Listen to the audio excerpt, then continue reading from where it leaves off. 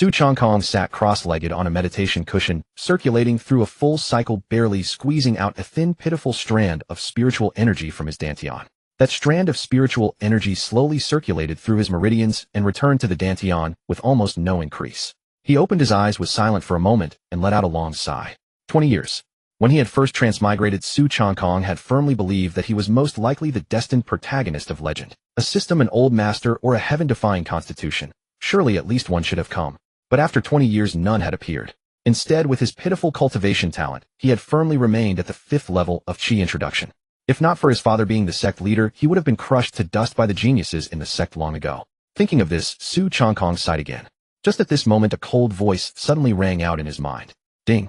Enjoy life. System bound host Su Changkong Cultivation Qi Introduction 5th Level Technique Xiantian Creation Art Beginner. This system's purpose is to help the host enjoy life as they please.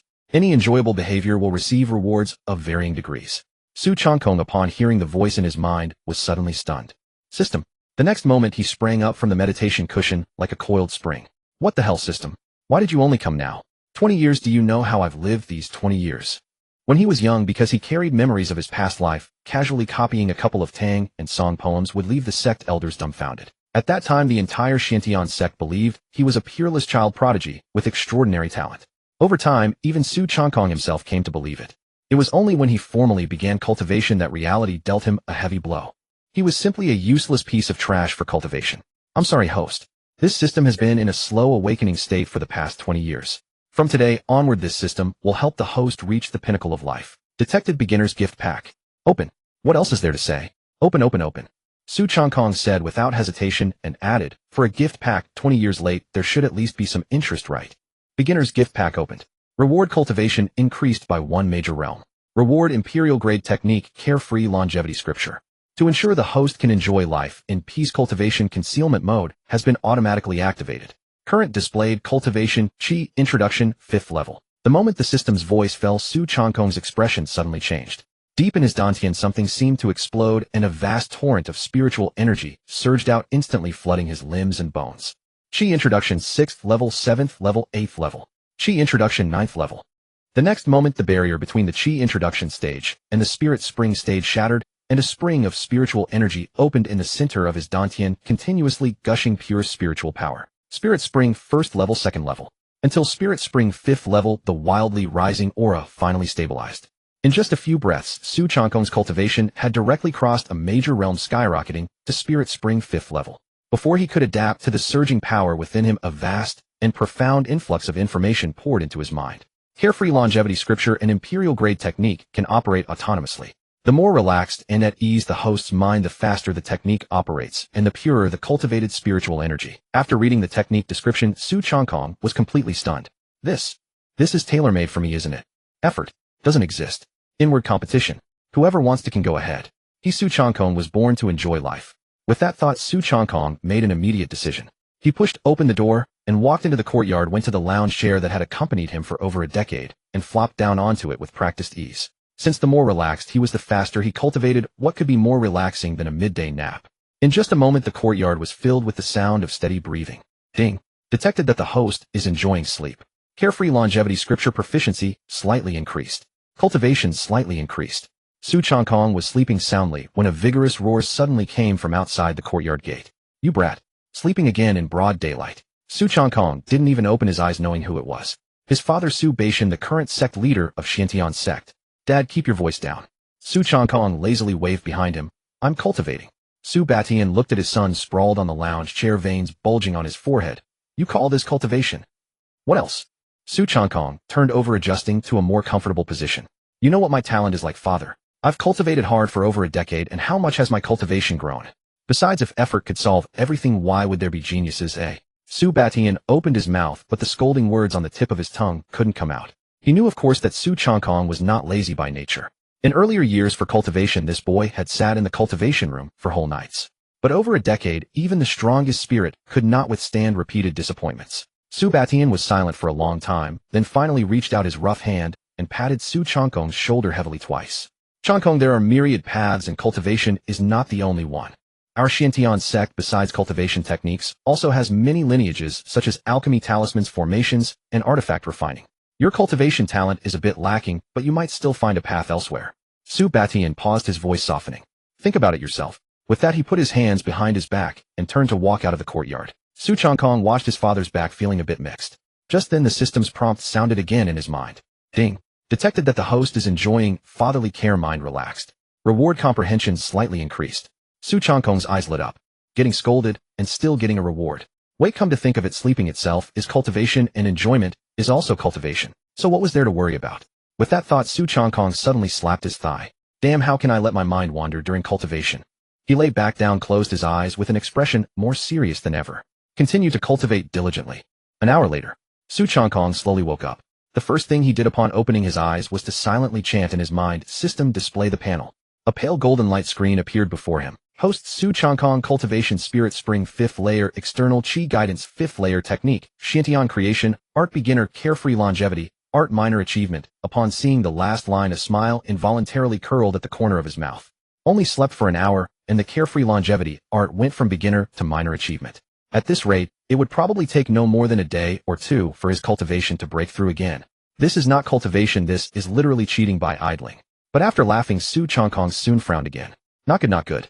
Sleeping is good, but he can't keep sleeping forever. He turned over and sat up, stretching his limbs. Suddenly, the Shantian city outside the sect surfaced in his mind. Shantian city was bustling and lively with taverns, gambling dens, and shops everywhere. And the most famous among them was naturally that money-burning den, the Chuanfong Tower. Thinking of this, a glint flashed in Su Changkong's eyes. Sleeping gives rewards, so drinking and listening to music should also count, right? Without further ado, Su Changkong casually straightened his robe, hummed a little tune, walked out of the courtyard, and headed toward the mountain gate. Passing by the sect square, several disciples stopped in their tracks. "Young master, where are you going?" "Cultivation." Su Changkong waved his hand casually and continued without looking back. The disciples stood frozen in place, watching his receding figure, their faces full of confusion. But isn't the cultivation ground in the other direction? As soon as he stepped out of the mountain gate, a familiar figure blocked his way. "Changkong, where are you off to?" Su Rongqing stood on the stone steps, smiling at him. She wore a white and cyan long dress, and the morning breeze stirred the faint silver cloud patterns on her sleeves. Her jet black hair was half pinned up with a light green jade hairpin, the rest cascading naturally over her shoulders. This was Su Changkong's senior sister.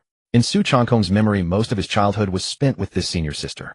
Even after discovering his extremely poor cultivation talent, Su Rongqing never blamed him for being unambitious like others did. Occasionally, when she caught him slacking off, she would only patiently advise him a few times. "Rongqing Jia," Su Changkong scratched his head familiarly.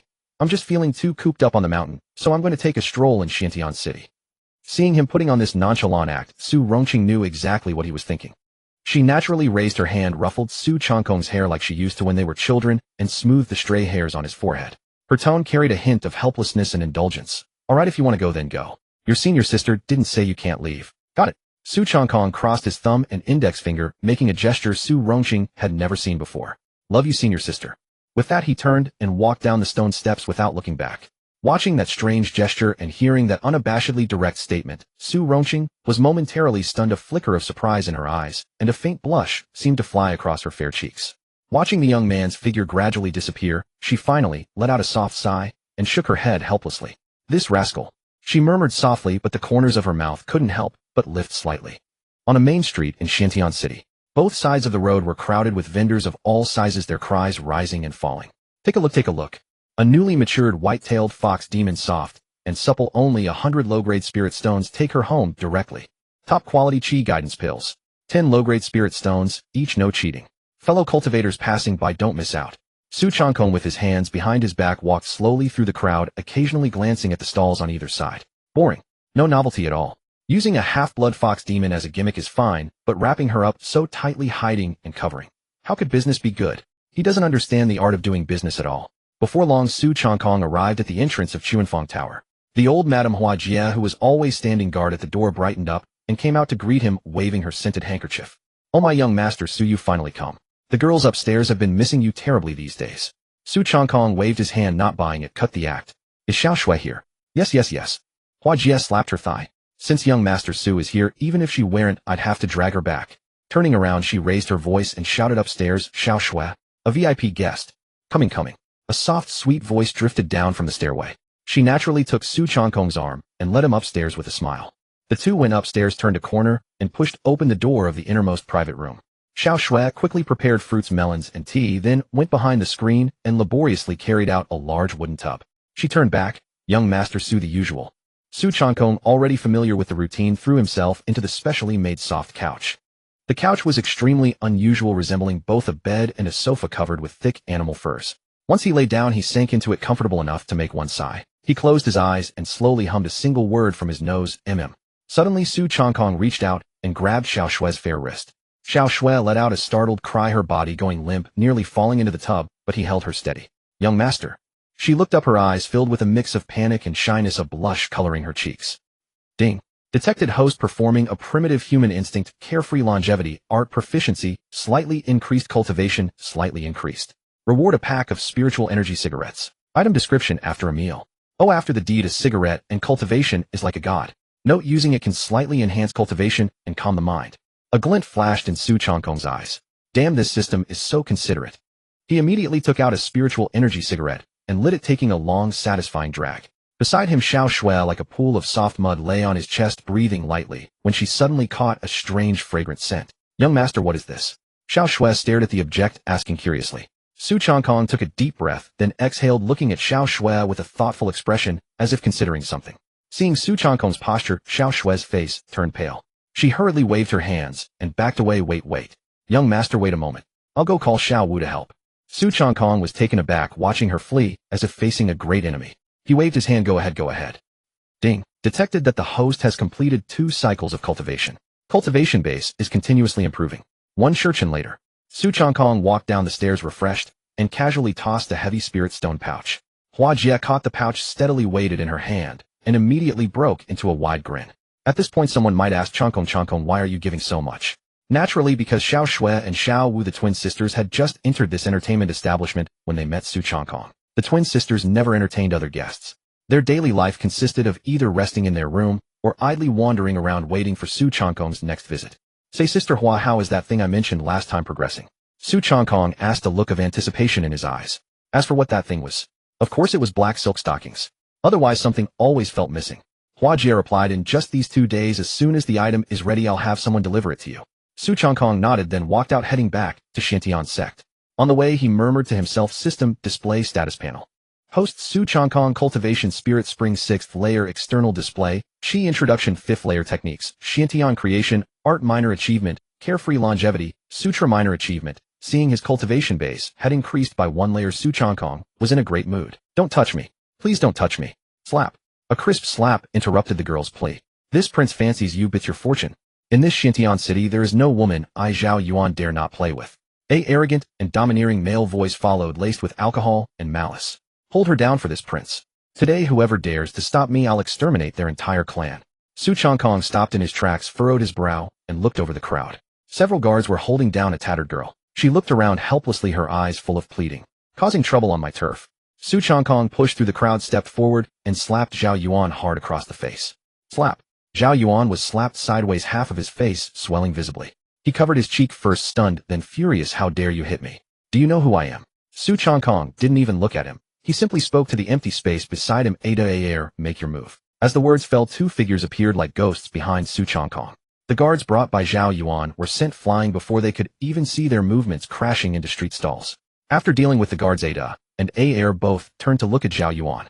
Seeing the situation turn unfavorable, Zhao Yuan's drunkenness instantly dissipated. He stammered towards Su Changkong, misunderstanding, I don't want this woman anymore, I am. Before he could finish, Ada kicked him in the knee. Zhao Yuan fell to his knees with a thud, and Air followed up with another kick that sent him flat on the ground. Zhao Yuan held his head and gritted his teeth. My father is Zhao Lingfeng, the current emperor of the Linhai imperial dynasty, a close friend of the Shantian sect. Master, you dare to hit me in Shantian city. You're tired of living. Alf King. Su Changkong pulled out his long sword from the storage pouch, pressing the tip against Zhao Yuan's neck. I, this old man, declare that in Shantian city, except for me, no one is allowed to harass innocent women. You still dare to snatch? Su Changkong tapped Zhao Yuan's face with the flat of the sword. You think you're tough, huh? Your father, Zhao Lingfeng. Even if your grandfather came today, it would be useless. With a swift stroke, the sword fell, cutting off Zhao Yuan's right hand at the wrist. The arm dropped to the ground. Oh! Zhao Yuan clutched his severed wrist, screaming like a stuck pig, writhing in agony on the ground. Su Changkong crouched down, patted Zhao Yuan's left cheek. Remember, the next time you see me, Su Changkong, keep your head down. Su Changkong. Zhao Yuan was in so much pain that his face was covered in tears, but his mind was racing. Why did this name sound so familiar? The Xiantian sect master was called Su Beishan, and his son seemed to be. Zhao Yuan's body stiffened, and forcing himself to endure the pain, he squeezed out a smile that was uglier than crying. So it's Brother Su. Brother Su, why didn't you say so earlier? Get lost. Su Changkong kicked him again. Ignoring the pain, Zhao Yuan quickly picked up his severed hand with his left hand and fled the scene, without looking back, followed by his injured guards. On the second floor of a nearby tea house, an old man was sitting stiffly on a long bench, his posture somewhat unnatural. If anyone were nearby, they would notice a sword pressed against his neck. The old man swallowed his saliva, forcing a flattering smile. Esteemed sir, as you can see, my prince has already left. Could I possibly leave as well? Then, feeling he might have been too presumptuous, he quickly added, it's fine, if you don't let me go, it's fine. I'm just saying. It's just this sword. Can you perhaps move it a little bit? On the other side, the girl crouched to one side, staring at the man before her. Someone even more fearsome than the one who had bullied her earlier. Luo Yozhen shrank her shoulders and whispered, teach, thank you. Su Changkong turned his head and took a look at her. Her cheeks were smudged with dust, but her features were quite pleasant, delicate, and refined. No wonder someone like Zhao Yuan had set his sights on her. A coarse hemp cloth was spread on the ground with some almost useless medicinal herbs placed on top. The only merit might be that they were arranged rather neatly. The stall was no bigger than a palm, tucked into the most inconspicuous corner of the street, right beside a drainage ditch. If not for Zhao Yuan causing such a commotion, Su Changkong would never have noticed someone squatting here. Qi gathering 5th stage. He could tell at a glance. But why was her life so wretched? Luo Yozhen hugged her knees, curled up into a tight ball, wishing she could shrink away where no one could see her. Su Changkong thought he might as well see this through to the end. Where do you live? Luo Yozhen froze. I'll see you back. Su Changkong nodded toward the herbs on the ground. Put your things away first. She tightened her grip on the hem of her clothes, hesitated for a long time, and finally lowered her head again. No home anymore. Su Changkong. Still an orphan? Well, he had already saved her. Might as well keep going. Who were he to not be a good person? I happen to be short of a personal attendant. Su Changkong waved his hand grandly. Want to come with me, personal attendant? Luo Yozhen's pupils trembled slightly, a flush of red quickly spreading across her pale cheeks. Her, as a personal attendant. In her days wandering the streets, she had heard rumors about what a personal attendant truly meant. Always by the master's side, helping them change clothes and bathe, even guarding outside the bedroom door at night. Some masters had other intentions. Luo Yozhen didn't dare to think further, her ears already burning red. She stole a glance at Su Changkong, but the fear in her heart stopped her from refusing. She had just witnessed this person. With a single sword strike, he had chopped off that man's hand. She had also heard that he was a prince. If she refused, would she lose her life here today? A sensation like constricting coils swept over her. Luo Yozhen's mind was at war with itself, not knowing what to do. Seeing her face full of fear, Su Changkong couldn't help but sigh inwardly. Such a pitiful soul, probably still shaken from what Zhao Yuan had done. He reached out and patted Luo Yozhen's head, comforting her. Don't be afraid anymore. Come with me. Indeed, he had already decided for her. Tears welled up in Luo Yozhen's eyes. This person was no different from the one before. From now on, she would be nothing more than a breeding tool, losing all freedom, obeying this person's commands every day. At this moment, she felt her life was entirely gray, foreseeable to the very end. Luo Yozhen tightened her grip on her clothes, trembling visibly. Su Changkong did not rush her, simply waiting beside her. After a long while, she nodded gently. I'll go with you. Su Changkong rose to his feet, satisfied, and glanced again at the herbs on the ground. Do you still want these? Yes. Luo Yozhen answered quickly, afraid her precious herbs would be lost. Seeing her flustered state, Su Changkong didn't urge her. After she finished packing, he took an outer robe from his storage ring and casually draped it over her shoulders. The oversized garment almost swallowed her whole, leaving only a slightly dazed little face peeking out. Let's go. Luo Yozhen looked down at the robe on her shoulders. Perhaps this person wasn't as terrible as she had imagined. The moment this thought arose, she remembered the fate of that man from before and quickly lowered her head, following with small steps. And so Su Changkong brought another person back to the sect. Why the word another? Night. Luo Yozhen enjoyed a comfortable hot bath, changed into the sect's maid uniform, and ate the best meal of her life. Outside the door, a maid knocked. Miss Luo. Luo Yozhen jerked her head up. The maid stood outside and said softly, the young master asks you to come for a moment. Indeed. What was destined to come came at last. She stood outside Su Changkong's door, took several deep breaths, and finally mustered the courage to raise her hand. Knock knock. Come in. Su Changkong's voice came from inside the room. After pushing the door open, she found the man before her staring at her intently. That look made Luo Yozhen extremely uncomfortable all over, like a hunter who had finally waited for prey to walk right into his trap. She stood at the doorway, not daring to take another step forward. Master. Su Changkong paid no mind to her inner turmoil, his attention captivated by the system panel in front of him.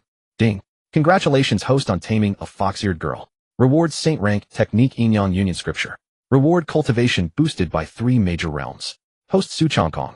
Cultivation Spirit Spring 9th Stage. Outward Display, Qi Gathering 5th Stage. Host Su Changkong. Cultivation Spirit Spring 9th Stage outwardly appears as Qi Gathering 5th Stage. Techniques: Profound Heaven Creation, Art Minor Completion, Carefree Longevity, Scripture Minor Completion, Inyan Union Scripture Beginner. This system notification had appeared the moment he entered the sect. He just hadn't called Luo Yojin over immediately. But this technique, is this right? What kind of person did he take her for? Seeing him still staring at her, Luo Yojin grew increasingly uneasy and quietly shifted half a step backward. Su Changkong finally snapped out of his thoughts. What are you doing standing at the door? He nodded toward a nearby chair. Come sit. Luo Yojin didn't move, only lowering her head and answering softly, I'll be fine standing. As you wish. Su Changkong didn't force it, fingers lightly tapping the desk. Although no abnormalities were visible from the outside, the system had confirmed she was a fox demon. It would never be wrong. I called you over to ask you a few things. Luo Yojin's body tensed. Yes, master, please ask. Su Changkong looked at her and asked directly. You clearly have Qi Gathering 5th Stage cultivation. Why are you selling worthless herbs on the street? The color drained from Luo Yojin's face, her pupils shrinking bit by bit. What? Seeing her violent reaction, Su Changkong was instantly interested. Can't talk about it. I. Luo Yojin pressed her lips tight, hands gripping the hem of her clothes, desperately unable to speak a complete sentence for a long time. Because you are a half-demon. He stared at Luo Yojin and slowly added, afraid that using your cultivation will expose your fox demon bloodline. The moment those words fell, the room went deathly silent. Luo Yojin stood frozen, the last trace of color leaving her face. She opened her mouth as if wanting to explain, but her throat was blocked by something. In the end, only a suppressed sob escaped. Soon tears streamed down her cheeks. I haven't hurt anyone. Luo Yojin shook her head frantically, but her steps kept drifting backward. I really haven't. My mother was human. I just have half Fox clan blood in me. The more she spoke, the more desperately she cried. I can leave here. I will never reveal my identity, and I will never bring trouble to my master. Su Changkong had only intended to test her, never expecting a single sentence to reduce her to this state. Seeing her tear-stained face and posture of someone ready to flee at any moment, a strange sense of guilt welled up in his heart. It seemed he had indeed played a bit too far. It seemed he had indeed gone a bit too far. Fine, I didn't say I was driving you away. Su Changkong waved his hand toward her. Come here, come here. Image of Luo Yojin. Don't touch there. It tickles. Master, please stop. That had just happened moments ago. Su Changkong beckoned to her. Come here. She stood still, tears welling in her eyes as she gazed at him cautiously. Su Changkong said with a hint of helplessness, if I truly wanted to hurt you, would you still be standing there safe and sound? Hearing this, Luo Yojin found it somewhat reasonable, so she slowly stepped forward. But after walking to about 3 feet away, she stopped again. Closer. Luo Yojin pursed her lips and shuffled forward 2 more steps. When less than a meter remained between them, she halted once more, hanging her head, refusing to come any nearer.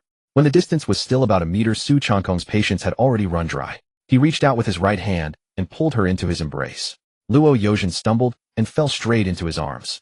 Don't move. Su Changkong pressed down on her shoulder. Luo Yojin's body stiffened.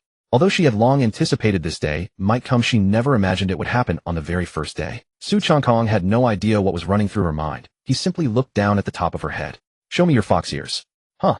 Luo Yojin lifted her head and looked at him with misty eyes. And your tail, Su Changkong added. Show them both to me. Was that all? Luo Yojin secretly breathed a sigh of relief, but then a troubled expression stole over her face. Since childhood, she had almost never willingly revealed them before others. But now things were different. If she still refused, who knew what the great demon king would do next? She slowly closed her eyes and revealed her true fox spirit form. A faint trace of demonic aura drifted from her body. Amid her tousled purple hair, 2 furry ears slowly emerged. At the same time, the hem of her robe gently swayed. A fluffy long purple fox tail peeked out from beneath it.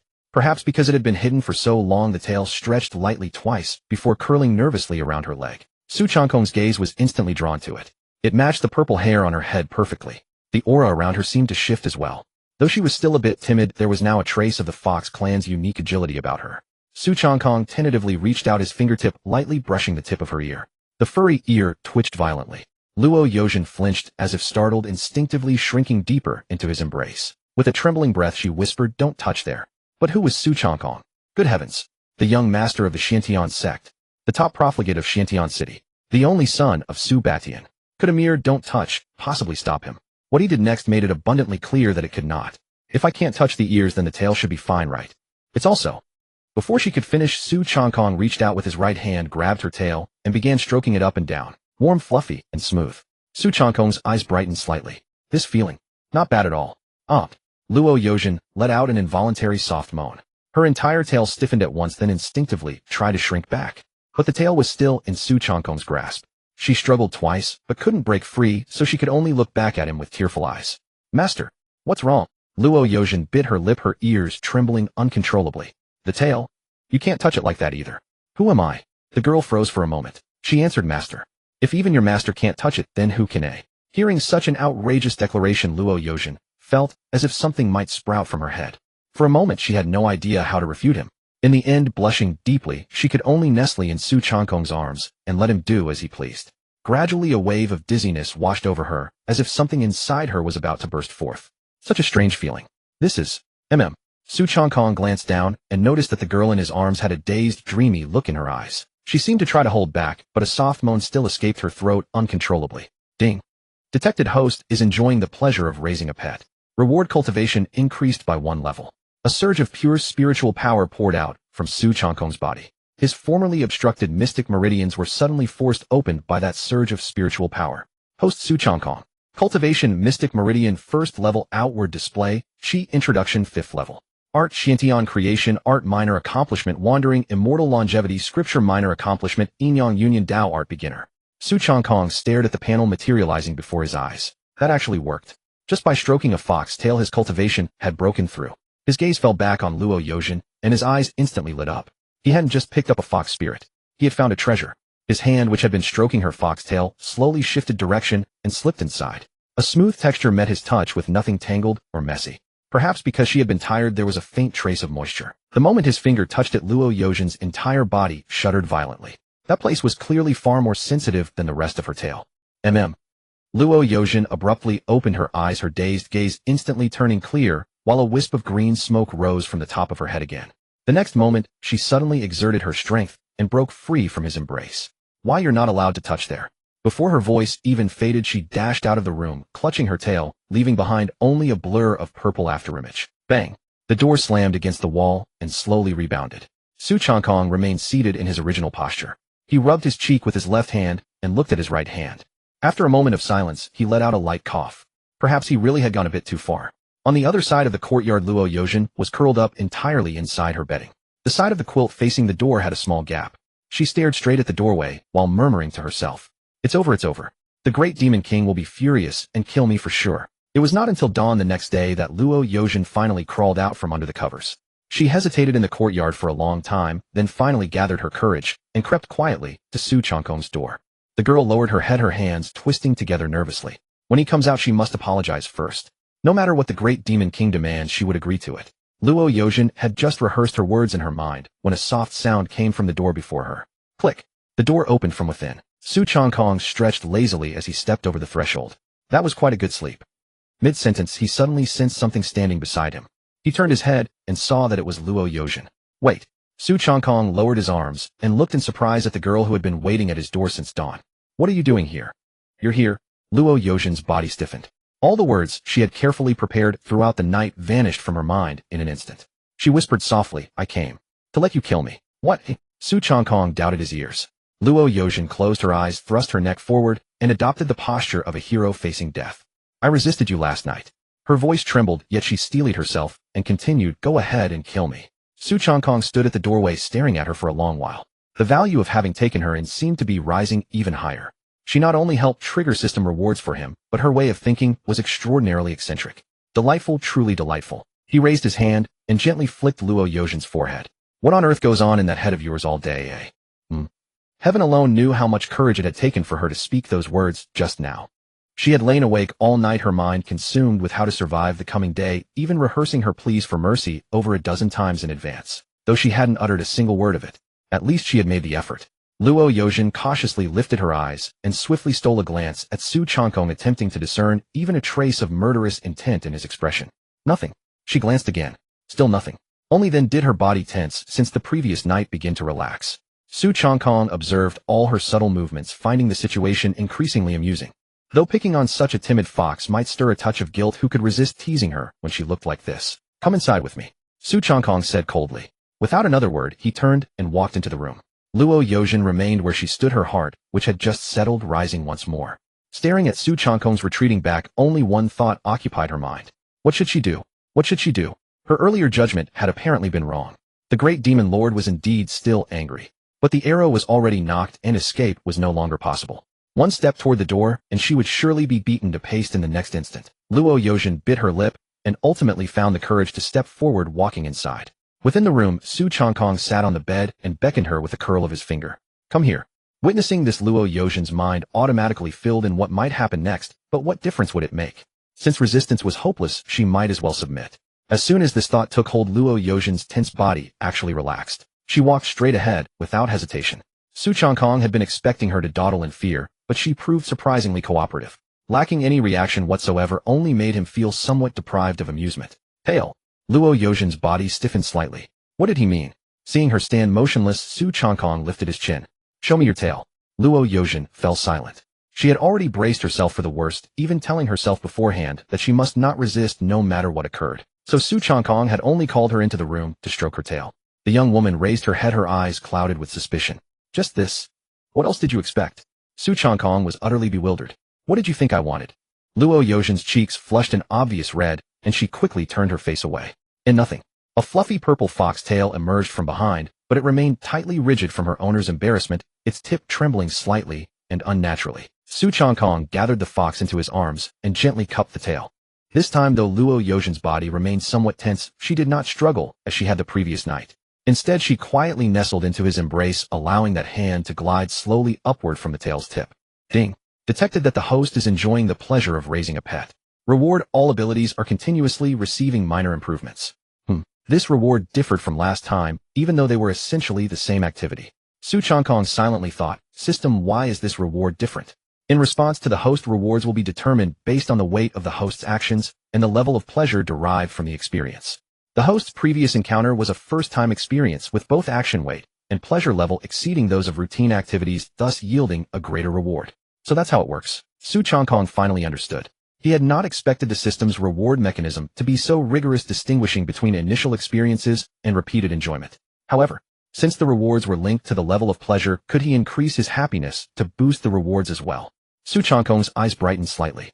This line of thinking might actually work. He would need to find someone and inquire whether there were any cultivation techniques capable of amplifying emotions and intensifying sensations. As he was lost in private calculation, the Luo Yozhen in his arms suddenly trembled twice. Su Changkong looked down. The young woman's cheeks were flushed, her purple fox ears drooping listlessly to either side, and her once bright eyes had grown hazy with a thin veil of moisture. Even the fox tail behind her had gone soft. So she was quite delicate after all. Su Changkong gazed at the girl in his arms for a moment, then suddenly leaned down and kissed her. Luo Yozhen's pupils dilated slightly, and her foxtail behind her straightened instantly. She instinctively tried to pull away, but Su Changkong gently held her waist. Attempting to evade me. The distance between them widened slightly. Luo Yozhen's face burned red, her breathing growing erratic, yet she did not struggle as she had the night before. Instead, she softly protested and no. Only after receiving this response did Su Changkong lean down once more. The foxtail swept restlessly across the bed, toppling a nearby cushion. After a moment, the room's curtains slowly descended, concealing the two figures within. Ding. Detected that the host has engaged in a primal human instinct. Rewards are being continuously calculated based on the host's level of pleasure. Half an hour later, the commotion in the room finally subsided. Luo Yozhen lay limp in Su Changkong's embrace, her tail dangling off the edge of the bed onto the floor, completely lacking the strength to move. She contemplated what had just transpired regarding the person before her with complex emotions. What had she been thinking? Had she really surrendered herself so easily the first time? The more Luo Yozhen thought about it, the hotter her cheeks became. She wished she could bury herself entirely beneath the blankets and never face anyone again. Yet if she were to be truly honest about regret, it did not seem so. At the very least, whenever Su Changkong had drawn closer, each time he would pause to consult her wishes. She had clearly had the opportunity to refuse. Yet instead of pushing him away, she had ended up embracing him voluntarily. At this realization, Luo Yozhen hastily closed her eyes, afraid to continue recalling. It must have been the influence of the fox bloodline. Yes, definitely not her fault. Su Changkong noticed the person in his arms alternating between blushing and frowning, and finally nodding with apparent seriousness, which could not help but amuse him. Reward: cultivation base increased by 3 levels. While the two of them were playfully tussling, Su Changkong suddenly flipped his hand over and produced a demon core. The core was entirely crimson, with dense demonic energy faintly flowing across its surface. It unmistakably came from a golden core realm demonic beast. He had specially ordered someone to rush it here overnight. It was originally meant to be used today to coax this timid little fox. But plans never caught up with changes. Luo Yojin stared blankly at the demon core, unable to draw her mind back for a long time. A golden core realm demon core. Something like that even out in the world would be enough to make countless cultivators fight until their heads cracked open. In a trance, the room before her gradually blurred, and the drafty, broken-down hut in her memories reappeared before her mind's eye. Yojin. On the sickbed lay a middle-aged woman, frail and pallid, her face devoid of the slightest trace of blood. She held Luo Yojin's small hand, but there was almost no warmth left in her palm. Mother. Young Luo Yojin leaned over the bedside, her eyes red from crying. You won't die, will you? The woman did not answer. She only raised her other hand and gently stroked her hair. When mother is gone, you will have to learn to protect yourself alone. I don't want to be alone. Be good. The woman forced out a faint smile. You are a half-demon. Wherever you go, there may be people who detest and fear you. Luo Yojin gripped her hand tightly, tears falling without end. The woman's voice grew quieter and quieter, yet she still admonished her word by word. If one day you meet someone who does not mind your half-demon identity and is willing to give you a place to rest. She paused to catch her breath, gazing at her tenderly. Then stay by his side and live well. As the words fell, the hand holding Luo Yojin suddenly went limp. It slid down, coming to rest beside the bed. Mother. The young Luo Yojin froze, then hastily grabbed that icy hand. Mother, why aren't you saying anything? The woman on the bed gave no response, yet the last faint smile still lingered on her face. Mother. Luo Yojin bent over the bedside and called out to her again and again. But no matter how she shook her, those eyes never opened again. The vision slowly dissolved. By the time Luo Yojin came back to herself, what lay before her was Su Changkong's room once more. The crimson demon core lay calmly in her palm. A teardrop fell without warning. Drip. It landed precisely on the demon core. Su Changkong had been expecting to see her delight. Seeing her like this, he waved a hand before her eyes. Why are you crying? Luo Yojin merely kept her head lowered, clutching the demon core tightly in her hand. Seeing her mood was not right, Su Changkong dropped his teasing and reached out to lift her chin. Don't you like it? She hurriedly shook her head, but her tears only came faster. Su Changkong was left utterly bewildered. Luo Yojin looked at the man so near to her, hesitated for quite a while, then asked softly, why are you so good to me? Good. Su Changkong pointed at the demon core in her hand. Isn't it just a golden core realm demon core? She spread her palm open and reminded him in a small voice, this is very expensive. Su Changkong leaned against the headboard, his tone casual. No matter how expensive, it's still only a demon core. Keeping it won't make it give birth. Luo Yojin pressed her lips together. But no one has ever given me anything this valuable before. Then they had no eyes. Su Changkong reached out and gently pinched her drooping ear. A golden core realm demon core is nothing. When your cultivation grows, I'll give you something better. Luo Yojin stared at him in a daze. Her mother's parting words echoed in her ears once more. If one day you meet someone who does not spurn your half-demon identity and is willing to give you a place to shelter, then stay by his side and live well. The very next instant, she suddenly threw herself forward and encircled Su Changkong's waist with her arms. The impact caught him off guard. This fox being so forward was strangely out of character. He raised a hand and stroked her head. You're tired today? Remember to refine the demon core after you've rested properly. Luo Yojin slowly lifted her head. Can I keep living here forever? Su Changkong looked into her eyes for a moment and asked in return, if not here, where else would you go? I'm not going anywhere.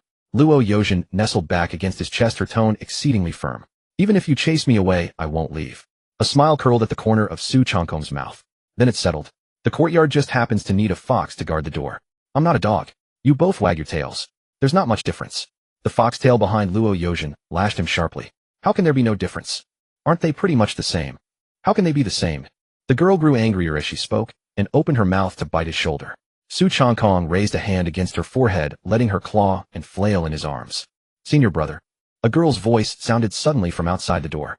The two in the room stopped in the same instant and exchanged a glance. Neither had any mind left for their roughhousing. Luo Yojin hastily withdrew her ears and tail and shrank under the blanket. Su Changkong was even quicker. Almost the instant the voice sounded, he grabbed the clothes scattered at hand, dressed in a few quick motions, and hurried to the door. He opened the door only halfway. Standing in the gap, he blocked the view of the room completely. Su Xiaoxiao looked him up and down, feeling that her senior brother was acting rather oddly today. She tilted her body and craned her neck, trying to peer into the room, but Su Changkong quietly shifted her back. She did not think much of it, simply assuming he had taken the wrong medicine today. She pointed in the direction of the mountain gate. Today is the last day for the sect to recruit disciples. Master insists that you go. He says if you don't, he'll cut off your allowance. Su Changkong was startled. How can that be allowed? Before the words faded, he had already grabbed Su Xiaoxiao and rushed off toward the mountain gate. Su Xiaoxiao was yanked into a stumble and nearly fell behind. Senior brother, slow down. No time. Su Changkong did not look back, his pace growing only faster. My allowance is about to be cut. This is a serious matter. Su Xiaoxiao watched his flustered back and could not help rolling her eyes. The pair hurried all the way to the mountain gate. Along the way, Su Changkong casually checked the reward he had missed earlier. Ding! Detected that the host is enjoying the pleasure of being depended upon. Reward cultivation base, continuously improving. Reward Saint Rank cultivation, art the 9 revolutions, heavenly fox scripture. With that, the familiar system panel appeared before his eyes. Host Su Changkong. Cultivation, mystic vein 4th layer, outward appearance, qi refining 5th layer. Techniques, Xiantian creation, art minor completion, carefree longevity, scripture minor completion, Yin-Yang union, Tao scripture initiation. Su Changkong cast a glance through the system space and quickly located the 9 revolutions heavenly fox scripture. Unlike the arts he had obtained before, the system had not directly instilled this one into his mind. Instead, it was stored separately in the system space. Clearly, this art was not meant for him to cultivate. Luo Yozhen carried the bloodline of the Fox clan, so this art had most likely been prepared for her. The two walked on. In the distance, a long line could be seen at the foot of the mountain. Several hundred youths had gathered for the final trial. Several elders of the Xiantian sect sat on the high platform, keeping order. Su Xiaoxiao pointed at the very center. Master is there. Su Xiaoxiao. Su Changkong raised his gaze toward the high platform. Seated across the top were 3 figures. On the left sat Elder Xiao Wangchuan of the Xiantian sect, a cultivator at the 7th layer of the Cave Heaven realm, second only to the sect master and the Supreme Elder in sect hierarchy. On the right was Supreme Elder Yi Xiaoyan, having reached the 3rd layer of the Return to Void realm. He spent most of his time in seclusion, appearing only when matters of grave importance arose within the sect.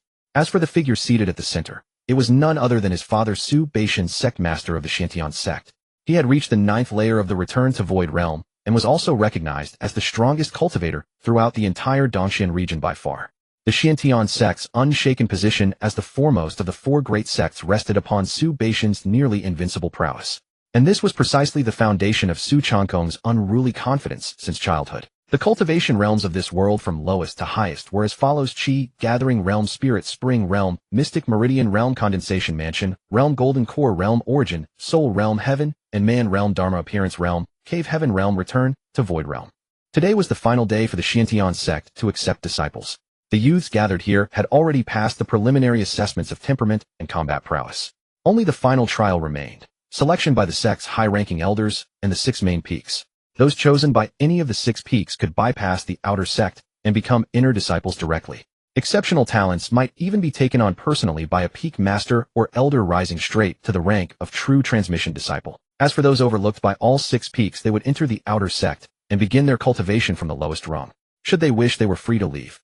The 6 peaks were as follows: Xianjian Peak, specializing in swordsmanship; Zixiao Peak, mastering thunder techniques; Wanfa Peak, incorporating all manner of spellcraft; Danxia Peak oversaw alchemy and spiritual herb cultivation; Shenshan Peak focused on weapon forging; Lingzhen Peak excelled in formations and talismans. Each peak had its own strengths, representing the 6 core inheritances of the Xiantian sect. As the bell tolled, the final selection officially began.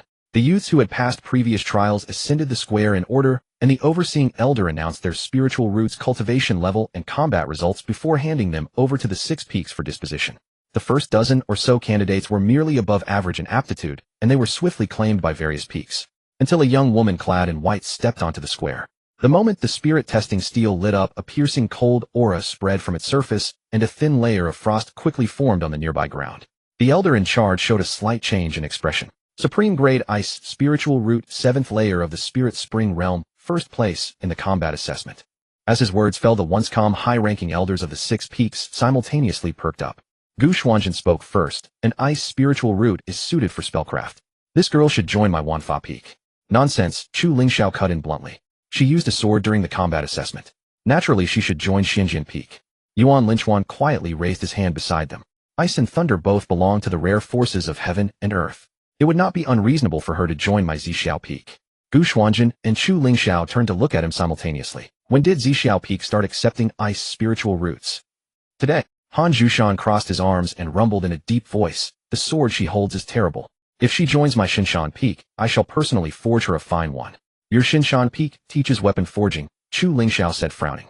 Han Zhushan dismissed it casually. She can join Shinshan peak first and later attend classes at Xianjian peak. Han Zhushan, your scheming is audible throughout the entire Xiantian sect. The peak masters exchanged words, each refusing to yield. Su Changkong watched with keen amusement from the sidelines. Keep fighting.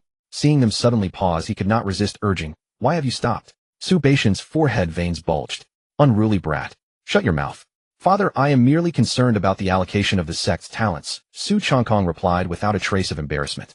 Su Changkong glanced at the young woman below, then nodded toward the peak masters. How about this? You fight it out. Whoever wins, the disciple belongs to them. The 6 peak masters all turned to look at him. Su Changkong said with a straight face, do not worry.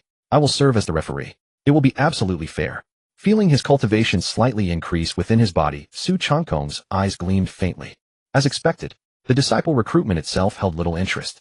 But watching a group of peak masters squabble fiercely over a recruit, that was something else entirely. Alas, in the end, no fight broke out. The young woman chose Xianjian Peak. Shortly thereafter, a few more disciples were claimed by Zixiao Peak, Wanfa Peak, and Danxiao Peak respectively. The destination of most candidates was uncontroversial.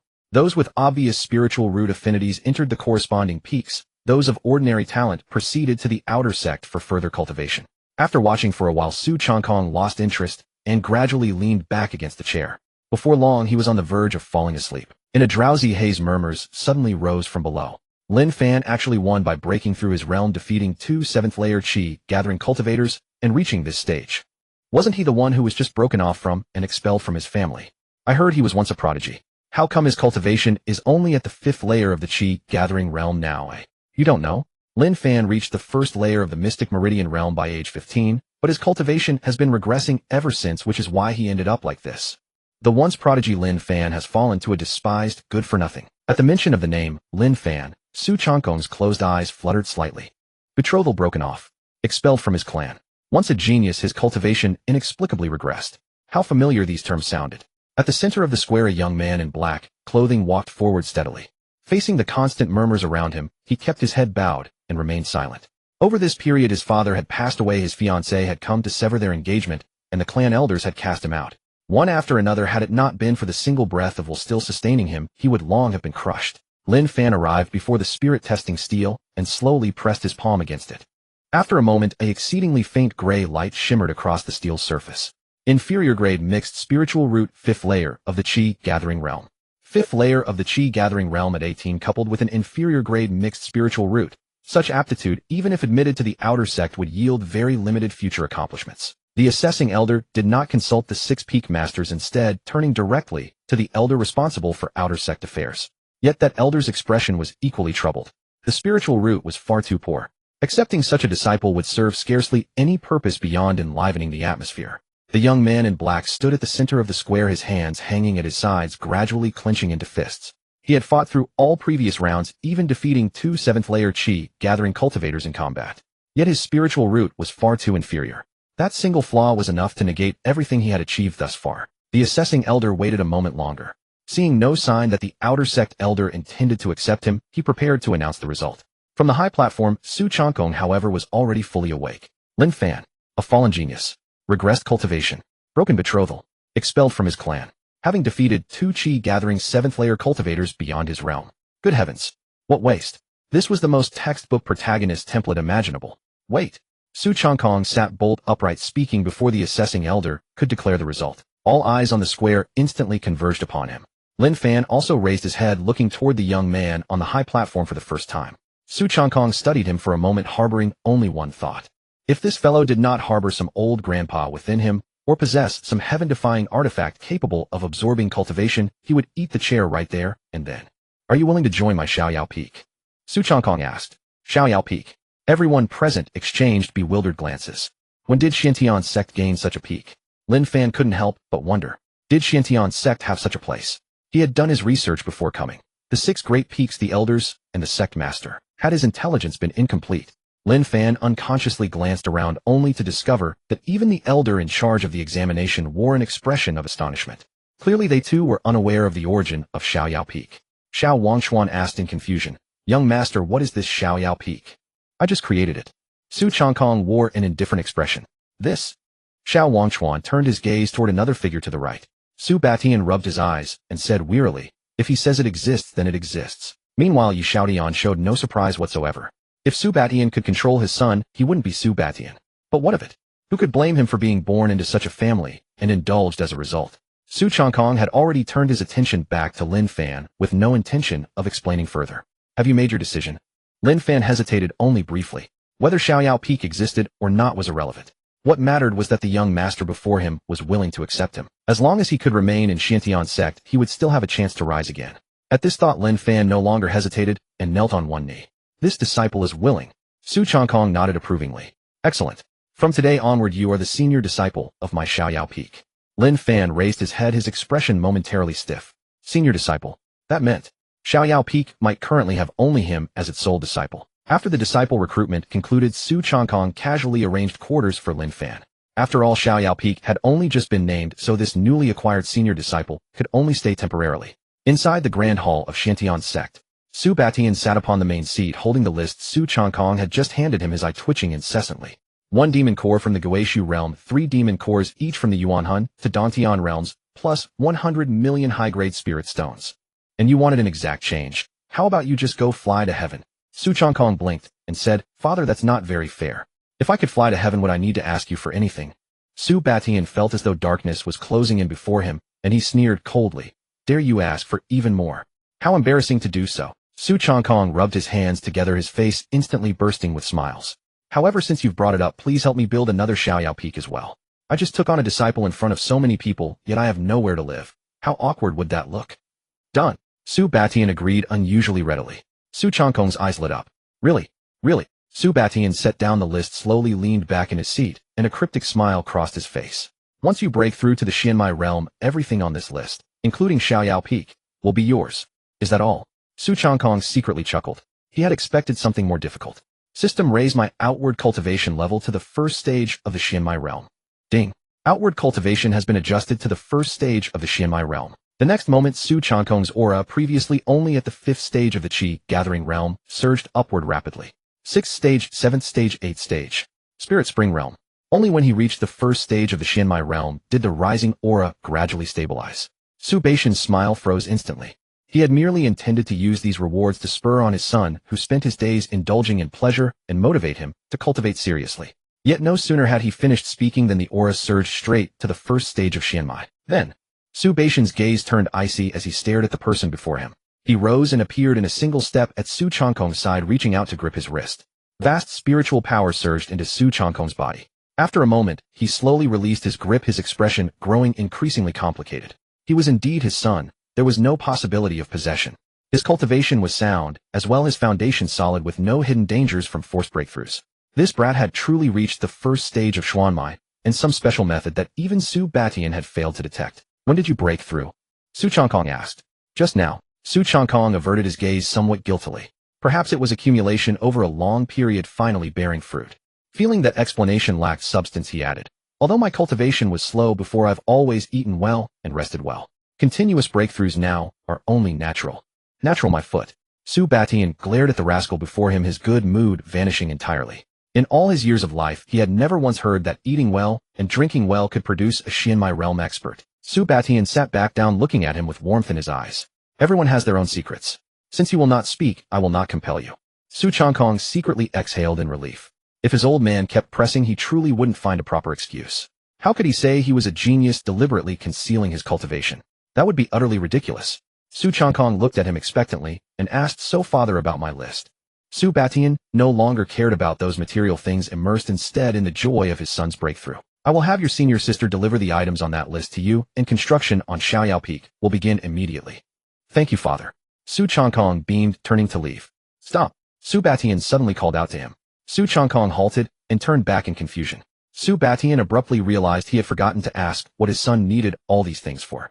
What do you need so many demon cores and spirit stones for? Naturally, for cultivation. Su Changkong said with evident dissatisfaction. I am after all the master of a peak now, with a senior disciple under my command. Surely I must prepare some cultivation resources for Xiaoyao Peak. Su Batian fell silent for a moment and found a certain logic in those words. He waved his hand dismissively. Be gone. Very well. Su Changkong immediately turned and walked toward the hall entrance. Just a few steps later, as if remembering something, he turned back and reminded, by the way, make Xiaoyao Peak quite impressive. Ideally with hot springs, a spirit lake, a spirit fruit orchard, and a few ornamental pavilions as well. Get out. A furious shout rang out from within the hall. Su Changkong did not look back, fleeing swiftly onward. Su Changkong did not look back, his steps swift as wind, and in an instant he had dashed out of the grand hall. Only after his aura completely vanished did the anger on Su Baishan's face gradually dissipate.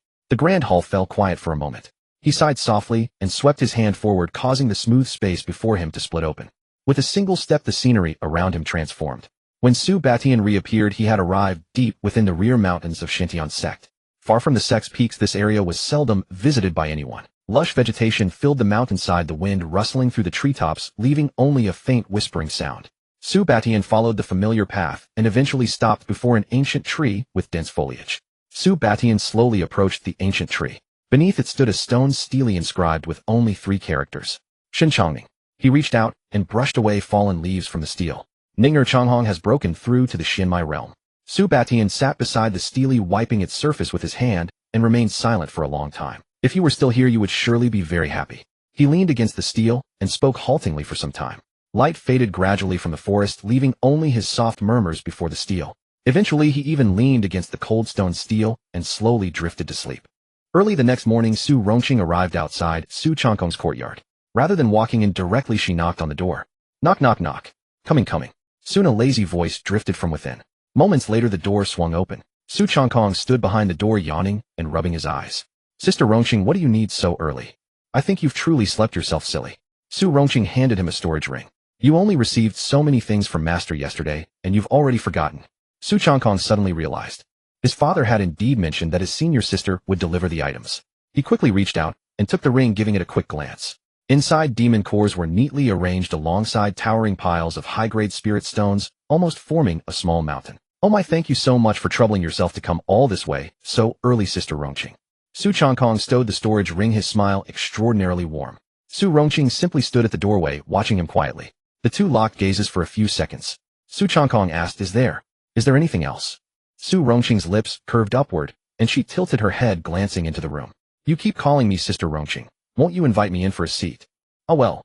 Su Changkong's expression froze. Going in now would be fatal. The traces from the previous night hadn't been cleaned up, let alone the fact that Luo Yozhen was still lying in his bed. If his senior sister saw this, who knew what might happen? He nervously glanced over his shoulder, his mind racing. Just as he was pondering an excuse to refuse, Su Rongqing, seeing his expression, smiled a little more. However, she didn't press further. Instead, she reached behind her and produced a bead of deep, translucent blue. Su Changkong instinctively took it. What is this? A demonic disguise bead, Su Rongqing said, glancing meaningfully into the room. As long as you don't voluntarily reveal your demon form, even Master would struggle to detect it. Long before, when Su Changkong had brought Luo Yozhen back to the sect, she had sensed that faint, lingering aura of demonic energy. After confirming the girl was a half-demon, Su Rongqing had set about refining this very bead, and today, she happened to deliver it along with the other items. Su Changkong stared blankly at the bead in his hand. What was going on? His senior sister had not only discovered Luo Yozhen, but had also prepared a concealment artifact for them in advance. For some reason, an inexplicable sense of guilt welled up in him, like a child hiding someone in his room and being caught red-handed by an elder. How awkward. How did you know? Su Changkong asked. Su Rongqing reached out with both hands, pinched her junior brother's cheeks, and stretched them apart, a mischievous smile on her face.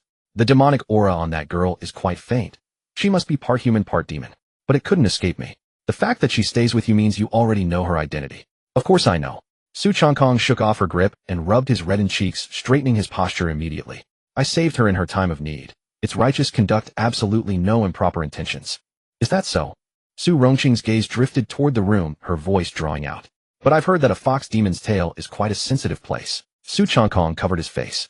How do you even know that? Unless Sister Rongqing had used her divine sense to observe his situation directly, there was no way she could know. That night, Su Rongqing leaned closer and deliberately whispered, How did it feel? Su Changkong quickly stowed the bead and changed the subject with a solemn expression. I'm at least the peak master of Xiaoyao Peak now. I have privacy too.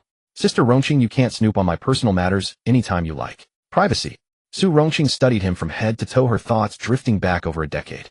I wonder who was too afraid to sleep alone as a child, dragging his blanket into my room every night. Su Changkong's face flushed instantly. Su Rongqing showed no sign of letting up, continuing. And you used to cling to me during bath time, insisting on joining me, claiming there were people outside trying to take you away. Su Changkong retorted confidently, what would a child know about privacy? At that time, he had only recently transmigrated. Though outwardly still a child, he had always lacked a sense of security within. He feared sleeping alone at night, and insisted on having his senior sister accompany him during baths, simply because he was new to this world and needed someone nearby. Absolutely nothing more. As his senior sister continued to expose his past embarrassments, his eyes suddenly shifted. A brilliant idea surfaced. Since reasoning wouldn't work, he'd have to use the one thing she always melted for. He stepped forward, wrapped his arms around Su Rongqing, and nuzzled his head against her shoulder, deliberately drawing out his voice. "Sister Rongqing, please stop." Su Rongqing's words stopped abruptly. Her body stiffened slightly, clearly caught off guard. This move was far too familiar to her, and it worked every single time. Whenever Su Changkong acted cute toward her, no matter the matter, she would soften. Warm breath brushed against her neck and her ears turned a shade redder. She raised her hand intending to push him away, but after a pause, she merely ruffled his hair gently. "You're far too old for this now." Her voice clearly lacked the composure it had held moments before. Noticing his tactic was effective, Su Changkong turned to look at Su Rongqing. "Can't I still hug my dear senior sister Rongqing now that I've grown up?"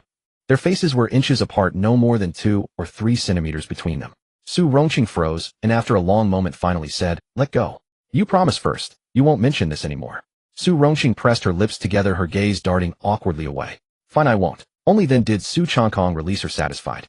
Su Rongqing stepped back half a pace, raising a hand to adjust her already neat collar, the flush on her face not yet fully faded. She glared at Su Changkong. "Letting go the moment you get what you want. You're so calculating." Su Changkong wore an innocent expression. "I was just worried you might get shy." "Who's shy?" Su Rongqing's voice dropped immediately. Having said that, she didn't linger any longer and turned to leave. Su Changkong watched her graceful figure recede, chuckled to himself, and returned to his own room. Perhaps from exhaustion, Luo Yozhen remained curled beneath the covers, untouched by their earlier conversation. Su Changkong lifted the quilt and slipped in beside her, his fingertip tracing lightly along her waist. Luo Yozhen shrank back slightly, her eyelids fluttering open in a daze. Ticklish. Suddenly she felt something cool against her neck.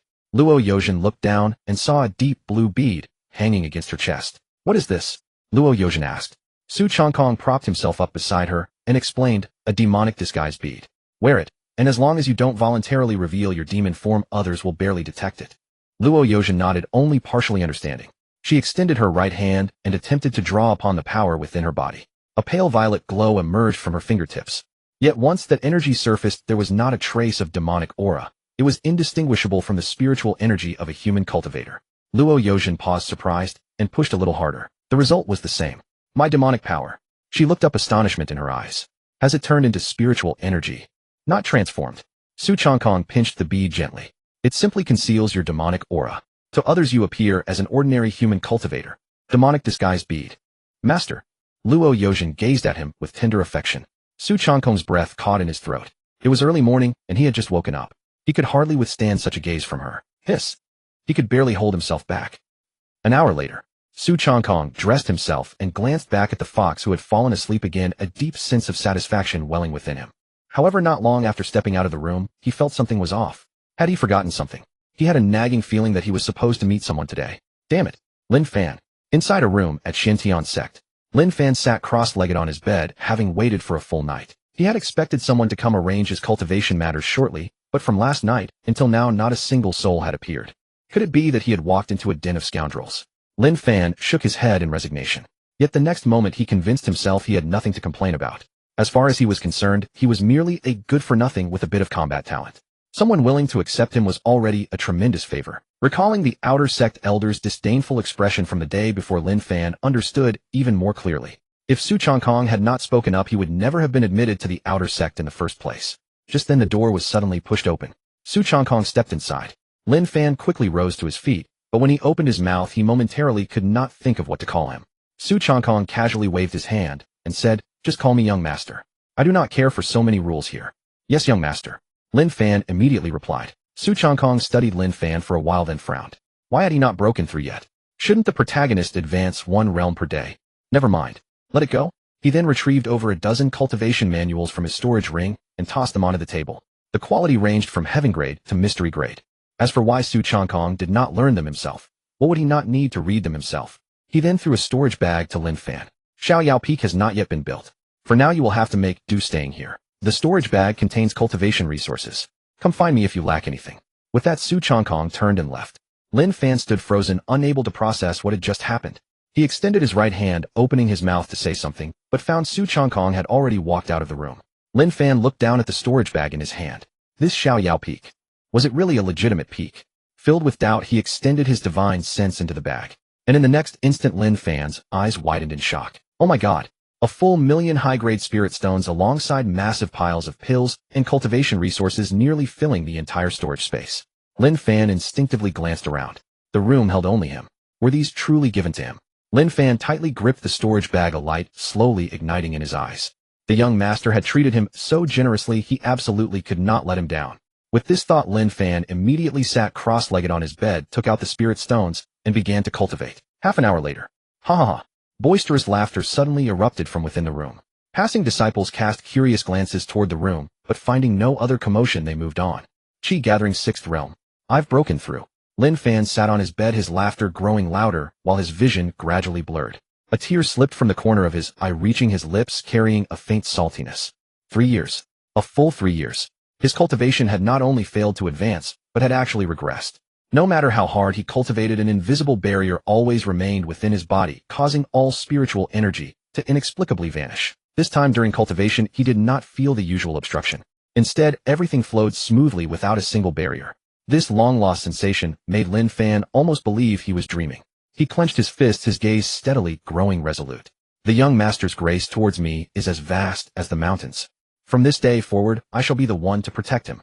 Lin Fan's heart surged with emotion, entirely unaware that the void behind him rippled ever so slightly.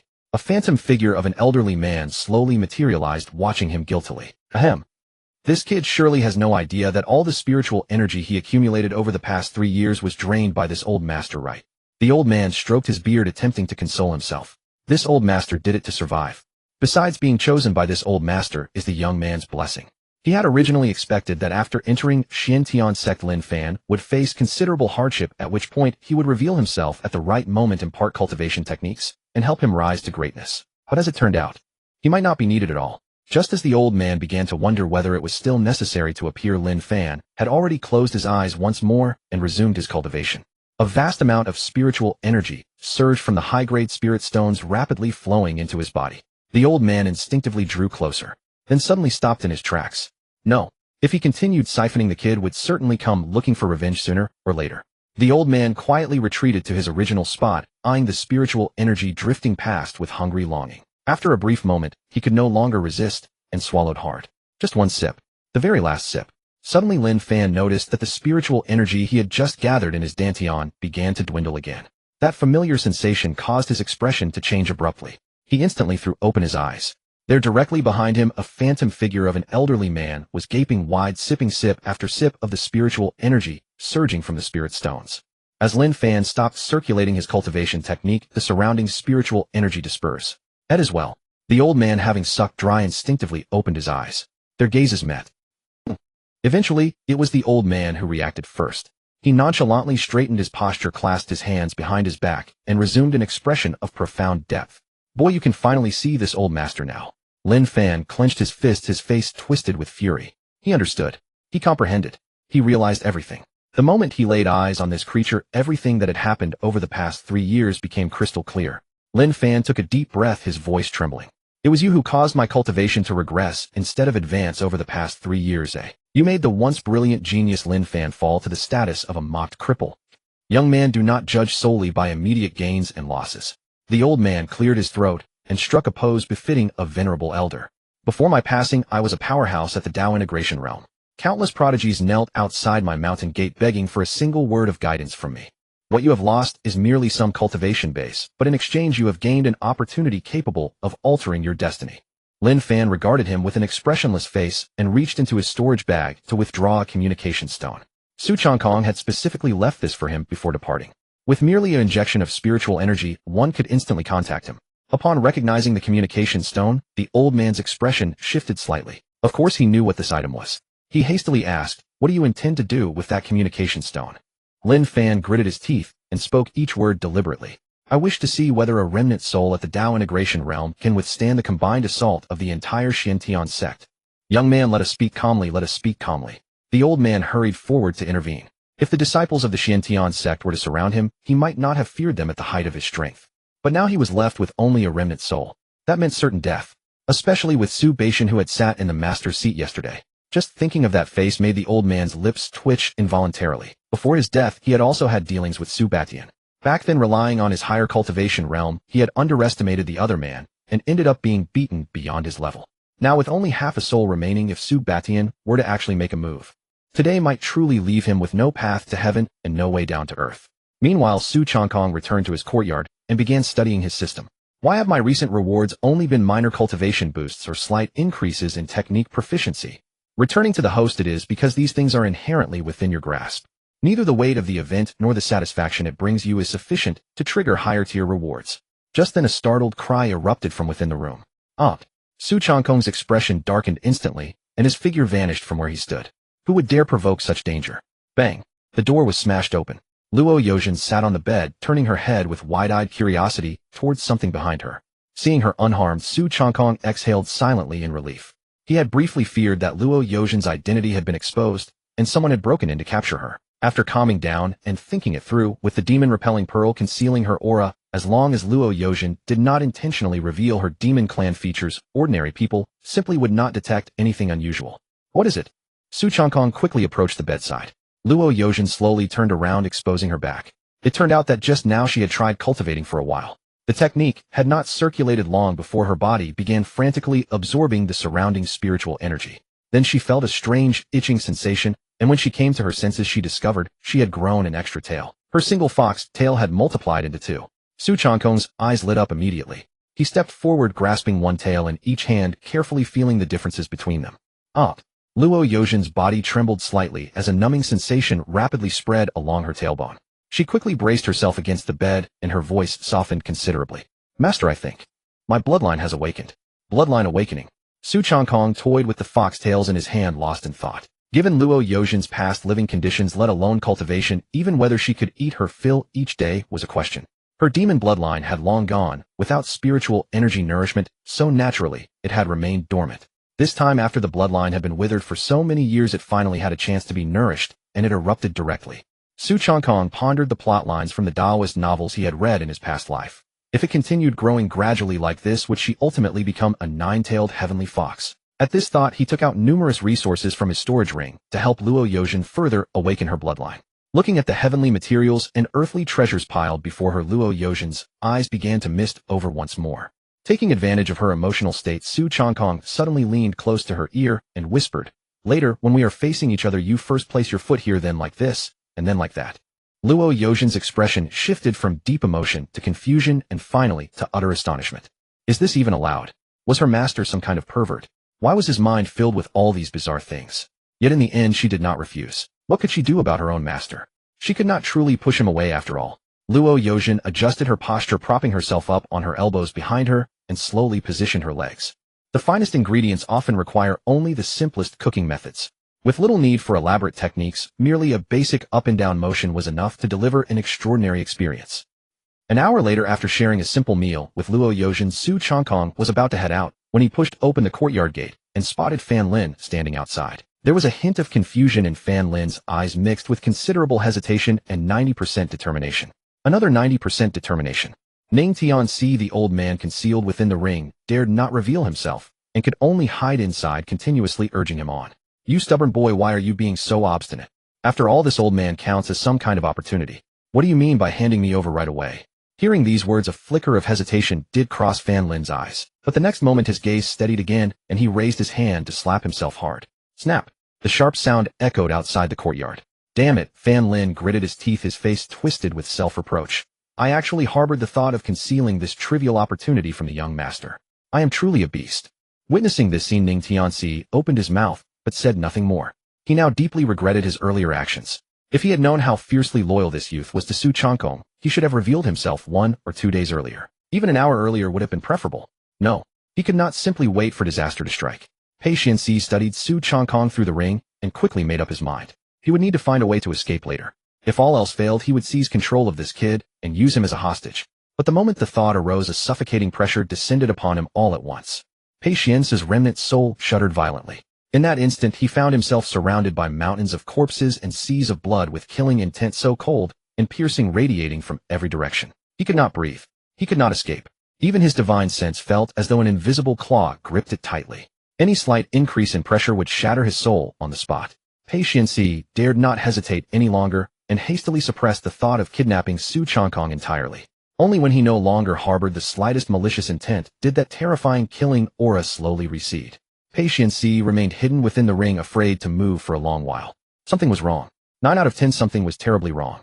That power from just now could not possibly have come from Su Batian. Given Su Baishan's strength, he would not have been able to sense anything through the ring the moment Pei Xianxi had the thought. Don't be absurd.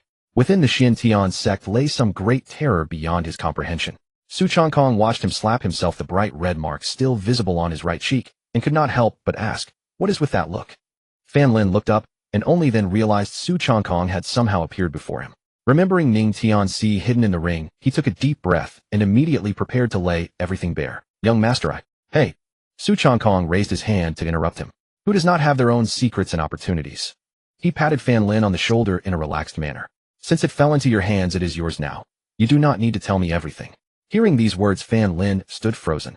From the moment they had met earlier, Su Changkong had already noticed his cultivation had broken through to the 6th level of Qi attraction. Add to that Fan Lin standing outside the courtyard muttering to himself and inexplicably slapping himself, and the answer was not hard to guess. It was either an old master hidden within the ring or some artifact possessed by a spiritual consciousness. But did it really matter? Not at all. He was not some destined great villain who specifically preyed on the protagonist's opportunities. If Fan Lin truly was the child of destiny, that would only be better. What if he was not? That did not matter either. At this moment, Su Changkong and Lin Fan's eyes seemed to be shrouded in a layer of dazzling radiance. Ever since his cultivation had begun to regress, the people who once surrounded him had left one after another. Mockery, ridicule, and cold stares had long become routine to him. Apart from his father, no one was willing to believe in him anymore, much less choose not to pry when they knew he carried a fortuitous opportunity. But Su Changkong not only let him stay in the Xiantian sect, but also gave him cultivation arts, spirit stones, and abundant training resources. Now, even in the face of a possible fortune, Su Changkong did not ask a single extra question. Lin Fan felt a slight sting in his nose and suddenly dropped to one knee.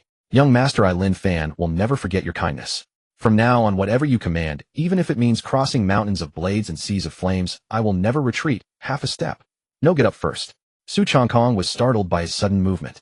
He reached out and pulled Lin Fan to his feet, casually brushing the dust off his knee. "Once Xiaoyao Peak is complete, you as my chief disciple will have to uphold the sect's reputation for me." Lin Fan stood up, his gaze still resolute. "Rest assured, young master. I will not disappoint you." All right. Su Changkong found the solemn atmosphere a little hard to bear, so he casually changed the subject. "You broke through in cultivation." At the mention of cultivation, Lin Fan could hardly hide the excitement in his eyes. "Young master, I have already broken through to the 6th level of Qi induction." This time Lin Fan did not reveal Ning Tian's. Since the young master had already said so much, the only way to repay him was with formidable cultivation. Su Changkong nodded in satisfaction.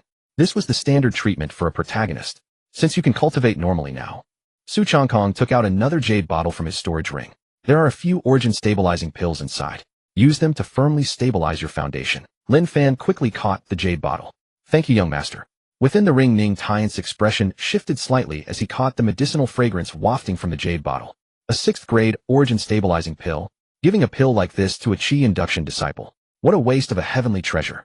An absolute waste. Su Changkong had no idea how much the old man in the ring was pained by it. He had already been about to head out anyway, so since he happened to run into Lin Fan, he simply beckoned to him. "Come with me to Xiantian City to handle some matters." With that, he walked straight outside. Lin Fan watched Su Changkong's back and followed closely. "Young master, do we have a mission this time?" "Don't ask about what you shouldn't." Su Changkong waved a hand dismissively. "Yes, young master." Lin Fan's expression turned serious.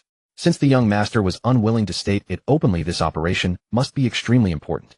And the fact that the young master was willing to bring him along proved just how much he valued him. At that thought, Lin Fan immediately began to scan their surroundings, warily afraid that if he let his attention slip, someone would suddenly strike at Su Changkong.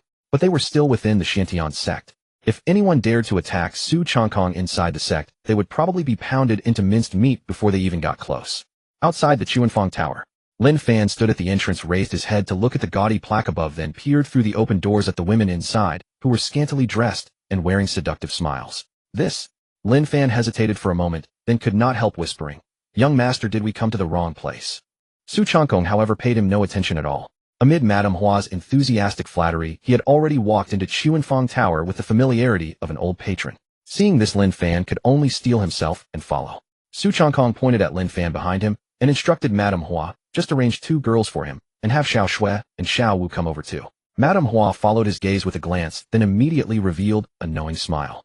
"Right away, young Master Su. Don't worry. Any friend you bring will be deeply cared for." Lin Fan stood nearby, his 2 eyes already turned into tiny eyes.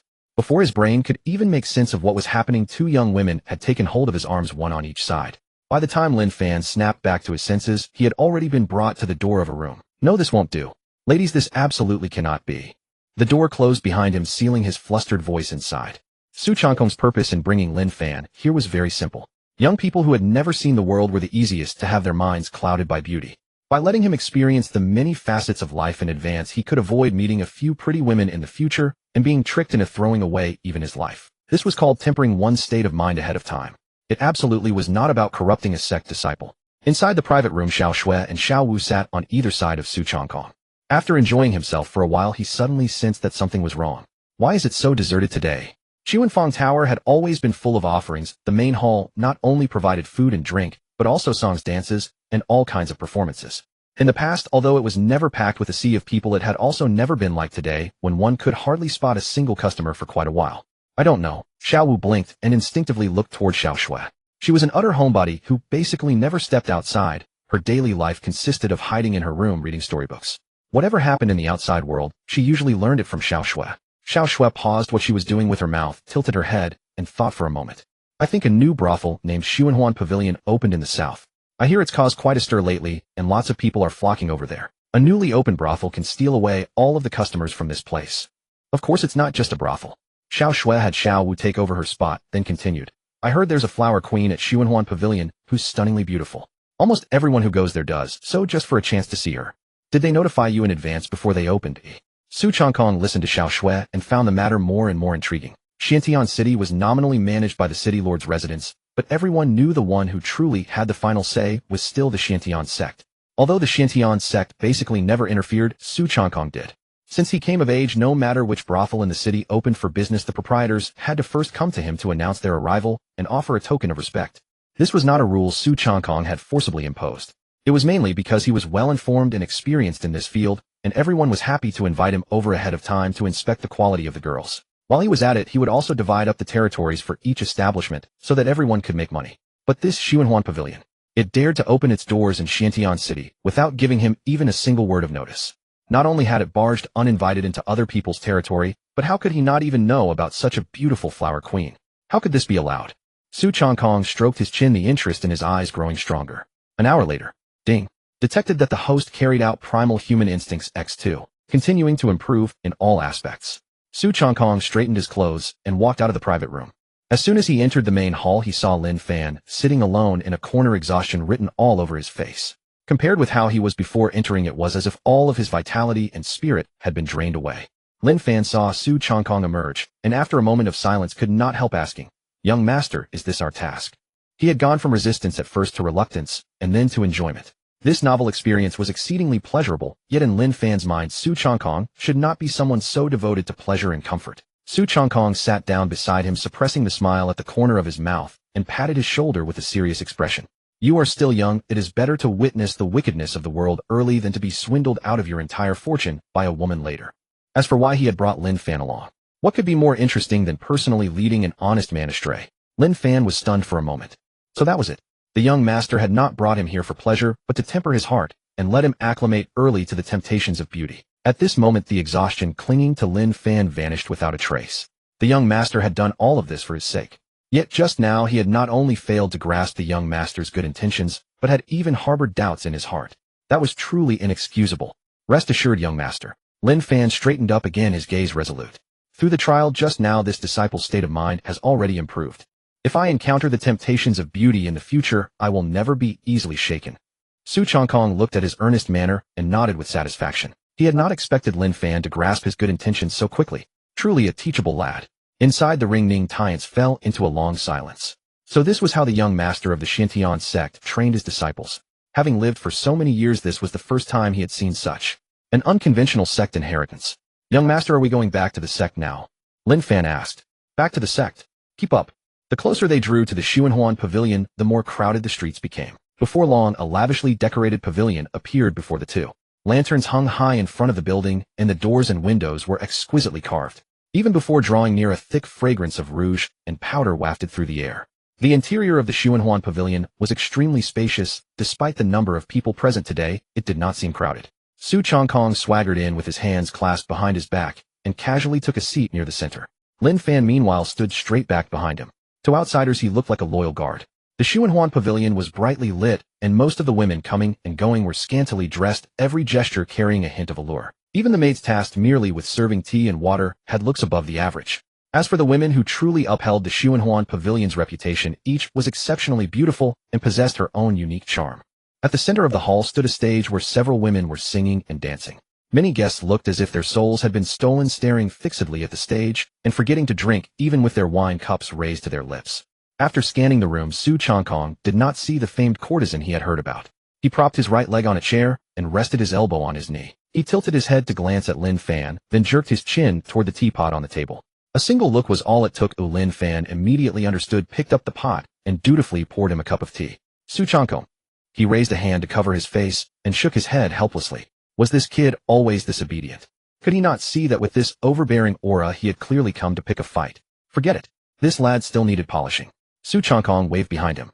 A figure appeared silently beside Lin Fan. Took the teapot from his hand and slammed it down hard. Lin Fan was not foolish.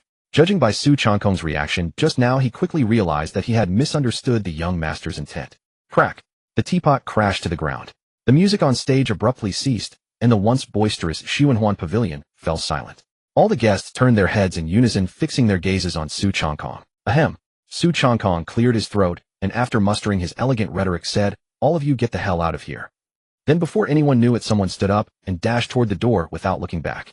Only then did the other guests snap out of their daze, dropping their wine cups and scrambling out in a swarm. Those closest to Changkong in particular did not hesitate at all. They turned and fled, their movements driven purely by instinct. Tables and chairs were knocked askew and cups and plates shattered all over the floor. When a person's intimidation reaches a certain level, the simplest sentence is often all it takes to achieve one's goal. What else could they do? In this little corner of Xiantian City, who did not know Changkong? This young lord might not always be reasonable, but he absolutely meant what he said. If they truly displeased him, they might not even be able to walk out of the Xuanhuan pavilion in one piece. In the blink of an eye, the once fully packed hall was mostly empty. Murong Yaoyue stood on the staircase, her brow gradually knitting. She was the owner of the Xuanhuan pavilion. In order to open her business smoothly in Xiantian City, she had spent no small number of spirit stones to bribe the city guard commander. She had assumed that with that connection shielding her, ordinary people would not dare stir up trouble here. Yet this young man before her was only at the 5th level of qi refining, and still with a single sentence he had terrified all the guests into scattering. He was most likely a spoilt young master from some clan. Murong Yaoyue's thoughts raced, but in the end she suppressed her displeasure. Reapplying a smile to her face, she swayed her hips and walked up to him. "Oh, my young master." She bent down before Changkong, her left hand covering her chest. "Is there some way our Xuanhuan pavilion's hospitality has been lacking and displeased you?" Changkong studied the woman before him with a peculiar expression. A form-fitting red qipao showcased Murong Yaoyue's curvaceous figure to the fullest, but just then the system sent him a message. Ding! Detected that the host has smashed a secret stronghold of the Hahuan sect. Reward a slight boost in cultivation. Changkong's eyelid twitched. Good grief. He had originally come this time just to have some fun and see what that top courtesan looked like. What a mess. Looks like there's no avoiding a big scene today. Changkong stroked his chin, unable to resist, saying, "Do you Hahuan sect people not do any planning before going out on a job?" Murong Yaoyue's expression stiffened, but she quickly recovered her smile and blinked with feigned confusion. Raising a hand to cover her lips, she asked in a sweet voice, "What Hahuan sect?" "I don't understand a word you're saying." Changkong said nothing, merely staring at her with a knowing smile. Murong Yaoyue remained calm on the surface, but a storm was already raging within her heart. Impossible. They had only infiltrated Xiantian City for 2 days, and their identities were already exposed. What kind of joke was this? If she lost the stronghold before the mission had even begun, once word spread back to the sect, her fate would definitely not be good. With slightly worse luck, she might even be singled out by some elder and taken as a dual cultivation cauldron, a lifetime arrangement at that. A cold glint flickered in Murong Yaoyue's eyes, and the thought of killing him to silence him surfaced in her mind. But the next instant she forcibly suppressed that thought, let alone the fact that the man before her had mysterious origins and might have a hidden protector behind him. Even the guests who had just fled were enough to prove that his identity was far from simple. If she did not act, there might still be room to salvage the situation. Once she did act, this place would be directly exposed. Murong Yaoyue's mind raced. From Changkong's resolute demeanor, she could tell that playing dumb any longer was futile.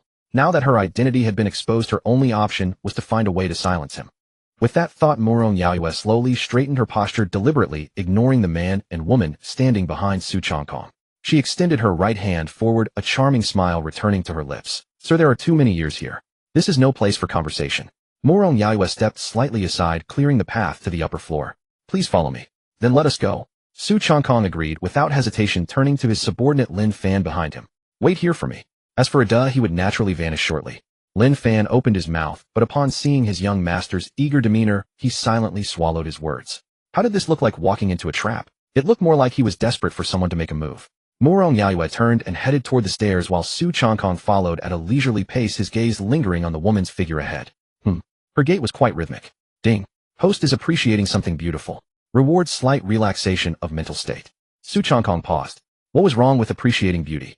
The flowers were blooming splendidly. If he didn't admire them, he'd seem like a man without taste. The two made their way to a secluded chamber at the far end of the top floor.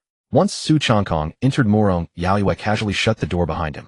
The enchanting smile faded from her face, replaced by a wary, scrutinizing gaze. Now care to explain? Standing by the door, her tone calm, she asked. Who exactly are you, and how did you come to know our identities? Su Changkong studied the woman before him. Though visibly shaken, she was forcing composure, a sight that brought to mind some long-forgotten lines. Setting correct. Characters correct. Plot correct. Time to put it into practice. Su Changkong slowly approached Murong Yaoyue. Sensing malice, Murong Yaoyue instinctively tried to sidestep, but Su Changkong's right hand had already risen, gently hooking her chin. My dear lady, he said in deliberately low tones, drawing out each word. Surely you wouldn't want the matter of Xuanhuan Pavilion being a Hahuan sect stronghold to become common knowledge throughout the city. Murong Yaoyue. Is this man insane? If he wanted to threaten her, why pose like that? But the words had their intended effect. If Xuanhuan Pavilion's true nature were exposed, the Xiantian sect would inevitably send investigators. Not only would this outpost be lost, but the Saintess's plans would also be jeopardized. Yet she couldn't fathom where the leak had come from. Could there be a traitor within the sect? Forcing herself to remain calm, Murong Yaoyue reached up and brushed Su Changkong's fingers away. Speak. Her gaze turned cold as she looked at Su Changkong. You've gone to such lengths. It can't be just to frighten me. What is your real objective? Simple, Su Changkong said without preamble. I've heard your top courtesan is breathtakingly beautiful. Send her over. Murong Yaoyue's expression shifted abruptly. As expected, this fellow was after Saintess. Absolutely not. She would never allow the Saintess to fall into hands like his. You shall never lay eyes on Saintess. Murong Yaoyue declared sharply, her eyes brimming with vigilance. Su Changkong froze. Saintess. He had merely heard that the top courtesan at Xuanhuan Pavilion was stunning and wished to see for himself. Who would have guessed she was the Hahuan sect's Saintess? Good heavens. Xuanhuan Pavilion's reputation only grew more impressive. Murong Yaoyue grew more anxious, seeing him remain silent. What exactly did this man intend? After a moment's hesitation, she suppressed her unease and took a step forward. If you lack spirit stones, we can provide them. Should you desire companionship, the girls of Xuanhuan Pavilion are at your disposal. Su Changkong, still pondering why the Hahuan sect's Saintess would come to play courtesan, perked up at these words. Really? Murong Yaoyue exhaled silently, in relief. She had overthought it. This man likely knew nothing of the Saintess's true purpose in Xiantian City. Most probably he had stumbled upon Xuanhuan Pavilion's identity by chance, and was looking to profit from it. If it were merely spirit stones or a few girls, it would hardly matter. At present, she simply wanted to dispose of this nuisance as quickly as possible. Naturally, her tone softened somewhat. Tell me, what do you desire? I shall have it sent over at once. Su Changkong's gaze swept the room before gradually settling on Murong Yaoyue. Far away in the sky, he paused, the corners of his mouth curling upward. And close at hand. Murong Yaoyue stood stunned. What did he mean? Wait, could it be that he... She lifted her hand in disbelief and pointed at herself. You want me? Clever. Su Changkong nodded satisfactorily. As expected of someone from the Hahuan sect, such sharp insight. Murong Yaoyue's forehead throbbed. I am the owner of Xuanhuan Pavilion, not a courtesan. What difference does that make? Su Changkong looked genuinely puzzled. You just said the girls of Xuanhuan Pavilion are at my disposal. Aren't you part of this establishment? Murong Yaoyue opened her mouth, but found no rebuttal. After a moment, the words ground out between her teeth. Change it. Fair enough. Before Murong Yaoyue could breathe a sigh of relief, he added leisurely, then bring the Saintess over. Her vision swam darkly. Why hadn't she simply stayed at the sect and cultivated? Why had she taken on this mission and waded into these murky waters in Xiantian City? And now, not only was her identity exposed, but she was on the verge of sacrificing herself as well. Su Changkong observed her rapidly shifting expressions, knowing the time was ripe. He sighed lightly, feigning disappointment. Very well. I see you lack sincerity. Then there is nothing more to discuss. With that, he stepped aside, the Murong Yaoyue blocking the doorway, pushed it open, and walked out without looking back. 1 step. 2 steps. Su Changkong counted silently in his heart. Wait. Murong Yaoyue seized his wrist. 3. Wait. Before he could even finish counting to 3, a hand reached back from behind and firmly grasped his wrist. Su Changkong halted. Murong Yaoyue stared at the open door, a whirlwind of thoughts racing through her mind. If this man left, her own fate would hardly be enviable. compared to that merely accompanying him once. Would at least protect the saintess. With that, Murong Yayue bit her lip, a flush spreading across her cheeks. Only this once. Turning her head away, unwilling to meet his gaze, she added, "Afterward you must keep our secret, and never dare pursue saintess again." Su Changkong did not turn around. "What do you mean, only this once?" Murong Yayue's grip on his wrist tightened suddenly. That bastard was doing this on purpose. Closing her eyes, she took a deep breath. Only then did Su Changkong turn around with satisfaction, casually closing the open door behind him. If you had been this sincere from the start, there would have been no problem at all. An hour later. Ding. The host has exhibited a primal human instinct. Reward cultivation level increased by 3 ranks. Su Changkong stared at the trace of crimson on the bedsheet, feeling his head spin. Why would a woman of the Hahuan sect still have this? Shouldn't they be indulging in that sort of thing all day long? Su Changkong stared at Murong Yayue on the bed with a complicated expression. Just as he was about to speak, he met her shame-filled, indignant gaze. Don't compare me to those lowly Hahuan sect disciples who only raise their cultivation through dual cultivation. Murong Yayue glared at him weakly, her voice fragmented and fading. This man is like an ox. Once he starts, he never knows when to stop, and he hasn't the slightest idea how to be gentle with a woman. When the sisters back at the sect talked about this sort of thing, they all said it would be over in a few moments. So how could it be completely different when it was her turn? But if your Hahuan sect doesn't rely entirely on union for cultivation, why keep that name? Su Changkong was even more puzzled. It truly wasn't his fault. With a name like Hahuan sect, it was difficult not to form certain stereotypes. Murong Yayue adjusted her position to make herself more comfortable before explaining slowly. The sect's cultivation arts are mainly divided into 2 branches. The first branch is the dual cultivation method, most commonly known to the outside world. Most of the disciples here at Xuanhuan Pavilion practice this branch. They earn spirit stones for the sect, gather information, and keep the various branches running. As for the second branch, it isn't much different from ordinary sects. Practitioners improve their cultivation through their own effort. Only after reaching a sufficiently high realm do they cultivate together with a chosen Tao companion. As for the so-called cauldrons, they are merely the sect's way of punishing those who fail. Those turned into cauldrons are drained dry of their cultivation and then disposed of. Su Changkong's mouth twitched. Then what on earth is the point of calling it the Hahuan sect? It might as well be called the Heartless sect. After learning all of this, an inexplicable guilt stirred in his heart. This wasn't the Hahuan sect he had imagined. Because the sect belonged to the demonic path, Su Changkong had always been curious about it, but his past understanding had only been drawn from the rumors that spread in the outside world. Even though it had been deeply satisfying, he still had to heed his conscience. And he was hardly the type to pull up his trousers and pretend he didn't know a woman. Naturally, he would take full responsibility. As for how he would take responsibility, that wasn't for her to worry about. Su Changkong looked at Murong Yayue in his arms. So what is the Hahuan sect's purpose in coming here? Perhaps I can be of some help. Exactly. On the surface, he was a good-for-nothing young master from a wealthy family, but most of his behavior over the years had merely been a disguise. When it genuinely involved his sect, he would still think it through seriously. Murong Yayue was slightly taken aback by his words. She hadn't expected such a warm-hearted remark to come from this seemingly carefree, heartless fellow. The faint sense of loss that had risen in her heart a moment ago receded somewhat. After all, no matter who endured such a thing, it was impossible to feel nothing at all. Murong Yayue was silent for a moment before slowly saying, the sect wants to place some infiltrators in the Xiantian sect, but the Xiantian sect has grown too powerful. No other force would ever offend it for our sake. At this she gave a self-deprecating laugh. Even our sect has hit one wall after another over this matter. What could you possibly do to help?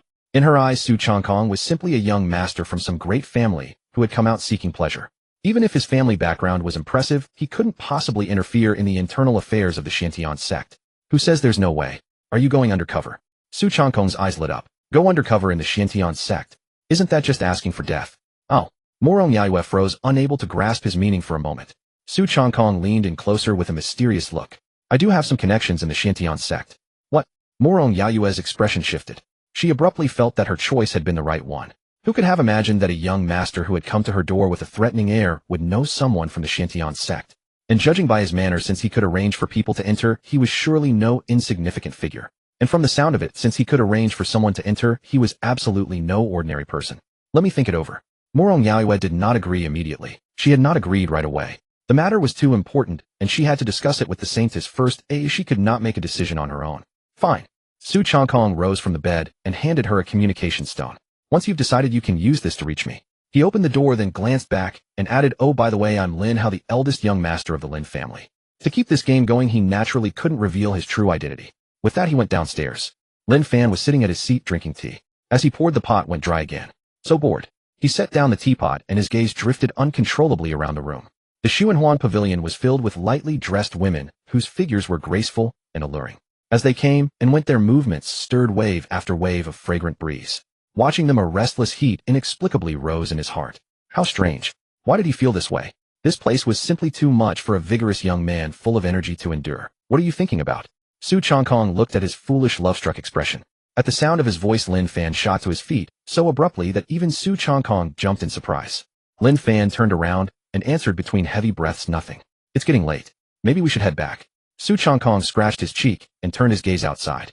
The sky was clear and the sunlight was perfect. What a glorious sunny day, Lin San. Only after confirming that Su Changkong's group had completely left did Murong Yaoyue turn and enter a small room in the corner of the ground floor. The room was sparsely furnished. Apart from a wooden bed, there was only a dressing table. She walked over to the dressing table, grasped the rouge box resting on it, and twisted it slowly. Click! A soft noise came from beneath the bed. Then the entire wooden bed slowly sank downward, revealing a dim stone staircase leading underground. The passage continued ever downward, its far end lost in complete darkness. A few torches were scattered along the stone walls, their dim yellow flames flickering unsteadily, barely illuminating the path beneath her feet. Murong Yaoyue did not step inside immediately. First, she returned to the door and pulled it open a crack. After confirming that the corridor outside was empty, she closed the door tightly again and quickly entered the secret passage. At the end of the passage, a woman in a long red gown, her face veiled with light gauze, sat before a dressing mirror, idly running a comb through her long hair. "Saintess." Murong Yaoyue walked up behind her, knelt on one knee, and bowed her head in salute. Hearing the voice, Yun Mayer turned, and seeing who it was, let out a long sigh of relief. Patting her chest, she complained, "Sister Yue, you scared me to death. I thought someone from the sect had come." As she spoke, she pulled a half-read storybook from her wide sleeve. On the cover were bold words, "The overbearing young master falls in love with me." "Sister Yue, I've told you not to bother with all this, but you never listen." On any other day, Murong Yaoyue would have set her face sternly and reminded her once more about the status and rules fitting a saintess. Today, however, was different. She had an important matter to report and was in no mood to fuss over such things. "Saintess, today I met a man. He said he knows a way to help you go undercover in the Shantian sect." "Oh." Only then did Yun Mayer lift her eyes from the storybook. "Can you be certain he has the ability to do so?" Murong Yaoyue pondered for a moment, then nodded gently. "It should be no problem. His name is Lin Hao, the eldest young master of the Lin family. He does have some connections in the Shantian sect." After returning to the sect, Su Changkong made his way straight to the main hall. "Father," he called out as he ran, "I have a significant discovery." "Significant discovery?" Su Beishan set down the ledger in his hand and retorted irritably, "If you don't cause trouble for a single day, I'll count it as thanks to heaven and earth." "Still a significant discovery." Before finishing his sentence, he noticed that Su Changkong's aura had reverted to the 5th level of qi refining. "What method are you using to conceal your cultivation base?" "Not even I can see through it." "Well, that's quite a story." Su Changkong began to weave his tale. "That day I accidentally fell off a cliff and discovered an ancient cave at the bottom." "Get lost." Su Beishan waved his hand, impatiently, too lazy to listen to the boy's nonsense. "Get to the point." Su Changkong immediately felt that chatting with this old fox was pointless. This old coot has zero cooperation skills. I shouldn't have come in the first place. Let the Hehuan sect continue their corruption. I spotted traces of the Hehuan sect within the city. Feeling unenthusiastic, he spoke directly. What surprised Su Changkong was that Su Beishan's reaction was far greater than he had anticipated. "What a—" Su Beishan sprang to his feet, pacing back and forth in the main hall, muttering under his breath, "Why are they back again?" "Huh." Su Changkong narrowed his eyes. Something was wrong. Very wrong. Under normal circumstances, the next line shouldn't be, "What? The Hehuan sect dares to infiltrate Shantian City. They have some nerve. I'll send someone to wipe them out right now." And then I would stand up and advise, "Father, wait. Destroying one stronghold will only create another. Rather than letting them hide in the shadows, it's better to keep them under our watchful eyes." That would be the proper sequence of events. But now Su Beishan showed no anger on his face, only deep worry. Su Changkong stroked his chin. "Good heavens.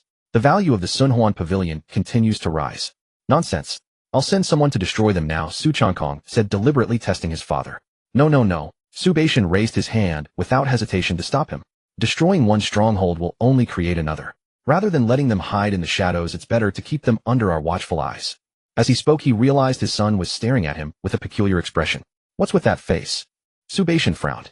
Su Changkong maintained his squinting posture with both corners of his mouth raised, responding, "Nothing, nothing." He felt as though he had discovered a brand new world. Without the slightest hesitation, Su Changkong made his decision. He was going to help the Hehuan sect. Not even Jesus could stop him. He said so. Su Changkong had no intention of staying any longer. He offered a perfunctory greeting and turned to leave the hall. Su Beishan was still deep in thought, completely ignoring him. After stepping out of the main hall, Su Changkong's footsteps suddenly halted. Wait.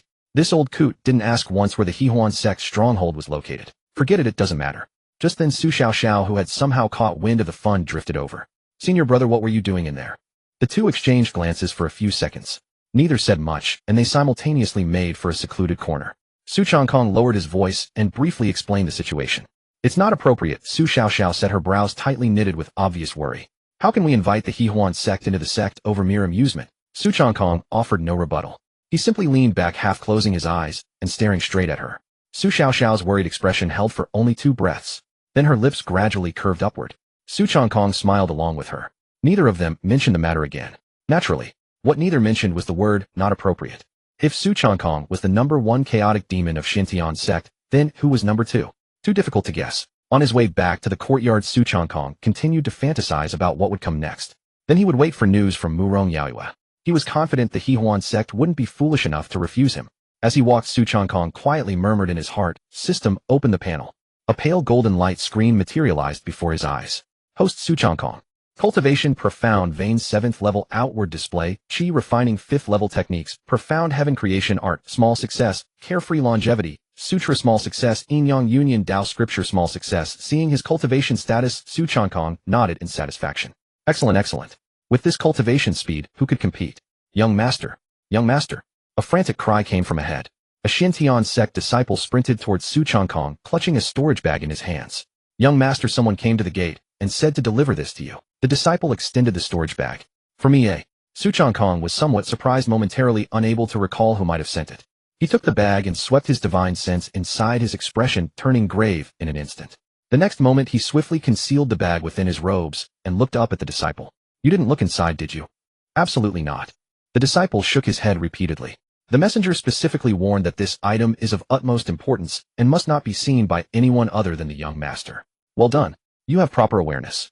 Su Changkong nodded approvingly and casually tossed several spirit stones his way. The disciple fumbled to catch them, his face splitting into a wide grin. It's my duty, my duty. It's my honor to serve the young master. Su Changkong said nothing more. Clutching the storage bag to his chest, he glanced left and right to ensure no one was paying attention, then broke into a sprint toward his courtyard. Inside the storage bag were the black and white stockings he had been anticipating for so long. Back in his courtyard, Su Changkong dashed straight into his room. Luo Yuzhen was indeed there. Seeing her master burst in with such excitement, she blinked in confusion and instinctively stepped back half a pace. Master, what is it? Luo Yuzhen asked. Su Changkong took out the black stockings and handed them to her with great solemnity. Nothing. It's a new garment for you. Luo Yuzhen took it in her hands and examined it inside out for a long time, still unable to figure out where such a lightweight thing should be worn. Following Su Changkong's instructions, she slowly pulled the black fabric onto her legs. The black silk clung to her legs, forming a striking contrast with her purple dress. Luo Yuzhen placed her hands demurely in front of her, looked down at her legs, and asked in puzzlement, Master, what is this? Su Changkong circled around her and nodded with satisfaction. This is called black silk. It's a special garment from a foreign land. Black silk. Luo Yuzhen reached out to touch it, her expression growing even more confused. But it's so thin. What use is it? Its use, well. Su Changkong lifted Luo Yuzhen into his arms and headed toward the bedside. You'll find out in a moment. Ding. Detected that the host has acted upon a fundamental human instinct. Yes, that's it. The other one. You can place it on your head and slowly turn it in circles. Master, is this right? Hiss. Why, yes, exactly. As expected of my little Yuzhen, you're amazing. For Luo Yuzhen, time seemed to stretch on for an eternity. She collapsed onto the bed, staring blankly at the canopy above. Only now did she truly understand the purpose of that flimsy little garment. It increased agility, boosted critical strikes, and conveniently satisfied her master's peculiar tastes. This time was more exhausting than all the previous times combined. As her thoughts drifted, a heavy drowsiness washed over her. Luo Yuzhen's eyelids grew heavier and heavier, and soon she fell asleep in Su Changkong's arms. Early the next morning, Luo Yuzhen groggily opened her eyes and instinctively reached out to the side. Empty. She sat up in bed and looked around. The room was a mess, with clothes and various scattered belongings strewn all over the floor. The memories of last night flooded back and her cheeks flushed crimson as she hastily pulled the blanket up. But no matter how carefully she scanned the entire room, she couldn't find the person she wanted to see. Su Changkong had already left at some point. Luo Yuzhen murmured to herself, where did master go? At that very moment, Su Changkong was already standing at the entrance of Xuanhuan Pavilion. He hadn't slept much the night before. Before dawn had even broken, a message from Murong Yaoyue had arrived through the transmission stone. Su Changkong truly wanted to know what had caused that old bastard of his to act so out of character. Not only had he spared Xuanhuan Pavilion from being leveled to the ground, but he had even taken the initiative to protect it. Did that make any sense? It was as if he had become an entirely different person. Just as Su Changkong was pondering this, the tightly shut doors of Xuanhuan Pavilion suddenly creaked open a crack. Mu Rong Yaiyue reached out from inside, yanked him in, and quickly shut the door behind them. Seeing how cautious she was being, Su Changkong couldn't help but say, "Do we really need to be this careful?" But he received no answer. Mu Rong Yaiyue simply led him through to a room in the corner on the first floor. Just as Su Changkong was about to ask what in the world she was up to, a dull mechanical sound echoed from within the room. The bed slowly sank downward, revealing a dim, hidden passage leading underground. Watching Mu Rong Yaiyue act with such extreme caution, Su Changkong couldn't help but find it rather amusing. What they feared most was being discovered by the Shantian sect. If they ever learned that the young Master Lin they had so carefully brought inside was in fact the young lord of the Shantian sect, who knew what kind of expression they would have. That scene would be far too wonderful to imagine, Su Changkong thought. The two of them entered the passage one after another. As they delved deeper, a vast underground space gradually opened up before them. In the center of the open area stood an ornate throne upon which sat a woman dressed in a red one-piece dress. She wore no shoes, her fair bare feet resting on the cold stone floor. A thin veil covered her face, and she was appraising Su Changkong with a completely expressionless gaze. This woman was none other than the holy maiden of the Hahuan sect, Yun Meier. After last night's investigation, she was already 60 or 70% convinced of Su Changkong's identity, yet she still hadn't fully let down her guard. Naturally, they wouldn't easily believe Su Changkong's words alone. None of them had been completely won over by his one-sided account. Last night, she had specially sent disciples to gather information from the people Su Changkong had driven away. But without exception, before being asked about him, those fellows all wore grinning faces, warmly calling him treasure and darling. Yet the moment the conversation turned to him, they immediately pulled up their pants, denied everything, and ran off faster than rabbits. What did that signify? It meant that his identity was most likely genuine, and that the power the Lin family had hidden within Shantian City was far deeper than what the Hahuan sect's intelligence had suggested. Otherwise, how could those people have changed their attitudes so drastically? It was precisely for this reason that Yun Meier had decided to meet him. I don't understand. We have no connection with you at all. Why would you be willing to risk offending the Shantian sect to help us? Yun Meier propped her cheek on her right hand, gazing lazily at Su Changkong. Hearing this question, Mu Rong Yaiyue also turned her head to look at him. This was a question she too wanted to ask. Even if she didn't find anything wrong with Lin Hao's identity, it was hard not to suspect that someone helping you for no apparent reason might have ulterior motives. Could it really be because of what had happened yesterday? Mu Rong Yaiyue didn't believe it. If Su Changkong's answer were truly that, it would only deepen her suspicion. Yet in the next moment, Su Changkong suddenly took her hand in his. Mu Rong Yaiyue's body stiffened.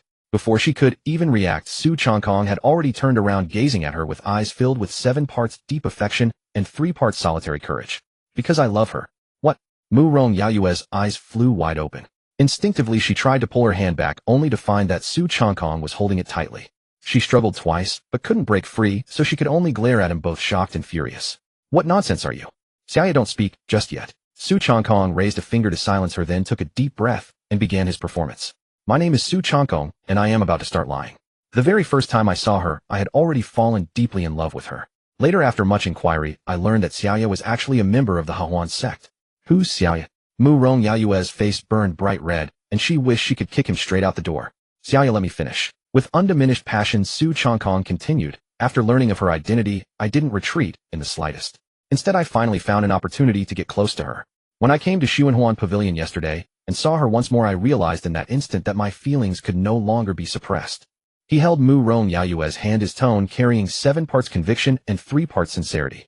So no matter what price I have to pay, I will definitely win her over.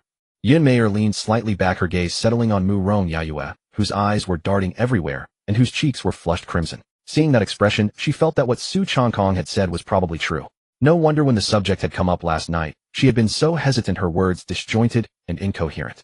So it wasn't that she was hiding something. She had simply been secretly keeping a little lover. Honestly, it wasn't as if she were an outsider. Why did she have to be so secretive about this kind of thing? Yun Meier turned her gaze back to Su Changkong, her eyes gleaming slightly. Her face almost literally displayed the words, what about the details? What about the process? Yun Meier waited for a long while, but no continuation came. Finally, she couldn't help but ask, that's it. That's it. Upon receiving the answer, she lowered her head in disappointment. Hearing the answer, Yun Meier lowered her head, deeply disappointed. That wasn't how the storybooks went. According to tradition, there should have been a scene of a hero saving a beautiful maiden, where Lin Hao took the chance to win over Sister Yu's heart.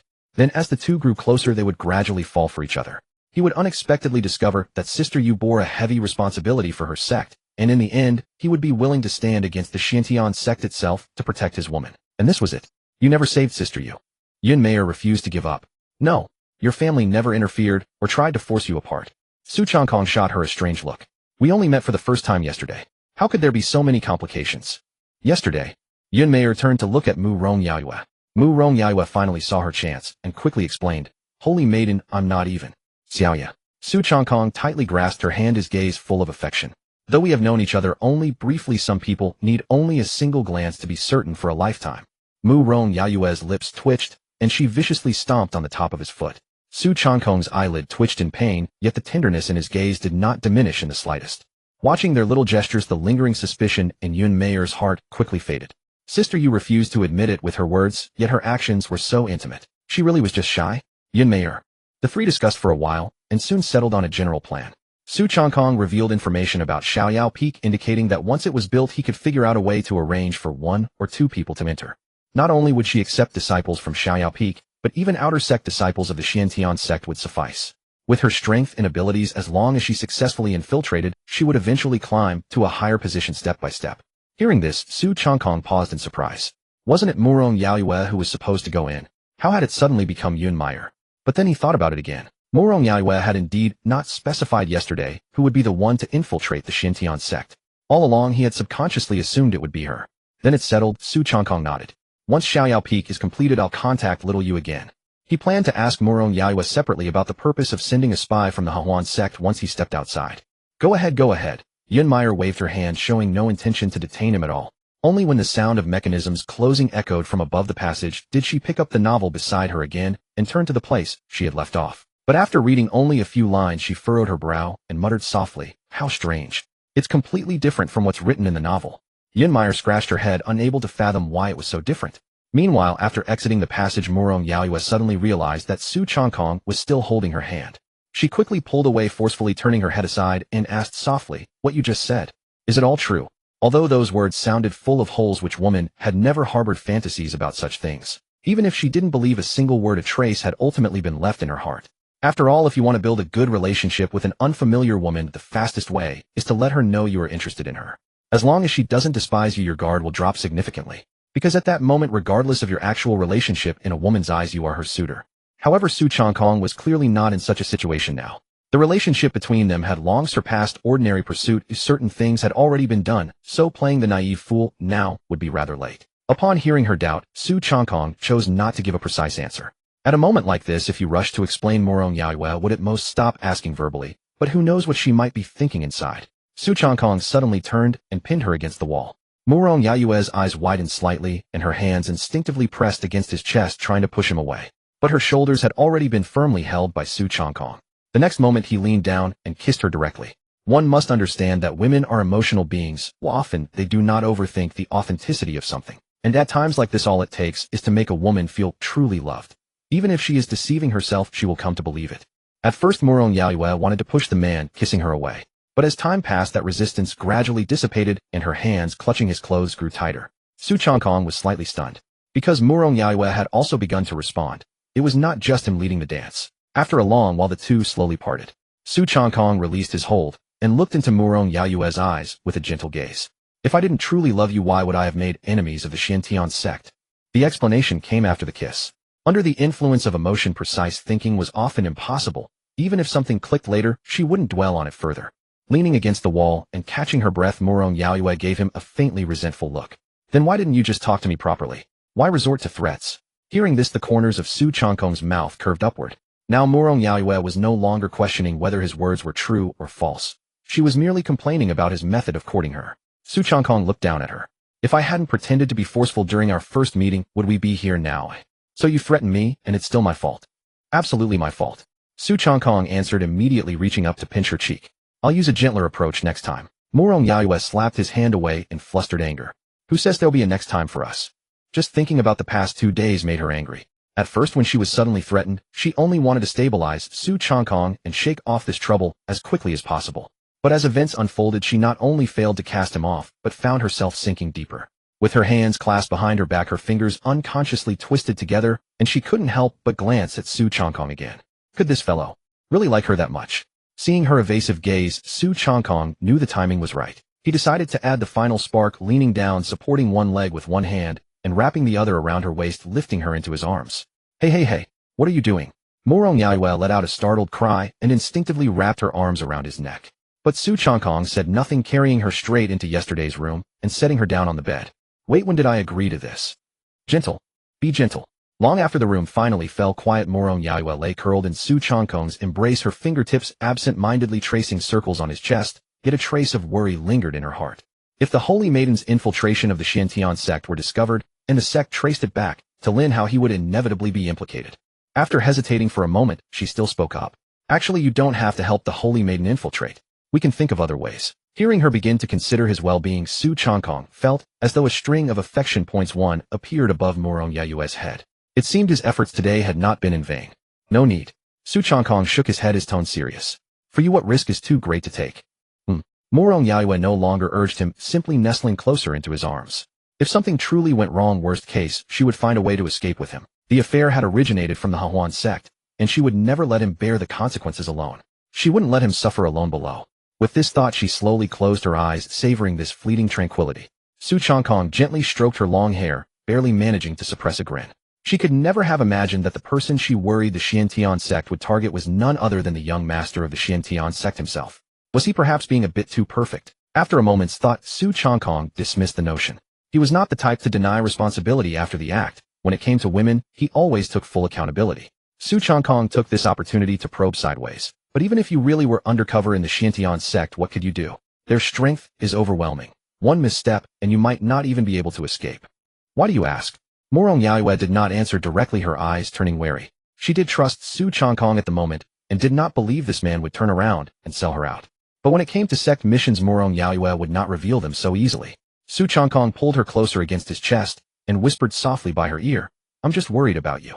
At least let me know a little. If something really happens, I can arrange a path of retreat in advance and take you with me when we flee. As he spoke, he took Morong Yaiyue's hand and slowly slid his fingers between hers, interlocking them tightly.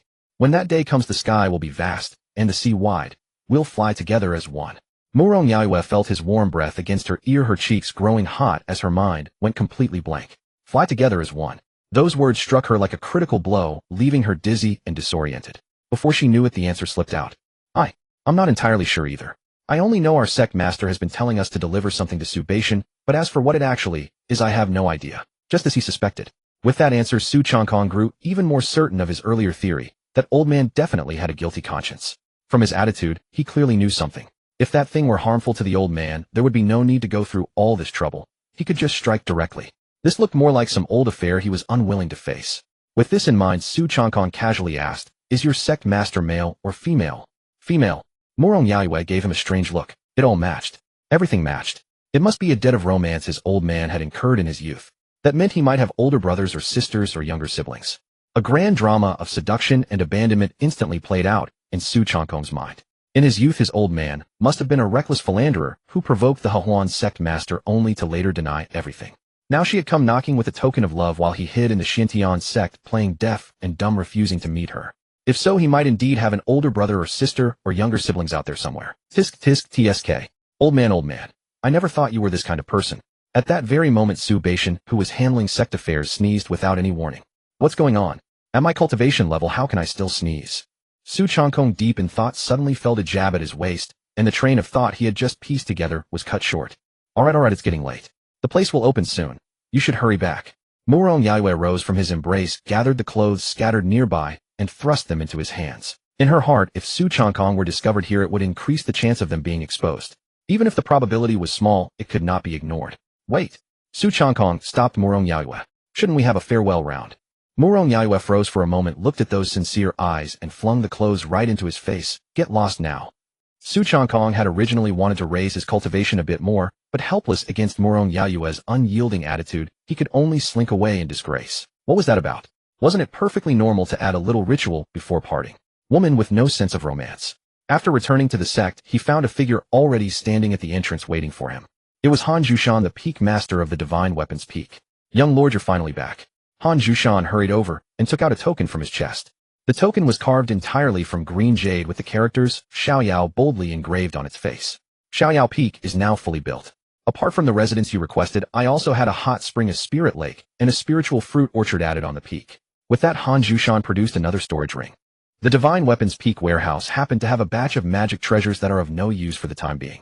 I figured since Xiaoyao Peak was just established and couldn't go without any foundation, I might as well send them over while I had the chance. Su Changkong took the storage ring and swept it with his divine sense. Good heavens. All kinds of treasures from mystic rank to heaven rank, and even a half-Dao rank treasure tucked away in the deepest corner. How could Han Jushan have the nerve to call such things of no use? Treasure ranks yellow mystic earth heaven Dao Saint Emperor. I can't accept this, I really can't. Su Changkong declined repeatedly with his mouth, even as he reached out to return the ring. Young lord, come on now. Han Jushan clasped his hands behind his back and shook his head. These things would only take up space at Divine Weapons Peak. Better than leaving them to gather dust in the warehouse, wouldn't you say? Su Changkong thought for a moment and found the words quite reasonable. He couldn't just waste such a gift. Fine, then I suppose I'll reluctantly accept them. He stored the ring away and added a deliberate reminder, but it's agreed. Just this once, no repeats. That goes without saying. Han Jushan beamed, then gave a light cough and rubbed his hands together. Young lord, there's also one trivial little matter. Our Divine Weapons Peak only gets 5 chances to enter the sect's secret realm each month. Could you perhaps? What do you mean 5? Su Changkong looked at Han Jushan with a puzzled expression. Doesn't your Divine Weapons Peak get 7? Off. Han Jushan was stunned, then burst into hearty laughter. Young lord, you've given me an enormous surprise today. Han Jushan expressed his thanks several times, then strode off, as if walking on wind. What could he do? Life wasn't easy. A peak master had to sell his charm. Just to fight for a little more cultivation resources for the disciples under his command, he, the peak master of Divine Weapons Peak, had to throw himself into it wholeheartedly. Fortunately, his efforts were not in vain. Everything he had given away was well worth it. But these were merely a small whim of power. Once Han Jushan walked far away, Su Changkong could no longer suppress the excitement in his heart. He rushed into the room, scooped up Luo Yojin, and spun her around on the spot. He had thought that after the old man rejected those extra requests, the hot spring spirit lake and spiritual fruit orchard were out of the question. Who could have guessed that Han Jushan would take the initiative to make up for them while constructing Xiaoyao Peak? This peak master truly understood how to enjoy life. This is absolutely wonderful. Startled by the sudden motion, Luo Yojin instinctively shut her eyes tightly and wrapped both arms firmly around Su Changkong's waist, afraid she might be flung off. Su Changkong set her down, grabbed her hand, and headed out. Come on, let's go see our new home. Without a moment's delay, he brought Luo Yojin and Lin Fan straight to Xiaoyao Peak. Su Changkong first picked out a courtyard for Luo Yojin beside the main hall. It was the closest to the main hall. Push open the door, and the spirit lake came into view, and through the back courtyard lay the hot spring. As for Lin Fan, Xiaoyao Peak was huge with plenty of empty courtyards outside. He could just pick anyone he liked. Standing before the Xiaoyao Hall, Su Changkong looked out at the mountain peak that truly belonged to him and nodded with satisfaction. From now on, he was no longer merely the idle young lord of Xintian's sect. He was a man with his own mountain peak and his own territory. From this moment on, please address him as Peak Master Su. With Lu Yojin, Su Changkong was enjoying the hot spring when his junior sister arrived. He soaked in the warm waters, letting the heated stream cascade over his shoulders, and took a deep breath. This, then, is what living is all about. Ding. The system has detected that the host's body and mind are in a state of bliss. Reward a slight increase in cultivation base, a slight increase in technique proficiency. Upon hearing the system's announcement, the corners of his mouth curled upward. Receiving this system was nothing short of a divine blessing. Or rather, it was something he had earned through his own relentless effort. If he had not persisted for the past 20 years in savoring every moment of life, never once willing to deprive himself of pleasure, could the system have awakened so swiftly. Ordinary folk simply lacked such perseverance. After moving into Xiaoyao Peak, Su Changkong had specifically instructed Lin Fan, without his explicit permission, no one was to approach the hot spring behind the peak. As a result, only he and Lu Yojin currently had unrestricted access to the peak's hot spring, spiritual lake, and spirit fruit orchard. At this moment, Lu Yojin was having a delightful time on the other end of the hot spring. She bounced about like a child, cupping water in her palms and flinging it high into the air, watching the droplets rain back down. Yojin, come give me a back rub. Su Changkong beckoned her with a gesture. All right, master. Pouting, Lu Yojin slowly ambled back from the far end of the spring, her expression radiating reluctance. She was having so much fun after all. Master is so mean. Sensing the resentful gaze burning into his back, Su Changkong felt not the slightest pang of guilt. Indeed, his mood only grew more delightful. Who could refuse the occasional amusement of teasing a little fox? Lu Yojin approached from behind and placed her small hands upon his shoulders. Perceiving the smug satisfaction in Su Changkong's heart, she ground her teeth in frustration and steadily increased the pressure of her massage. I'll rub you till you're sore. Rub you to death, you bad master. Su Changkong was dozing in pure comfort when a sudden mountain breeze swept across the pool's surface, leaving an unexpectedly chilly sensation in its wake. He glanced down in puzzlement. Steam rose from the water like a fierce dragon ascending into the heavens. Since circumstances had arranged themselves thus, there was no choice but to adapt. Su Changkong turned, seized Lu Yozhen's wrist, and pulled her firmly into his embrace. Lu Yozhen, caught entirely off guard, collided against his chest. Before she could wriggle free, the hot spring rippled with wave after wave of disturbance. Honestly, there was something peculiar about the water. Ding! The system has detected that the host is acting upon primal human instinct. Lu Yozhen lay cradled in Su Changkong's arms, struggling to catch her breath. They were already engaging in vigorous exercise, and the rising heat from the hot spring made it even harder to breathe. She had nearly fainted twice during the process. Just as Su Changkong was contemplating further elevating his cultivation, a clear, bright voice suddenly called from beyond the hot spring. "Senior brother, where are you?" Su Changkong and Lu Yozhen exchanged a single glance. Without the slightest hesitation, they both shot out of the water simultaneously. With a gesture, Su Changkong summoned the garments from the shore and channeled a burst of spiritual energy, causing the moisture on their bodies to evaporate instantly. With Su Xiaoxiao's footsteps drawing progressively nearer, "Senior brother." Su Xiaoxiao rounded the flower bushes and peeked curiously toward the hot spring. What she saw was Su Changkong seated serenely in the pavilion beside the pool, a certain scripture clutched in his hands, a text apparently plundered from somewhere. His expression tranquil, and his gaze profound, embodying the very image of one devoted to cultivation. Meanwhile, Lu Yozhen stood to one side, holding a plate of fruit perfectly frozen in place, daring not the slightest movement. And who might this be? Su Xiaoxiao studied Lu Yozhen with a questioning gaze. When had this person appeared beside her senior brother? Why had she never heard mention of her before? "You mean Yozhen?" Su Changkong kept his expression impassive and his tone flat. "She is a maid I recently took in." Su Xiaoxiao scrutinized the two of them with suspicion, her nostrils flaring as she caught a faint scent. "Senior brother, are you raising fish in the hot spring?" she asked, genuinely puzzled. "Why does it smell so fishy?" The moment she had arrived, Su Xiaoxiao had detected a peculiar odor, and the closer she drew to the hot spring, the stronger it became. An instant silence fell.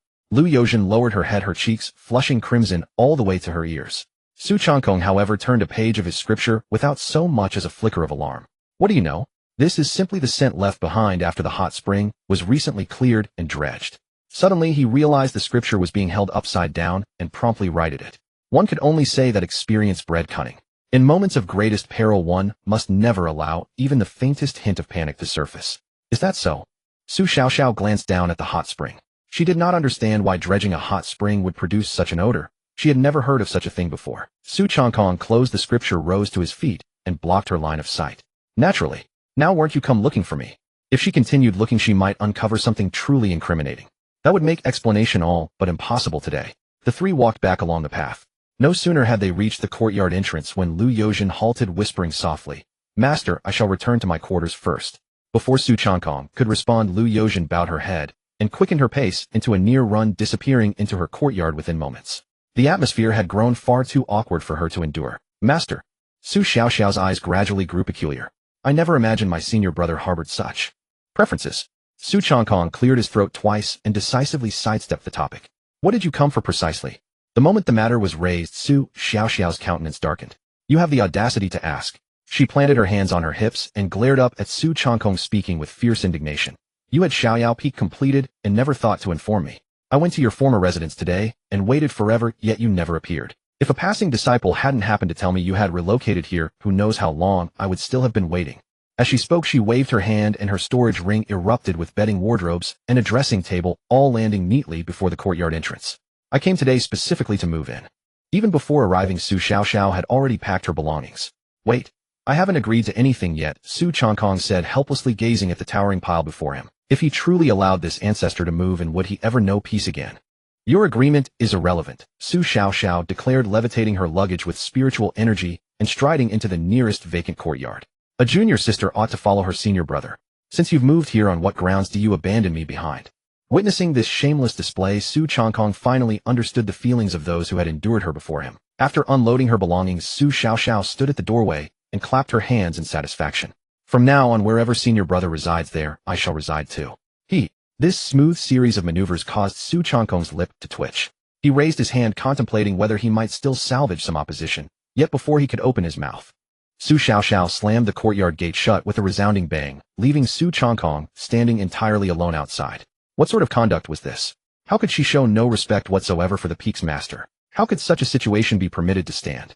Inside the main hall, the four people of Xiaoyao Peak gathered together. Su Changkong first introduced everyone briefly, and only after they had gotten to know each other did he bring up the real purpose of this gathering. He explained that Yun Mayer would be coming to Xiaoyao Peak later, and then made it clear that everyone must address him as Lin Hao, unless they saw him wearing a mask. This needed to be established clearly beforehand. Otherwise, if someone let slip and called him young master or senior brother, his carefully fabricated identity would be exposed on the spot. Who knew whether the Hahuan sect would still want to keep him in the loop once they discovered his true identity? Does everyone understand? Su Changkong clapped his hands and looked around at the group. I understand. Lin Fan scratched his head, hesitating. But young master, there are so many names in the world. Why specifically Lin Hao? Su Changkong paused, his expression faltering. He raised his fist to his mouth and gave an awkward cough. He knew exactly why Lin Fan was asking that question. The name Lin Hao was not something he had randomly made up. The son of the current Lin family patriarch truly was named Lin Hao, and he happened to be Lin Fan's elder cousin. It was precisely the current Lin family patriarch who had driven Lin Fan out of the family. At the time, this name had been chosen to ensure the authenticity of his cover identity. Lin Fan, those who accomplish great things do not dwell on minor details. Do not concern yourself with such trifles. Su Xiaoxiao's eyes darted around. She indeed had questions she wanted to ask, but she could not bring herself to do so in front of the other two. She had decided to seek out Su Changkong privately after the meeting adjourned. Luo Yozhen, on the other hand, was far simpler. Whatever her master said she would do, never questioning why. Seeing that no one spoke, Su Changkong felt he had explained enough. Then let's end here for now. Luo Yozhen, stay behind. I have something to tell you. As for what those matters were, those who knew. Once Lin Fan and Su Xiaoxiao had left the main hall, Su Changkong waited patiently a while longer. Only after confirming that the footfalls outside had faded away did he turn toward Luo Yozhen and place his hand on her waist. But he never expected that just as he was about to make a move, a head would quietly poke in from beside the hall door. Su Xiaoxiao had already reached the entrance of her own courtyard when she suddenly felt something was amiss. She had been planning to seek out Su Changkong for gossip about the Hahuan sect anyway. If that was the case, why had she bothered leaving with Lin Fan? She could have simply waited outside the hall. So she quietly doubled back and walked right into this scene. As expected, her senior brother and this woman were definitely having an improper relationship. Senior brother, what are you doing? Su Xiaoxiao peeked around the doorframe, a mischievous smirk playing on her lips. The sudden voice made Su Changkong flinch, but after a moment's thought he quickly composed himself. So what if it was just a matter between a man and a woman? What harm was there in indulging humanity's most primal instincts? He hadn't stolen or cheated anyone. What was there to feel guilty about? Su Changkong calmly removed his hand from Luo Yozhen's waist. Yozhen, you should return first. Luo Yozhen secretly breathed a sigh of relief. As she passed by Su Xiaoxiao, she gave a polite nod, then quickened her pace and left the main hall without looking back. Ruined at the very moment, Su Changkong's mood turned sullen. He glared at Su Xiaoxiao with a dark expression. Su Xiaoxiao, is there something else you need? Oh, senior brother, don't be mad. Su Xiaoxiao stepped into the main hall and deliberately put on a pitiful expression. It's just a little man-woman business. Who am I to laugh at you? She blinked, then leaned in closer. If you ever get really hungry, well, coming to me wouldn't necessarily be a bad option. Su Changkong was once again struck dumb by this demon child's thunderous remarks. No, he had to find an opportunity to ask Lao Deng for a bamboo ruler. If he didn't discipline this girl soon, his authority as the master of Xiaoyao Peak would sooner or later be trampled into the mud by her. Seeing that Su Changkong was ignoring her, Su Xiaoxiao finally reined herself in and began asking for the juicy details of the gossip. Su Changkong first glanced around outside the door, ensuring no one was nearby, and then shut the main door. I suspect that the sect master of Hahuan sect once had an unspeakable past with my father. What? Su Xiaoxiao sucked in a sharp breath, her eyes sparkling with excitement. Spit it out, tell me everything. Su Changkong covered his mouth and leaned close to Su Xiaoxiao's ear, whispering rapid syllables. He recounted his suspicions and explained the purpose of Hahuan sect's infiltration of Shantian sect. He omitted those details that were best kept from Su Xiaoxiao. Or rather, certain details were simply left unmentioned. All right, now that you know, you can go home. Su Changkong began shooing her away, pushing Su Xiaoxiao all the way to the door. Bang! Su Xiaoxiao stared at the firmly closed door, barely registering what had happened before raising her hand and banging on it twice. Stinky senior brother. Night deepened. Su Changkong left Shantian sect alone and made his way to a secluded alley behind Xuanhuan Pavilion.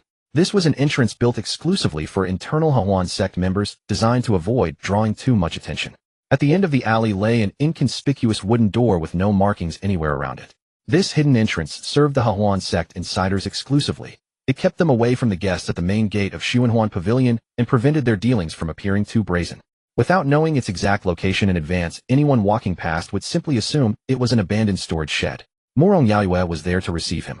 According to the original plan, the two should have gone directly to the underground secret chamber. But Su Changkong had pulled her straight upstairs instead. After engaging in some in-depth exchange, Ding detected that the host has fulfilled a fundamental human instinct. Reward proficiency of Yin-Yang combined Tao scripture has reached the great achievement stage. Reward supreme invincible golden kidney. Host Su Changkong cultivation, Xian my 8th layer external appearance, Qi induction 5th layer techniques, Xian Tian Zhao, Hua Ju minor achievement, Xiaoyao, Chang, Shengjing minor achievement, Yin Yang, combined Dao scripture great achievement Ha. With the system's announcement, Su Changkong's spirits rose. Setting aside the other rewards, this golden kidney had arrived at the perfect moment. No matter how robust one's constitution, it couldn't withstand daily high-intensity aerobic exercise for long. Any person would eventually struggle to keep up. But what was going on with this technique? Yin Yang combined Dao scripture was undoubtedly the last technique he had acquired, yet its proficiency had advanced faster than the other two. Su Changkong asked within his heart, "System, what's going on?" This technique came much later. Why has its proficiency improved so rapidly? That is because the host practices intensively every day, so the improvement naturally outpaces other techniques. Su Changkong's lips curled slightly upward. That made sense. Was he driven by lust? Of course not. He had simply chosen a cultivation method better suited to his needs in order to advance his technique. However, he soon remembered another matter. System, I've already reached great achievement with Yin Yang combined Dao scripture. Why do I not feel any obvious changes? It will feel more pleasurable. Su Changkong's expression froze. Looking at the panting Murong Yaoyue, it suddenly clicked into place. No way. You mean this Yin Yang combined Dao isn't about merging with the great Dao at all? After another battle, Su Changkong and Murong Yaoyue made their way to the basement. Yun Meier gazed at Su Changkong, her eyes half-closed, ripples of light dancing within them like autumn waters. She leaned languidly to one side, one hand gently cradling her chin. Since Sister Yu had already decided to be with this man, she naturally needed to thoroughly test his sincerity on her behalf. If he were merely looking for a superficial fling, she would never forgive him. A faint smile graced Yun Meier's lips as she curled her finger, beckoning Su Changkong closer. Lord Lin, come a bit nearer. As her voice fell, a wisp of pink spiritual energy drifted silently into the air. A delicate fragrance filled the sealed chamber, and even the dim yellow candlelight around them seemed veiled in a thin gauze. Holy Maid, Murong Yaoyue's face contorted in panic, instinctively stepping forward to intervene. When the Holy Maiden had previously mentioned this plan, she had strongly disagreed. Lin Hao, as cultivation was already quite low, how could he possibly withstand the charm arts of the Hahuan sect? Just as she was searching for the right words to persuade Yun Meier, she realized the person beside her hadn't moved an inch. Su Changkong's gaze remained clear and unclouded, showing not the slightest sign of being ensnared. A flicker of surprise flashed across Yun Meier's eyes. She flicked her fingertip and intensified her charm art further. Pink spiritual energy coiled upward along Su Changkong's sleeve, and her voice grew ever more alluring. Lord Lin, am I not beautiful? Su Changkong looked at her with an emotionless expression. She was undeniably breathtaking. Every gesture and every smile seemed designed to stir the heart. Any ordinary man standing there would have long forgotten his own surname. Unfortunately, he was Su Changkong. During my childhood, I spent much time with the eldest senior sister. Even surrounded by white snow, I learned to remain composed. This forged an inner resolve that cannot be swayed by beauty. I consider it a gift from the eldest senior sister. This was merely a trivial charm technique. In Su Changkong's heart, it amounted to nothing compared to the eldest senior sister. No clouds could obscure his vision. His heart was as still as water. Miss Yin, have you had enough? Yun Meier froze in place. The pink spiritual energy dissipated from the chamber. She straightened and studied the man before her, a seemingly weak cultivator. There were no protective artifacts on him, nor any signs of active cultivation technique. He had truly resisted her charm through sheer mental discipline alone. How was this possible? Sister Yue, has he always been like this? Yun Meier asked in bewilderment. Murong Yaoyue was equally taken aback by the result, pausing before nodding. In his daily life, he truly maintains proper boundaries, at least in front of others. Yun Meier rose from the soft couch and circled Su Changkong, her astonishment still lingering in her eyes. No wonder Sister Yu chose to follow you. You love her so deeply that even my charm technique cannot shake you. She stopped before Su Changkong, her tone tinged with complexity. Since she began cultivating, she had never encountered such a situation. Whether someone possessed firm will or powerful cultivation, the only difference was the degree of influence. But today, completely unmoved, with a heart like still water, eyes resolute, nearly ignoring her entirely. She had never experienced anything like it before. Su Changkong listened, then naturally reached out to hold Murong Yaoyue's small hand. Forgive my bluntness, but our love is pure. Yun Meier naturally believed him. Who else could resist her charm technique unless moved by true love? When will you bring me into Xian Tian's sect? She reclined once more on the couch, crossing one leg. Now, shouldn't we prepare credentials in advance? Yun Meier arched an eyebrow. Su Changkong drew out a Xiaoyao Peak token and waved it before her. Once we arrive at Xiaoyao Peak, simply remember your name is Yun Meier. Leave everything else to me. Yun Meier stared at the token in puzzlement. As a young master of the Lin family, how do you possess a Xiaoyao Peak token? The Peak Master and I became bosom friends at first sight. Our bond is one forged through life and death. Not only would he allow me to bring someone up the peak, he would never turn against me even if I dismantled Xiaoyao Peak itself. The words held truth. It was his own peak. He could dismantle it however he pleased. An hour later, Yun Meier had changed out of her striking red dress into a plain teal gown. Employing a secret technique, she concealed her aura and suppressed her cultivation to the spiritual spring realm. Guided by Su Changkong, the two proceeded without obstruction. However, strangely, they encountered not a single disciple along the way before reaching Xiaoyao Peak. Halfway up the mountain, Yun Meier could no longer contain her curiosity. That peak master of Xiaoyao. You trust him to bring someone of unknown origins up the mountain so easily? As I said, we share a bond of life and death, Su Changkong replied calmly from ahead. Yun Meier softly acknowledged and did not press further. The question merely puzzled her. The Hehuan sect had failed so many times, yet she had accomplished so effortlessly. It felt somewhat unreal. No, those previous envoys must have been inadequate, while she was simply too outstanding, which is why she harbored such thoughts. As the two stepped before the main hall of Xiaoyao Peak, Su Xiaoxiao ran out from a nearby courtyard. Seeing Su Changkong, she instinctively called out, "Bro." The moment the first character left her mouth, she glimpsed Yun Meier trailing behind him, and the remaining word died in her throat. Su Changkong stopped. Their eyes met. His face was expressionless, yet his gaze silently asked, "Did you forget so soon after I just told you?" Su Xiaoxiao swiftly recovered. In that fleeting instant, she quickly adjusted her words. "He who recognizes the times is a wise man. Since your esteemed self has paid the required tribute, you may join the great family of Xiaoyao Peak." After speaking, she pretentiously nodded toward Yun Meier. Su Changkong's eye twitched slightly. The cover-up was clumsy, but at least it held together. "Miss Su, why haven't I seen my handsome, dashing good brother?" he asked in a polite tone. Su Xiaoxiao's eyes widened slightly as she looked at her senior brother, nearly unable to process the words. She had never encountered such shameless boldness. The Peak Master had to leave temporarily on urgent business. Su Xiaoxiao forced back the urge to roll her eyes and played along. "I see." Su Changkong nodded with exaggerated solemnity, then turned to Yun Meier. "Since he is absent, let me show you around first, and I will take you to your residence later." Listening to their exchange, Yun Meier felt she had grasped the general situation. Lin Hao indeed knew the Xiaoyao Peak Master well, but getting her admitted would likely prove more difficult than expected. From what that Miss Su had let slip, he must have paid considerable spirit stones. At this thought, her gaze towards Su Changkong softened slightly. "Then I trouble you, Lord Lin," Yun Meier said with a slight nod. After taking Yun Meier on a simple stroll around the area, Su Changkong brought her to a spot in the middle, neither close to the main hall nor near the mountain's edge, a location that was just right. Before leaving, Su Changkong gave her another deliberate reminder: the Peak Master likes peace and quiet. He hates it most when disciples come near the main hall without reason.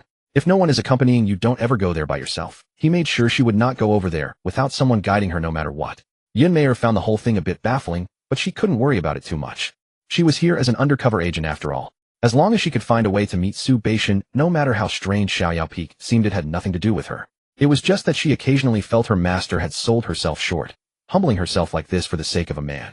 She had even gone so far as to send a disciple undercover just to confront him face to face. That was bad enough, but she also worried about the man's reputation and told her to make sure as few people as possible learned of it. It made everything feel so awkward and constrained. Seeing Yun Meier sitting on the bed lost in her own thoughts, Su Changkong left on his own. On the way, he ran into Su Xiaoxiao again. She was pacing back and forth outside the main hall, every so often craning her neck to look down the path, as if waiting for someone. When she saw Su Changkong return, she immediately rushed over, lifted her skirt, and twirled around in front of him. "Senior brother, look. Isn't this new dress I bought pretty?" Su Xiaoxiao asked, her eyes full of anticipation.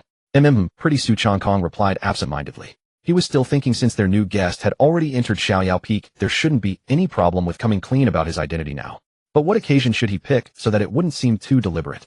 Su Xiaoxiao couldn't stand it. How could anyone be this indifferent? She had gone to so much trouble to dress up. Just as she was about to start scolding him, a playful idea suddenly came to her.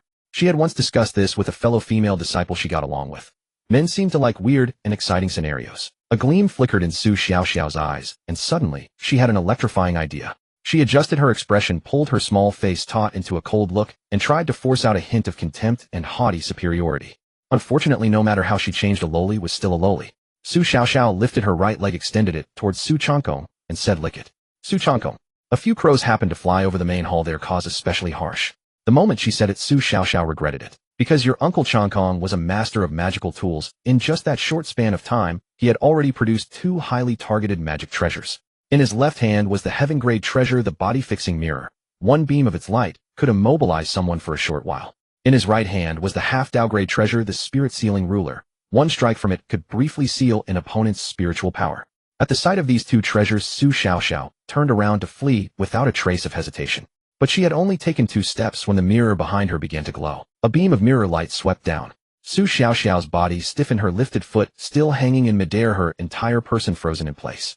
Su Changkong walked unhurriedly over to her with the body-fixing mirror in hand, the smile already returning to his face. A simple joke every now and then was fine, but this time she had genuinely stunned him. Last time in the main hall he had thought that getting the old man to take out the discipline ruler and give her a few strikes would be enough. Now it was clear that this could no longer be settled with an ordinary smack or two. He would have to come down with a heavy fist. Su Xiaoxiao could see that there was no escape in heaven or on earth, and with her body still frozen in place, she could only blink fiercely and force out a pitiful expression. Her eyes were pleading, "Senior brother, I truly know I did wrong." Unfortunately, it was too late. From the moment Su Changkong had taken out the body-fixing mirror and the spirit-sealing ruler, any explanation had become meaningless. He walked to Su Xiaoxiao and tapped her forehead twice with the spirit-sealing ruler. "You don't know that you've done wrong. You know that you're about to get a beating."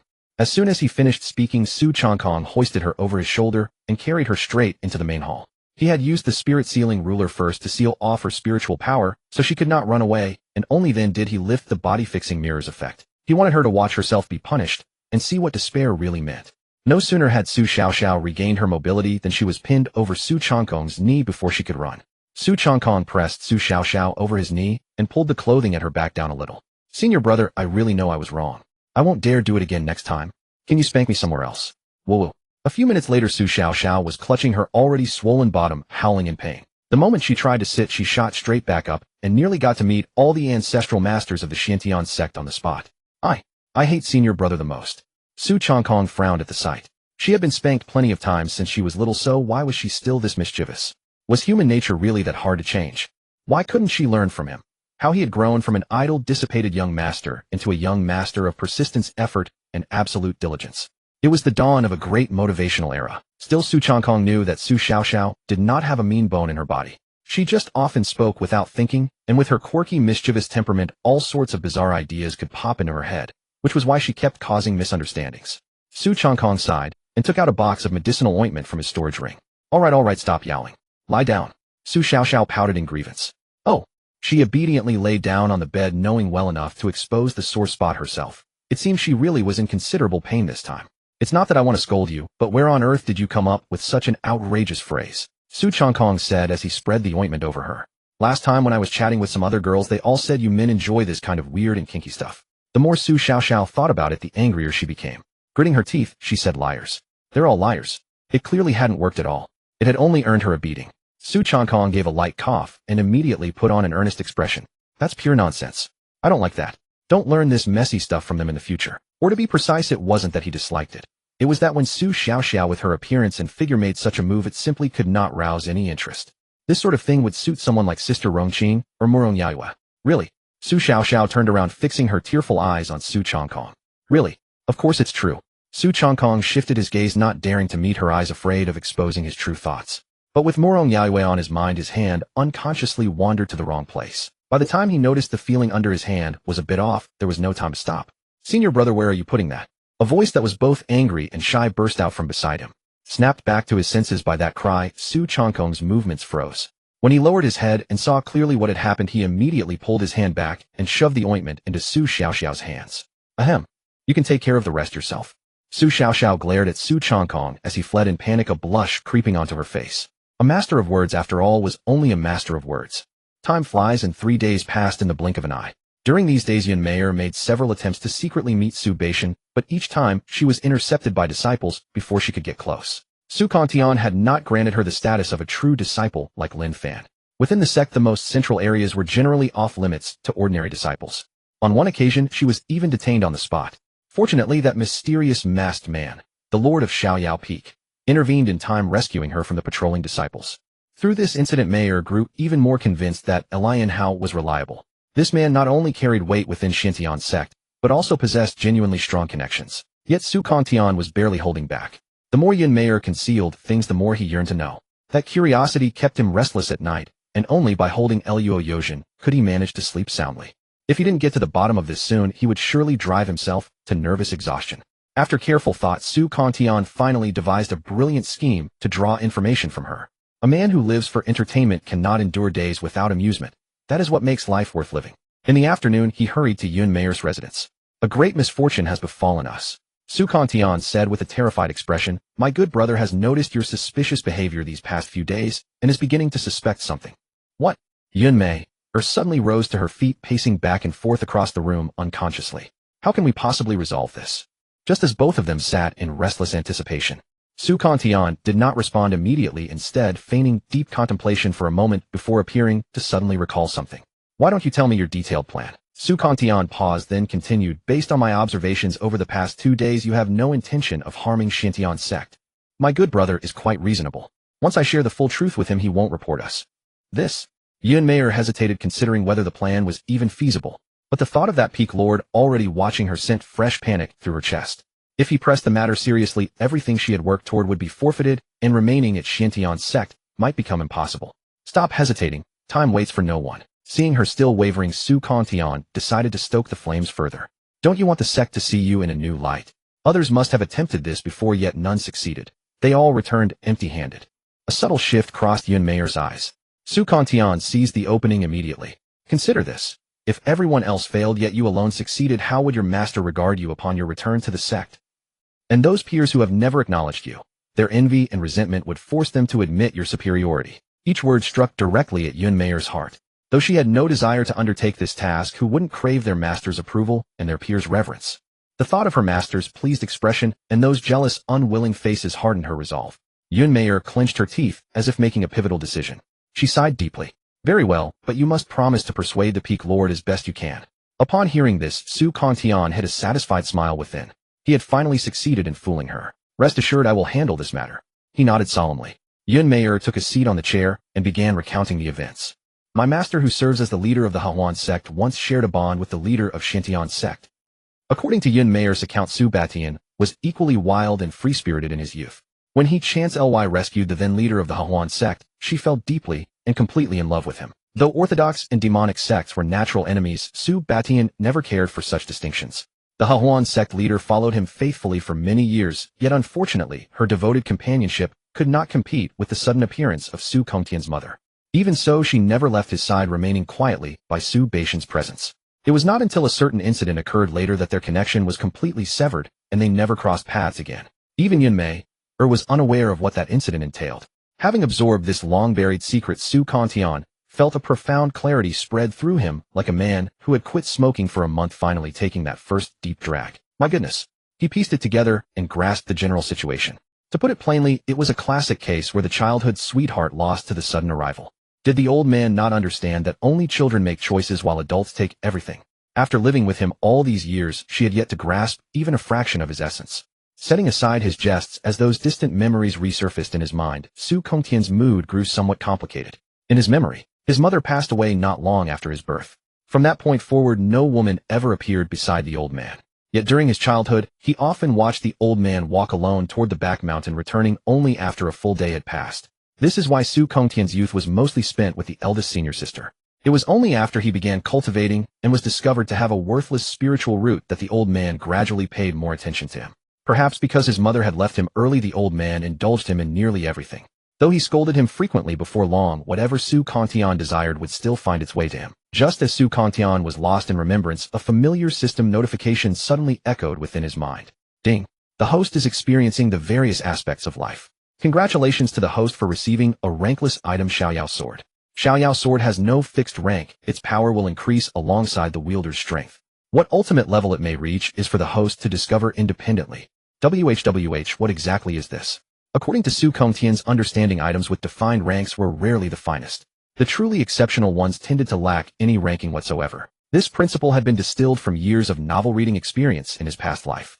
A rankless item was the true meta.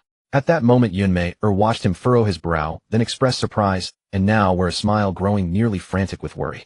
Well, do you truly have the confidence to persuade that peak lord? Hearing her voice, Su Kantian finally remembered his performance was far from complete. Now that I have a full understanding based on my knowledge of my brother, he will certainly assist you in this matter. He adopted an air of complete confidence. Having received the answer she sought, Yunmei breathed a sigh of relief. However, she could not yet let her guard down. She needed to secure a definitive response first. When will you go see him? Rest assured, at the latest by tomorrow, I will give you an answer. Su Kantian waved his hand, responding with an air of calm composure. Yunmei hesitated for a moment before quietly asking, will the peak lord truly listen to your persuasion? Just wait for my response. Nonsense. Would he not heed his own counsel? Su Kangtian turned and headed toward the doorway about to close it when another voice came from behind him. Yun Mei pressed her lips together and said earnestly, "If this matter truly succeeds, I will owe you a favor." "Very well, then owe it for now." After the door closed, Su Kangtian raised his gaze toward the direction of the sect's main hall, already anticipating Su Baishan's reaction upon learning of this matter. Oh old man, the romantic debts you accrued in your youth have finally come collecting." Having clarified the matter, Su Changkong decided to seek out Su Xiaoxiao, hoping to use the incident to coax her, lest she grow truly angry, which would only complicate things. Hardly had he walked a few paces when two enforcement disciples from the discipline hall approached head-on. The discipline hall existed solely to maintain order within the sect. Whether a fellow disciple maliciously injured another or property went missing once the matter reached the hall, the enforcement disciples would handle it. Upon seeing the two disciples' demeanors, Su Changkong was momentarily at a loss to understand the situation. Had Lin Fan gotten into trouble again? As for Yun Meyer, she didn't even cross his mind. Such a trivial matter. How could it possibly warrant someone coming to disturb him? Even if word did spread, others would merely assume he had nothing better to do and had sent someone on some errand. The lead disciple stepped forward, steeling himself as he clasped his fists in salute. Zhang Sen spoke with a complicated expression. "Young master, please accompany us." Su Changkong. Wait. Could it be that he was the one in trouble? Seeing Su Changkong hesitate without moving, the disciple standing behind Zhang Sen stepped forward as well. Young master, both the sect master and the elder grandmaster are present. The sect master himself requested your presence. Please humor us, and do not put us in this awkward position. Li Si urged cautiously. Wait, what? Su Changkong blinked in confusion. So what exactly happened? What did I do wrong? Both disciples lowered their heads, neither saying a word. Fine, show me the way. Realizing they wouldn't reveal anything further, Su Changkong decided to go and find out himself. The two disciples both breathed a sigh of relief. With the sect master on one side and the young master on the other, they were caught in an impossible dilemma. Offending either would make their lives miserable henceforth.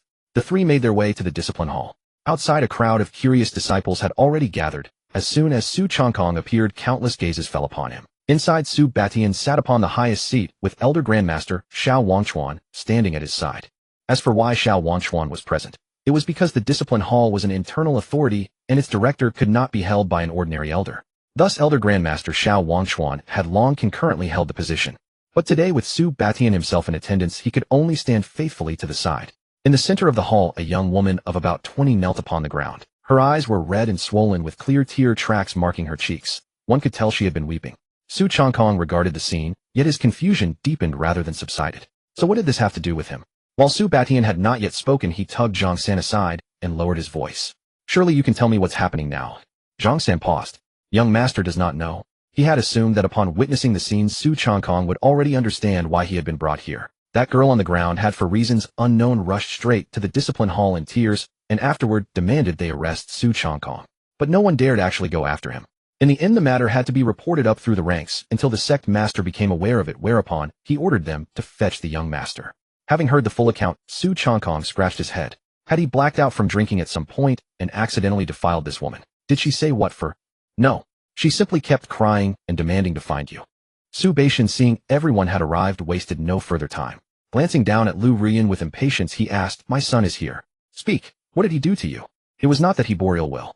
A mere outer sect disciple of ordinary looks and low cultivation. What could possibly merit his son's attention? If she had been beautiful even without cultivation, Su Batian would not have reacted this way. He knew his son all too well, a steadfast connoisseur of beauty. The sole reason he had come was that the matter involved Su Changkong, and the elder grandmaster dared not act unilaterally. Lu Rian lifted her head and cast a glance backward at Su Changkong.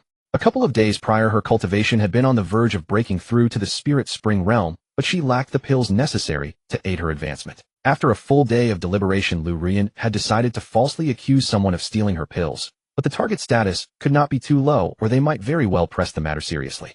Thus she had set her sights upon Su Changkong. And so today's performance unfolded. Young master stole my spirit spring pill. Please, sect master, grant me justice. Su Batian seemed to doubt his own ears. What pill, eh? The spirit spring pill. Having said this, Lu Rian resumed her weeping. Su Batian stared in bewilderment. Xiao Wangchuan looked equally stunned. Su Batian turned his gaze toward Xiao Wangchuan, a flicker of doubt about his capabilities evident in his eyes. He had considered many possibilities, even that his son might have gotten drunk and acted foolishly. Had Lu Rian claimed she had casually acquired something of value, Su Batian might have questioned his son's character. But this situation was utterly baffling. A pitifully amateur ruse. Before anyone could stop themselves, the sound escaped, and the surrounding disciples watching could no longer contain their laughter. Oh dear, did you hear what she just said? Ha ha ha. Did she really say the young master stole her spirit spring pill? Besides, when has the young master ever bothered to cultivate? Most of the disciples who had gathered expecting grand drama dispersed after laughing their fill.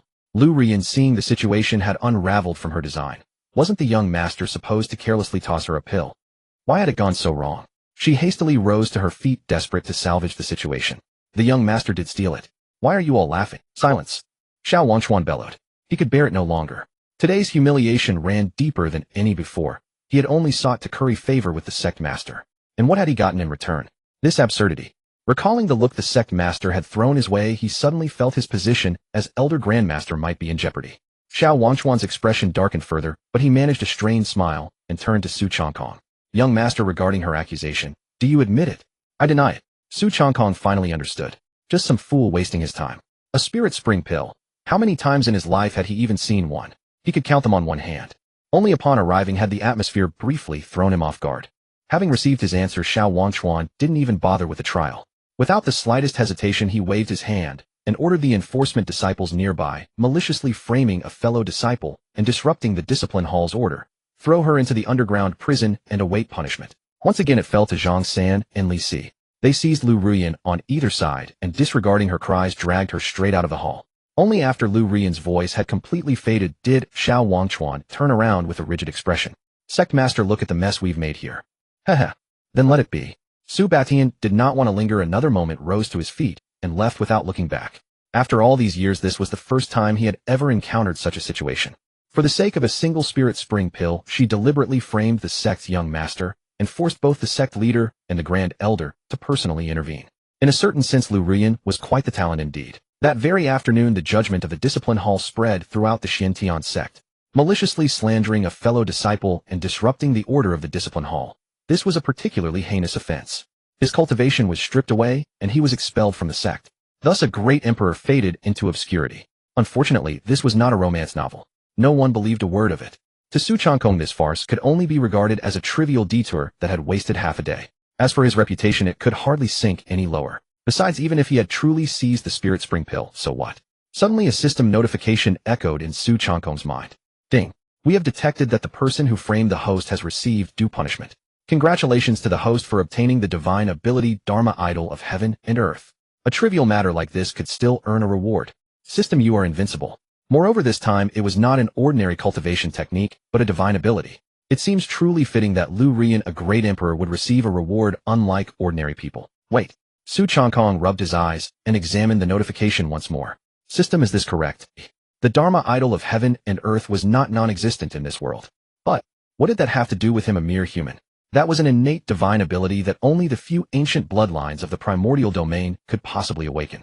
Even among those bloodlines, only the rare few with the most powerful lineage and talent had the qualification to master it. The reward distribution is correct. Please do not question this system. Fine. Since you insist, I will reluctantly accept it. Su Changkong wore an utterly helpless expression. Who could blame him for being so outstanding? System, bring up my current status panel. Host Su Changkong. Cultivation, profound vein 8th stage, outwardly displayed, Qi attraction 5th stage. Techniques, profound heaven creation, art minor achievement, carefree longevity, scripture minor achievement, yin yang, Dao union scripture major achievement. Item, carefree sword. Divine ability, Dharma Idol of Heaven and Earth. Such a distinguished young master, yet reduced to being falsely accused by an outer sect girl. Your performance as a young master is truly impressive, isn't it? A cool, serene voice came from beside Su Changkong. He turned his head and looked. A tall woman clad in blue and white robes with pale gray eyes that revealed absolutely no emotion had somehow appeared behind Su Changkong without his noticing. The mere glance she cast toward him made him instinctively assess every possible escape route around them. Senior Sister Qianxue, when did you return? Su Changkong's face instantly lit up with a grin, his tone brimming with warmth. This flattering display was entirely genuine. There was no choice. He was living under her roof, so he had to bow his head. This ancestor really would beat him when displeased. He had been thoroughly beaten many times throughout his childhood and youth. Why don't you welcome my return? Yi Qianxue stepped forward, wrapped her arm around Su Changkong's shoulder, and gazed steadily at him. Oh dear, what are you saying? Su Changkong quickly waved his hands and declared with solemn righteousness, if you had informed me in advance, I would have long since led a welcoming party down the mountain and hosted a grand banquet in your honor. Yi Lianxue ignored his nonsense, released her grip, and walked forward. In that case, come with me. Su Changkong watched her retreating figure side and obediently followed behind. Great. This ancestor had only just returned, and who knew what trouble she would devise next. Slowly the two arrived at an open clearing. Yi Lianxue halted and turned, drawing the long sword from her waist. With a clear ringing chime of steel, the cold blade pointed directly at Su Changkong. Before she could even speak, Su Changkong had already lunged forward, wrapping both arms tightly around her other arm. Good heavens, senior sister Chinchua. You just got back and already trying to murder your own junior brother. As he spoke, he secretly glanced up at Yi Chinchua's expression. Seeing no reaction, Su Changkong quickly intensified his grip and pleaded, don't. After all, you're my second senior sister. Throughout all these years, I have always treated you as my true elder sister. Do you still remember running together beneath the sunset when we were children? That was our lost youth. Yi Chinchua was completely thrown off balance by this barrage of tactics. She raised her arm and shook vigorously, but the fellow clung to her like plaster, refusing to let go and instead holding even tighter. Let go at once. Suppressing the urge to kick him flying, Yi Lianxue said coldly, Master told me you have already cultivated to the first stage of the profound vein. Let me test you and see whether your foundation is solid. As soon as she finished speaking, the grip on her arm immediately ceased. Su Changkong instantly released her, leaped backward, and casually brushed off his robes. He even raised his hand to wipe away the non-existent cold sweat from his forehead. He had imagined something far more severe. He thought Yi Lianxue, bored after her return, had come specifically to beat him up. But it was only this. Su Changkong drew the carefree sword, pointed it forward, and struck a pose of a seasoned warrior. Chinchua, have you ever been defeated? Although he knew he could not prevail surrendering before a single strike was exchanged, what kind of man would that make him? That was thinking like a coward. Immediately after, Su Changkong's anguished cries echoed across the clearing one after another. 1 minute later, a breathtakingly beautiful woman walked ahead with a dejected man trailing miserably behind her. Senior sister Chinchua, why were you so forceful during a mere sparring match? Su Changkong had forgotten one very important thing. Yi Chinchua was not like Su Xiaoxiao. At such close range, there was no opportunity to employ his magical treasures. Furthermore, she had long since entered the Origin Soul realm. Against the crushing weight of absolute cultivation suppression, all his flashy techniques were utterly useless. As for the Dharma idol of heaven and earth, of course, he could not possibly use it in such a place. A trace of satisfaction appeared on Yi Chinchua's face. Not bad. Your foundation is exceptionally solid.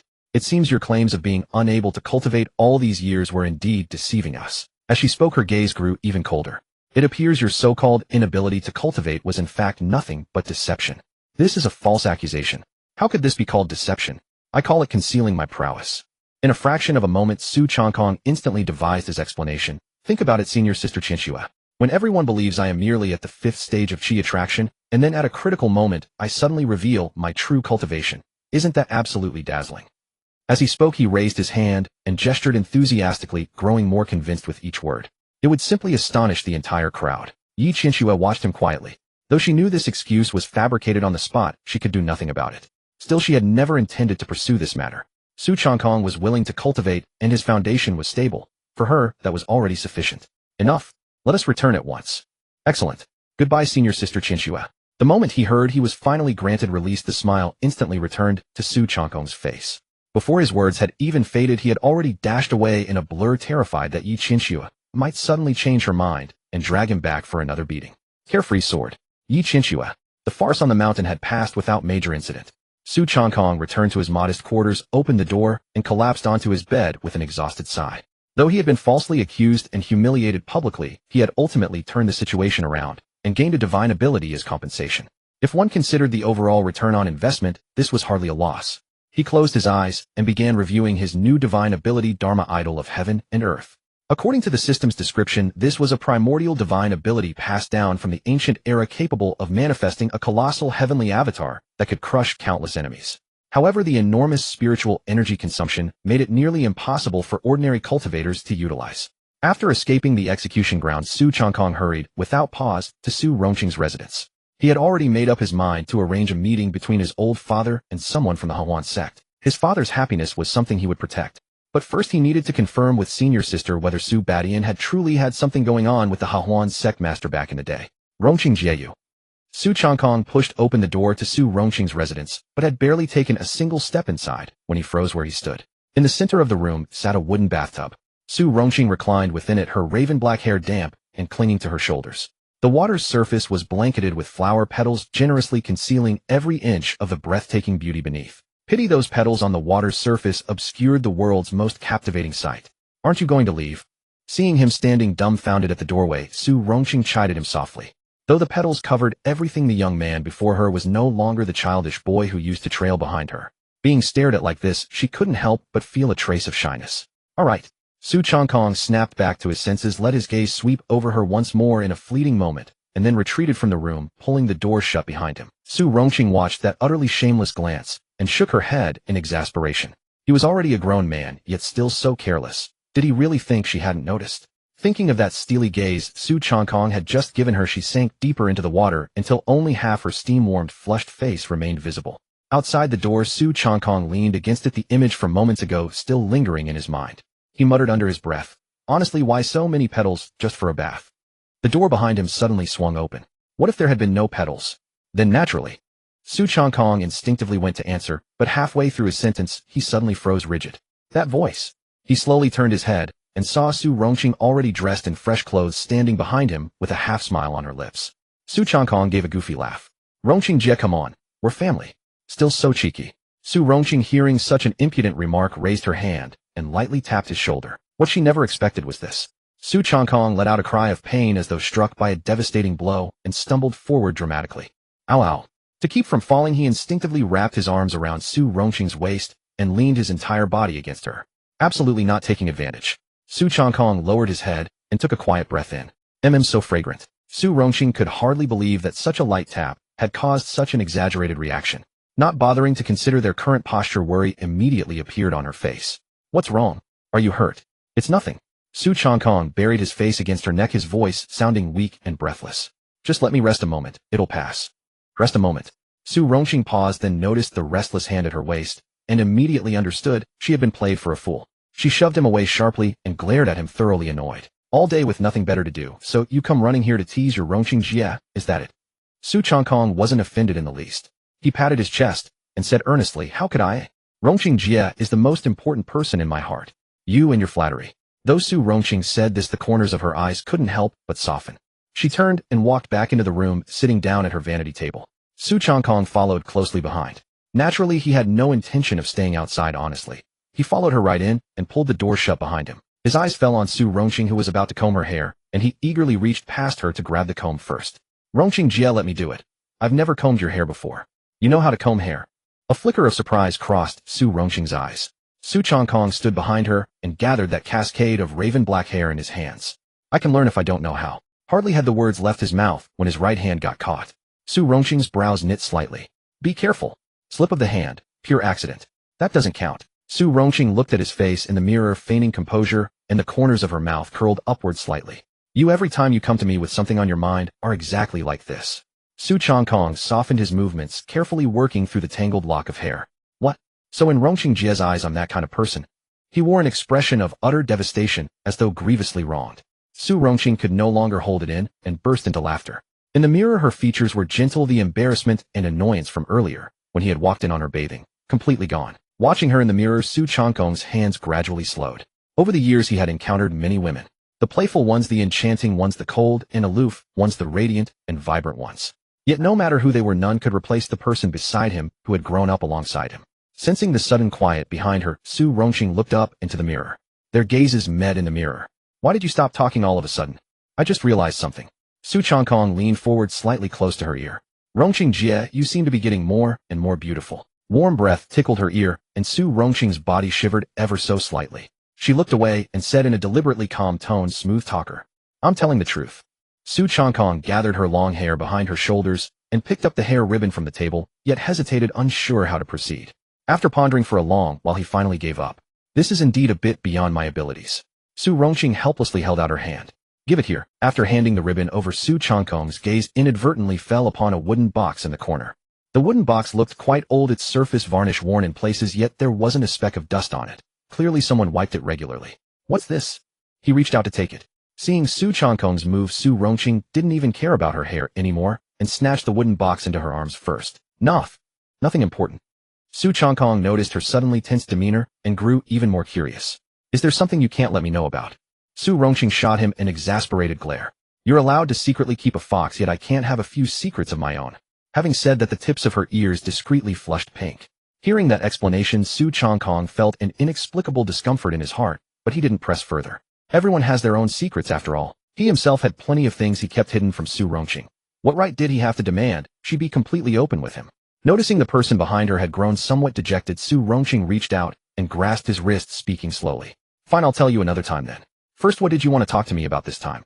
Su Changkong suddenly jolted back to reality, almost forgetting why he had come in the first place. He asked, do you know anything about my old man and the Hahuan sect master? Su Changkong relayed everything he had heard from Yun Mayer regarding Su Badian's past with the Hahuan sect master. After listening patiently, a figure surfaced in Su Rongqing's mind. It seems there was indeed someone like that. Seeing this, Su Rongqing immediately guessed what nefarious scheme he was plotting again. She asked, what are you up to now? Nothing much. Su Changkong's lips curved into a roguish smile. I plan to arrange for the two of them to meet. Since even Su Rongqing had confirmed the matter, his last remaining hesitation vanished completely. Su Changkong couldn't wait to rise from his seat. Sister Rongqing, I'm taking my leave. Wait. Su Rongqing hastily called out to him.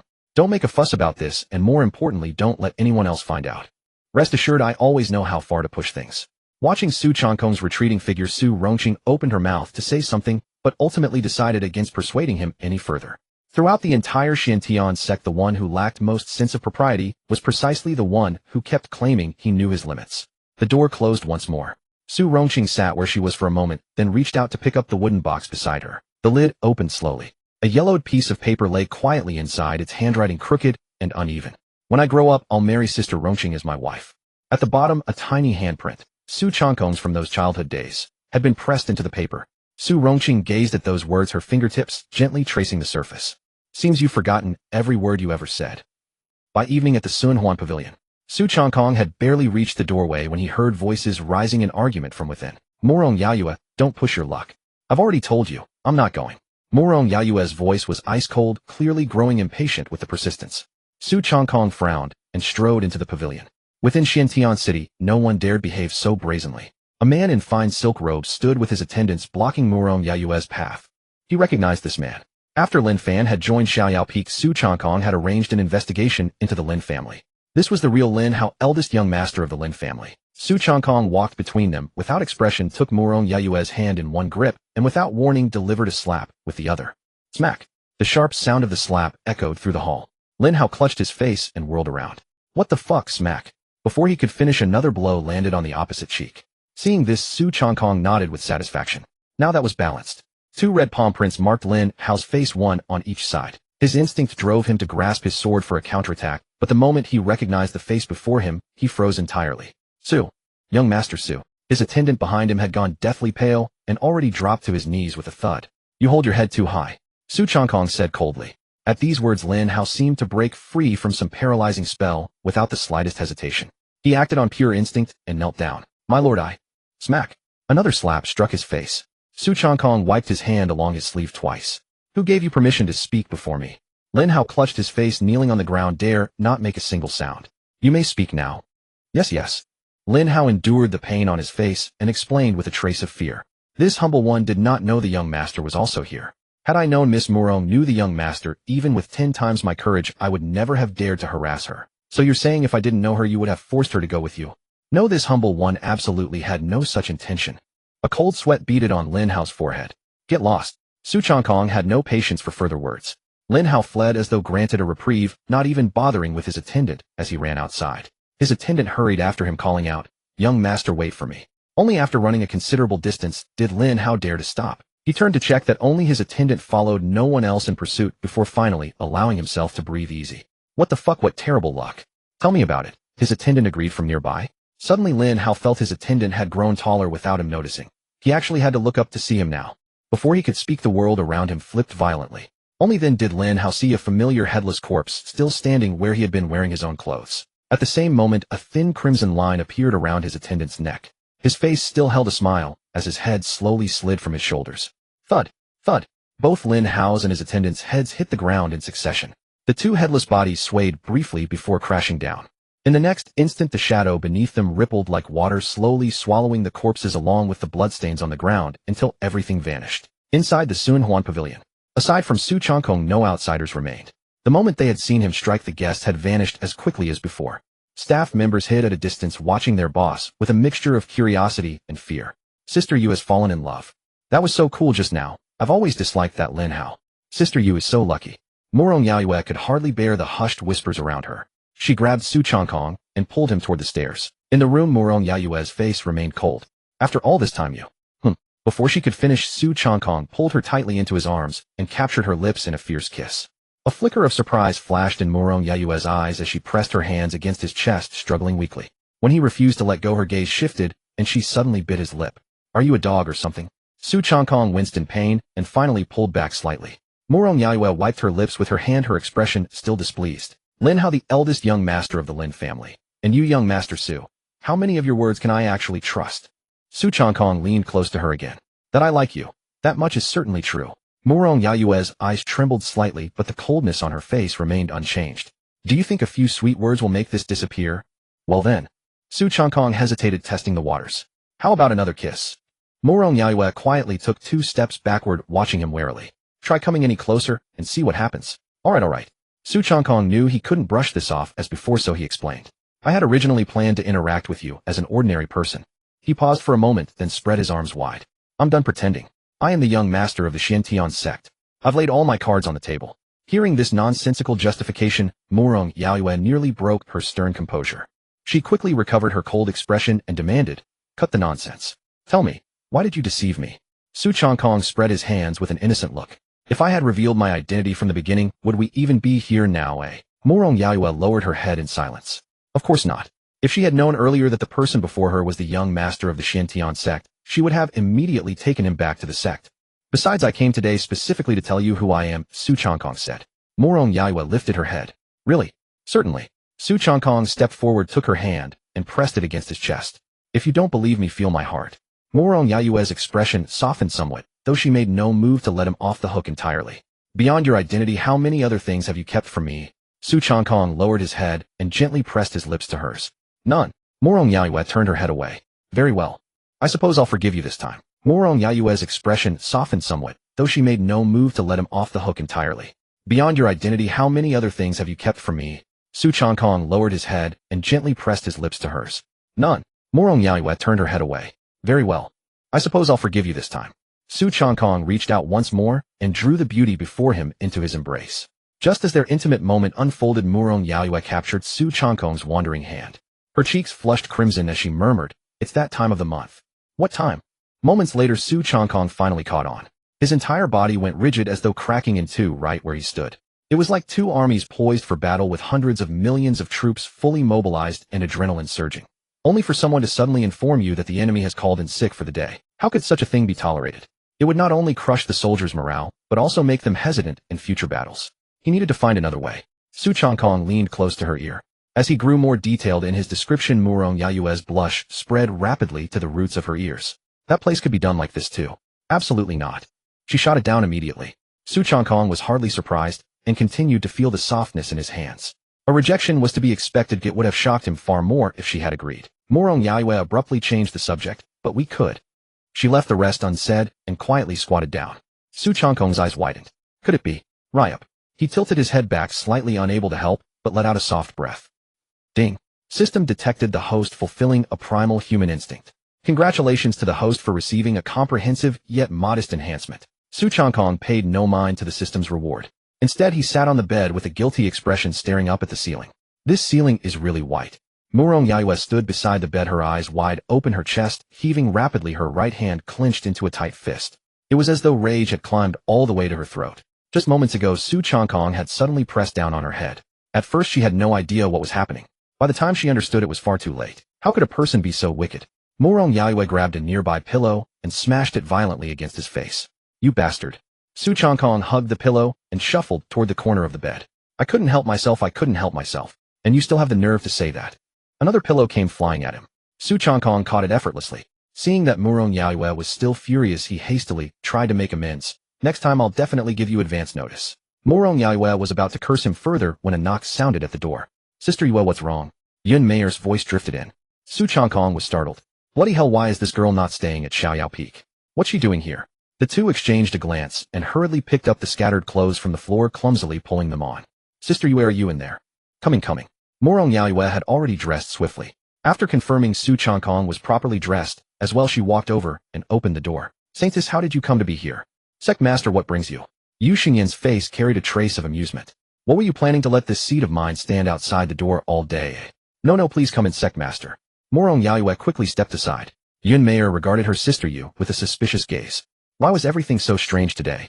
When she followed Yu Xingyan inside and spotted Su Changkong within, understanding dawned on her instantly. Su Changkong raised his hand slightly in greeting. His gaze fell upon Yu Xingyan. So this is father's childhood sweetheart. Looks like we've ruined the mood. Yu Xingyan covered her mouth with a laugh. Yun Meier was far less composed. As a young maiden, the atmosphere in the air made her cheeks flush involuntarily. Goodness, hadn't she warned Sister Yu in advance that the sect master would be visiting today? Why would this happen? You must be Su Changkong. Yu Xingyan casually conjured a chair behind her back and sat down.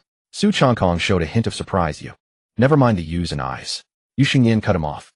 Call me Aunt Yen. Wait. Yun Meier grew increasingly puzzled, her mind struggling to catch up. Sect master, why are you calling him Su Changkong? Isn't he Lin Hao? Isn't Su Changkong the peak master of Xiaoyao Peak? She instinctively glanced at Morong Yaoyue, but found no confusion on the other's face. Why does sister you seem to already know? In that moment, only Yun Meier was hurt in the world. Su Changkong cleared his throat, attempting to ease the awkwardness. Well, it's a long story. How should I put this? In short, just go with it. The situation is exactly as it appears. Everyone has seen the specifics yourself. Hearing this explanation, Yu Xingyan couldn't stop smiling. Morong Yaoyue cut him off, telling him to stop spouting nonsense, and proceeded to explain the full sequence of events to Yun Meier. After learning the whole story, Yun Meier's complexion shifted between pale and blue. How could a person be so despicable? Thinking back to her days at Xiantian's sect, walking on eggshells every single day, terrified of revealing even the slightest flaw. And yet from the very beginning she had been thoroughly exposed, stripped bare like a clown, jumping up and down in his eyes. She felt an overwhelming sense of powerlessness, realizing she alone had been kept in the dark. Let the world be destroyed. Yu Xingyan, however, was hardly surprised. From the moment she stepped inside, she had already guessed most of it. Otherwise, how could a mere Lin family wield such immense power and even place someone within Xiaoyao Peak? If it were merely an outer sect disciple, that might have been plausible. Since that was the case, meeting Tiangu would be far easier now. Yu Xingyan waved her hand, signaling the other two to leave.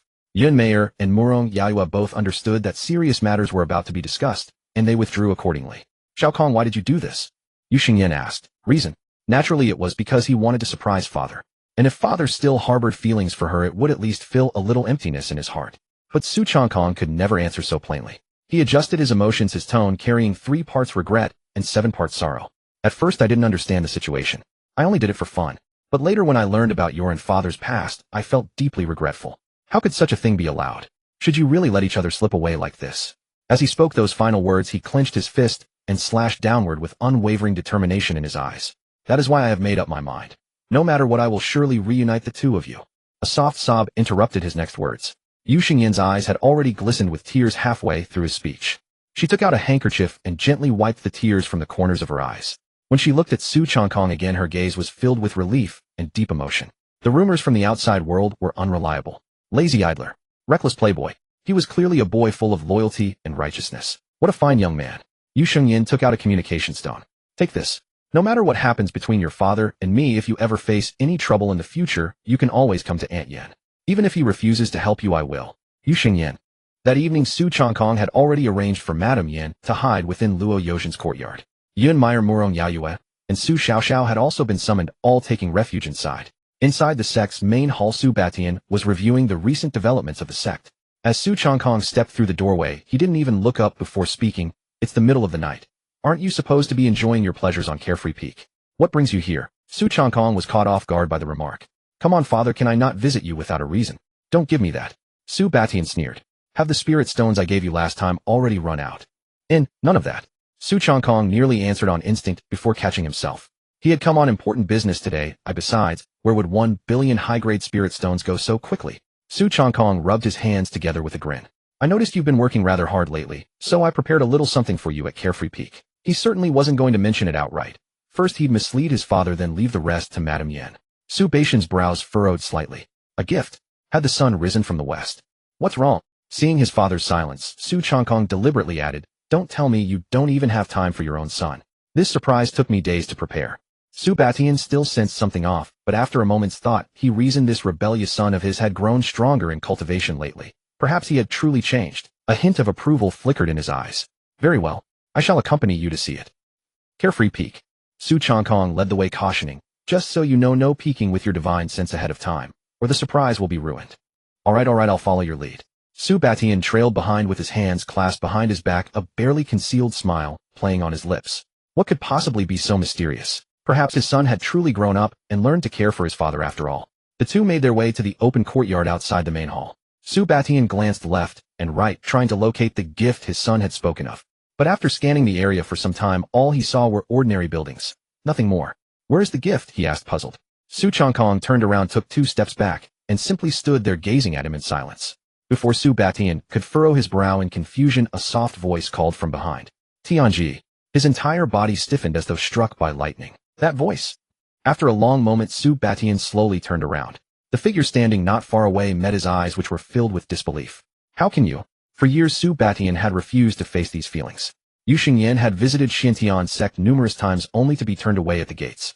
If not for the audacious spy who had surfaced within the sect this time, she might never have reached him in person. Yu Xingyan gazed at the man she had dreamed of day and night. Though she had rehearsed many things to say beforehand, the moment they stood face to face, her throat tightened and no words came. Her lips trembled as she whispered, "Why? Is it because I belong to the Hawan sect?" "No," Su Batian answered without hesitation. Looking into her reddened eyes, the guilt he had buried deep within his heart for years could no longer be suppressed. "I have never looked down on who you are. Then why refuse to see me?" Yu Xingyan demanded. Su Batian opened his mouth, but found no answer. Throughout his life, he had faced countless powerful foes, without ever flinching even on the brink of death. After a long silence, he spoke in a low voice, "Because I didn't know how to face you. What happened back then, it was my fault." At this point, he had no intention of running any further. All the words he had hidden for so many years spilled out. "I once thought the 3 of us could stay together forever, but Ninger is gone." At the mention of that name, Su Batian's voice dropped noticeably. "Before she left, she blamed me for nothing, not once. She even told me not to let you down. And precisely because of that, I found it even harder to face you. I always felt that accepting you would be like completely letting go of her, as if I were betraying everything we once shared. And that is precisely why I couldn't face you." Yu Xingyan listened quietly, a bitter smile slowly forming on her lips. "So to honor someone who has already left, you're willing to abandon me." She stepped forward until she stood directly before Su Batian. "I always regarded Changning as a younger sister. When she passed, I suffered just as much as you did. You may never forget her, and I never expected you to. But I only want to hear it from your own lips." Her tear-filled eyes locked onto his, and she asked word by word, "Have you thought of me at all over these years?" Near the courtyard gate, 4 heads had somehow appeared, lined up neatly from bottom to top. Su Changkong, who had been watching from a distance, instinctively held his breath. Su Batian sighed deeply. "Yes, I have." Yet the tears in Yu Xingyan's eyes could no longer be contained, spilling down her cheeks. In the next moment, she raised her hand and struck him across the face. Slap. The crisp sound echoed across the courtyard. Su Changkong's eyelid twitched, and he silently shifted half a step to the side. "Oh dear, this might have gone too far." Su Batian made no move to dodge. His face turned slightly to the side, and a faint red palm mark quickly appeared on his cheek. Yu Xingyan's voice trembled with restrained anger. "Su Batian, you are nothing but a coward." With that, she turned and walked away. But barely 2 steps in, a broad hand reached out from behind and grasped her wrist. Yu Xingyan froze. Su Batian stood behind her, his grip firm but gentle, refusing to let go. That single word, coward, had thoroughly awakened him. "All these years I was wrong. If you are still willing to give me another chance, I'll explain the rest to you slowly." Watching this unfold, Su Changkong privately exhaled in relief. Thank goodness, it was a happy ending after all. If things had turned sour, he wasn't even sure he'd survive until tomorrow. Thinking this, Su Changkong couldn't help but raise his hands and applaud. But after only 2 claps, he caught Su Batian's murderous glare. Su Changkong quickly dropped his hands. He cleared his throat and casually averted his gaze as though he had seen and heard absolutely nothing. He then turned and walked into Luo Yozhin's courtyard, making sure to pull the gate shut behind him as he entered. Feeling a bit awkward writing this, I've hit a serious creative block. Inside the courtyard, seeing Su Changkong approaching, they feared the man outside would notice this side and hit against the walls. Only after Su Changkong walked in and closed the courtyard gate behind him did they poke their heads out one by one. "I never thought Master had such a romantic history." Su Xiaoxiao covered her mouth, looking astonished, and tried to keep her voice down. But no one paid her any attention. They were all straining their ears to listen to what was happening outside. After a while, as the footsteps beyond the door slowly faded, rustling sounds resumed inside. "Senior brother, aren't you going to introduce them?" Su Xiaoxiao looked at Murong Yaoyue and Yun Meier with a mischievous smile. Between the two, Murong Yaoyue was fine.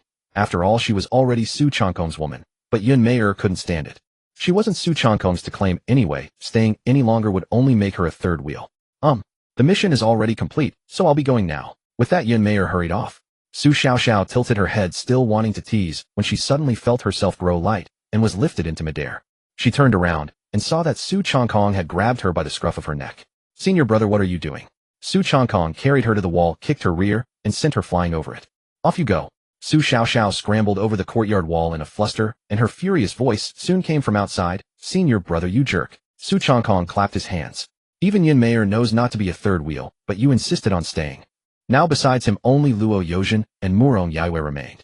When he turned around, he found Murong Yaiyue still smiling sweetly on the surface, but the way she looked at him was dangerous. His heart suddenly gave a lurch. Su Changkong steeled himself and pointed at Luo Yozhen. This is... Murong Yaiyue cut him off directly, smiling brightly. So this must be the little sister. I've heard my Changkong mention you often. That, my Changkong, triumphed by preemption, declaring sovereignty while creating an atmosphere of intimacy and implying the other woman was an outsider. The word sister may seem warm, but in fact it pins the other woman in the position of the junior one. One couldn't blame her for being hostile. When women meet this kind of situation, they all wish to be the one on top. What Murong Yaiyue never expected was that the person she encountered this time was a sweet simpleton. Luo Yozhen looked flustered, waved her hands repeatedly, and bowed to her. Greetings, mistress. Murong Yaiyue. She froze for a moment, a question mark slowly rising above her head. Me? Mistress? Just how does this man usually go around ruining innocent women like this? Why would she call me mistress the moment she saw me? Then wouldn't she have to call Su Changkong? Murong Yaiyue barely managed to react. She turned her head stiffly towards Su Changkong, murderous intent in her eyes. Would you care to explain? She asked through gritted teeth. Seeing that Murong Yaiyue's mood was off, Luo Yozhen was at a loss, not knowing what she had done wrong. She blinked and instinctively shot Su Changkong a pleading look for help. To preserve the peace of his harem, Su Changkong could only give Murong Yaiyue an embellished account of Luo Yozhen's miserable life. However, he deliberately left out everything about the fox spirit, so as not to bring trouble to Luo Yozhen. After all, Su Changkong couldn't stay by her side at all times. After hearing Luo Yozhen's past, the hostility in Murong Yaiyue's eyes gradually faded. When she looked at Luo Yozhen again, her gaze had already turned much softer. Poor girl. Murong Yaiyue suddenly changed the subject, speeding up her words. So what does that have to do with her calling you master? After all, she is my personal maidservant. It's perfectly normal for her to call me master, isn't it? Su Changkong said with a laugh. All right, let's not talk about that anymore. He casually took one by each hand and led the two toward the room. We're all one family from now on, so of course we should get familiar with each other. A while later, inside the room, Su Changkong sat on the bed. Murong Yaiyue sat on his left while Luo Yozhen stood before him. Luo Yozhen shyly covered her body with her hands. Master, sister Yu is still here. After hearing the full story earlier, Murong Yaiyue had readily accepted her as a sister and told her to call her sister Yu from then on. Mistress was too unpleasant to hear. We're all one family now, so we can take this chance to get closer. Didn't you want to be a cowgirl? Now your chance has come. Luo Yozhen hesitated where she stood, but in the end slowly sat down, letting out a muffled groan. Murong Yaiyue had never seen such a scene. Just as she was about to scold them coldly, Su Changkong pulled her into an embrace. Then she felt a soft touch on her lips, and a tongue slipped into her mouth, stirring wantonly. The lamplight in the room stayed lit until deep into the night. The relationship among the three, which had once been somewhat distant, quietly grew closer that night. Ascension. Ding. Detected that the host has performed a human primal instinct 1. 5. Reward cultivation increased by 1 layer. Host Su Changkong cultivation profound vein 9th layer outward display, Qi introduction 5th layer art, Xiantian creation, art minor completion, Xiaoyao longevity scripture, great completion, Yinyang harmonization scripture, great completion item, Xiaoyao sword divine ability dharma form of heaven and earth. 2 hours later. The scene was a complete mess. Luo Yozhen had long since collapsed weakly onto the bed, fast asleep. Through this experience, she also learned a truth: being a cowgirl is not so easy. After it was over, Murong Yaiyue hurried off to rinse her mouth. Judging by the sound, she was already on her 3rd rinse. The agony of being able to watch, but not join, tormented her so much that her head spun, and she unconsciously licked the point where they were joined. That single lick made Su Changkong's mind feel as though it had exploded. His whole body lost control and shuddered a few times, resulting in the current situation. A week later. During this time, the relationship between Su Batian and Yu Shengyan warmed up rapidly. Although the two had not immediately put the past completely behind them, they no longer avoided each other like before. As for Su Changkong and the other two, one could say they were reveling every night. Luo Yozhen simply obeyed blindly and kept her posture extremely low, but after becoming familiar with Murong Yaiyue, she occasionally took the initiative to chat with her. Although Murong Yaiyue could not quite accept it at first, as time passed, and after that time of the month had come and gone, she eventually joined in. The three of them grew more and more accustomed to one another, and the originally subtle relationship gradually stabilized. Finally, driven by the system's repeated rewards, the spiritual energy in Su Changkong's dantian had finally accumulated to its limit. The vast spiritual energy continuously converged into his dantian. The originally illusory vortex of spiritual energy gradually solidified, and a blurry phantom of a spirit mansion slowly emerged. The spirit mansion condensed. The spirit mansion realm was complete. One could only say that those who had not reached the spirit mansion realm by the age of 20 were simply too weak for words. And those who reached above spirit mansion by 20, how they were just lucky. That day Su Changkong had just returned to Xiaoyao Peak from Chuanfeng Tower. After all, it had been quite some time since he had seen Xiao Shui and Xiao Wu, so he ought to spend more time keeping them company. Yet no sooner had he arrived at Xiaoyao Peak than such a scene unfolded before his eyes. Yun Meier was leaning against the outside of the courtyard, her expression rather grim. What was going on? She hadn't even come here to take a look over the past few days. Why the sudden visit today? Su Changkong cast a glance over her and asked with puzzlement, "What's with you?" Seeing him return, Yun Meier's expression turned complicated. After hesitating for a moment, she finally spoke. "We're preparing to return to Hahuan's sect today. But Sister Yu refuses to leave. She thinks your cultivation is too low and your lifespan is all too short. So she wants to stay here and keep you company." Though she could understand Sister Yu's choice, she simply couldn't accept it. In Yun Meier's eyes, no matter what identity Su Changkong held, it could never change the fact that he was at the 5th level of Qi introduction and incapable of cultivating. Staying here with him would do nothing but waste her youth. The expression on Su Changkong's face gradually stiffened. He had indeed forgotten about this matter. Apart from his senior sisters and his father, no one knew that his cultivation was no longer at the 5th level of Qi introduction. They all still regarded him as that useless young master. It seemed that his father hadn't told Aunt Yin about this either. He hadn't expected Murong Yaoyue to have already thought so far ahead, so far that she would choose to stay out of worry over this very problem. Yun Meier stared at him in silence, then let out a helpless sigh. Although Sister Yu never says it aloud, deep down, she is still terrified. She's afraid that one day when she emerges from seclusion, you will already have grown old. Hearing these words, Su Changkong stood frozen in place, torn between being moved and wanting to laugh. This silly woman. He reached out and pushed open the courtyard gate. Murong Yaoyue was slumped over the table, her cheek resting on her arm, her gaze vacant as she stared ahead. Upon hearing the gate open, she hastily rose to her feet. After recognizing who had come, her dejected expression vanished in an instant, replaced by a forced smile. "You're back," Murong Yaoyue said, trying hard to appear composed. Yet no matter how one looked at it, that expression seemed somewhat unnatural. Su Changkong stood before her without exposing her, then raised his hand and gently caressed her cheek. Murong Yaoyue grasped his hand, her eyes tinged with panic. "What's wrong?" Su Changkong intended to resolve this matter in the most direct, the most straightforward, and the least roundabout way possible. In that split second, his aura was finally no longer concealed. Ah no, it was still concealed just a little. A surge of spiritual energy belonging to the profound meridian realm slowly radiated from his body, engulfing the entire courtyard in an instant. The aura was precisely contained within the courtyard, so much so that even Yun Meier, standing right beside him, failed to notice it. 5th level of the profound meridian realm. Murong Yaoyue stared at the scene, utterly dumbfounded. She rubbed her eyes, then carefully sensed it once more. After confirming that she hadn't misread anything, the expression on her face gradually drained away. "You? So you've actually been at this realm all along?" Murong Yaoyue's face was a picture of fury, as though she were about to draw a gun on him. Su Changkong was stunned. Damn. The development of events didn't seem to be heading toward the perfect ending he had envisioned. Last time he had sworn with absolute conviction that he had no more secrets from Murong Yaoyue. Yet how much time had passed before he was caught red-handed once again? Murong Yaoyue stared at him with a blank expression, her gaze growing ever more dangerous. Su Changkong felt a chill run straight up his spine and into the crown of his head. In the midst of that life or death terror, his brain whirred at lightning speed. A mere 0.01 seconds before death descended, a light bulb flickered to life above his head. Shoo. Su Changkong pressed his index finger to his lips, cast a wary glance left and right, then lowered his voice. "Apart from you, only my father and those 2 senior sisters know about this. Even Yojin has no idea, so it was that well hidden. Then perhaps he hadn't deliberately kept it from her after all." The murderous intent in Murong Yaoyue's eyes subsided slightly. She narrowed her eyes and instinctively scanned the surroundings. Only after making sure there was no one else nearby did she turn her gaze back to Su Changkong.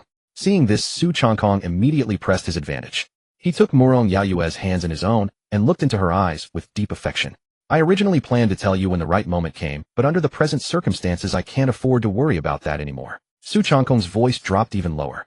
"If even you can't understand me, then who can he?" Indeed, even Luo Yojin didn't know about this, yet he was willing to confide in her. If even she couldn't understand him, who else could? Murong Yaoyue's lovesick mind once again seized the high ground, and she pursed her lips. "Fine, I should be heading back now," she said softly. Although her intuition told her that this man was still hiding something from her, but at least she no longer had to worry about lifespan. In fact, she had already made up her mind before she wouldn't return to Hahuan's sect and wouldn't go into seclusion again. She would spend the rest of her days at Xiantian's sect, growing old together with Su Changkong. Even if it were only a few short decades, she would accept it. Su Changkong raised an eyebrow slightly. Can you bear to leave now? It's only a temporary return. Oh, it's not like I'm never coming back. Behave yourself. Don't go provoking all sorts of dubious women while I'm away. Morong Yaiwe warned him with lingering unease. Su Changkong put on a serious expression. Xiao Yue, you're insulting my character. The women he had provoked. Morong Yaiwe let out a cold laugh. You have character. Su Changkong and Su Batian stood atop the mountain, each watching their own woman depart. As for Yun Meier, no one paid her any mind. Su Batian clasped his hands behind his back and only slowly withdrew his gaze after those silhouettes had vanished from sight. He turned to look at his son, a kindly smile on his face. Changkong, I recall that you have never left Xiantian City since you were a child, right? At these words, Su Changkong felt as if a huge danger sign had popped up above his head. Something was off, 9 parts out of 10 off. What was this old devil plotting? Su Changkong quietly stepped back half a pace and stared at him warily. Dad, why do you suddenly ask that? Su Batian didn't answer and continued on his own. Now that your cultivation has reached the 5th level of the profound meridian realm, staying cooped up in the sect and toiling behind closed doors will do you no good. So your father has made up his mind. He raised his hand and patted Su Changkong on the shoulder, his smile growing ever more benevolent. Tomorrow you will leave Xiantian sect and go out to temper yourself in the world. Revenge. This was absolutely revenge. Although he hadn't said it aloud, he clearly still harbored resentment over Su Changkong bringing Aunt Yin back to the sect. Was it just because he had seen him take a slap? Did he really have to be so petty? Su Changkong cautiously probed. I think this training matter cannot be rushed. There are still many things to negotiate. Why don't we talk it over for a few years first? Talk it over for a few years. Su Batian sneered. If you don't leave tomorrow, I'll throw you out myself. With that, he vanished on the spot. What on earth am I to do? Su Changkong lay face down on the bed with a sorrowful expression. A training journey. How could that ever compare to the pleasure of swaggering through Xiantian City and bullying people as he pleased? And on top of that, when he asked him for a few Dao artifacts, he would not even part with them. How could he be so stingy? And he even claimed he only had one himself? All excuses. The thought of leaving this place where he had grown up tomorrow killed whatever mood he had left to play a few rounds of games. Luo Yojin was sitting behind him, gently pressing her soft fingers into his shoulders to ease the fatigue from the earlier battle. Though it sent a wave of comfort through Su Changkong, it still could not mend his melancholy heart. No, he could not remain so dispirited. His expression turned serious. Fine. If it was a training journey, so be it. At worst, he could find a place that would serve him well. Could a grand sect like this really not have a few vassal forces? With the flying palace he had commissioned Han Jushan to build before he could make do with such a life. Decision made. This was what he would do. But before that, he might as well go see how Lin Fan's cultivation was progressing. Inside Lin Fan's residence, the bed was piled high with spirit stones and cultivation resources.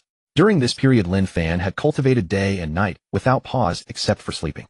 Even Ning Tiance was greatly shaken by the sight. The great sects were never short of geniuses. Even a 1 in 10,000 genius could be counted in the tens of thousands in any random country. What they truly lacked were those with extraordinary perseverance. Talent could at best serve as a stepping stone. The great emperor of an era was not necessarily the most gifted person of that generation. He might instead be the one who held on until the end.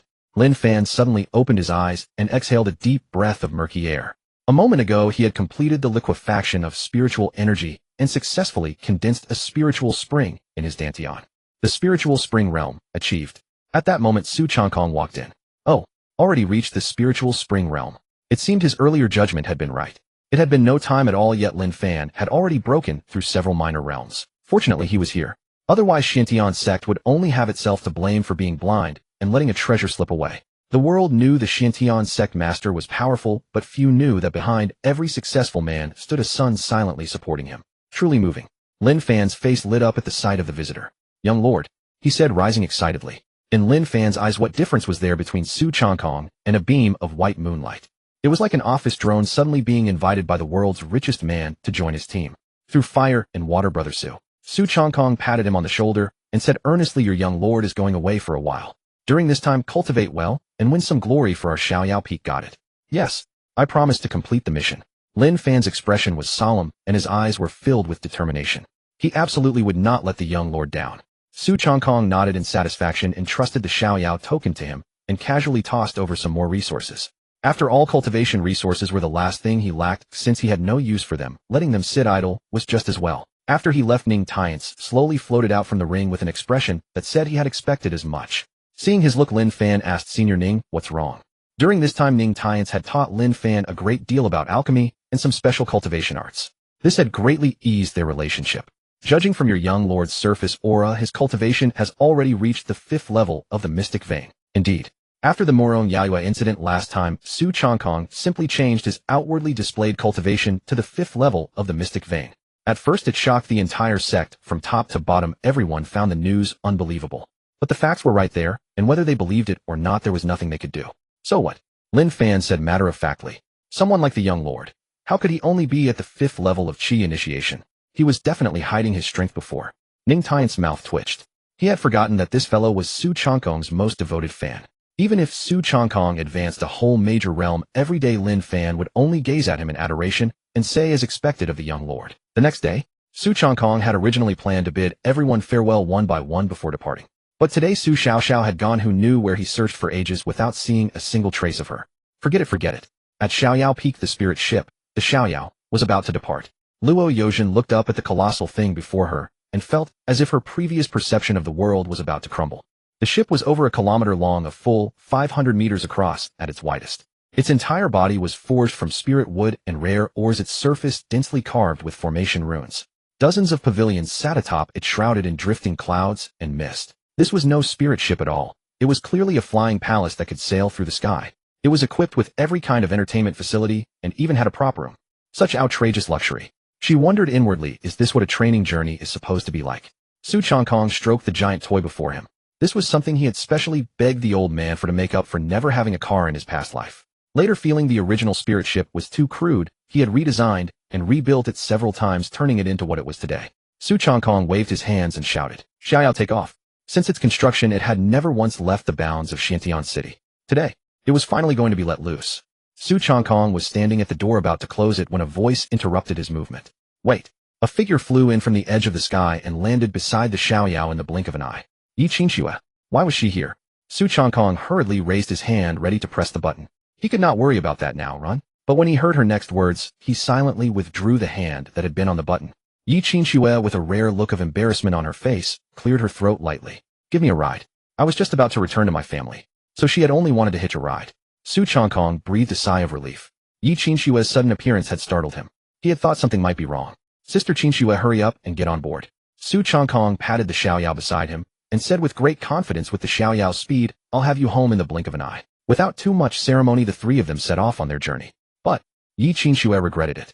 She had received a letter from her family urging her to return as quickly as possible, which was why she had thought of hitching a ride on Su Changkong's spirit ship.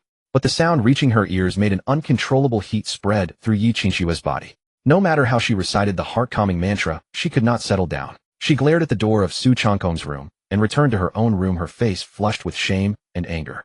But why could she hear it here too? This could not be blamed on Su Changkong. The original intention behind this thing was for everyone to celebrate together. He had deliberately not added soundproofing formations. He had also added a prohibition forbidding soundproofing. This drove Yi Qingxue nearly mad. She found that no matter what she did, she would hear that sound. Even if she blocked her senses, the sound would still emerge from deep within her mind. The following afternoon, the Xiaoyao ship docked steadily 10 miles outside Qingzhou City. This was something Yi Qingxue had specifically requested, as she wished to avoid drawing attention to her return. After all, with such a colossal spirit ship, it was nearly impossible to remain unnoticed. She sighed inwardly with relief. She would finally no longer have to endure those grating sounds. It had persisted through the first half of the previous night, close to shattering her Tao heart, though mercifully it ceased in the latter half. Wasn't it said to last only 3 minutes? At this thought, Yi Qingxue turned and glared fiercely at Su Changkong. Without uttering a word, she transformed into a streak of blue light and shot outward. Su Changkong stood at the entrance, watching her retreating figure, scratching his head in utter confusion. What did I do wrong this time? What on earth was going on? Since early morning, Yi Qingxue's expression had been off. She wore a look as though everyone owed her spirit stones. At this moment, Su Changkong had long forgotten the prohibition he had once set. He had no idea he had broadcasted an entire day in front of his senior martial sister. Luo Yozhen responded with a blank expression, I have no idea. Inside Qingzhou City, Yi Qingxue flew continuously until a sprawling manor soon came into view. Hanging above the main gate was a black plaque. Yi Manor. Clearly this was her family residence. The Yi clan had taken root in Qingzhou City for many years, boasting numerous powerful members and extensive enterprises throughout the city. They could well be called the local overlords. Among Su Baishan's 3 disciples, Yi Qingxue was the only one with living relatives outside. Unlike Su Xiaoxiao and Su Rongqing, she did not share a deep bond with Su Changkong. She had joined Su Baishan's sect through her own strength. Su Xiaoxiao, on the other hand, relied on Su Changkong. Yi Qingxue pushed open the door anxiously. Only a major crisis could prompt her family to send such an urgent letter. Inside the manner an air of tranquility prevailed. Yi Xian heard the commotion, recognized his daughter's return, and waved with delight. Xiao Xue is back. Sit quickly. Yi Qianshue's brows furrowed slightly. That tone. Throughout her childhood, she had never been favored within the clan. Only after she began cultivating and displayed her extraordinary talent did things improve slightly. But that improvement was merely slight. Even after she entered the Shantian sect and became Su Baishan's personal disciple, Yi Xian rarely showed her a kind countenance. Such sudden warmth was all the more suspicious. Yi Qianxue scanned her surroundings, a nagging sense of foreboding rising within her. Her gaze finally landed on a young man seated quietly beside Yi Xian. Instantly she understood everything. She knew this man, the holy son of the Qingyun sword sect, Lin Jingyu, a disgusting creature.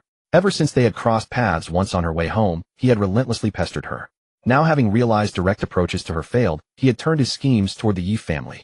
Yi Qianshue's expression darkened, and she turned to leave. How dare you? Yi Xian slammed the table, his face contorted with anger, performing what could only be described as a Sichuan opera face-changing act. Lord Lin is still seated here, yet you intend to depart without even a word of greeting. Where is your propriety? Yi Qianxue let out a cold sneer, her back to the others, a chilling aura radiating from her body. At worst, she could simply cleave this place in two with one sword strike. To hell with seeing and thinking of it. Gao Yuan, seeing the situation threatening to unravel, hurriedly stepped forward to mediate, casting an admonishing glare at Yi Xian.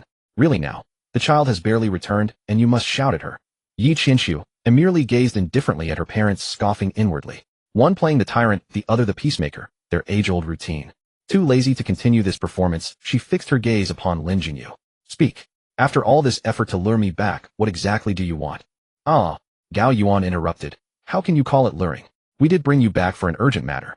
Yi Qianxue remained silent, simply watching them. Seeing the moment was ripe, Lin Jingyu stepped forward and explained, Xiaoxue, do not blame your honorable father and mother. This matter concerns your life's future, which is why they felt compelled to summon you in this manner.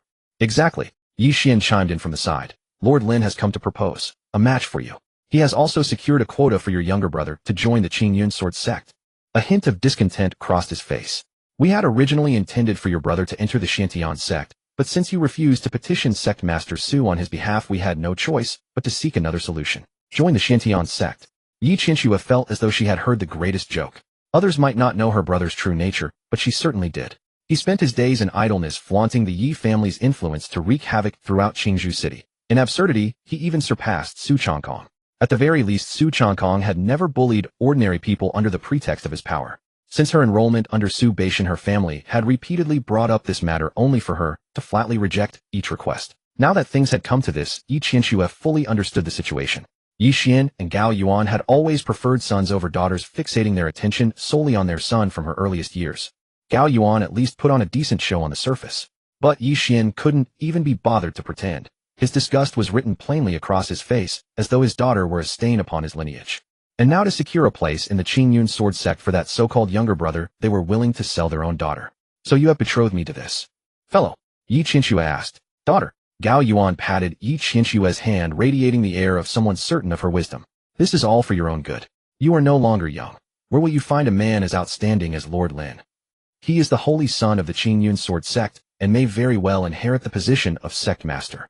Seated nearby, Lin Jingyu observed everything, a slow smile curling his lips. Since you are so eager to marry her off, perhaps you should wed him yourselves. Yi Qianxue withdrew her hand sharply, her voice icy. Such crude tactics were hardly compelling. It seemed she would need to be more careful about returning home so casually. This is not something you can refuse. Yi Xian's expression darkened instantly. I have raised you for so many years, and you refuse to do this one thing for the family. He rose to his feet, approaching her, and raised his right hand poised to strike. Suddenly a guard was thrown into the manor from outside, screaming in agony.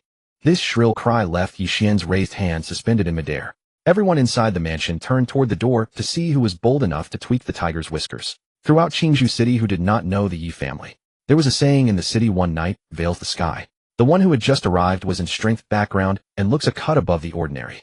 Su Changkong. Luo Yozhen followed quietly behind her master. No wonder Sister Qinxue was in such a hurry. So the house is just this lively. He had only meant to see if Sister Qinxue had rushed home so anxiously because of something he could help with. He never expected to walk in on such a good show. Luo Yozhen followed quietly behind her master. Su Changkong swept his contemptuous gaze across the crowd, then fixed his eyes on Yi Xian's high-lifted right hand. Old fool, who exactly were you about to hit? Yi Xian's brows knitted tightly, and he did not answer at once. This man called Yi Qinxue his sister, so he must be a disciple of the Shantian sect. which meant force could not be used. Guards. Just as he was about to have the servants escort the man out, a surprised voice came from behind him. Junior brother, why are you here? Junior brother. Yi Xian's expression shifted. A man who could sit as the clan head of such a great family was hardly a fool. Su Batian had only 3 disciples, all of them female. The one who could return with her at this moment, and seemed so intimately connected with her. Could it be? His eyes widened slightly, and he barked at the people behind him. Where are all of you? Standing there dumbstruck. Why haven't you poured tea for young Master Su yet? Yi Xian bent his back, gave an ingratiating chuckle, and hurried forward. Oh, young Master Su, you honor us with your presence. Why didn't you send word ahead? I would have led the entire Yi family out to greet you. Su Changkong took a long deep drag, letting the smoke run all the way down into his lungs, then blew a thick cloud straight into Yi Xian's face. Have I ever made a habit of giving notice? He said indifferently. Yi Xian was choked by the smoke and turned his head aside, blinking rapidly several times, but he did not dare show the slightest displeasure. Yes. Let's sit and talk. Sit and talk. Su Changkong shot him a glance, then walked straight over to the host's seat in the center and sat down. That had originally been Yi Xian's place, but now that it was taken, Yi Xian could only slink off and make do with some random seat. Su Changkong leaned back, looking down at Lin Jingyu from a commanding height. A marriage proposal. A betrothal arranged before birth. Have you forgotten that Yi Qinxue is my person now? Once a disciple of the Shantian sect, always one for life. Hearing these absurd words, Yi Qinxue suddenly felt a little uneasy. What did he mean by his person? Even though she knew Su Changkong was talking about the Shantian sect, why did those words sound so different coming out of his mouth? Forget it. At least he was on her side. Yi Xian hurriedly cut in with an apologetic smile. Young Master Su, you must have misunderstood.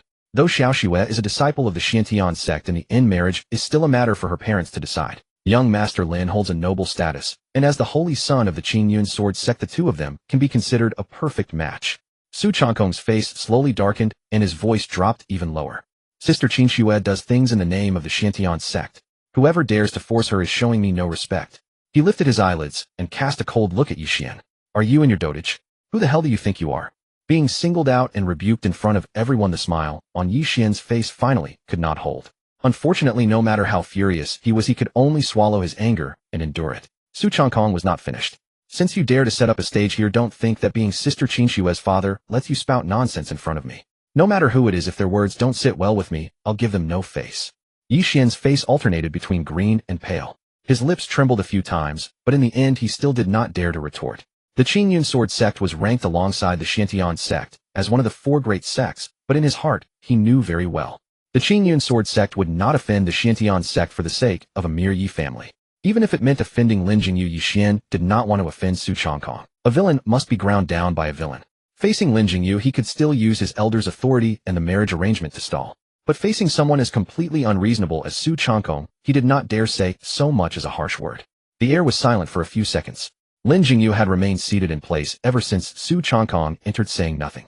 Watching the man who had ruined his plans, rage burned fiercely in his heart. He slammed the table and shot to his feet. Su Changkong, others may fear you, but I do not. I have been deferential to you only because I respect you as the young master of the Shantian sect.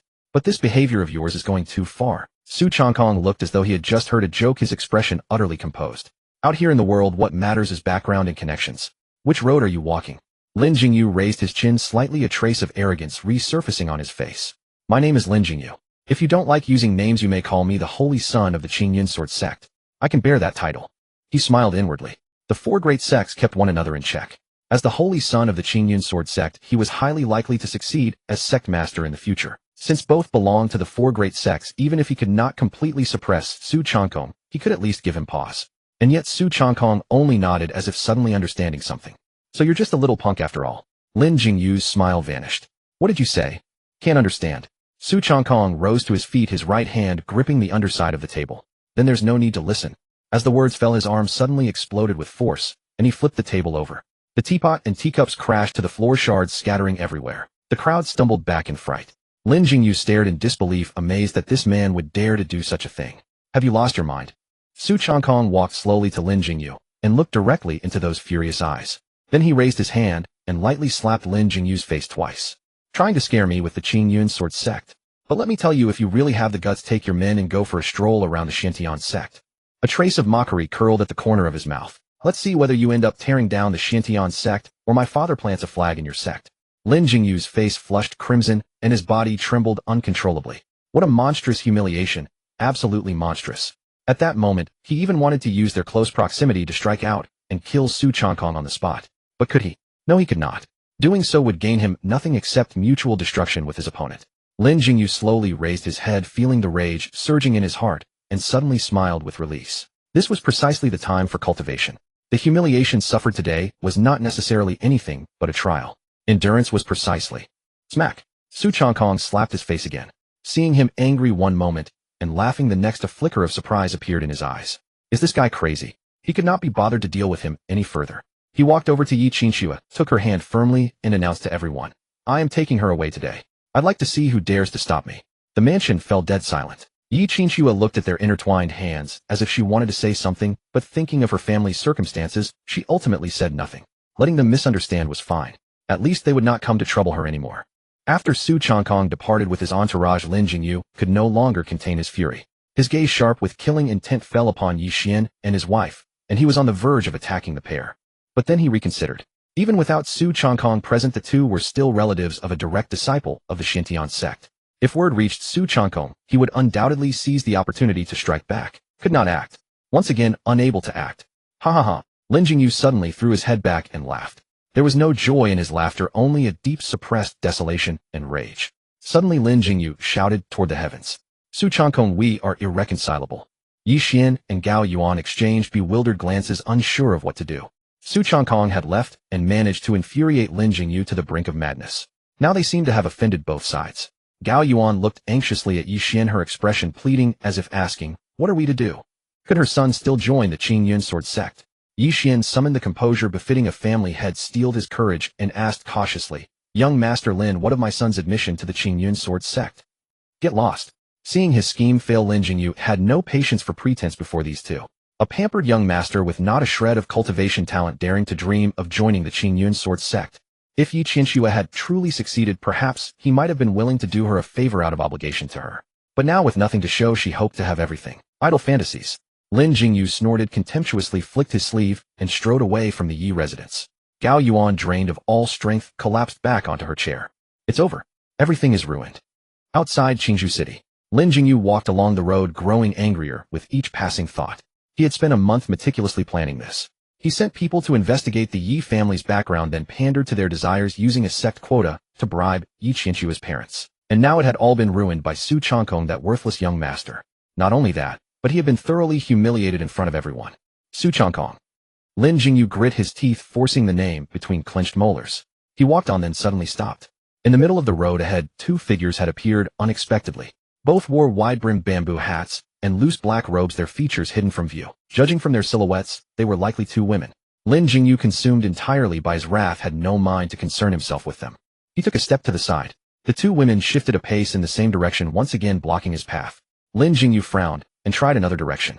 They continued to obstruct his way with unhurried deliberation. After several attempts, his fury finally boiled over.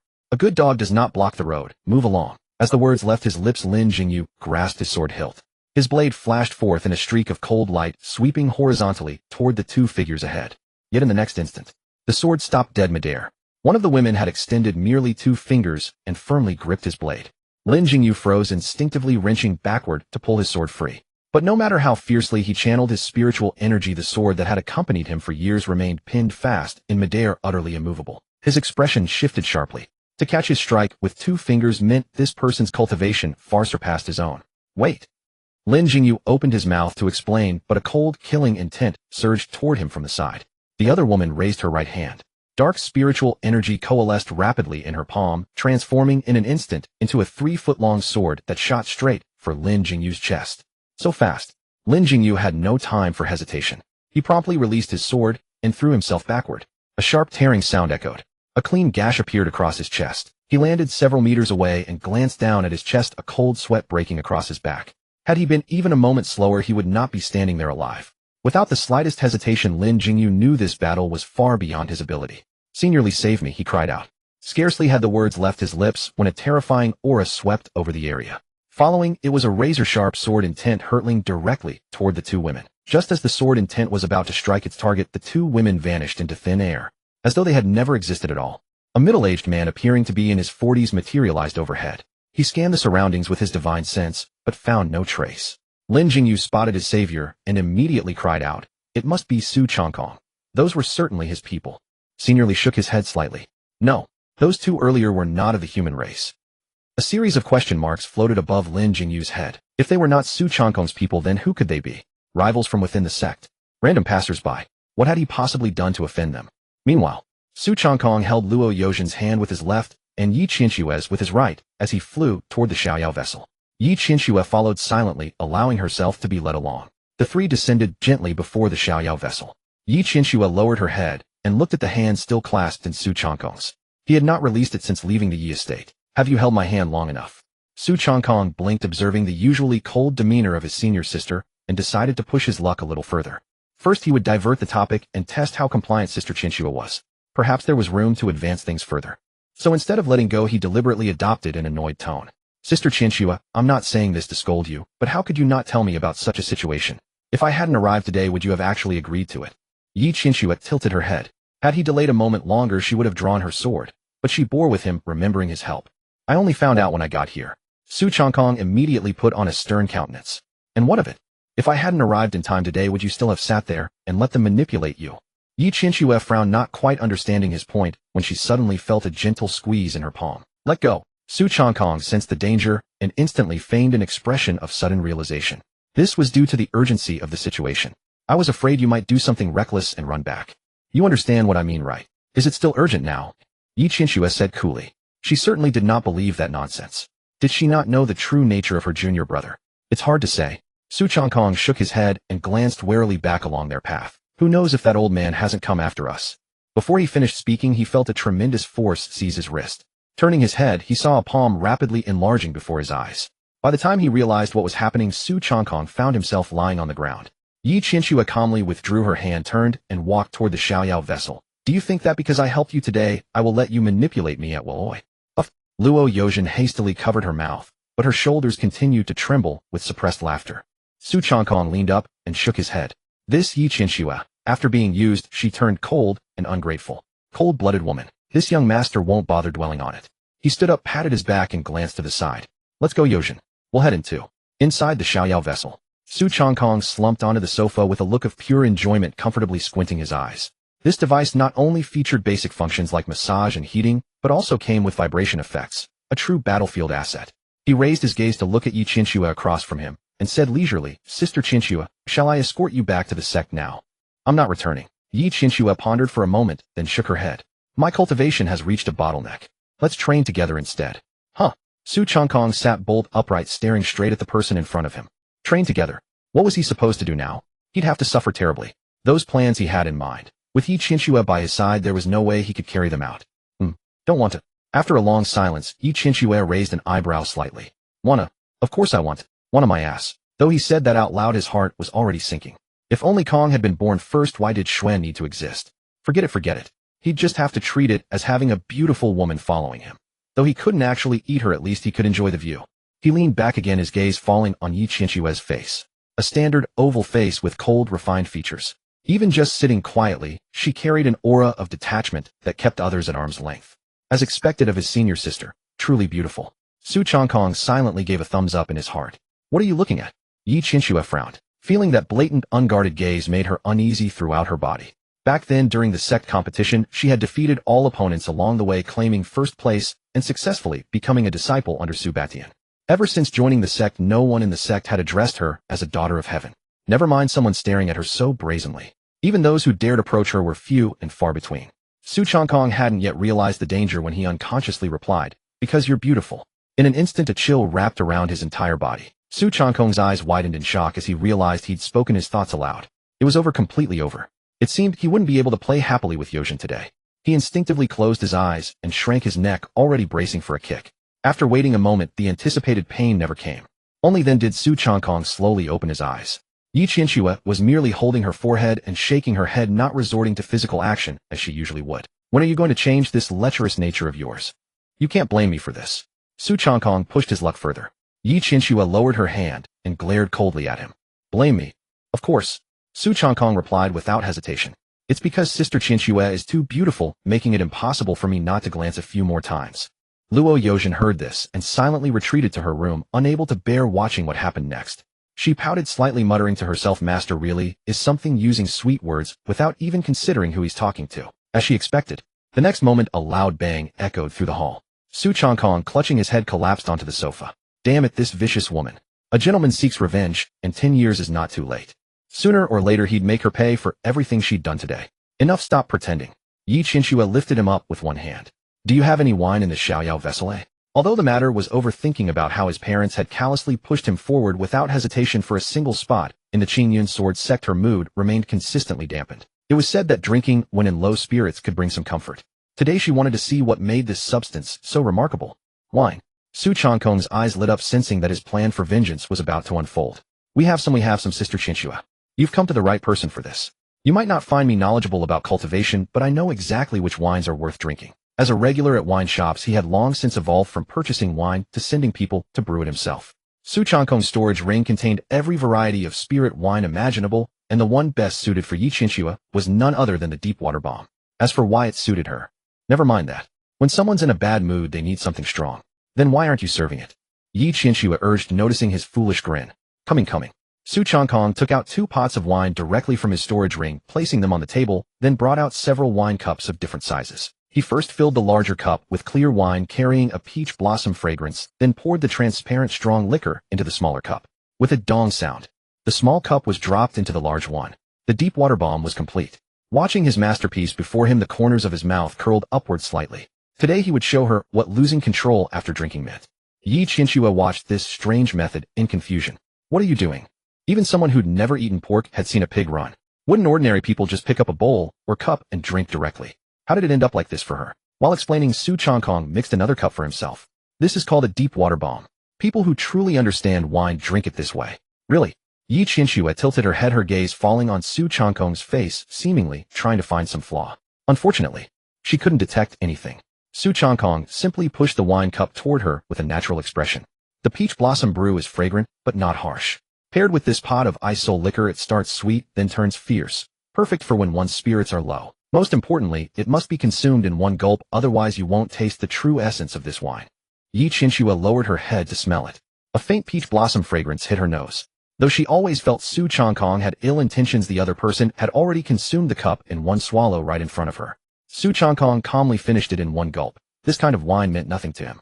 But for someone who had never drunk alcohol before, it was like a natural disaster. Of course, with Yi Qianxue's cultivation level, she only needed to circulate her spiritual energy slightly to dispel the effects of alcohol entirely. But she was drinking precisely to drown her sorrows. How could she possibly do that deliberately? Seeing him finish with no reaction, some of Yi Qianxue's suspicion faded. She lifted the cup and drained it in one go. Her originally fair and tender cheeks slowly flushed with color. Yi Qianxue blinked twice, then looked down at the now empty wine cup. It seems actually quite good. Su Changkong held back a laugh and boasted shamelessly. How could wine I mixed not taste good? Yi Qianxue raised her gaze to look at him and nodded. Her once clear, cold eyes now held a certain haziness. Give me another cup. And so it went. Yi Qianxue drank cup after cup, while Su Changkong continuously mixed drinks beside her. Until the table was covered with wine jars, Yi Qianxue showed no signs of collapsing beyond her flushed cheeks. Su Changkong sucked in a breath sharply. Is this even right? How could she drink so much? What if Yi Qianxue didn't fall first while he ended up drunk? That would be embarrassingly humiliating. You? What are you still staring at? Yi Qianxue shook her head, her cheeks flushed red. Pour the wine. Could she be drunk? Su Changkong quietly mixed a drink and pushed it over, allowing himself a margin for error. Sister Qianxue, you seem drunk. Why not stop? Yi Qianxue reached out to grab the glass, but her hand only touched the smooth tabletop. Where was the wine? She focused her eyes, confirmed its position, and finally grasped the glass. She then looked up at him and said slowly, word by word, I am not drunk. Her tongue barely obeyed, and she could only articulate each character separately to speak clearly. No sooner had she finished than her body went rigid, and she collapsed straight onto the sofa, the wine glass falling to the ground with a thud. The shattered glass and spilled wine scattered across the floor. Su Changkong had not yet celebrated his success when he heard an extremely faint sound. Why? Why is it that no matter how hard I try, they still don't like me? Yi Qianxue curled up on the sofa, her brows slightly furrowed. If they were not inside the Xiaoyao vessel and the surroundings were not quiet, Su Changkong would not have been able to hear her even from such close range. The smile on his face gradually faded. Within the sect, Yi Qianxue always kept to herself. She cultivated assiduously and possessed outstanding talent, never revealing even the slightest vulnerability in front of others. Who would have thought that such a person, hailed as the chosen one by all, was not given the respect she deserved in her family, but was instead the most unwelcome member? The Yi family was definitely deranged. The more Su Changkong thought about it, the angrier he became. He snapped his fingers with his right hand. Air teach them a lesson. Remember, no lives should be taken. Two figures appeared silently in the hall and knelt on one knee, as you command. After they disappeared, Su Changkong walked over and slowly crouched beside Yi Qianxue. Looking at that aloof face, so different from the inner longing for love beneath it, compassion stirred within him. Forget it. This time as the magnanimous one I'll let you off. However, interest must still be collected. Su Changkong reached out and pinched Yi Qianxue's soft cheek, gently pulling it to both sides. You know what, the feel is really nice. The normally towering senior sister was now nothing more than a toy in his hands. Hee. Su Changkong couldn't help but feel a surge of smugness in his heart. Unable to resist, he pinched again. Don't touch me. Damn it. That voice startled him, and he hastily withdrew his hand. Sister Qianxue, don't sleep on the sofa. Su Changkong probed cautiously. But after a long silence, Yi Qianxue remained with her eyes closed, her breathing steady. His arrogant expression resurfaced. What a scare. She wasn't awake at all, and I nearly frightened myself half to death. I'll really have to control myself now. Su Changkong bent down again, studying Yi Qianxue from close range. Her cheeks were already flushed crimson by the wine, her slender eyelashes trembling softly, and a few strands of hair scattered across her face. He reached out to tuck the hair behind her ear, his gaze lingering on her face. Su Changkong's throat bobbed. In the end, he could not resist. He leaned in slowly and lightly kissed Yi Qianxue's smooth forehead, as gentle as a dragonfly skimming water. A fleeting contact. Just collecting a little interest. Su Changkong quickly stood up and scanned left and right. Damn it, why does this sneaky, guilty tension persist? Ding. Host's great vengeance has been achieved. Reward cultivation base elevated by 1 realm. Spiritual energy surged within his body, instantly breaking through an invisible barrier. This actually works. Su Changkong grumbled inwardly. System, you might as well rename yourself Breath to Strengthen. This system's reward mechanism is flawless. It is merely that the host has been enjoying it all along. His lip twitched. Indeed, it was rather true. Su Changkong bent down, one hand supporting Yi Qianxue's back, and the other slipping beneath her knees, lifting her from the sofa. Feeling the movement, Yi Qianxue subconsciously leaned into his embrace. His steps halted abruptly. He glanced down at the person in his arms. Yi Qianxue's head rested against his chest, and her hands had somehow gripped the fabric at his front. Su Changkong observed for a moment, his lips curling involuntarily upward. You leaned over yourself. Naturally, Yi Qianxue did not respond, merely pressing closer to him. Su Changkong carried her toward the room. Passing his own room, the door suddenly opened a crack. A pair of watery, spirited eyes peered out from within. They exchanged glances. Luo Yozhen first looked at him, then down at Yi Qianxue in his arms. Then, as if comprehending everything, a look of sudden enlightenment spread across her face. Su Changkong opened his mouth to explain, she's drunk. Luo Yozhen nodded solemnly. Understood, master. I am only escorting her back to her room. I understand, master. It's not what you think.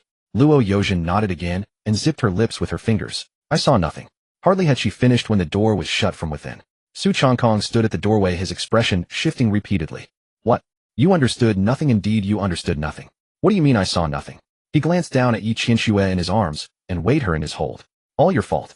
Having returned Yi Qianxue to her room and tucked the blanket around her, Su Changkong walked out with an expressionless face. He walked expressionlessly into his own room. He stared expressionlessly at Luo Yozhen, who was sitting cross-legged on the bed. Upon seeing him enter, she immediately covered her eyes with both hands and said in a playful tone, Master, I truly saw nothing. Hearing that tone, Su Changkong understood immediately. This little vixen was simply teasing him. Luo Yozhen. Su Changkong barked and lunged directly at the bed. Master, I was wrong. Luo Yozhen cried out and scurried toward the corner of the bed. But the bed was so small, and before she could move twice, Su Changkong seized her ankle. Now you know you were wrong. Su Changkong dragged her back and began tickling her waist. Dare you speak recklessly again? Huh? I dare not. Luo Yozhen curled up, laughter bringing tears to the corners of her eyes. Master, I really know my mistake. Too late. Ding. The next morning, Yi Qianxue had returned to her usual composure, as though the events of the previous night had been naught but an illusion. Su Changkong and she tacitly agreed not to speak of what transpired after she had fallen drunk. The three of them gathered in the main hall to discuss their upcoming training expedition, deliberating which direction to take. Yet unlike the harmonious atmosphere here, Qingzhou City, the Yi residence. Master, wake up. Master, please wake up. Gao Yuan desperately shook Yi Xian, his expression twisted with terror, as if some great calamity might descend upon them at any moment. Yi Xian instinctively rolled over, unwilling to pay attention. What nonsense was all this clamor so early in the morning? Go play somewhere else. And who had turned on the lamp? Why was it so brilliantly bright? He opened his eyes in irritation, and before him stretched a pale, azure sky. What a gorgeously blue heaven. Wait, sky. Yi Xian slightly raised his head and surveyed his surroundings. Everything around was utterly empty, and nearly all the buildings had vanished as though they had never existed. What was once a sprawling Yi mansion now contained merely a few lonely beds. The family members and servants stood huddled together clad in tattered garments, their expressions dazed and bewildered. Even the wardrobes were gone. Some wore only their sleepwear, while others were dressed in nothing at all, akin to the emperor's new clothes. Outside the door, or rather where the entrance to the Yi mansion once stood, the streets were already thronged with onlookers come to revel in the spectacle.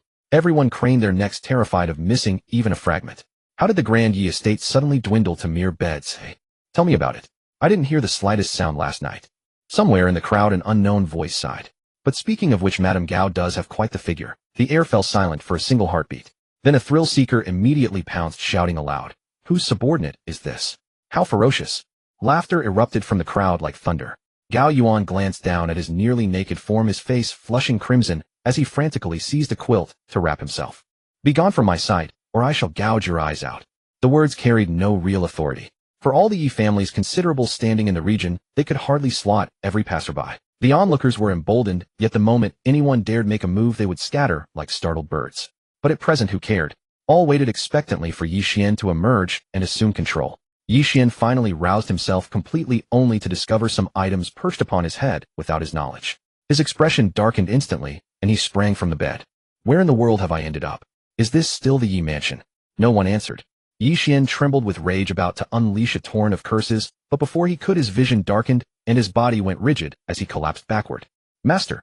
Master, how shall I survive without you? The steward stepped forward, checked him thoroughly, and finally relaxed. Madam, do not worry. He has only fainted. Xiaoyao set sail. At Su Changkong's command, the Xiaoyao hummed to life like a furnace, igniting, shuddering gently before hurtling toward the distant horizon. Through brief deliberation, Su Changkong ultimately chose to follow Yi Qianxue's desire. Linhai Dynasty. Indeed, the very place where Zhao Yuan resided. The man who had bullied Luo Yozhen and subsequently received a sound beating from Su Changkong himself. Zhao Yuan's stronghold. As for why they were heading there, as the name implied, Linhai Dynasty naturally bordered the seas situated at the eastern frontier of the Xintian domain. It was said the climate there remained pleasant year-round, with coastlines stretching tens of thousands of miles and rare spectacles visible at every turn. Sights uncommon even within the Xintian domain. Since Xintian's sect lay at the domain's center, Yi Qianxue had never beheld the true ocean with her own eyes. This journey offered the perfect opportunity to see it. The other two had no objection. After all, neither Su Changkong nor Luo Yozhen had witnessed it either. Ever since she could remember, Luo Yozhen had lived in hiding within Xintian City. In childhood, her mother had shielded her. Grown, she had relied solely on herself. Though with her unique half-human, half-demon bloodline, as long as she did not actively reveal her demonic features, the weak could not detect her, and the strong would simply disregard her had they discovered her. But alas, she was timid by nature. Otherwise, she would never have endured bullying from a dynastic prince within Xintian City. Had she interacted with the outside world even slightly, she would have known precisely how to handle such a situation. All she needed to do was raise her voice and cry out, "Young Master Su," and someone would immediately come to her aid, notifying him at once. At that point, it would make no difference whether a princely heir or even the dynasty's emperor himself arrived. They would each need to weigh whether they could depart Xintian City alive. As for Zhao Yuan's claim that my father is a friend of the Xintian sect master, preposterous. Would anyone actually believe such nonsense? High in the sky, Xiaoyao sliced through the clouds, brazenly skimming over the territories of every major and minor force along the route. There was not the slightest indication of halting. Some sect experts sensed the disturbance and shot into the heavens. After all, passing directly overhead through another's domain carried an air of disrespect. Who dares behave so presumptuously? An elder roared in fury, about to intercept the spirit boat, when his gaze fell upon the hull. There, carved in bold, unmistakable characters, were two words: Xintian. The elder's forward momentum came to an abrupt halt, brakes simultaneously engaged. The anger on his face melted away instantly as he casually adjusted his wind-tousled robes. So it is a Xintian sect spirit boat. I ought to have known. Such majestic passage, it must carry extraordinary origins. The disciple behind him faltered. Elder, did you not just say? Silence. The elder glanced back sharply. What do you understand? I was offering praise. Similar scenes unfolded repeatedly along the entire route. Some would soar skyward only to descend moments later as though nothing had occurred. Others spotted Xiaoyao from afar and proactively opened the protective arrays above their sects to avoid any misunderstanding. What nonsense! With such a colossal spirit boat bearing the unmistakable Xintian mark upon its hull, who could say whether Xintian sect intended to declare war upon any particular faction? To confront them now would invite certain retribution, and if they were wiped out in passing, what then? Thus Xiaoyao sailed unimpeded, heading directly toward Linhai Dynasty. Before departing, Su Changkong had specially brought along the rocking chair that had accompanied him for many years. He reclined upon it, leisurely basking in the sunlight. The warm sunshine upon his body was beyond description comforting. By sailing overhead through other forces' territories, do you not think it rather too ostentatious? Yi Qianque's voice came from behind. Su Changkong lazily opened his eyes and turned to regard her. Sister Qianque, who am I? The young master of Shantian's sect. If I do not act thus, would not all my father's efforts over the years prove in vain? Yi Qianque turned her head away, no longer desiring to converse with him. In the realm of twisted reasoning, she had discovered that Su Changkong was utterly unmatched. Linhai Dynasty. Linhai City. This was both the most prosperous city of the Linhai Dynasty and its capital. The city was built along the coastline. Tall city walls stretched along the coast to both sides, stretching as far as the eye could see. The air still carried a faint salty dampness. Outside the city gate, people entering and exiting the city formed several long lines like dragons. The soldiers responsible for guarding the city checked identities one by one, and when encountering ordinary people with low cultivation, they would aggressively inspect them, even extorting a small toll. However, as long as you dressed brilliantly and possessed an extraordinary aura, the soldiers' attitude would be completely different. Their movements became quick and efficient, and their impatient expressions vanished entirely, sometimes even pretending to suddenly develop poor eyesight. In simple terms, it was all about playing to the audience, talking like a person to people and like a ghost to ghosts. Originally, Su Changkong had planned to arrive in the Xiaoyao boat, making a spectacular entrance that would descend like a king from heaven and command respect across the seas. Unfortunately, she was rejected by Yi Qianque on the grounds that tempering should be experienced firsthand. There was no way around it. The three could only dock the Xiaoyao boat in a remote location, then make their way on foot toward Linhai City. Su Changkong raised his hand to shield his brow, gazing into the distance. Faintly, he could make out a city wall. Finally, they had finally arrived. No one knew what he had endured in that hour and 8 minutes. Endlessly walking. Su Changkong, who had grown up holding a golden spoon, had never endured such hardship. At last the three reached the city gate and found themselves waiting in another lengthy queue. The line inched forward bit by bit. Just when it seemed their turn was near, a young man dressed in sect robes with a golden mark on his forehead casually walked over and cut right in front of them. The whole process flowed smoothly, clearly something he'd done before. Su Changkong stood frozen, watching the man's retreating figure, still trying to process what had just happened. He couldn't blame himself. Such behavior was simply too rare for him. He needed some time to adjust to it. Luo Yozhen was the first to speak up and remind him, You cut in line. Zhao De shot a contemptuous glance over his shoulder. Where did these outsiders come from? You don't even know who I am. Luo Yozhen opened her mouth about to say something, but before she could speak, a cold gleam flashed at the corner of her eye. Before Zhao Da's contemptuous expression could fade, his head rolled off his neck and hit the ground, tumbling twice. His headless body stood stiff for a moment. Then it crashed to the ground. Blood slowly spread across the surface. The area in front of the city gate fell silent instantly. The soldiers who had been urging the crowd forward were all frozen in place. People behind them quickly backed away, and in the blink of an eye, a large area around the three of them cleared out. Yi Qianque sheathed her sword, her face completely expressionless. Trash belongs in the trash can. Luo Yozhen stared blankly at the head that had rolled to her feet, instinctively hiding behind Su Changkong, as if doing so could give her a bit more sense of security. Su Changkong patted her head and comforted her. Next time, no need for nonsense. They only bully you because you're too honest. Only then did the soldiers at the gate come to their senses. You actually dared to kill a member of the Zhao family. The lead soldier drew his long blade, shouting fiercely, but his feet remained rooted to the spot. What was this nonsense? With only that little spirit stone income per month, was he expected to risk his life for it? Simply drawing his blade and putting on a show was already more than enough to keep his conscience clear. Just as the tension thickened, a burly middle-aged man with a fierce expression emerged from behind the soldiers. Commander. The soldiers breathed easier upon seeing their commander approach. Li Shizhong paid them no mind, instead glancing down at Zhao Da's severed head before looking back at these three, who clearly meant business. Especially the woman at the front. Just from her stance alone, it was clear she was incredibly powerful. An inexplicable chill rose within him. Li Shizhong had witnessed everything that happened from inside the city gate with perfect clarity. He simply chose not to reveal himself. Though he owed allegiance to the Zhao family, he wasn't connected to Zhao Da's branch, so what reason did he have to intervene? Zhao Da typically flaunted his status and never spared any courtesy for people like them. Why would he throw away his safety to provoke three unknown powerhouses over a worthless person who looked down on him daily? Don't make Li go laugh. If he were truly that foolish, he wouldn't survive past this chapter. In the next moment, that stupid kid would be writing his own death scene. While Li Shizhong's mind raced, his face betrayed nothing. As the old saying went, the wise adapt to the times. In a situation like this, now direct confrontation was impossible. At this thought, he raised his hand and signaled the surrounding soldiers to lower their weapons first. Put them away. Upon hearing this, the soldiers felt as though granted a reprieve and immediately sheathed their long blades. Li Shizhong approached the trio and bowed in turn to Yi Sanqiu, Su Changkong, and Luo Yozhen. Everyone, although Zhao De was in the wrong, he is after all a member of the Zhao family. Although the main branch of the Zhao family has disappeared, the collateral branches remain, and there are still many royal relatives connected to the Zhao family in the court. Li Shizhong glanced at the corpse on the ground and continued, "This person died at the city gate. As commander, I must give an explanation to those above." Su Changkong frowned slightly, his expression full of confusion. "What do you mean by the main branch of the Zhao family disappearing?" A flicker of surprise flashed in Li Shizhong's eyes, and his tone grew somewhat more amiable. "Not long ago, entire branch together with the current emperor vanished overnight. You didn't know?" He had originally thought the three of them were aware something had happened to the main Zhao branch, which was why they dared to kill, without restraint, at the Linhai city gate. Now it seemed that wasn't the case at all. Then they were even more untouchable. The fool popped into Su Changkong's mind as he asked, "Zhao Yuan's branch?" "Exactly." Li Shizhong nodded and cautiously asked, "Do you know Prince Zhao Yuan?" "Oh, I chopped off one of his arms before." The words came out of Su Changkong's mouth before he could think. Li Shizhong was stunned. Zhao Yuan may not have been a decent person, but he was at least a prince. If this person before him wasn't lying, then his background was likely even more terrifying than Li Shizhong had imagined.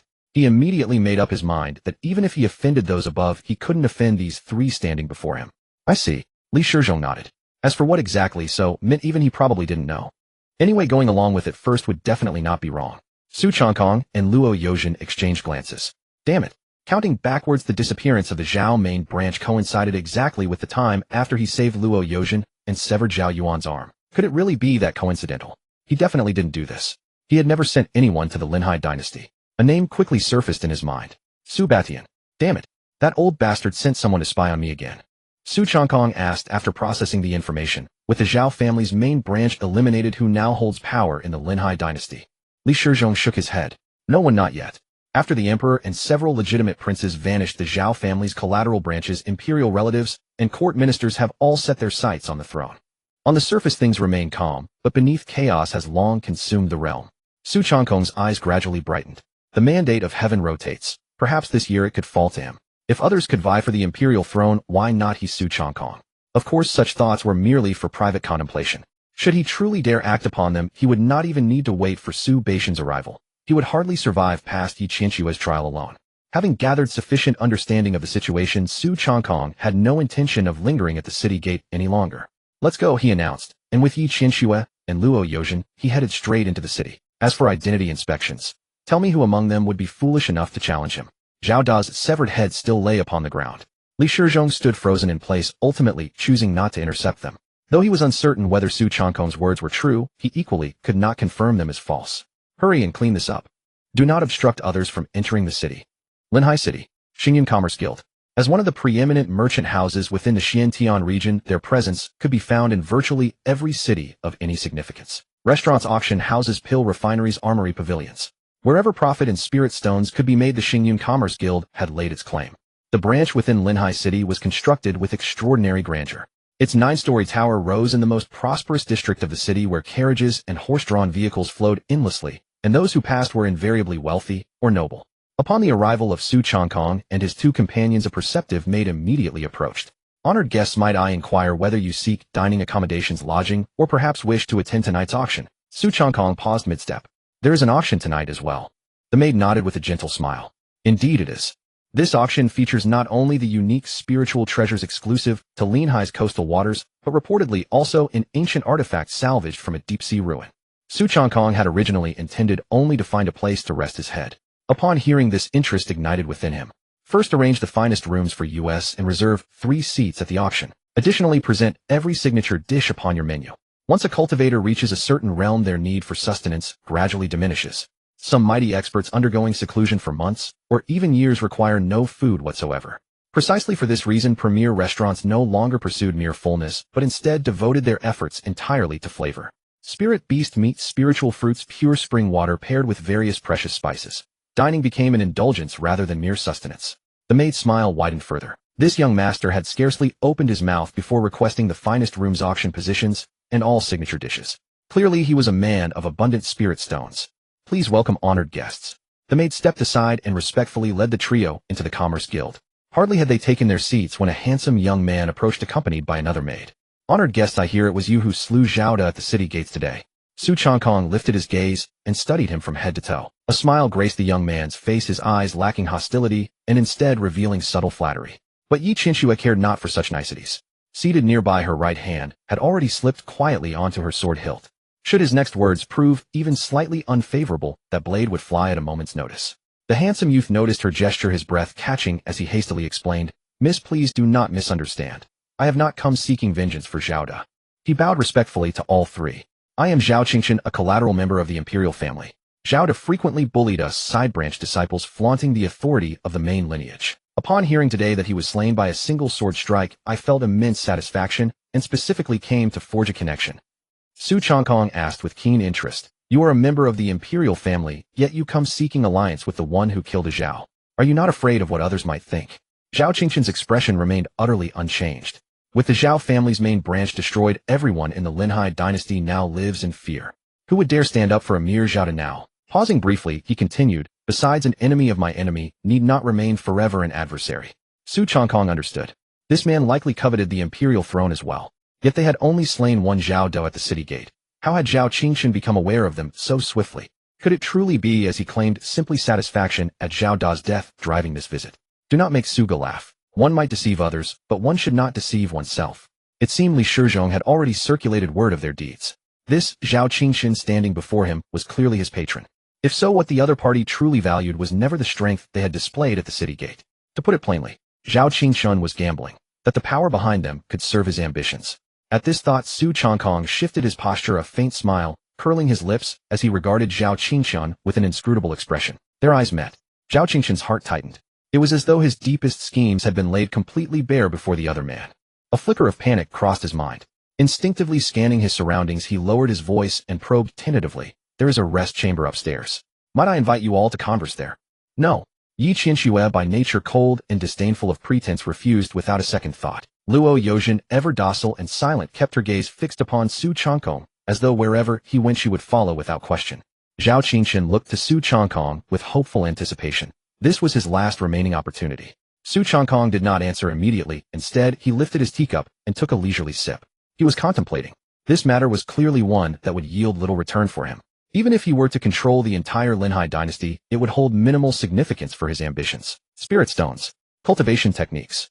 "Never mind, there is no necessity," Su Changkong said, dismissing the offer with a wave of his hand. Anxiety flashed across Zhao Qingchen's face as he immediately countered, "Spirit stones, cultivation techniques, magical artifacts. Choose whatever you desire." Su Changkong maintained a composed expression. Seeing no response, Zhao Qingchen presumed his offer insufficient and gritted his teeth, escalating once more. "Should I ascend to that position, I pledge 20% of the Linhai dynasty's annual tax revenue to you, honored sir." Desperate for the throne, he no longer cared whether spies from rival factions lurked nearby. Su Changkong's gaze growing increasingly strange, he regarded the young man as though he failed to comprehend reality. What use were such trinkets to him? "None of what you offer holds any value to me." Zhao Qingchen fell silent. These were already the things that the vast majority of cultivators in the world could only dream of. Yet the young man before him cared for none of them. Then what exactly did he want?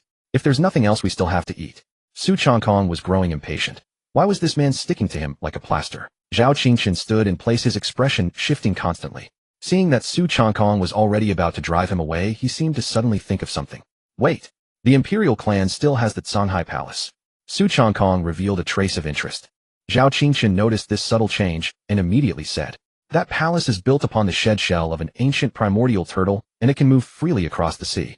Not only does it contain spirit springs, hot springs, a wine pool, and a spirit cuisine kitchen, but there is also a water palace specially dedicated to raising sea beasts. At the very top of the palace, there is a sea viewing terrace." Yi Qianxue tilted her head, staring at Su Changkong with a look that said, "Go bring it to me." Seeing this, Zhao Qingchen immediately gained confidence. "As long as you, young master, are willing to help me, that Shanghai palace will belong to you." Su Changkong mainly felt that Zhao Qingchen, a collateral member of the imperial clan, was too weak and alone in this struggle. Truly pitiable. As the young lord of the Xintian sect, how could he stand by and watch someone die? "You two go ahead and eat. I'll make a trip upstairs," Su Changkong said to the two beside him. "Go ahead." "Very well. Please." Zhao Qingchen stepped aside and gestured with his hand. 8th floor of the Starfall Merchant Association. Zhao Qingchen pushed open the door of a lounge.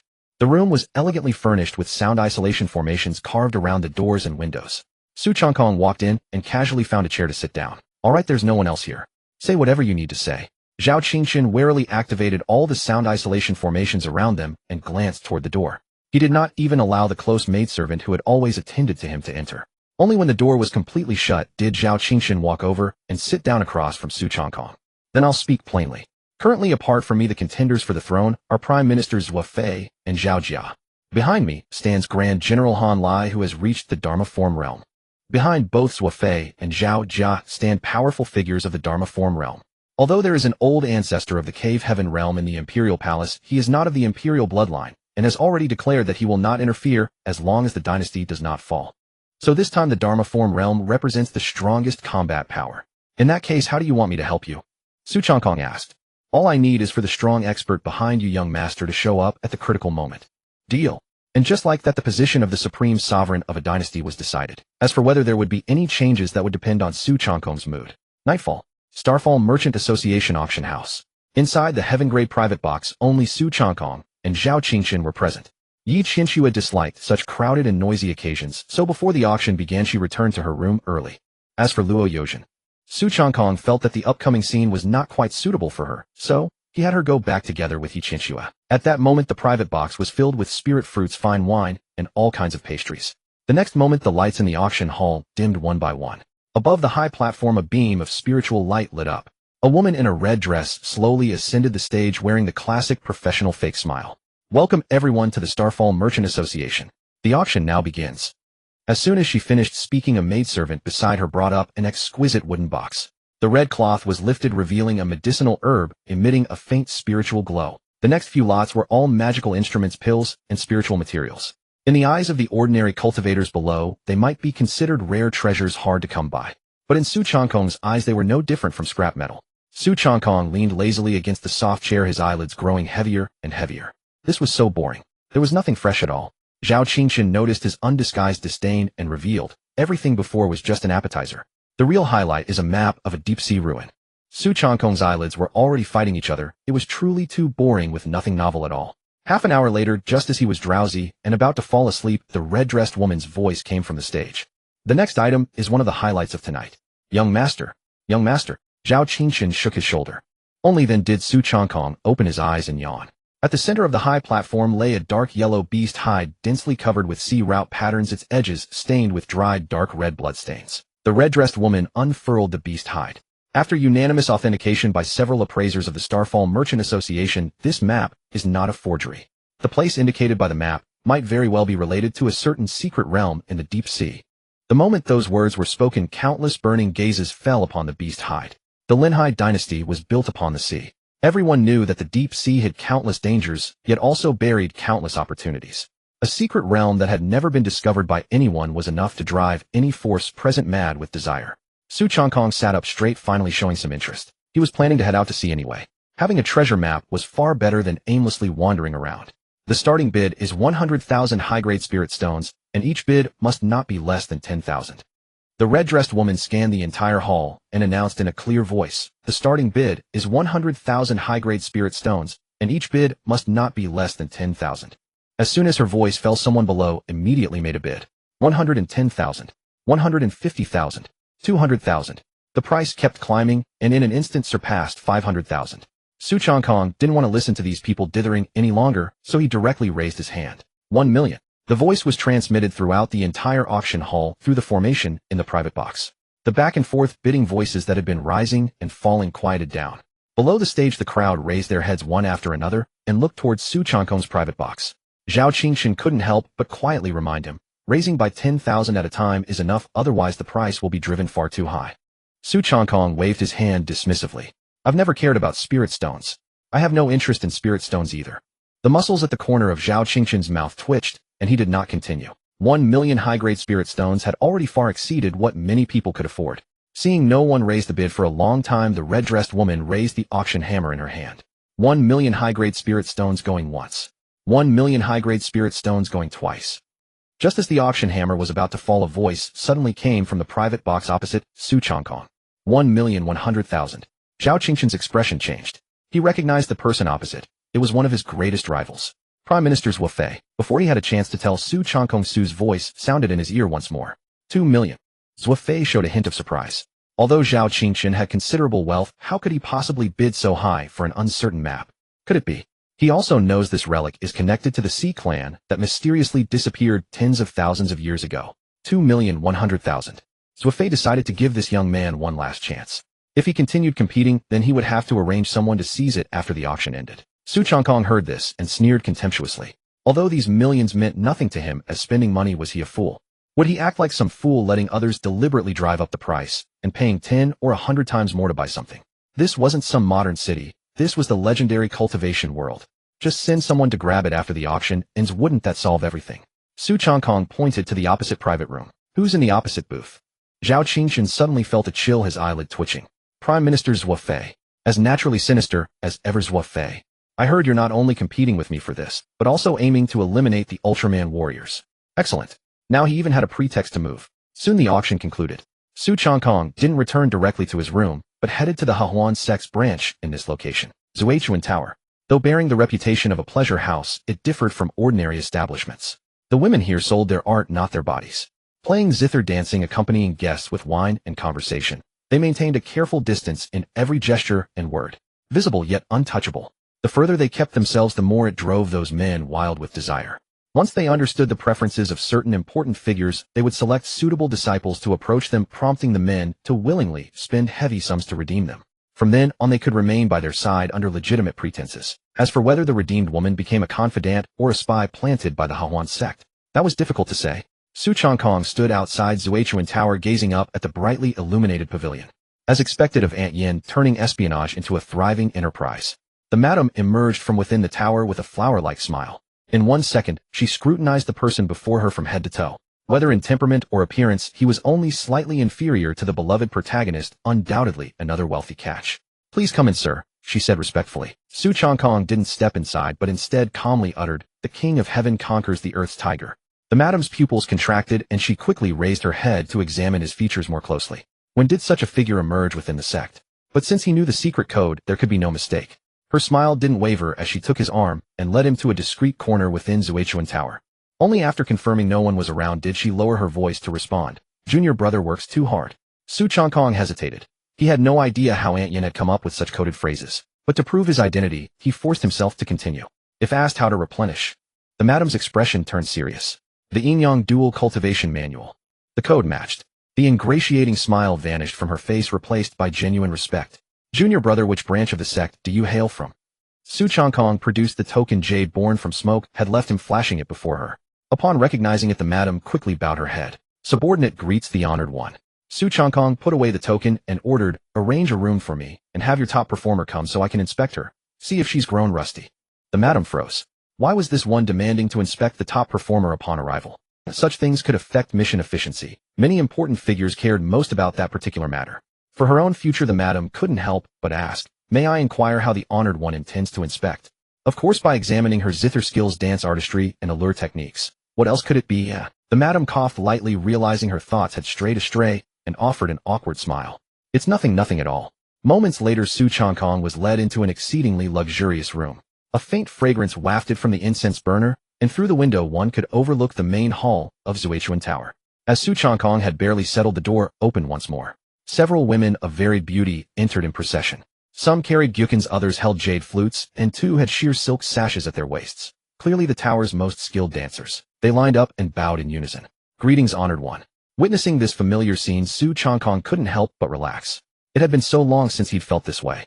"Relax, take turns one by one. This evening, I will personally conduct the evaluations." Yet as comfortable as he felt, Su Changkong hadn't forgotten the purpose of his visit. Once he'd seen enough, he would dismiss them. After all, if they stayed any longer, he wasn't sure he could maintain his composure. Su Changkong reclined on the soft couch, eyes closed, waiting quietly. Half an hour later, the candle flame flickered suddenly. The shadow beneath him rippled, and 2 figures emerged silently from within. It was Ada and Aer. Upon appearing, they both knelt on one knee simultaneously. "Young master." Ada raised her hands high, holding the deep-sea ruins map from the auction. Su Changkong reached out and took the map. Nobody noticed, did they? He unfolded the map, his gaze tracing the sea routes across it. At the map's edge lay a sea area surrounded by dark markings. "No," Ada replied in a low voice. After Prime Minister Zhuofei left the auction house, he stored the map in his storage ring. This subordinate took the ring while he entered the Prime Minister's mansion. Having finished speaking, she produced a black ring and placed it on the table. Su Changkong looked at the ring, then back at the map in his hand. "Excellent. You did very well." Since they had taken it, there was no point in returning it specifically. He set the map aside, and with a caring look helped Ada and Aer to their feet. Are you uninjured? Both shook their heads in unison. Ada spoke softly. Prime Minister Zhou Fei did not notice. Even if he had, he could not harm us. Su Changkong remained unconvinced, his tone scolding. Now, how can you be so decisive? Come here, let me examine you thoroughly. Ada and Aer exchanged glances, their faces flushing simultaneously. Yet neither refused. They simply walked quietly to the couch and allowed him to proceed as he wished. Moments later, Aer's breathing grew somewhat rapid. Young master, weren't you going to examine the map? Su Changkong didn't stop shaking his head with a serious expression. A mere map. How could it be more important than your safety? Ada beside them had already flushed crimson, yet she maintained her composure and said, Young master, we truly are unharmed. One had to admire the elder sister's strength. You don't get to decide. I must verify it myself before I can be at ease. Ding, congratulations, host. Go away. Don't bother me again unless there's a major reward, Su Changkong said impatiently. Ada Aer. My lord, are you there? Just as Su Changkong was thoroughly enjoying himself, the madam's voice suddenly came from outside the door. Ada and Aer seized the moment like a lifeline breaking free as he was distracted. Their figures flickered, and they quickly dissolved into the shadows. Su Changkong froze, a trace of darkness flashing across his eyes. He had never regarded these two as mere subordinates. He had rescued them back then, and they had voluntarily stayed by his side ever since. In name, they were his guards. In truth, they had long been among the closest people to him. Yet despite how close they were, all these years had passed with neither willing to take that final step forward. Today an opportunity had finally presented itself. The atmosphere had built to this point only for everything to be ruined like this. Su Changkong admitted it. He was genuinely flustered now. The madam outside, noticing no response, called out cautiously once more, my lord. Su Changkong took a deep breath, forcing his excitement down. Come in. The moment the madam entered, she met his cold gaze. She paused mid-step. Why did she feel as though she had done something wrong? My lord, do you know Morong Yaoyue? What about her? Su Changkong asked in confusion. She is currently downstairs. She did not tell me anything. She simply insisted on seeing you. After the madam led Su Changkong into the room, he could not quite recall who this person was. However, the sect master's token in his hand was unquestionably genuine. She dared not offend anyone rashly, so she quietly sent word to the sect for verification. When she checked, indeed such a person existed. What was more coincidental, Morong Yaoyue happened to be near Linhai City. Upon learning that Su Changkong had appeared at the Drunken Spring Pavilion, she immediately rushed over. The coldness on Su Changkong's face melted away significantly. Xiao Yu, why is she here? The moment he spoke, a voice came from outside the door. What, did I come at a bad time? Not at all. Su Changkong rose without hesitation to greet her. As he passed the madam, he could not resist shooting her a look that clearly said, get lost. The madam understood immediately and slipped out. Morong Yaoyue seized Su Changkong's sleeve and leaned in close to smell it. A faint scent of powder and cosmetics drifted toward him. It was not just one girl. She looked at him with a dangerous glint in her eyes. How many girls have you been playing with this time? Su Changkong quickly pulled Morong Yaoyue into his arms and explained softly in her ear, Xiao Yue, I was just listening to the music and watching the dancers here. I did nothing. Of course, if you do not believe me, let me prove it to you. Without waiting for a response, Su Changkong lifted her into his arms. Morong Yaoyue instinctively wrapped her arms around his neck, a slight blush on her cheeks. You? How do you plan to prove it? Simple. Su Changkong carried her toward the soft couch. Why don't you inspect me yourself? Then you will see everything clearly. He set her down gently and propped himself up on either side of her, slowly closing the distance. I will cooperate completely. As their faces drew nearer, Morong Yaoyue could even feel his breath against her skin. What is going on in that head of yours all day, eh? She pinched his ear again and scolded, let go. Honestly, she had come all this distance just to see him, and he immediately started touching her. Seeing his scheme fail, Su Changkong stopped pretending. You traveled all this way to find me. Shouldn't I check if you are injured? I am not injured. Su Changkong mimicked her earlier tone, feigning concern. Only after a thorough inspection will I know for certain. Meanwhile, somewhere two women simultaneously spat in disgust. Scumbag twice over. Without giving Morong Yaoyue a chance to retort, Su Changkong bent down and kissed her forehead. She paused, taken aback. Taking advantage of her momentary daze, Su Changkong buried his face against her neck and wrapped his arms tightly around her waist. Xiao Yue, I really missed you. Stop it. But it was merely empty words. Meanwhile, elsewhere, with the main line gone, Chancellor Zhou Fei now controlled the court and most civil officials. Within the Zhao family, those favoring Zhao Jia gradually drowned out Zhao Qingchen's voice. This explained why he was so desperate to find allies willing to risk everything. The struggle for supremacy would come soon enough. Zhao Qingchen sat in his residence, turning over everything that had happened in recent days. His attendant Shangguan Yao nearby asked in confusion, he is just someone with some background. Why do you take him so seriously? Yair, I do not blame you for not understanding, but you should not doubt my judgment. Shangguan Yao lowered her head. This servant would never dare. Zhao Qingshun did not press further, his gaze growing deep with thought. Days earlier, a spy had reported that a massive spiritual vessel belonging to the Xiantian sect was hurtling toward the Linhai dynasty at incredible speed. Who was aboard remained unknown, but shortly after, 3 figures of uncertain origins appeared in Linhai City. Even after murdering that fool Zhao, they continued into the city with brazen confidence, enough to prove they had powerful backing. Zhao Qingshun had formed his assessment at the time. 5 parts likelihood they were from Xiantian sect. 4 parts they were privileged youths from other major powers. The remaining 1 part, purely 3 reckless fools who did not know when to stop. But after today's auction, all previous speculation could be completely overturned. At least 8 parts certainty. They were Xiantian sect members who arrived on that spiritual vessel. Though he still did not know the person's name, judging from their conduct, their status could hardly be that of an ordinary disciple. My lord, my lord. Urgent calls from outside interrupted Zhao Qingshun's thoughts. His brows furrowed slightly, a hint of displeasure crossing his face. What is all this rushing about? A servant hurried into the room, too breathless to proper bow before speaking. The spies have just returned with news. Zhao Fei's storage ring has vanished after the auction ended. What? Zhao Qingshun shot to his feet. Ha ha ha. We have this. Now it is completely secured. No wonder that person suddenly dropped out of bidding after Zhao Fei kept raising the price. It was not that he had lost interest. He had let Zhao Fei win at the auction, planning to simply take the item back afterward. Such brazen conduct, combined with that Xiantian sect vessel appearing out of nowhere, all the pieces finally connected at this moment. Then there was only one truth. This person was none other than Xiantian sect's notorious young master, Su Changkong. The next morning, Murong Yaiwe woke from her slumber feeling her entire body aching and weak, so much so she didn't even want to open her eyes. How sore I am. Where am I? She sat up naked from the bed, surrounded by chaos. Fragments of the previous night gradually resurfaced in her memory. They had barely met, hadn't exchanged more than a few words, and yet here they were. The thought of Su Changkong's insatiable appetite the night before sent an inexplicable fury surging through Murong Yaiwe. How could someone be so consumed by mere carnal desires? Though singing brought pleasure, it could grow tedious with time. As the saying goes, endurance only breeds lingering resentment, while compromise leaves one feeling increasingly wronged. Turning to gaze at Su Changkong still fast asleep, her irritation mounted with each passing moment. She pressed her foot against his face. Get up. In his slumber, Su Changkong sensed something soft upon his face and instinctively ran his tongue across it. Squelch. Murong Yaiwe shivered as an electric sensation surged from her soul to her crown, and before she could restrain herself, she kicked him away. Su Changkong was hurled bodily from the bed, crashing hard onto the floor. Fuck. It hurts, God, it hurts. Turning to Murong Yaiwe, he demanded an explanation. The sharp pain finally roused him completely. Lying on the ground, he wondered if he might actually be dead. Early this morning, and you're trying to murder your husband. Surprised by the force of her own kick, Murong Yaiwe hurriedly descended from the bed to help him up. After all she had cultivated to the condensation court realm, had she not restrained her strength, she feared she might have actually injured him.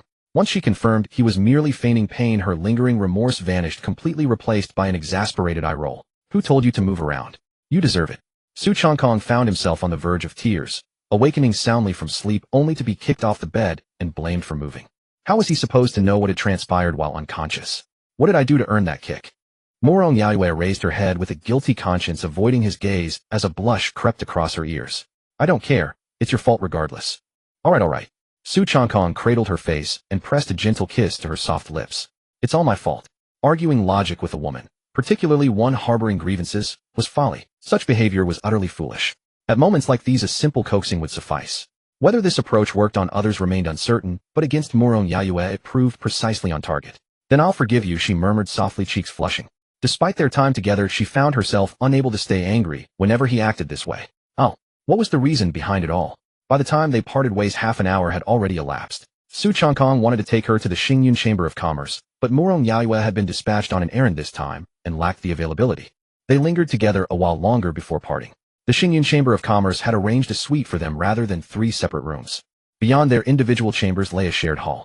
After returning the previous evening, Luo Yozhen had persistently beseeched Yi Sanxue to teach her self-defense techniques until the latter reluctantly agreed to show her a few moves. Now equipped with the Demon Core and Cultivation Manual Su Changkong had provided, coupled with swordsmanship training, she would at least have some means of protecting herself rather than always hiding behind him when danger arose. Inside the hall, Luo Yozhen gripped a wooden sword with both hands, diligently mimicking Yi Sanxue's movements. Elevate your wrist. Keep your waist straight. When striking, don't rely solely on your arms. Engage your core as well. Standing nearby, Yi Sanxue held a matching wooden sword and demonstrated a fundamental technique with a casual sweep. Luo Yozhen nodded attentively. I understand, Sister Sanxue. Attempting to replicate the movement precisely, she swung again, but miscalculated her force and stumbled forward. Just as she was about to fall, a hand caught her waist in time. How can you injure yourself while practicing swordplay?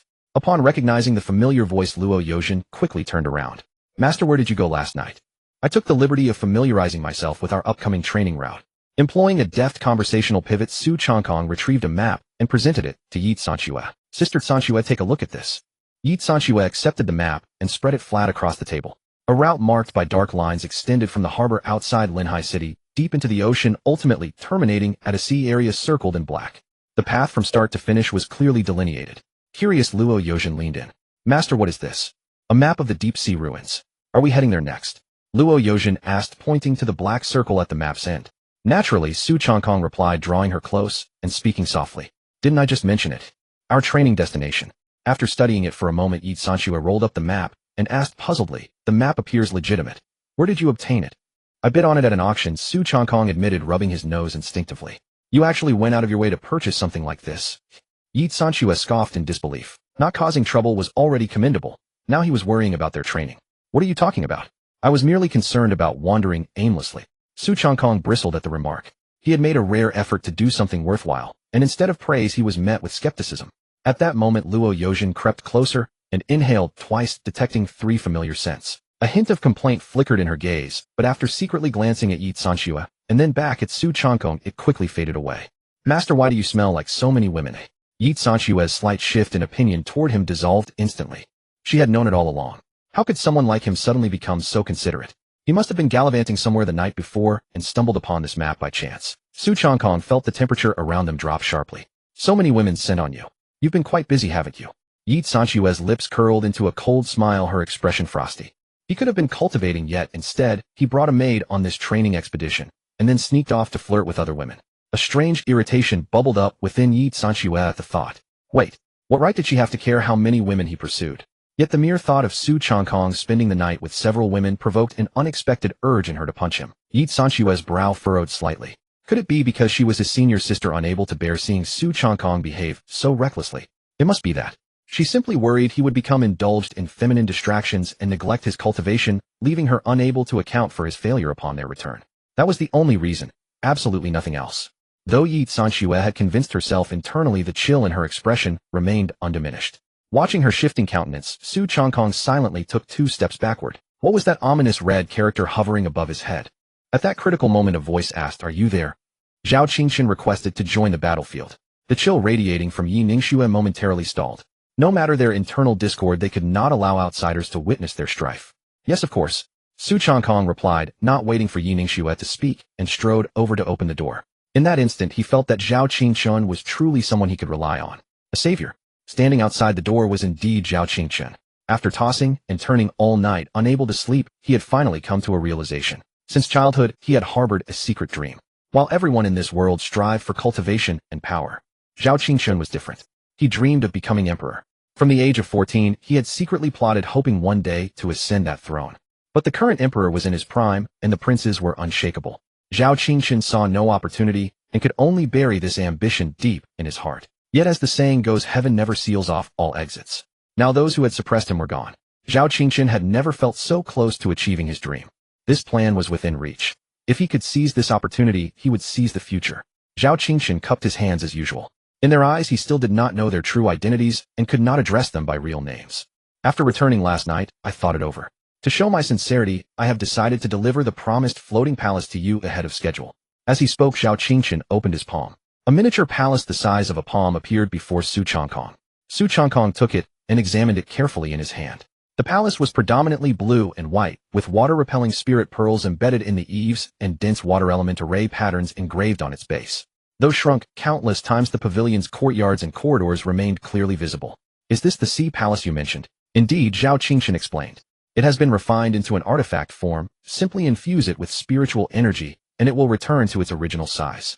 Not only can it sail on the sea, but it can also submerge when danger approaches. Wasn't this a Yacht Pro Max edition? Su Changkong grew more satisfied with each passing moment. In truth, in his past life, Su Changkong had always harbored a dream he had never shared with anyone. That dream was to take a few beloved companions, sail out to sea on a yacht, and spend several joyful days on the boundless ocean.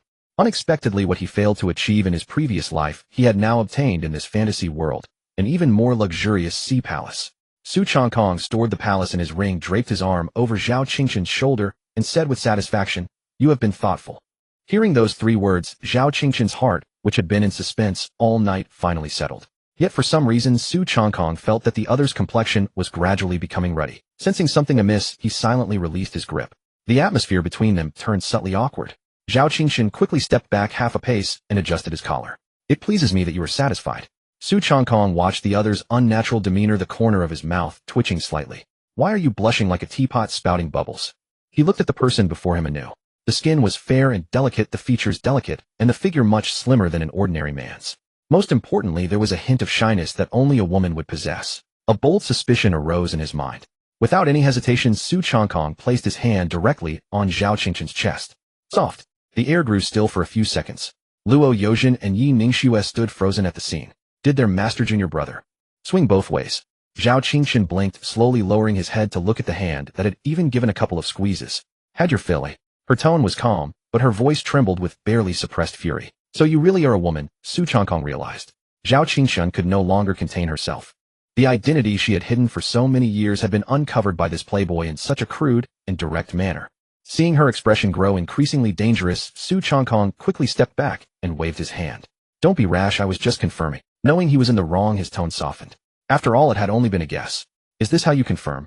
Zhao Qingqian's face was bright red as she glared at him through gritted teeth. Su Changkong puffed out his chest. "Want to touch me back? Then we'll be even." The blush on Zhao Qingqian's face spread to her ears. "Who wants to touch you back?" Since things had come to this, she had no choice but to use that technique. The immortal art of topic shifting. "Let's talk about how to help you." Su Changkong's gaze was sincere, as if nothing had happened. Zhao Qingqian looked at his shameless demeanor and was momentarily at a loss for words. She couldn't fall out with him now. She would settle accounts with this bastard after she ascended the throne. Wait, even after ascending it seemed impossible to settle. Xiantian sect, the foremost among the 4 great sects. Su Batian, the strongest in the Xiantian domain. She felt incredibly frustrated. Was she just going to be taken advantage of? No choice but to take it one step at a time. Suppressing her shame and anger, Zhao Qingqian began to lay out her plan. Among the 3 factions, Zuofei's was the most powerful, so she had temporarily formed an alliance with Zhao Jia. They would join forces to eliminate Zuofei first, then compete for the throne on their own merits. At the very least, they had to ensure that the throne remained within the Zhao family and did not fall into the hands of an outsider. No matter how she and Zhao Jia fought, it was a matter within the Zhao clan. But who was Zuofei? A mere subject of a different surname daring to covet the throne amidst the imperial turmoil. If he ascended, wouldn't the Zhao family become the laughingstock of the entire Linhai dynasty? Therefore, until Zuofei was dealt with, neither she nor Zhao Jia would openly break with each other. "So if I fall into a disadvantage, I hope you can have the person behind you intervene." "No problem," Su Changkong agreed readily. After all, having received a gift, he naturally had to deliver. Otherwise, taking money without doing the work would make him a despicable scoundrel everyone would denounce. Though Su Changkong was lecherous, lazy, and fond of pleasure, he still had principles. Zhao Qingqian felt a surge of joy. After informing him that the action would take place in the coming days, she took her leave. In her view, Su Changkong's agreement meant that she had the backing of the Xiantian sect. And indeed, that was the case. Although Su Changkong was usually unreliable, he generally kept his promises. And this time he wouldn't even need his guardian to act. A Da and A heir would be more than enough. After exhausting every detail, Zhao Qingqian made no attempt to linger, though before departing, he cast a piercing glare at Su Changkong. It was only upon returning to the residence that Shangguan Yao noticed something amiss in her countenance, and ventured cautiously, "Miss, does that individual intend to renege on his word?" Zhao Qingqian too sensed that his emotions had shown through far too plainly, and hastily concealed them. She reclined upon a couch, while Shangguan Yao stood behind her, kneading her shoulders. "He has discovered my true gender," Zhao Qingqian stated abruptly. "What a murderous intent flashed across Shangguan Yao's eyes. She was the Mrs. most trusted confidant, privy to secrets kept from all others. Yet those who now backed Zhao Qingqian were largely arrogant souls looking down upon the world. They harbored no desire to seize the throne for themselves. They merely wished to elevate a member of the royal family and reap the rewards of servitude to a rising dynasty. But should Zhao Qingqian's identity as a woman be exposed, unless she possessed strength sufficient to crush all opposition, those so-called supporters would turn traitor without hesitation. Do not fret. It is preferable that he knows. Once I claim the throne, there are matters that will require his assistance. Zhao Qingqian read her thoughts clearly, but offered no further explanation. At times, the more one explains, the more entangled things become. Obedience alone was all that was required. But, Yayert, Zhao Qingqian's voice dropped sharply. Shangguan Yao jolted awake and immediately bowed her head. "Forgive your servant's indiscretion." Zhao Qingshan turned to her and soothed. It is not your fault. His identity transcends anything you could imagine. From this day forth, under no circumstances shall you refuse any of his demands, nor show the slightest discontent in his presence. Yes. Hearing her mistress hold such a man in such high esteem, Shangguan Yao could not help but feel a twinge of jealousy. When would her miss ever treat her with such devotion? In the blink of an eye, 3 days had passed. A chilling aura began to suffocate the very air of Linhai City. The citizens, having guessed the calamity approaching, retreated into their homes and barred their doors. Those cultivators who had traveled from afar upon hearing the rumors abandoned their curiosity and fled Linhai City under cover of night, intending to return only after the dust settled. Within the imperial palace, the elite guards mobilized in full force. At their head stood a middle-aged man who had reached the heavenly tribulation stage. Upon his command, countless armored soldiers poured into every corner of the city. Simultaneously, monstrous auras erupted from throughout the city as countless cultivators took to the sky, each seeking out their destined opponent. Those of weaker stature were forced to fight upon the ground. The clash of spiritual energy, the ring of weaponry, and blood-curdling screams intertwining turned the once bustling city of Linhai into a battlefield before eyes could blink. Yet these were but insignificant players. What would truly decide the outcome of this struggle for the throne were the several experts at the Dharma idol stage. Directly above Linhai City, 4 figures hovered in the sky, facing each other in pairs. On the right stood Han Lai, the Grand General commanding Zhao Qingshan's forces at the 4th level of the Dharma idol stage.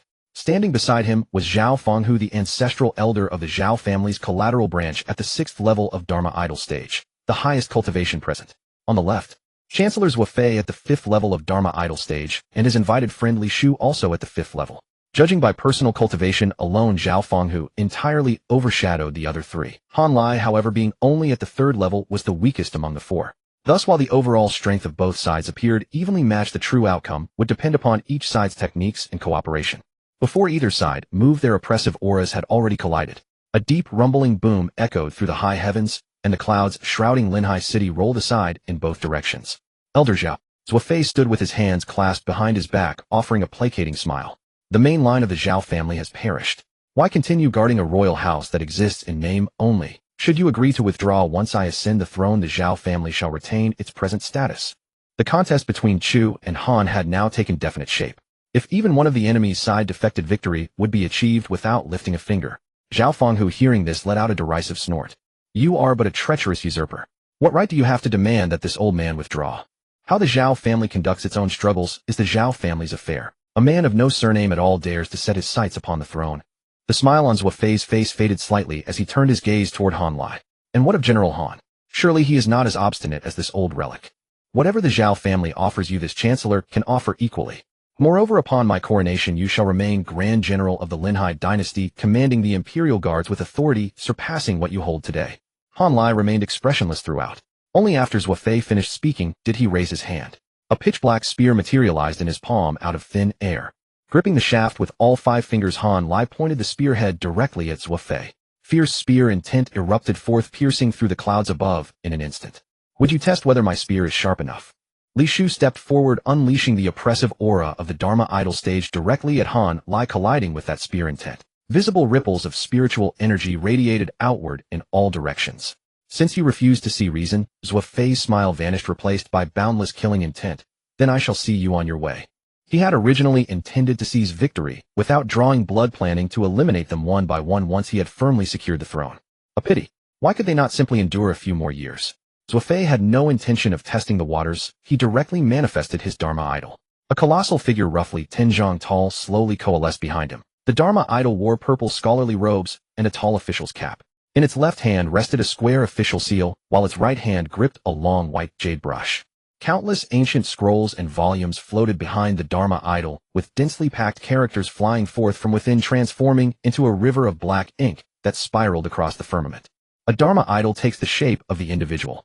Having presided over court affairs for many years, Zhou Fei's manifestation was that of a civil minister who determines life and death with his brush and quells nations with his seal. Zhou Fei's finger gently pointed forward, and the Dharma idol behind him mirrored the motion, inscribing a colossal character for kill in the air. The character shattered into thousands of ink-colored blades, scattering in all directions as they charged toward Han Lai and Zhao Fenghu.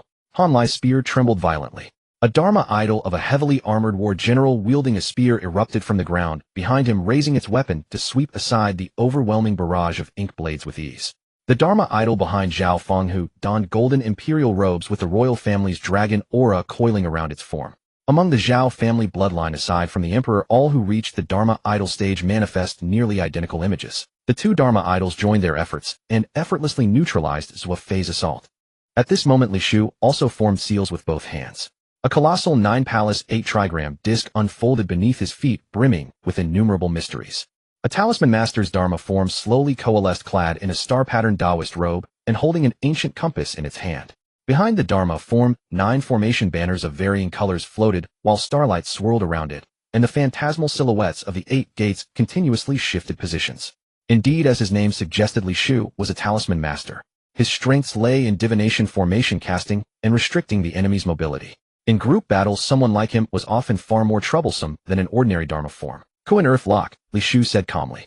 As soon as the words left his lips, the earth below began to tremble. A series of earth-yellow chains shot toward the two opponents to bind them. At the same time, the 9-palace disc spun at dizzying speed. The positions of the 8 gates kept changing, and the surrounding spiritual energy of heaven and earth became wildly chaotic. Han Lai's and Zhao Fenghu's perception of spiritual energy plummeted, and even their divine sense momentarily stuttered. To put it simply, they were dropping frames. Zhou Fei and Li Shu worked together with remarkable synergy. One handled long-range damage, the other long-range control. As the battle dragged on, the gap between the two sides gradually came to light. Tangled up by Li Shu's relentless attacks, Han Lai and Zhao Fenghu had to defend against the formation and chains while constantly guarding against Zhou Fei's lethal strikes from above. They simply could not find a chance to close in on the pair. No matter how high their attack power was, if they couldn't reach or cut down the enemies in the back line, they were no better than trash.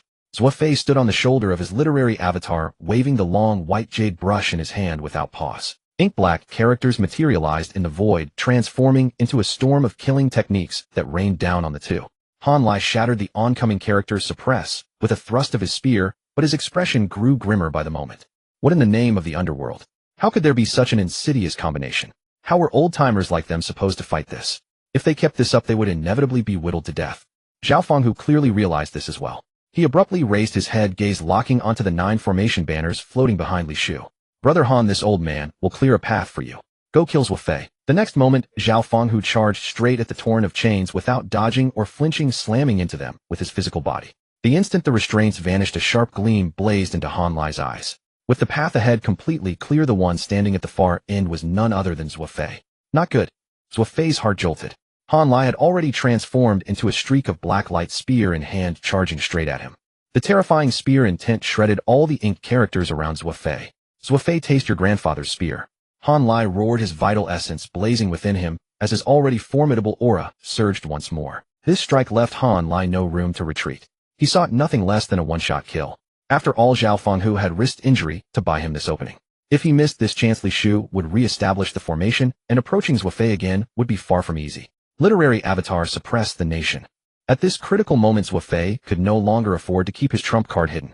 The literary avatar behind him raised the great square official seal with both hands and slammed it down with tremendous force. The spear met the seal head-on. The sky split open. The entire Linhai city fell into an eerie silence at that moment. The combatants on the ground, still locked in battle, halted their movements and stared blankly up at the sky. They could no longer hear a single sound. All they could see was the spear in Han Lai's hand pressing down inch by inch, while the square official seal held up by Zhou Fei's Dharma form trembled unceasingly. Crack! A fissure appeared on the surface of the seal. Then came a second, a third. Dense cracks rapidly spread across the entire seal. Zhou Fei's face suddenly turned deathly pale. How can this be? Was it going to end like this? In a trance, countless long-forgotten images surfaced before his eyes. That year he was only 6. His parents had died in the famine, and there was not a single grain of rice left in the house, so he wandered the streets alone. During the hardest days, he crouched behind the tavern's back door every day, waiting for the waiter to dump the leftover distiller's grains. That stuff was sour and bitter, mixed with grit and rancid slop. But to Zhou Fei at the time, it was the only thing that could fill his stomach. To grab a handful of those grains, he had 2 ribs broken by older beggars. That night, clutching the tiny lump of leftover grains, he curled up in a corner in too much pain to close his eyes the entire night. It was from then on that he understood a truth. Those without power had to live at the mercy of others' whims. Later, when he was eavesdropping outside the window of a private school, the schoolmaster discovered him. The master, noticing his extraordinary memory and latent cultivation aptitude, made an exception and took him in. Not only did he teach him to read and write, but he also passed on a most basic breathing technique for cultivation. From then on, Zhou Fei worked odd jobs at the school during the day, and at night, he studied and cultivated by the faint light of an oil lamp. He cherished this opportunity more than anything. At 10 he reached the Qi Introduction Realm, at 14 the Spirit Spring Realm, at 18 the Mystic Meridian Realm. When he traveled to the capital for the Imperial Examination at 22, he had already entered the Palace Condensation Realm, and as a commoner of humble origins, he outshone countless aristocratic heirs to claim the title of Zhuangyuan. On the day his name appeared on the golden roster, he rode a tall horse down the Grand Avenue. Crowds on both sides cheered loudly. The beggar who had once fought stray dogs over distillers' grains finally donned the robe of the top scholar. After entering the court, he finally gained access to the profound cultivation methods and resources hoarded by the Linhai dynasty. Palace Condensation Golden Core Origin Soul. Zhuofei climbed the ranks of the court while tempering himself through the dynasty's literary fortune. From a penniless scholar of humble origins, he cultivated step by step to the heavenly human realm, and at last condensed the literary Tao Dharma form, stepping into the 5th level of the Dharma form realm. It had taken him most of his life to finally stand where he was today, just one step away from that supreme imperial throne. But now, was everything about to end? Gazing at the spear tip, drawing ever closer, the unwillingness in Zhuofei's eyes nearly materialized into solid form. Why? The things that the royal family members were born with. He had fought all his life for them, yet why could he still not obtain them? I refuse to accept this. Zhuofei let out a guttural roar. Unfortunately, he was not the protagonist. The square official seal exploded on the spot. The spear, bearing everything he had pierced through the flying fragments, and flew straight at Zhuofei's brow. The outcome was decided. Zhuofei's Dharma form could no longer be maintained. The hole in his brow proclaimed his defeat. The unwillingness in his eyes gradually froze. His body lost all control, and he slowly fell from the sky. The Chancellor of Linhai, who had once stood at the pinnacle of power. The Zhuangyuan from humble origins, who was but one step away from the throne. In the end he fell just before that step. Han Lai hovered in midair, his face pale, clutching his spear and gasping for breath. Zhuofei was dead. Next only Li Shu remained. Li Shu was panicking. He and Zhuofei had originally become acquainted through a fight. It was during that encounter that they discovered their abilities complemented each other astonishingly well. From then on, the two hit it off, at once fighting side by side on many occasions, and almost never suffering defeat. Qian Trigram Heaven escape. He had to get away. The words had barely left his lips when, before he could even move, a spear flashed across his chest. Li Shu was dead too. Han Lai did not let his guard down despite having slain 2 men in succession. Zhao Qingxin had once instructed him to seize the first opportunity after victory and eliminate Zhao Fenghu. The two sides had temporarily allied only to face a common enemy. Yet just as he swiftly scanned his surroundings preparing to strike first, Zhao Fenghu had vanished.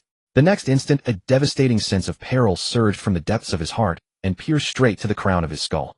The reason Han Lai had survived until today relied not only on his cultivation at the 4th stage of the Dharma Idol realm, but also on the intuition forged through countless life and death battles. Over the years, that intuition had saved his life far too many times to count. And this time it would not falter. He violently twisted his body, attempting to place himself within a safer position. Unfortunately, it was already too late. A gnarled, aged palm stabbed into him from behind, piercing straight through his chest.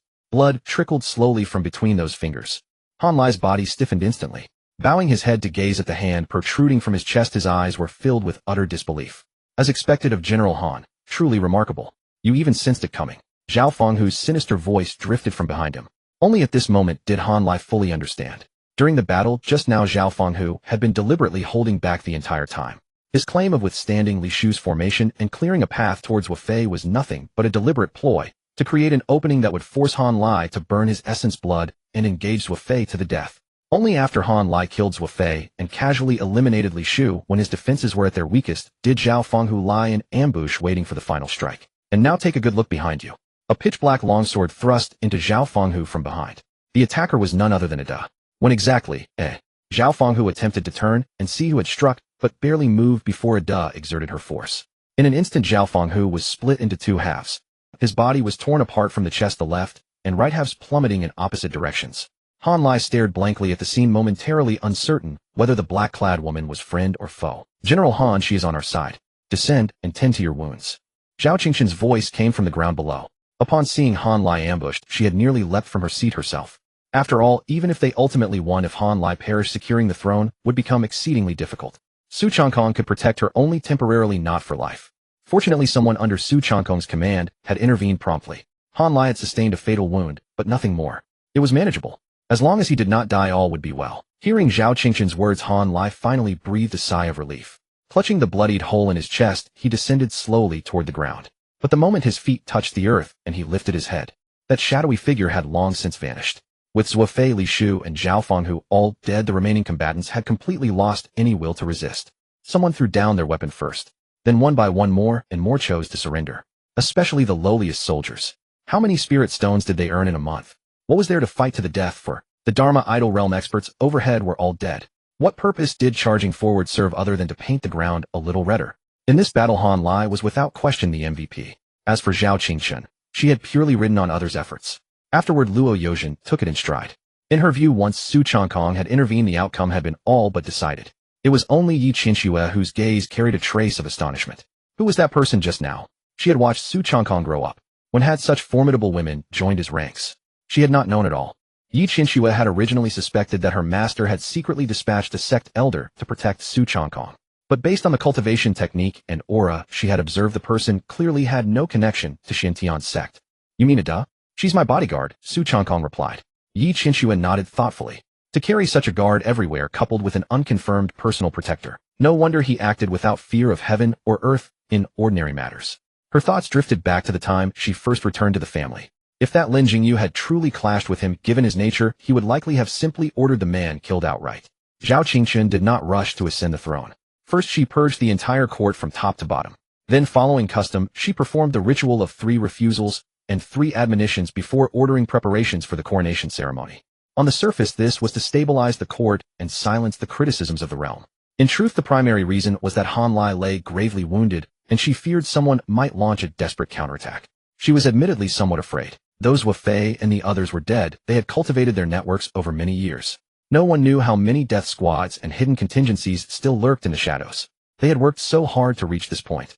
Zhao Qingchen refused to risk sitting upon the dragon throne for merely an instant, only to be sent straight to the imperial mausoleum. Thus, over the following days, while ordering the eradication of remaining forces, she also conducted thorough searches throughout Linhai City, even rescreening every palace, maid, and eunuch within the imperial residence. Only after confirming there were no immediate threats did she truly exhale in relief. Now she simply needed to wait for Han Lai's injuries to stabilize before formally ascending the throne. 3 days later, within the imperial study, Han Lai departed with a satisfied smile. He had aided Zhao Qingchen so wholeheartedly not out of loyalty, but so that his daughter could become empress. With his cultivation and military prestige, placing his grandson upon the heir's position in the future would be no hardship. Once his grandson inherited the throne, the Linhai Empire would effectively become the Han clan's domain. As for Zhao Qingchen, she was merely guarding the throne for the Han family temporarily. The more Han Lai pondered, the more pleased he became, as if he could already envision the day the Han clan would wield supreme authority over the Linhai Empire. Regrettably, he had calculated everything except one thing. Zhao Qingchen was a woman. Shangguan Yao protested indignantly on her behalf. This Han Lai utterly disregards the young miss. Watch your tongue. Zhao Qingchen massaged her brow. I am fully aware of his petty schemes. Besides, with the ancestor absent, he is currently the strongest in the empire. A touch of arrogance is only natural. Agreeing to this condition was akin to asking a tiger for its skin. One careless step, and she would fall into the abyss. She had intended to delay as long as possible, buying herself time to breathe.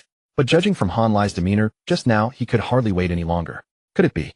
She truly had no choice but to proceed. But young miss, how many times must I say it?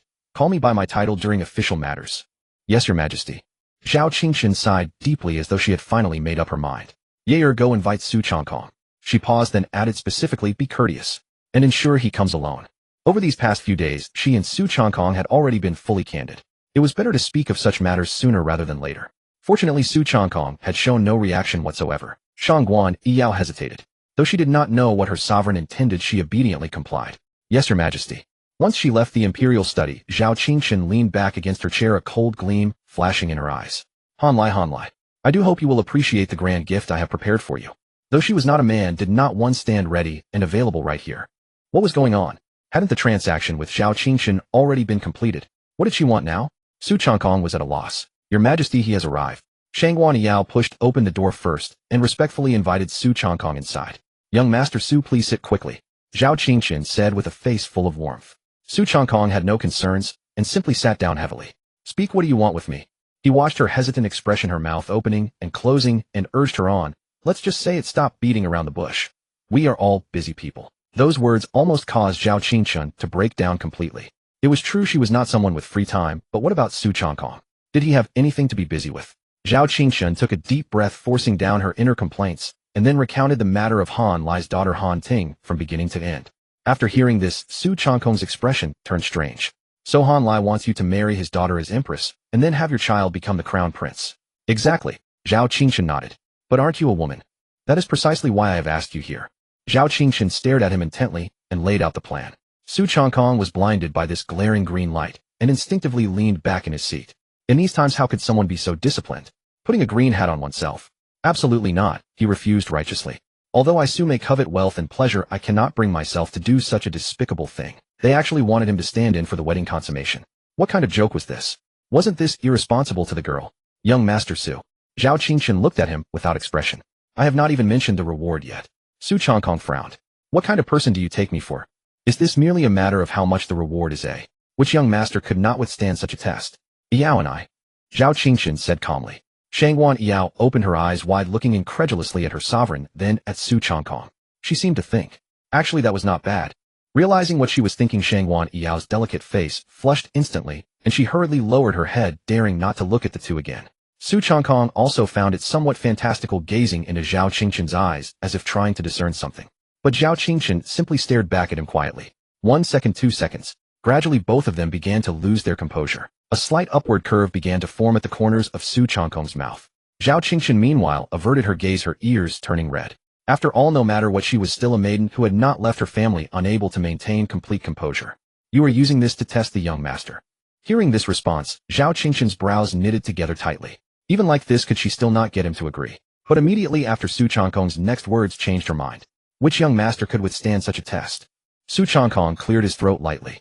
If you had said this earlier, would this not have been much simpler? Zhao Qingshan. Who was it just now with such righteousness saying she would absolutely not do such a despicable thing? But since the matter was already settled, she naturally would not say something so mood-killing. However, Su Changkong changed the subject.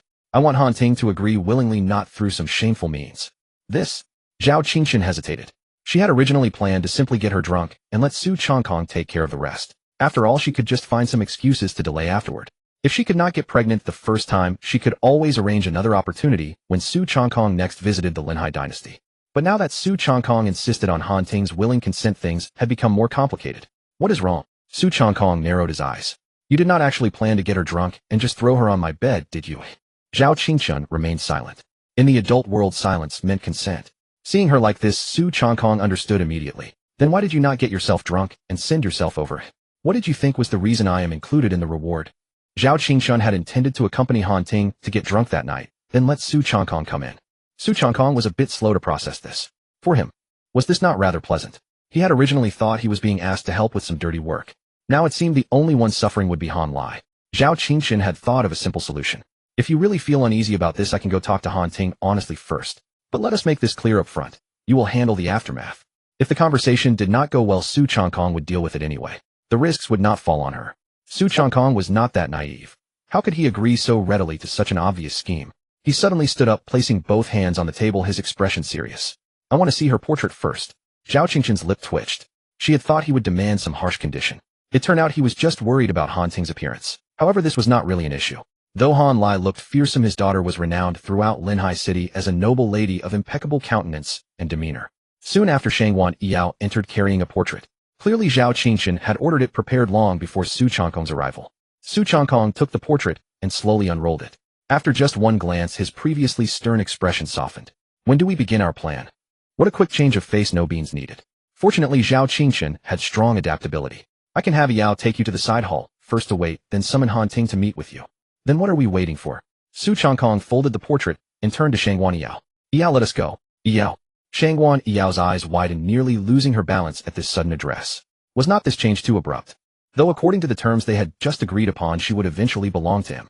Was it not too soon now? Shangguan Yao's cheeks flushed slightly as she stood frozen in place. Su Changkong looked at her in confusion. What is wrong? And nothing. Shangguan Yao hurriedly walked ahead. Young Master Su, please follow me. Su Changkong followed closely, walking beside her, and could not resist adding, still calling me Young Master Su. It is time to change how you address me. Shangguan Yao stumbled. The matter had barely begun. How had this fellow already gotten into character? Zhao Qingshan, Shangguan Yao.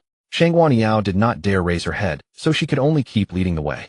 She stole a glance to the side and saw Su Changkong looking straight at her with a gentle smile. She screamed inwardly, why does he keep staring at me? And Her Majesty is just as bad. Talking about herself is one thing, but why did she pack up her own affairs and hand them over too? Couldn't this have been said later? Watching Shangguan Yao force calm beside him, Su Changkong found it amusing. Rather than making a move right away, he decided to wait until they arrived to continue teasing her. After all, the person was already placed right in front of him. No need to rush. Soon enough they arrived. Shangguan Yao kept her head down, hands clasped in front of her, standing as rigid as a wooden stake. They had only just arrived, yet a day felt like a year to her. It was as if Su Changkong were a starving tiger that had not eaten for 3 days, ready to swallow her in one gulp. Shangguan Yao's mind switched into overdrive. What should I do? What should I do? So awkward, so awkward. Quick, Shangguan Yao, think of a topic to break the deadlock. You can do it. She turned her head aside and asked in a voice as faint as a mosquito's buzz, what do you think of me? The moment the words left her mouth, Shangguan Yao realized what an absurdly stupid question she had asked. Wait, what was that question she just asked? Was this the right time to ask such a thing? You stupid mouth, shut up now. Su Changkong was rather surprised to hear such a bold question. Although he did not know the young lady, well, judging from how she had acted along the way, she clearly belonged to the type that was fearful in matters of the heart. Could he have misjudged her? You're quite cute. Su Changkong looked her over for a while and commented seriously, you have a pretty face and a nice figure, and as for your personality, it seems pretty interesting so far. She had a gentle oval face, and perhaps because she had been a serving maid for a long time, she carried a certain mild obedience. Especially when nervous, a faint blush would spread across her fair cheeks, making one itch to touch and tease her. She was practically a replica of that cold and beautiful sister Qingxue, a soft, clear girl of the Jiangnan South, the kind who grew more agreeable the more you looked at her. Quite cute, really. On receiving this answer, Shangguan Yao showed no reaction outwardly, but inside, she could not help feeling a flicker of joy. But then, why was he walking toward her? The heart Shangguan Yao had just relaxed instantly rose back into her throat. A man and a woman alone in the same room. With such a golden opportunity, if Su Changkong did not take full advantage of it, would he still be Su Changkong? Watching the distance between them grow smaller, Shangguan Yao backed away step by step. What are you going to do? Nothing. Su Changkong kept approaching with a grin. I just think you're even cuter when you blush.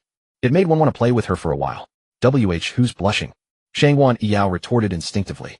As soon as she finished, she felt her back against the wall with nowhere left to retreat. Could her first time really be lost here? This scoundrel. She had only just started to feel a little favor toward him, and now he was going to be this. Seeing Su Changkong lean in step by step, Shangguan Yao closed her eyes in resignation. But the thing she had imagined did not happen. Instead, her face was squeezed and kneaded over and over like a lump of dough. Shangguan Yao opened her eyes in confusion. Su Changkong was pinching her cheek, a roguish smile hanging on his face, as if he had discovered some novel toy. Feels nice. Fun. Shangguan Yao's head started letting off wisps of steam. She had actually closed her eyes and waited for all that time. Shangguan Yao, oh Shangguan Yao, what exactly was going on in your head? What a lewd girl you are.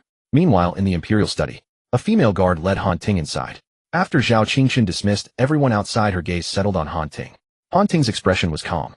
She did not kneel in greeting, nor did she address the other party as Your Majesty. She simply sat down across from Zhao Qingchen without waiting to be asked. Zhao Qingchen was not annoyed. After all, if any woman had been suddenly ordered by her father to marry someone she did not love, her mood would probably not be any better either. Moreover, Han Ting clearly knew what lay behind this marriage. Miss Han seems to hold quite a grudge against me. Zhao Qingchen probed.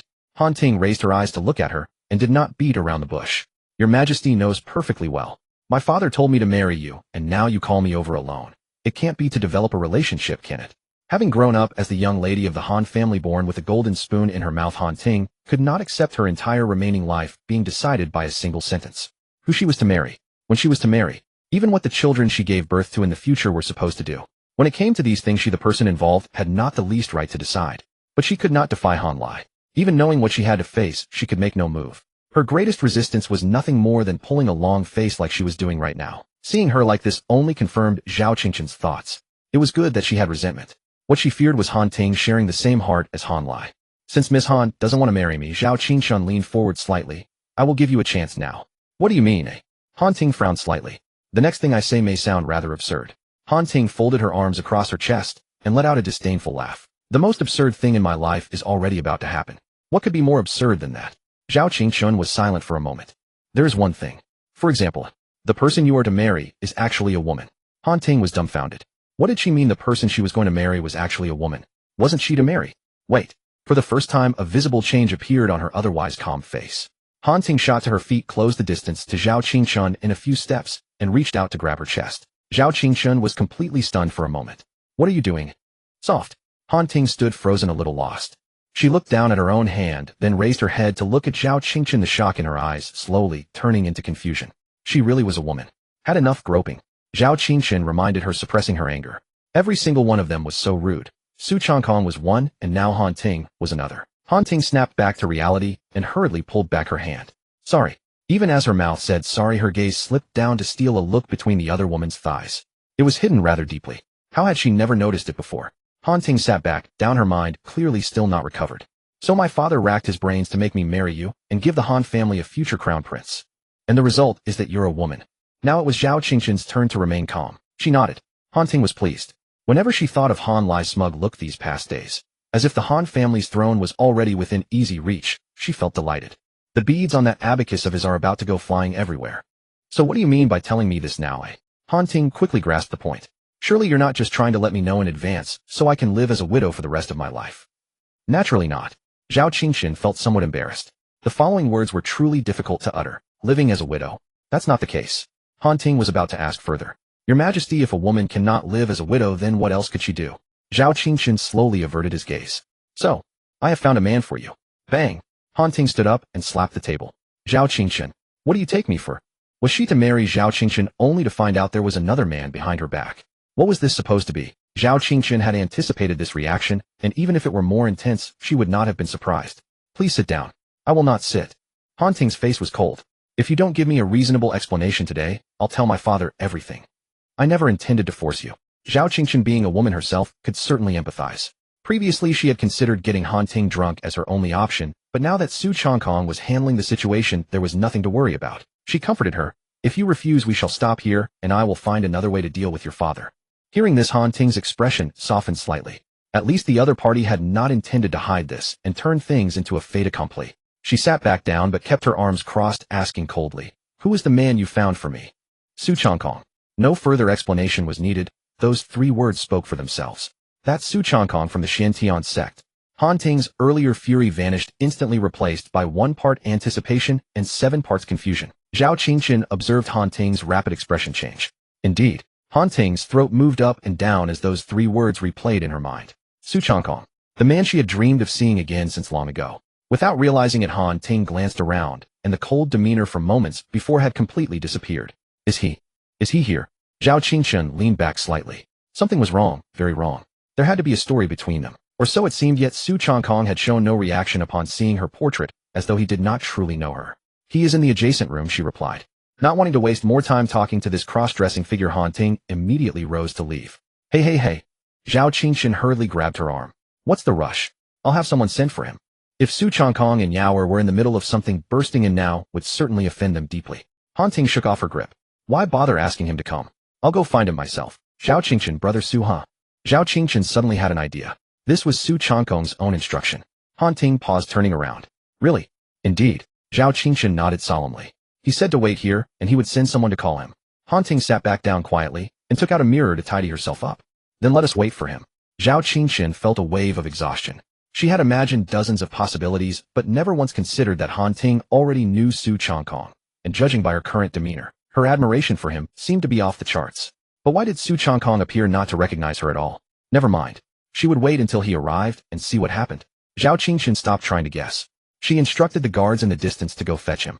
Su Changkong was having fun with Shangwan Yaoer when he was suddenly interrupted by hurried footsteps. He reluctantly withdrew his hand, wiped the sweat from it, and ended the game. Strangely, Shangwan Yaoer, having experienced something unknown, kept her head lowered as she followed behind him. She resembled an ostrich, as though desperate to bury her face into her collar. After a while, the two arrived at the door of the imperial study. As soon as Su Changkong entered, a figure collided against his chest. Brother Su. Han Ting breathed in that familiar scent, utterly enchanted. Su Changkong was utterly bewildered. Though he knew he was charming, did he really warrant such warmth upon their first meeting? He glanced at Zhao Qingshan, wondering if she had drugged him. How did she become like this? Zhao Qingshan spread her hands and replied with her eyes, "Don't look at me. I wonder the same thing." Wait. Su Changkong gently pulled Han Ting aside and studied her face. Have we met before? Han Ting's smile instantly froze. What was she saying? He didn't even remember her. Han Ting pressed her lips together and her eyes turned mournful. Brother Su, have you forgotten me? Su Changkong was even more confused. He searched his mind carefully. Nothing. Not a single trace of memory. Zhao Qingshan, watching this, finally confirmed one thing. Good heavens, this was truly one-sided infatuation. Half an hour later, Su Changkong finally remembered who this girl was. The story began a year ago. As everyone knew, there was an unwritten rule in Xiantian City: apart from Su Changkong, no one was allowed to harass virtuous women. That day, Han Ting had come to Xiantian City with Han Lai. While wandering alone, she happened to encounter a certain arrogant young master from a prestigious family. Relying on his background, the man blocked her path with several bodyguards. Han Ting was not afraid. However, this was Xintian City, and Han Lai had previously instructed her not to cause trouble. For a moment, she hesitated to act directly. Then Su Changkong appeared. The rest of the story was as cliché as it gets, a standard hero-saving beauty tale. Su Changkong dealt with the attackers, and under the pretext of checking whether she was injured, took the opportunity to touch her. He then departed gracefully. The entire process had not exceeded the time it takes for one incense stick to burn. For Su Changkong, this was merely a daily routine task, complete and forgotten. But for Han Ting, it was entirely different. "So it's you," Su Changkong said, suddenly remembering with a smile. He had thought she was just a passing NPC at the time, and paid little attention, never expecting a follow-up quest. Seeing that he finally recalled her, Han Ting's previously anxious expression instantly relaxed. "Brother Su, you finally remember me." She could not help but press her body closer against his chest. Su Changkong was startled, and a single word popped into his mind. Love-struck woman. The following afternoon, at the Imperial Court Assembly, Zhao Qingchen announced that Han Ting would be installed as Empress. Han Lai grinned from ear to ear. Perhaps in his heart, victory was already a foregone conclusion. None of the civil officials raised any objection unless someone was willing to give up his official cap. After court was dismissed, Zhao Qingchen watched Han Lai's retreating back, and the corners of her mouth lifted slightly. In the end, that Su Changkong really got the better of the deal. She had to give him a woman, and on top of that she had to pay extra. Wasn't she the one who had lost miserably? The more she thought about it, the odder it became. Zhao Qingchen frowned for a long while, then at last let out a helpless sigh. Forget it. She had already agreed. It was too late to regret. Besides, unless she had the ability to firmly keep Han Lai under control, the fewer who knew the truth about her gender, the better. At a time like this, having a man who knew her secret was just the thing to make use of, so she wouldn't have lived half her life without ever experiencing what it felt like to be a woman. The Han Mansion. When Han Lai returned beaming with pride, the entrance was already packed with the most prominent figures of Linhai City. Clan heads, Chamber of Commerce, stewards, court officials. Even the usual irrelevant hangers-on had all pushed their way over. "Congratulations, General Han. Lady Han shall be a mother to the world, a blessing to our Linhai dynasty. I have long heard that Lady Han bears the visage of a phoenix, and now it proves true. The Han family has risen to twofold honor. Your name is sure to be inscribed in history." Dozens of people spoke over one another, yet not a single flattering phrase was repeated. It could only be said that anyone who had managed to reach such a position had at least some culture. In the past, Han Lai would have found the noise unbearable and ordered these men thrown out. But who could blame him, since he was in such a good mood today? Ha ha ha. Han Lai showed a rare smile and cupped his hands toward the crowd. "You are all too kind." These people were all contenders for the Han family's future inner circle. In the past, he could ignore them, but now it was time to start winning over their hearts. At this thought, Han Lai even found the bunch of bootlickers before him much more agreeable. "Servants, pour tea for our guests. Don't let them go thirsty." The crowd at once broke into another wave of flattery. Han Lai's face glowed with pleasure. Humble beginnings were no disgrace. Only the man who could bend and stretch was a real man. Linhai City had rarely been so lively. From the Imperial Palace to the Han family compound, red silk hung along the roads for dozens of li, and crowds of onlookers packed both sides of the streets. After all, for a newly enthroned emperor to name an empress so soon was a major affair in the Linhai dynasty, especially since the empress was the only daughter of Grand General Han Lai. Inside the Han Mansion, Han Lai had deliberately changed out of his usual battle armor into a dark red brocade robe and stood beaming at the front gate. "The auspicious hour has arrived." Following the ritual official's loud announcement, Han Ting, wearing a phoenix coronet and bridal robes, slowly emerged, supported by her maidservants. Han Lai looked at his daughter, a hint of tenderness in his eyes. Everything was for the family. "Ting-er, once you enter the palace, remember to restrain your temperament. His Majesty's foundation is still shallow. As Empress, you must help ease his burdens." Han Ting did not listen at all. What was he babbling about? But she still nodded. "Daughter understands. And remember, give His Majesty a dragon son as soon as possible. Whether the Han family can advance further rests entirely on you." Hearing her father's instructions, Han Ting could not help pressing her legs together. In her ears, the words automatically transformed into "bear a child for Brother Su soon." Daughter has taken this to heart. How could Han Lai know what she was thinking? Hearing her reply, he felt incomparably gratified. Very soon, Han Ting boarded the Imperial Phoenix carriage. The majestic procession departed from the Han Mansion and headed straight toward the palace. There was nothing particularly unusual about the wedding formalities. They offered sacrifices to heaven and earth, paid respects to the imperial ancestors, officially installed the empress, and received the homage of all officials. The whole ritual dragged on for more than 4 hours. Zhao Qingchen, clad in the imperial robe, stood at the very front, maintaining the solemn look proper for a sovereign. Han Ting, in her phoenix coronet and bridal robes, stood by her side. At long last, the wedding ceremony was over and the banquet for the assembled ministers began.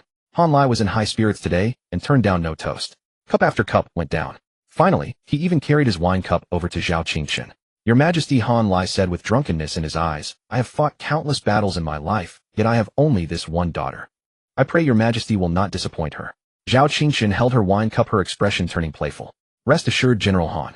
I most certainly will not disappoint her. She said those words without the slightest burden on her conscience. Not only had she not disappointed anyone, she had even helped two lovers get together. Was there anyone else who would provide such treatment? The night deepened. The banquet finally came to an end. Zhao Qingchen did not return to her own bedchamber until she had confirmed that everyone had left. As for Han Ting, she would not go. In the original plan, in order to attract Su Changkong, she would have to personally take the stage and play her part. But now Han Ting's affinity for Su Changkong was off the charts, and there was no need for getting him drunk or anything like that. The previous scheme naturally no longer needed to be carried out. To put it plainly, the self-appointed champion of tough talk had finally shown what they truly were. When it actually came time to face the real boss, they chose a strategic retreat. Every day delayed was a day gained. On the other side, Han Ting had already been escorted into the bridal chamber. Red candles flickered in the room, and happiness characters were pasted all over the walls and window frames. She looked calm enough on the surface, but in truth her ears were already perked. As soon as any footsteps sounded outside, she could not help glancing toward the door. She did not have to wait long before the door was pushed open. Su Changkong was a little nervous. The setting was rather too formal. But could he retreat? No, he could not.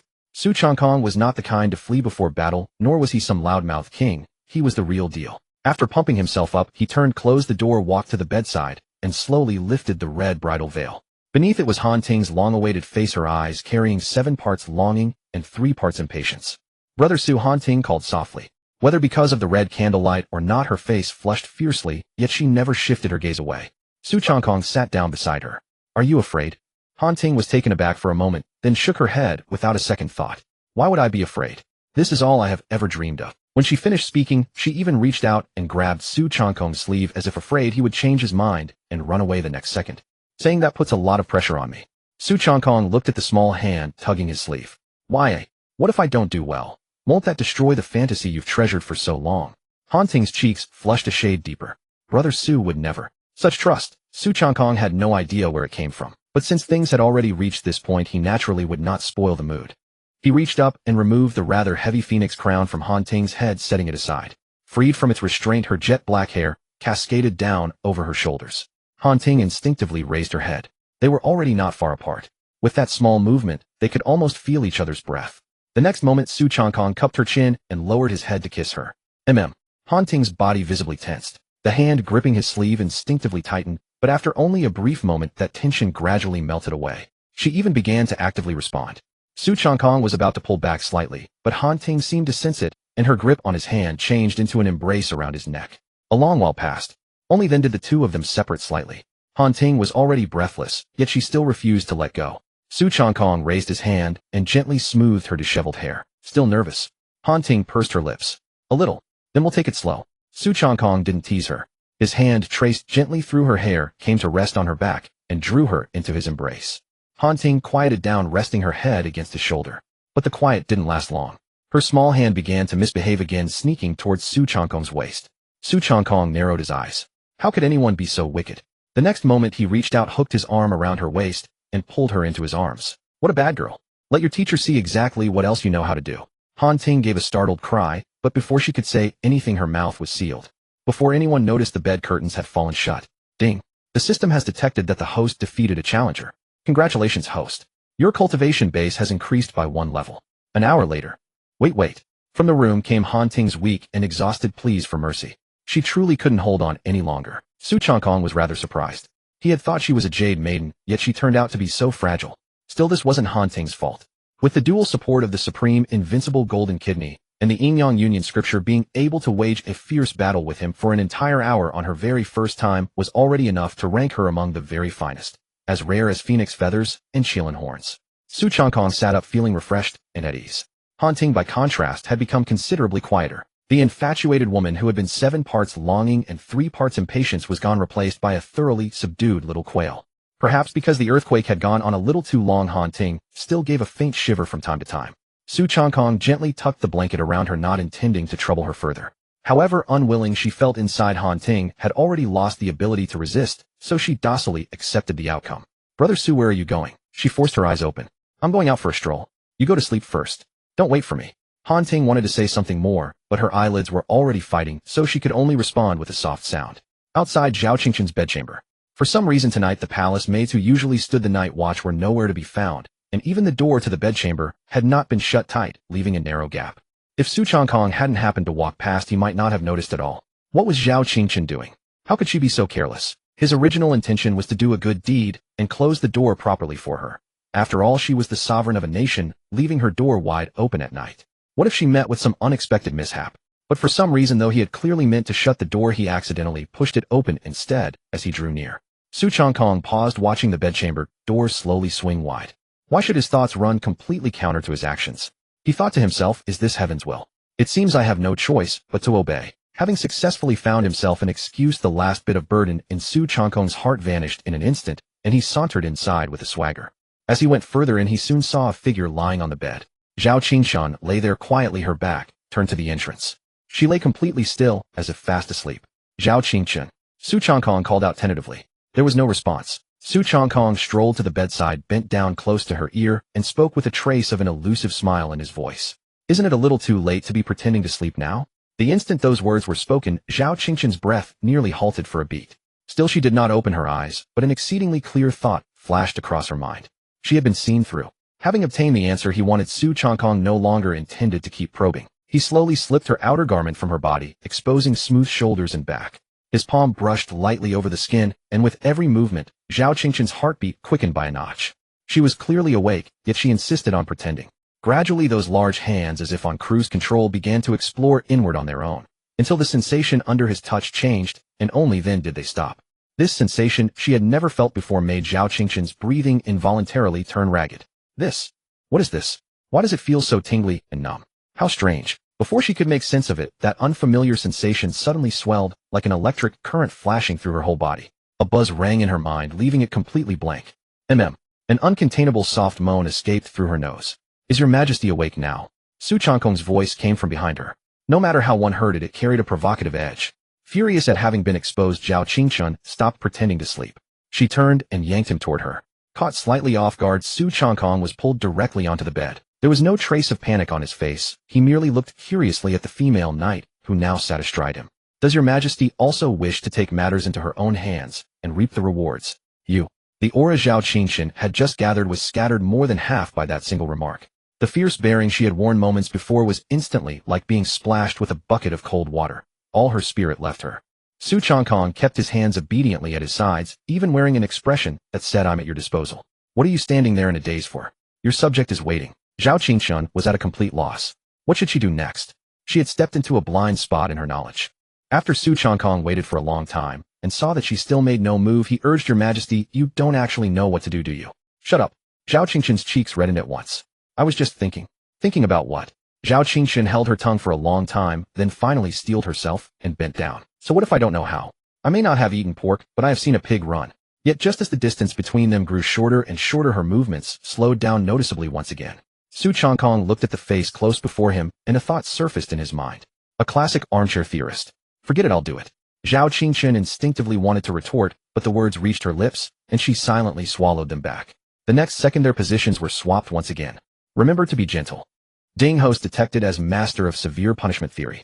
Congratulations to the host for receiving the reward. Cultivation has increased by 1 level. Yao Yaoer, please come here for a moment. Zhao Qingqian lay upon the bed, giving his instructions in a halting voice. But could she possibly surrender? She was a dignified empress, and to be defeated so easily, how could she maintain her dignity? If facing him alone wouldn't work, then she had no choice but to seek outside help.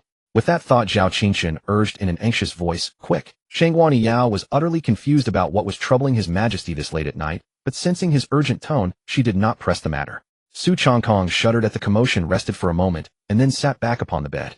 He had expected them to come one by one in orderly fashion, but instead they were launching a group assault. It seemed he was going to have to endure some suffering. However, the reinforcements would still need time to arrive, and he could not waste this interval. He pressed his advantage once more, drawing a startled cry from Zhao Qingqian. Aren't you just? Meanwhile, on the other side, Shangguan Yao hurried along the entire way. His Majesty had been so anxious moments ago. Certainly something grave must have occurred. If she delayed too long, things could go wrong. Yet as she drew closer to the sleeping quarters, she felt an increasing sense that something was amiss.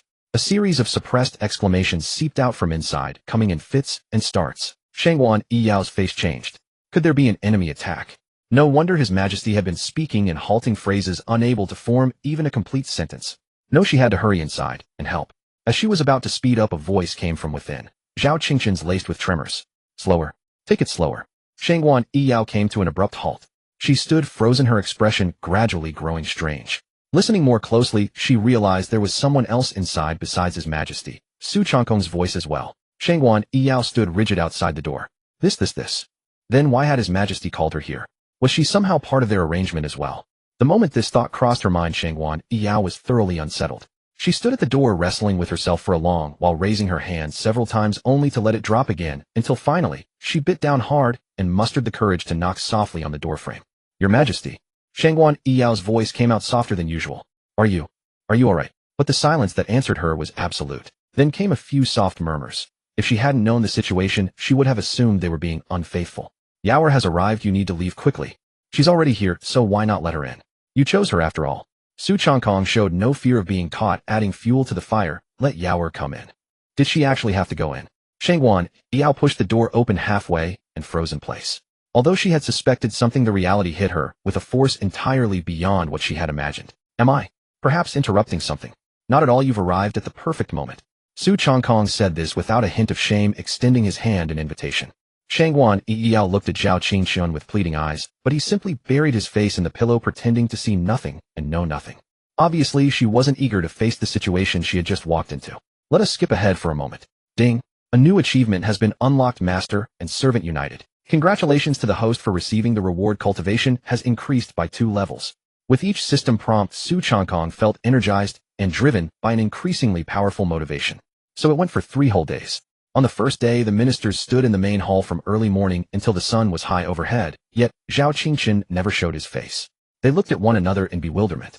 This emperor had taken a queen and then abandoned court entirely. Was he truly incompetent? Han Lai chuckled darkly. The next day, the ministers pushed the responsibility back and forth, hoping someone else would be brave enough to approach the throne, but none dared to be the one to speak first. Han Lai watched with a grin. By the 3rd day, the ministers had lost their patience and decided to go together. The situation had become unsustainable. Dozens of officials reached a consensus and marched as one toward the rear palace. But before they could take 2 steps, Han Lai appeared, blocking their path. The emperor wishes to take a couple days off, so let him. None of you are to disturb him. The officials stood speechless. Once he'd turned them away, Han Lai returned with a self-satisfied grin. His daughter truly had a way with men, capturing the young emperor's heart in just 3 days. And Su Changkong, despite his powerful cultivation, was beginning to feel the effects of 3 straight days of relentless activity. The most absurd part was that those 3 women had gone from clueless novices to gradually learning how to coordinate with each other. They'd even developed quite a few unusual techniques along the way. Shift rotations, endurance tactics, feints, and diversions. If you didn't know better, you'd think they were studying some kind of coordinated attack formation. Su Changkong clung to the wall, stepping shakily out of the bedchamber. One misstep, and he nearly collapsed, but he managed to steady himself against the wall. Oh dear, what an ordeal. He truly needed to observe abstinence for a while, or else he'd turn into a pile of bone ash before he knew it. After bidding a reluctant farewell to the 3 in the bedchamber, he finally made his way back on his usual path. System compile the earnings from this period. Ding. Settling accounts for the host. Reward summary. Cultivation directly increased by 3 tiers. Accumulation increased by 1 tier. Proficiency in the mystic art of profound heaven creation advanced from minor mastery to major mastery. Host Su Changkong. Cultivation foundation establishment 7th tier. External manifestation mysterious meridian 5th tier. Note originally foundation establishment 2nd tier. System rewards accumulated 4 tiers, while the carefree longevity scripture auto cultivation contributed 1 tier. Techniques mystic art of profound heaven creation major mastery carefree longevity scripture major mastery Inyang Dao union scripture major mastery. Items carefree sword divine abilities heaven reflecting divine capability. And during these days Yi Qianxue had not been idle. While Su Changkong was occupied with his affairs, she had departed Linhai City alone and, following the map, scouted the area near the ruins ahead of time. She also took the opportunity to investigate the surrounding conditions. After all, a reliable map did not guarantee the ruins themselves were safe. If there were any beasts far beyond their capabilities or other uncontrollable forces, then perhaps it would be wiser to abandon the quest altogether. When Su Changkong found her again, Yi Qianxue stood at the edge of the sea palace, her arms crossed around her sword, quietly gazing at the boundless horizon of the ocean. Hearing the commotion, Luo Yozhen was the first to peek out from behind the door. Upon seeing who had arrived, her eyes lit up at once, and she waved enthusiastically at him. Master, you're back. Only Yozhen truly knows how to care for her master. Su Changkong broke into a smile at once, strode over, and ruffled her hair. Luo Yozhen's nose twitched as she caught several scents, two of which felt quite familiar, so her master had been with them over the past few days. Her eyes darted around without a word, yet her gaze clearly screamed, "Hurry up and reward me." Su Changkong simply ignored that look and gave her cheeks a firm pinch. A little fox daring to threaten her master. What a rebellion. Leaving behind the aggrieved Luo Yozhen, he walked over to Yi Qinxue and stood shoulder to shoulder with her. "I've been to the ruins and looked around. There's no major threat. Rest for one night, and we'll set out formally tomorrow." As she spoke, Yi Qinxue turned her head and gave Su Changkong a somewhat disdainful once-over. Then she even raised a hand and deliberately fanned it in front of her nose. "In your past life, had you never touched a woman for 800 years? Not that short." The next day, Yi Qinxue had originally worried whether this vessel would be like the Xiaoyao, lacking any internal soundproofing. However, after a quiet night's sleep, nothing strange had happened, which pleased Yi Qinxue greatly. But just as she pushed open the door, she saw Luo Yozhen supporting herself against the wall, limping out from the other side. Yi Qinxue. Her eyelid twitched slightly, and a sudden numbness crept over her scalp. What was so enjoyable about such things? None of them thought about cultivation or improving their strength. Their minds were filled with dirty nonsense. What a waste of their natural talents. Especially Luo Yozhen.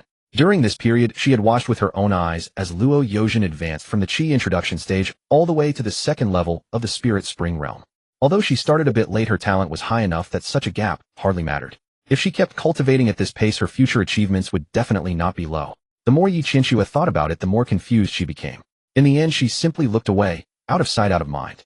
Such matters were too difficult for someone who had devoted herself entirely to cultivation and whose emotional intelligence was below zero. Su Changkong walked to the edge of the floating palace, raised both hands and shouted, "Let's go." As the sound rang out, a translucent pale blue barrier appeared around the palace, enveloping it and isolating it from the seawater.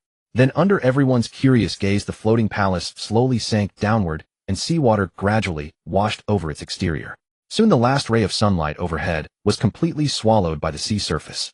Yi Qinxue had already taken out a map. "Head southeast. Based on where I scouted yesterday, we should arrive in about half a day." Su Changkong raised a hand and waved. "Then let's go. Target the deep sea ruins." The floating palace adjusted its course and slowly sailed toward the depths of the seabed. As time passed, no accidents occurred along the way. At most, they occasionally bumped into a few reckless sea beasts. Actually, Su Changkong didn't want to hit them either. But the deeper they went, the darker the surroundings became, and some sea beasts would suddenly dart out from blind spots. By the time they spotted them, it was too late to break. Bang! A strangely shaped sea beast had just emerged from behind a nearby reef when the next moment it had a close encounter with the floating palace. Its whole body pressed against the formation's light barrier for an instant before it was sent spinning away. Su Changkong stood at the very front, watching the sea beast gradually disappear from sight, and pressed his palms together. "Amitba, I didn't want to hit you either. There's no helping it. We're all just trying hard to survive. If you have any complaints, take them up with my palace." Yi Qinxue. Luo Yozhen. If the sea beast could understand, it would probably come back and risk its life to fight him. About 2 more hours passed. The surrounding environment began to change noticeably. Previously scattered debris, seaweed, and even random objects drifting from who knows where could occasionally be seen on the seabed. But here all of it seemed to have been suddenly swept away. Not to mention trash. Even the most common silt of the seabed was nowhere to be seen. The entire area was abnormally clean. Yi Qinxue stood up at that moment. "We're almost there." Su Changkong followed her gaze. The palace hadn't sailed far before a massive dark silhouette gradually emerged from the dim seawater ahead. As the distance closed, the thing finally revealed its true form, a colossal spatial vortex. It was several tens of zhang in size, suspended in the seabed, yet the surrounding seawater showed no sign of being drawn into it. The inside of the vortex was pitch black. Occasionally wisps of silver-white spatial turbulence flickered past. Su Changkong spoke hesitantly. "This should be the entrance to the ruins, right?" Yi Qinxue checked the map, nodded, and said, "It's here." Luo Yozhen leaned close and whispered, "Master, do we go straight in?" "Wait a moment." Su Changkong decided to be cautious. "Let's find something to test the waters." He slowly turned his gaze toward a sea beast that happened to be passing by in the distance. "Sea beast, are you okay?" Su Changkong waved at it, wearing a smile he believed to be very friendly. "Do you want my treasure? Go find it. I've placed all my treasure inside there." The sea beast floated in place, staring at him with its 2 enormous eyes for a long time, then silently swam back a few meters. Seriously, had sea beasts become this wary? Such a perfect lie had been seen through directly. It seemed he had no choice but to dangle a carrot. Su Changkong pointed at the spatial vortex again. "A fortuitous opportunity, a heaven-defying one. Once inside, your bloodline will return to its ancestor, defying fate and ascending on the spot." The sea beast backed off a little more. Its gaze had upgraded from wariness to contempt that said, "Do you think I'm 3 years old?"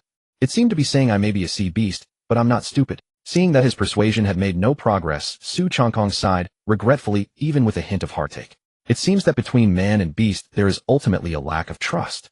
Sister Chinchua. He raised his hand and pointed at the sea beast. Initiate plan B, throw it in. Sea beast no.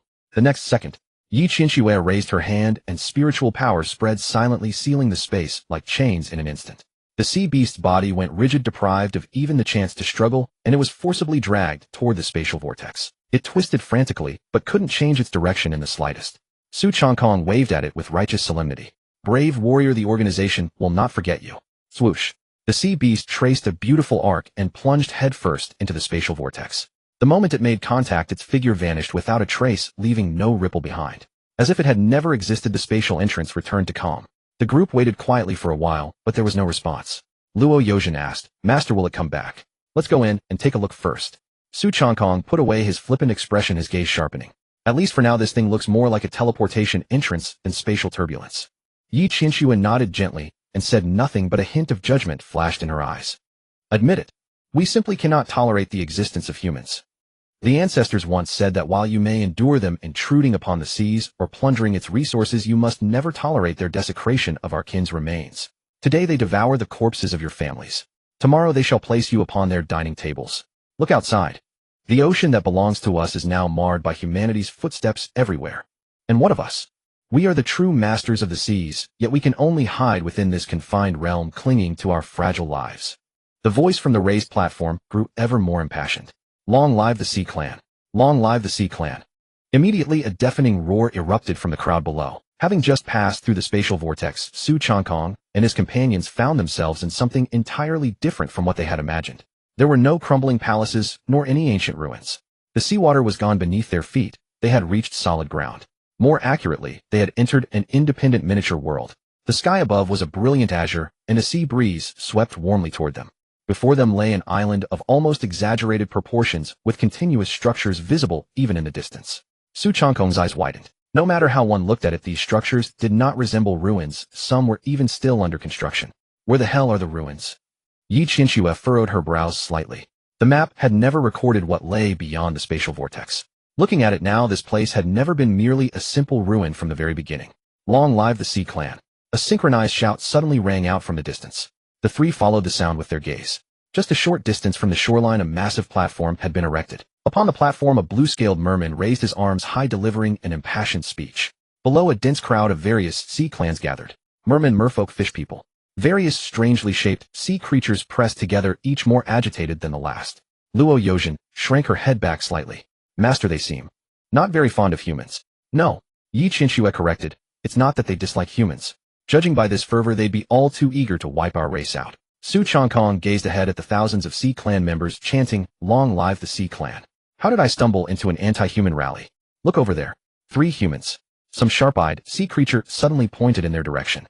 In the next instant, countless gazes swung toward them in unison. The blue merman on the platform's eyes even flashed with murderous intent, as if he had spotted his father's killer. Patches of blue scales rapidly sprouted across his skin. His entire body shot upward, hovering in midair. Humans! How dare you trespass upon our Sea Clan's sacred ground? He clasped his hands forward, and the surrounding moisture swiftly converged. Water jet impact. A highly concentrated stream of water shot towards Su Changkong's face like a laser. Yi Chinchua was just about to step forward when Su Changkong raised a hand to stop her. Stand back. Su Changkong took a step forward, his robe fluttering in the wind. I'm about to show off. Yi Chinchua, this guy actually gives warnings beforehand. Su Changkong remained so calm precisely because he had confidence. Earlier, he had been too absorbed in listening to the speech to check the cultivation levels of this Sea Clan group. Upon inspection, the strongest among them was merely that blue merman on the platform, yelling the loudest. A mere golden core novice. As everyone knows, a protagonist slaying enemies across cultivation realms is basic common sense. Moreover, these sea creatures' cultivation bases looked like they had been painstakingly attained through their own efforts. Relying on his system combined with tireless personal hard work, Su Changkong had stepped steadily foundation by foundation, reaching the 7th layer of the condensation mansion realm. His foundation was terrifyingly solid. As the water stream approached, golden light erupted from Su Changkong's palm in the blink of an eye. His 5 fingers snapped shut, and he actually caught the high-speed rushing water in his bare palm. He tilted his head, seemingly surprised that crossing cultivation realms to fight was so effortless. My truly weak. He tightened his grip, and the entire water stream instantly exploded into a mist of droplets. The sea creature's expressions gradually froze, and the blue merman's pupils contracted sharply. He was at the golden core realm. Yet this human before him clearly only radiated the aura of the condensation mansion realm. What kind of joke is this? Changkong shook the water droplets from his hand and looked up toward the sky. The next instant, his figure vanished from his original spot. A warning bell tolling frantically erupted in the blue merman's mind. But before he could locate Changkong, a languid voice echoed from behind him. Looking for me. The blue merman spun around violently. What met his face was a rapidly enlarging palm. Smack. A crisp sound echoed. The Sea Clan leader, who had just been hovering in midair delivering his anti-human speech, was sent spinning and crashed into the ground. Half of the platform collapsed on the spot. Changkong slowly descended from the air, looking down at the utterly silent Sea Clansman. So let me ask you what exactly is going on. These words, better left unsaid, instantly ignited the sea creatures whose aggression had been momentarily quelled. Their eyes turned red again. The humiliation of their ancestors being forced from their homeland, the long-simmering hatred toward humanity, all surged forward in that very moment. The humans dared to ask, what's wrong? Kill them. Avenge our fallen kin. The morale that had just been suppressed inexplicably surged back. Changkong paused for a moment. Hey, what's going on? Wait a minute. By all standard story tropes, after he had just backhanded a golden core expert across the arena, shouldn't his domineering aura have struck fear into them, making them kowtow and sing of their submission? Why are they getting more energized the more they fight? Just as the situation was about to spiral out of control again. Stop! An urgent voice rang out from deep within the island. A figure descended from the air, placing itself between the two sides. The newcomer was also a merewoman. She first looked down and glared at the blue merman, still lying in the rubble. "See a man who gave you permission to strike." Xie Man covered his face and crawled up from the ground, remaining silent. Then Xie Zishuan turned to face Changkong and the others, her cold expression softening slightly as a faint apologetic smile appeared. "I am Xie Zishuan, and this is my younger brother Xie Man. I sincerely apologize. My brother behaved so rudely toward you just now." Changkong didn't care much, and none of his side had been injured, and given her sincere apology, he had no intention of pressing the matter further. "You three must have just arrived from the outside world, correct?" "Yes." Changkong nodded. "I originally thought there would be some ancient ruins, but—" He glanced around, his meaning perfectly clear. Xie Zishuan showed understanding. She was among the few in the current Sea Clan who still retained her sanity, refusing to cry murder at the mere sight of humans due to grievances left by their ancestors. The Sea Clan possessed a clear understanding of its own position. They had lived within this miniature world for countless years, isolated from the outside, and their resources had dwindled progressively. Generation after generation, their strength had long since declined. Today, the strongest among the Sea Clan, their current king, only reached the Origin Soul realm. Within these bounds, he was indeed a stabilizing pillar. But set against the outside world, he would be nothing more than a stray dog on the roadside, kicked to death in a single step. When living under another's roof, one must bow their head. "This is not some ancient ruin," Xie Zishuan explained. "More accurately, it is a sanctuary for our Sea Clan." Xie Zishuan glanced back at the Sea Clansmen behind her. "Long ago, a war broke out between the Sea Clan and humanity. We lost. Simple and to the point. As for the cause of the matter, it was hardly complicated. The Sea Clans could be broadly divided into two factions. The first, led by the merfolk, gathered numerous sea clans of comparatively modest strength dwelling in the waters near the Xiantian domain. To put it nicely, it was huddling together for warmth. To put it bluntly, it was a mutual aid league of weaklings. The other faction, led by the Flood Dragon clan, occupied vast stretches of sea near the Wanyao domain. Unlike the merfolk faction, the Flood Dragon clan had always looked down on the other sea clans. Among the demon race, the importance of bloodline hierarchy even far surpassed what humans called noble birth. Those with powerful bloodlines enjoyed an innate advantage.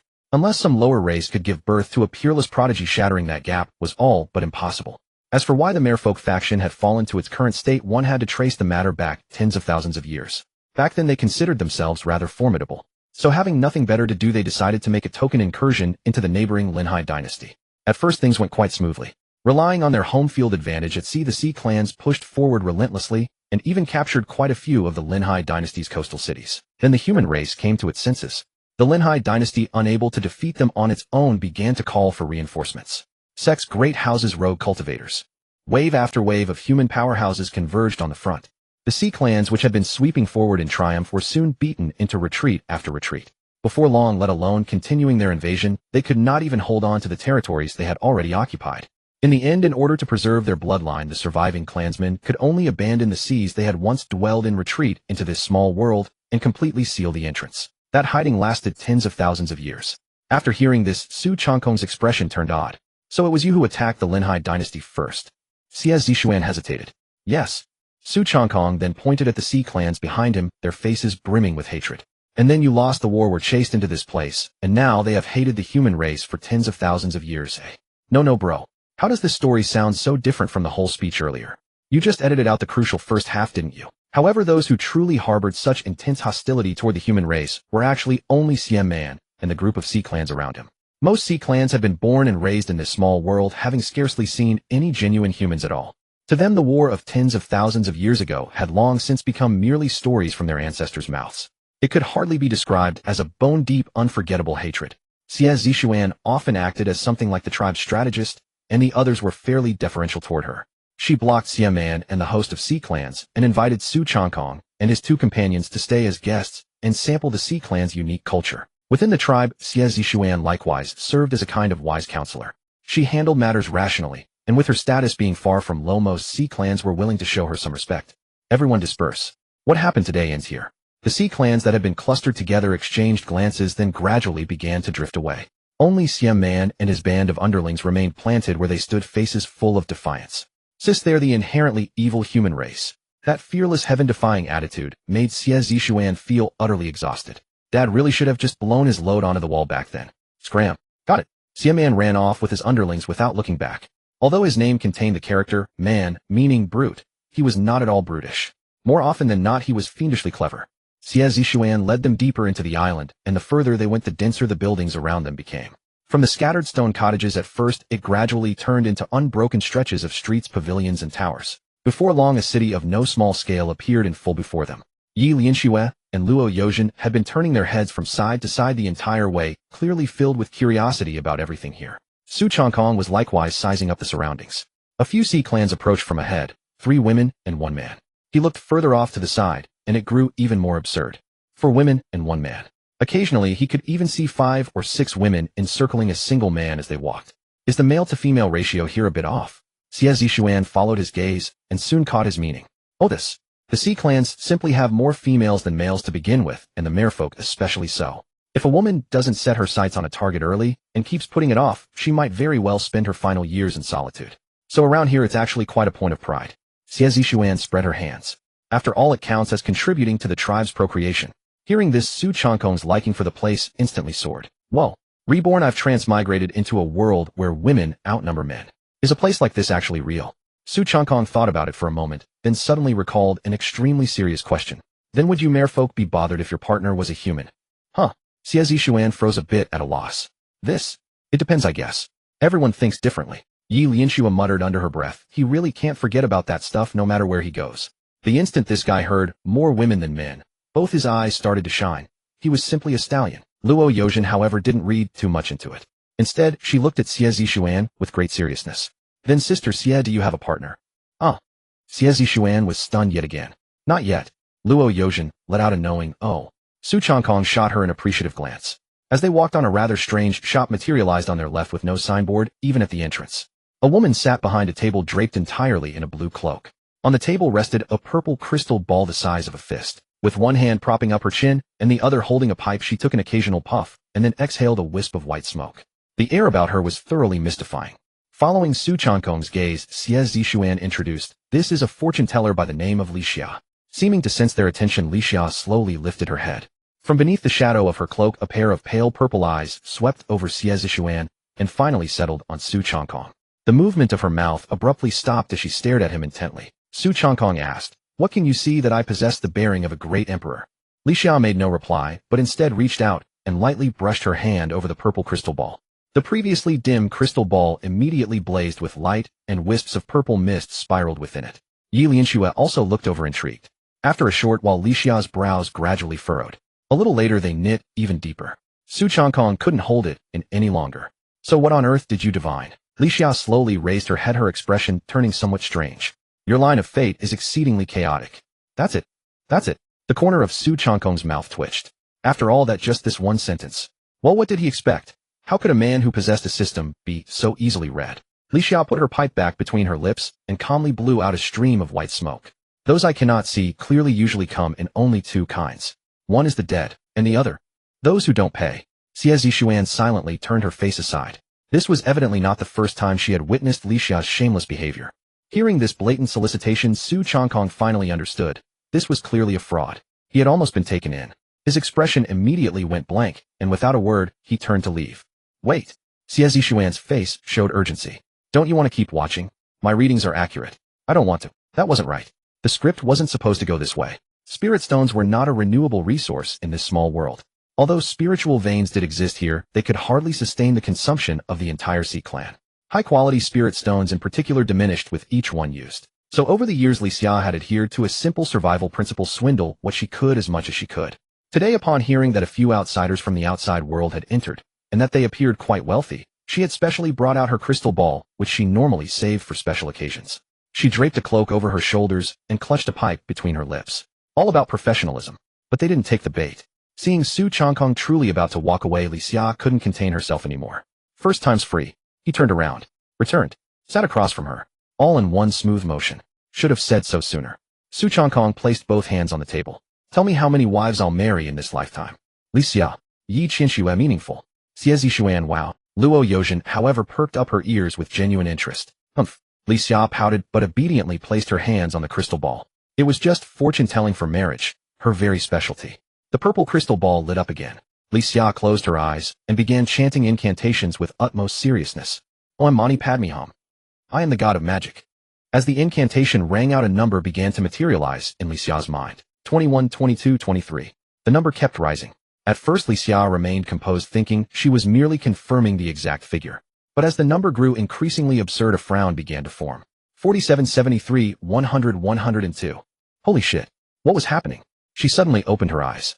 Yet the purple mist inside the crystal ball continued to churn madly, showing no sign of stopping. Each number lingered only for an instant before being replaced by the next. This was wrong. In all her years of divination, she had never encountered anything like this. A normal person's marital line, no matter how complex, should yield some general result. But why did this person's number keep climbing like a counter? Li Xia refused to believe it, closing her eyes once more. But the number showed no signs of ceasing. Where on earth had this stud come from? Su Changkong sat across from her waiting. Seeing her prolonged silence, he grew somewhat bored. Why hadn't she finished yet? Was it really that difficult? He had already planned ahead. Whatever number Li Xia gave him, he would simply add one more wife to that count. My destiny is mine to command, not heaven's. How many wives I take is my own decision. After another moment, Li Xia finally decided to give up her gaze towards Su Changkong, now tinged with awe. To have so many wives, he must deeply love his own race. I'm sorry, I can't calculate it, she murmured timidly. This blow for a fortune teller was quite damaging to their professional pride. Normally, even an inaccurate reading would never result in an impossibility. Su Changkong felt a pang of disappointment, which he let show plainly on his face and in his eyes as he gazed quietly at her. Li Xia grew angry. What did that look mean? Questioning her professional ability. The words, as expected a fraudster, that Su Changkong had just uttered began echoing in her mind once more. A crimson anger character seemed to appear on Li Xia's forehead. Impossible. She slammed the table forcefully. If I can't count, how many can I at least identify who they are? Su Changkong's face brightened with delight. For this he was truly eager to know. Not knowing who they were regardless of the number was unbearable, but knowing changed everything. There would be plenty to fantasize about. Can you even do that? Of course. Li Xia was now fully consumed by competitive spirit. She would make this right today. Both hands pressing firmly on the purple crystal ball, she channeled a tremendous surge of spiritual energy into it. The crystal ball, originally no larger than a fist, rapidly expanded to the size of a soccer ball. Her hands gripped tightly on both sides of the sphere, and her long purple hair began to stir as though caught in an unseen wind. Let me see. Where on earth did you find so many wives? Click. An extremely faint yet distinct cracking sound emerged. Cracks spread rapidly across the surface like a spider web radiating from the center of the crystal ball to its edges. Wait. No. Li Xia's face turned pale. It was too late. The crystal ball could not withstand the pressure and exploded directly, sending purple fragments flying in all directions. The several people nearby quickly erected barriers to protect themselves. Li Xia was shaken so violently that her hair became disheveled, her eyes vacant and stunned. On the table remained only a pile of fragments glimmering faintly. Her eyes grew red. Whoa! Li Xia's lips quivered and tears began to fall rapidly. I broke the crystal ball. This was a divination tool left to me by my master. The more she spoke, the more aggrieved she became, her shoulders trembling with sobs, as though completely overcome. Su Changkong swallowed the words, the quality is really too poor, that had been on the tip of his tongue. Stop crying. Li Xia raised her head, her eyes brimming with tears as she looked at him. But I. Su Changkong took out 10 high-quality spirit stones and interrupted. Let these serve as your compensation. Wait a moment. Xie Zishuan raised her hand to stop him. It's fine, just a mere handful of spirit stones. Su Changkong waved his hand dismissively. Li Xia hadn't even wiped the tears from her face, yet the speed at which she accepted the spirit stones left afterimages visible. Thank you, benefactor. There was not a trace of her previous weeping demeanor remaining. Li Xia secretly wiped away the last tear at the corner of her eye and then touched the spirit stones in her bosom, her smile barely containable. 10 high-quality spirit stones. What was a broken crystal ball? If her master knew this worthless ball was so valuable, she might just climb out of her grave to praise her. This wasn't just any guest. This was literally a walking deity of wealth. Young master. Li Xia sat upright again, her attitude making a complete 180-degree turnaround. Although I couldn't succeed just now, I also offer palmistry, fortune-telling, wealth divination, career forecasting. Ignoring the calls from behind, the group had no intention of staying to play along with her. After walking a certain distance, Su Changkong asked Xie Zishuan, "What were you trying to say just now when you told me to wait?" That crystal ball wasn't worth anything at all. Her master left her a whole collection of them. Xie Zishuan said hesitantly. Su Changkong was speechless. Were the people here so desperately poor that they'd resort to this kind of deception over a few spirit stones? Why didn't you tell me sooner? I didn't want to remind you. Xie Zishuan felt wronged.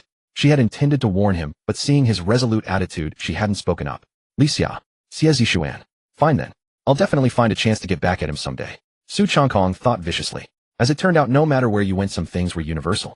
Take Desire for instance. The current king of the Sea clan had long since become a puppet of Desire. Inside the palace, at the center stood more than a dozen Sea clan women from different races. Each of them wore Sea clan gowns full of distinctive local character. The parts that should have been covered were barely covered, while the parts that shouldn't have been covered were wrapped up tight. Truly a masterpiece of reverse design. Occasionally a few of them would whisper and laugh together with intimate gestures. And at the throne on the highest dais, there was an even heavier presence. A middle-aged merman lounged there lazily. Women flanked him on left and right. Even the soft cushions supporting his back had been replaced with a Sea clan woman. Su Changkong felt a twinge of defeat. So this kind of thing could be used like that? Noted. From the moment they entered, Sea King Xie Bixing had barely acknowledged them except to have someone arrange the seats. Su Changkong seriously suspected that if the group hadn't suddenly shown up, this banquet might have already evolved into a team-building activity that was inconvenient for outsiders to join. Xie Zishuan coughed lightly, feeling that her royal father was a bit embarrassing. Father, these are the human guests I told you about just now. Only then did Xie Bixing snap out of it and hurriedly wave his hand. Quick, send some people to attend to this guest. In his view, Luo Yozhen and Yi Qinxue were merely Su Changkong's servants, so naturally there was no need to pay them much attention.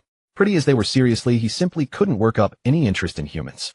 Before the Sea clan women could get close, Yi Qinxue sent them back with a vicious glare. Let's head back. I don't see anything here worth training for. Training.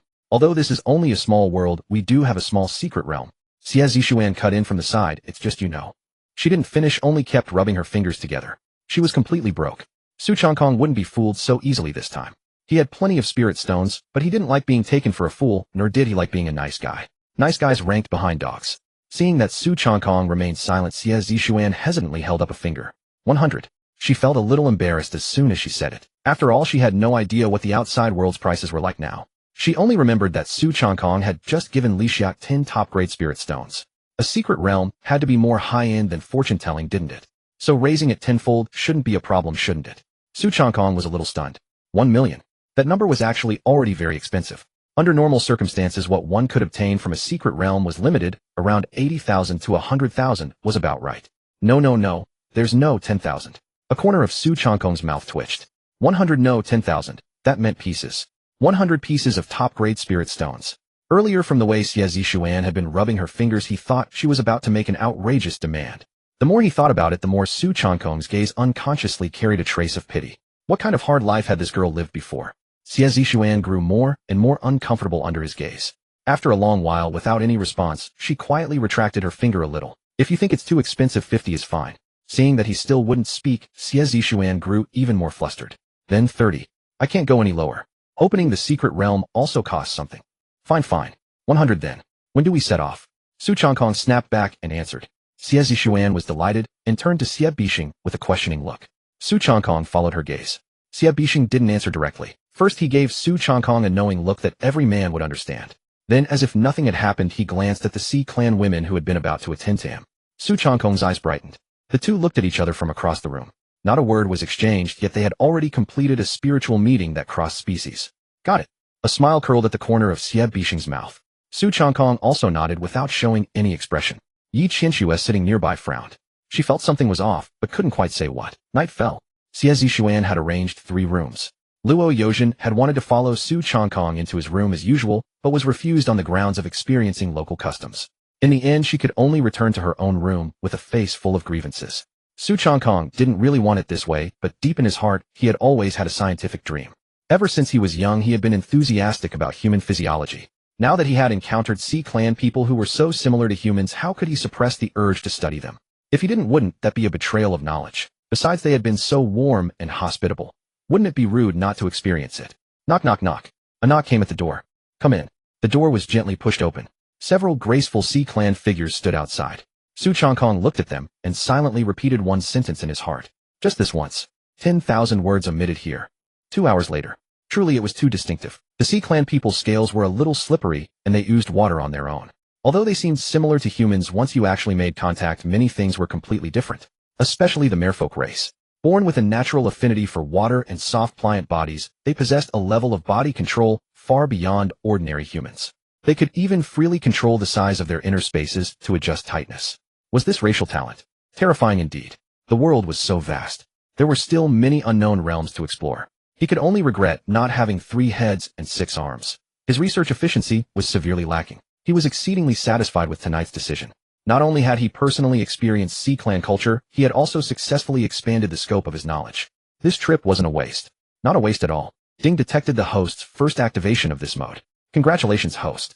You have obtained a reward, a Dow rank top-grade elixir, the Marrow Washing Pill. Marrow Washing Pill. Better than nothing. At Su Changkong's thought, the pill's information surfaced in his mind. Marrow Washing Pill cleanses the meridians and marrow, repairs hidden injuries, and improves cultivation aptitude. The thing really was good. But to him it was a bit like a chicken rib. Not much to chew, yet a pity to toss away. His cultivation now basically relied on the carefree longevity scripture moving on its own, plus the system occasionally spoon-feeding him aptitude and such. He was not acquainted with it. Still, it could repair hidden injuries. One day, he would see if anyone around him needed it. Master, are you asleep? Luo Yozhen's soft, sweet voice came from the door. Su Changkong was surprised. It was so late. Why wasn't she asleep? What did she want from him? Luo Yozhen entered without saying anything, went straight to the bed and flopped into Su Changkong's arms. The moment she did, Su Changkong noticed that her mood was off. The little fox was usually clingy too, but not like this. What's wrong? Su Changkong looked down at her. Luo Yozhen was silent for a moment, then said softly, It's nothing, master. I just miss mother a little. After a pause, she spoke again in a muffled voice. Master, why did my father abandon my mother and me? Su Changkong was speechless. He patted her back, hoping to comfort her. Luo Yozhen buried her face into his chest. If he's still alive, I'll give him a proper beating. As she said this, she even shook her little fist as a gesture. But that adorable look really didn't have any deterrent effect. Su Changkong reached out, tousled her hair, and comforted her. Then, when we find him later, I'll have Ada and Aer beat him up. Having accompanied Luo Yozhen for a restful sleep, upon waking, she was led by Xie Zishuan before a massive stone stele. The stele soared dozens of zhang into the air, its surface inscribed with intricate and arcane characters with a tailed creature carved at its center. However, due to the ravages of time, the patterns had long faded, leaving only a faint outline discernible. This is the secret realm you spoke of, eh? Indeed. Xie Zishuan nodded. How shall we cooperate? Yi Qinxue inquired. Simple enough. Xie Zishuan approached the stele. Once I finish reciting the incantation, merely press your palms against it. A passage will subsequently open behind the stele, granting access to the secret realm. However, your stay shall not exceed 3 days. Upon the 3rd days, in the realm shall automatically return you. Understood. Upon receiving their acknowledgement, Xie Zishuan drew a deep breath, closed her eyes, interlaced her fingers, and held her hands before her chest. Her lips moved silently, and an ancient tongue utterly incomprehensible to mortal ears emanated from her. Su Changkong listened in bewilderment until the final sentence. Open sesame. Su Changkong. Why could he understand the last phrase? Before he could voice his protest, a faint blue luminescence suddenly ignited upon the stele's patterns. Now, all 3 simultaneously extended their hands, pressing their palms firmly against the stone. The stele trembled gently, but in the next instant an anomaly struck. The previously calming stele suddenly convulsed violently. Ancient runes blazed in succession, and finally all the radiance converged upon Luo Yozhen's palms. Master. Before Luo Yozhen could process the situation, a horrifying suction force erupted from within the stele. Her entire being was instantaneously dragged toward the monument. Quick-witted Su Changkong seized her wrist. Yozhen. Yet that force far exceeded all expectations. Not only was Luo Yozhen not pulled back, but Su Changkong himself was swept along. Changkong. Yi Qinshua's pupils contracted sharply. From the anomaly's onset to their complete disappearance, the entire sequence lasted less than a breath. She lunged forward to the stele, raising her hand to press against the very spot where they had vanished, her palm meeting nothing but cold stone. As though nothing had transpired. Murderous intent darkened Yi Qianxue's countenance. Should anything befall Su Changkong, the Sea clan would await annihilation. Xie Zishuan stood, equally stunned. Preposterous. Such an occurrence has never transpired. When a secret realm is properly activated, the passage ought to manifest behind the steel. Her words had scarcely left her lips when an overwhelmingly terrifying pressure descended without warning. In that instant, the entire island seemed to hold its breath. Countless Sea clan denizens within the city simultaneously raised their heads, gazing toward the steel's location with bewildered expressions. A woman's silhouette materialized in midair. The next moment, she stood before the steel. Xie Zishuan hadn't even glimpsed the newcomer's features before her throat was seized. "Open it." The icy words penetrated her ears. Xie Zishuan's face flushed crimson, and she hastily stammered. I have no idea what that was. I shall open it now." She dared not hesitate, immediately beginning the incantation anew. A normal spatial passage gradually manifested behind the steel. Despite Xie Zishuan's repeated attempts, only the entrance to the original secret realm appeared. The woman fixated upon the steely disappeared. How could this be? She was the guardian who had been shielding Su Changkong, yet a single moment of carelessness had precipitated such a grave calamity. Su Changkong gripped Luo Yozhin's hand tightly. Following a disorienting whirl, the pair landed upon an expansive grassland. "Yozhin, are you unharmed?" I'm fine, merely somewhat dizzy." Luo Yozhin shook her head. That sensation rivaled enduring 800 roller coaster rides within a single second. She could now perceive 3 overlapping images of Su Changkong. Upon confirming she bore no injuries, Su Changkong urgently called out, "Air." The shadows beneath their feet trembled slightly, and 2 figures emerged sequentially, immediately positioning themselves beside Su Changkong as they warily scanned their surroundings. Su Changkong breathed a sigh of relief.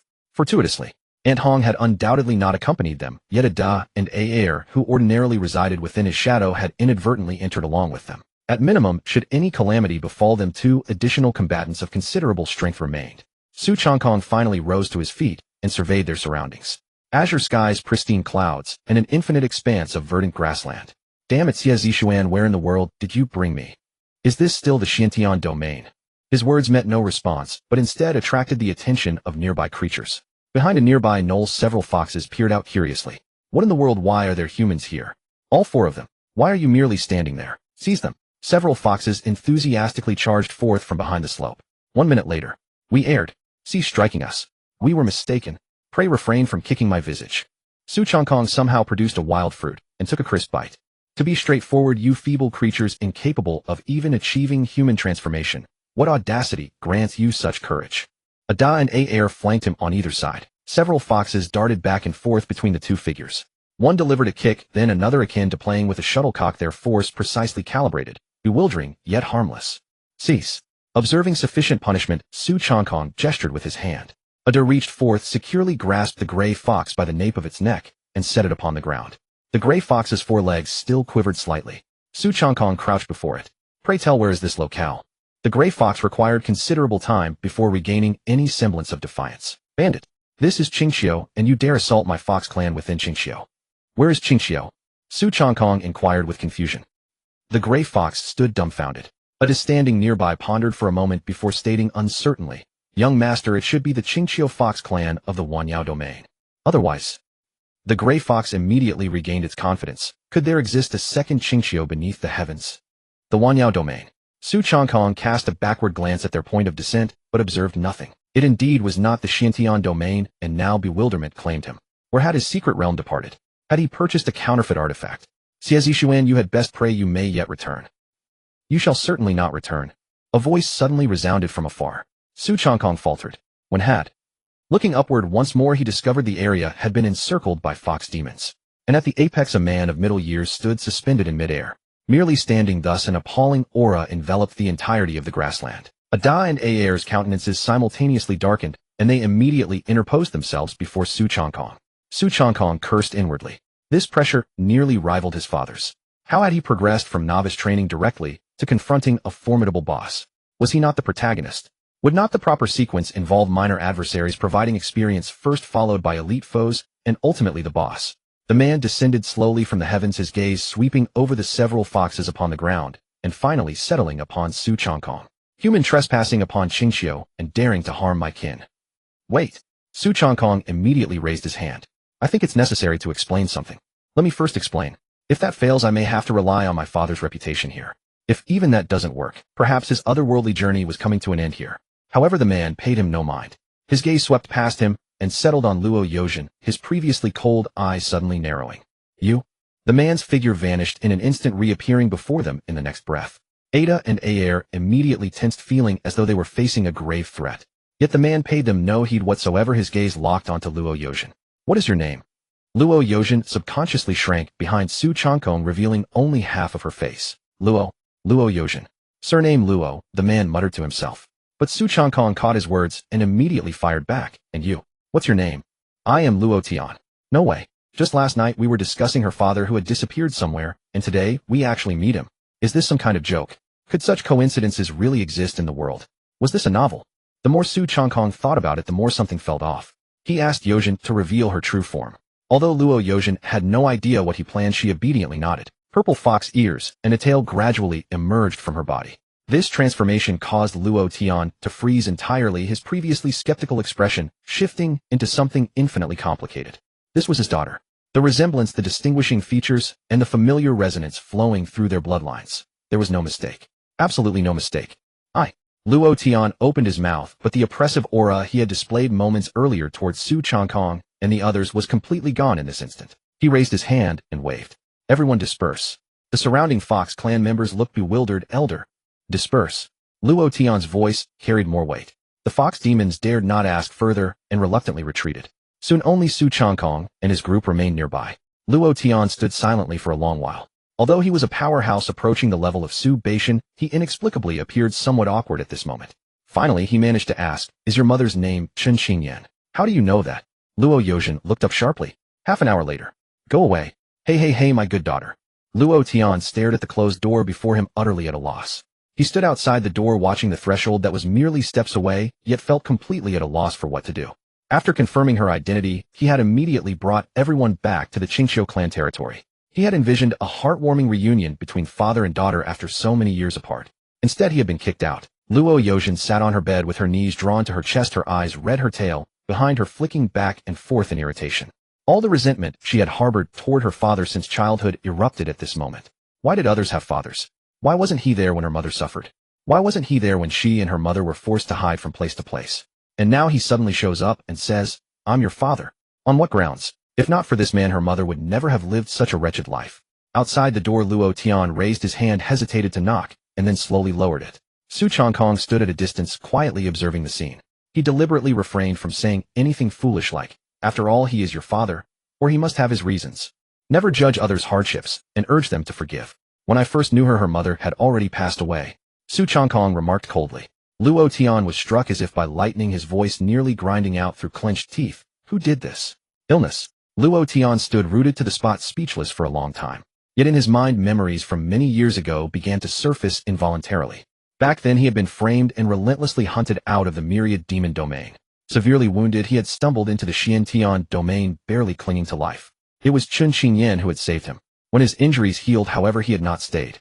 At that time, Luo Tian's only thought was to return to Qingqiu and reclaim everything he had lost. In the end, he indeed succeeded. Those who had hunted him were either dead or had fled.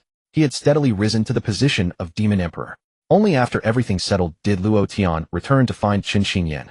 The courtyard where they had once lived was completely empty. Moreover, the Xiantian domain was human territory. Given his status and cultivation, staying there for any length of time would inevitably attract the attention of powerful human cultivators. He could only send demons with inconspicuous auras into the Xiantian domain to search. But there was never any news. He had even considered whether Chen Xingyan had remarried, whether she simply refused to see him again. Yet he had never once considered that she had already been carrying his child back then. It was only today that he learned he had a daughter, and Chen Xingyan was already gone. Luo Tian slowly closed his eyes, his entire body seeming to sag, as if all his strength had been drained away. Why? Why did she never tell me? Hearing these words, Su Changkong felt that Yozhen's father might indeed have some mental issues. You were gone. Who was she supposed to tell? Luo Tian. Devastating. Thank you, Luo Tian said solemnly. A young girl who had lost her mother and carried demon blood in her veins, living alone in the Xiantian domain. All the hardships she must have endured, he didn't even dare to imagine in detail. Furthermore, if not for this human, he might never have known about his daughter. Heh, Su Changkong sneered. Luo Tian disregarded the mockery, feeling only a splitting headache. He truly had no idea how to comfort his daughter. Searching for encyclopedia entries on how to coax a daughter, urgent. You should return first. She doesn't want to see you right now. Staying here won't help anything, Su Changkong said. Luo Tian thought about it, and realized it was indeed the case. Continuing to linger here would only be an eyesore and accomplish nothing. Then, he hesitated. Will you help me take care of her? Su Changkong glanced at him. Does that even need you to say? This kid spoke with shocking bluntness, yet unfortunately there was nothing he could do about it now. In the end, Luo Tian could only turn and leave. Once his aura had completely faded, Su Changkong walked to the door and knocked. Yojin, it's me. There was no response from inside, but Su Changkong was not in a hurry. He waited at the door. After a few seconds, the door creaked open slightly. A pair of purple fox ears poked out first. Then came Luo Yojin's still reddened eyes. After confirming that only Su Changkong stood outside, she finally opened the door. Master. The moment Su Changkong stepped inside, Luo Yojin rushed into his embrace, wrapping her arms tightly around his waist. Has he left? He's gone. Oh. Luo Yojin responded dejectedly. What's wrong? Sad to see him go. Su Changkong's tone carried a hint of teasing. Not at all. Luo Yojin immediately retorted, her tail bristling. I just don't want to see him. Alright. Su Changkong rubbed her head. Then we won't look. Master, aren't you going to persuade me to forgive him? Why would I? Su Changkong looked utterly baffled. If you want to acknowledge him, fine. If not, let him wait.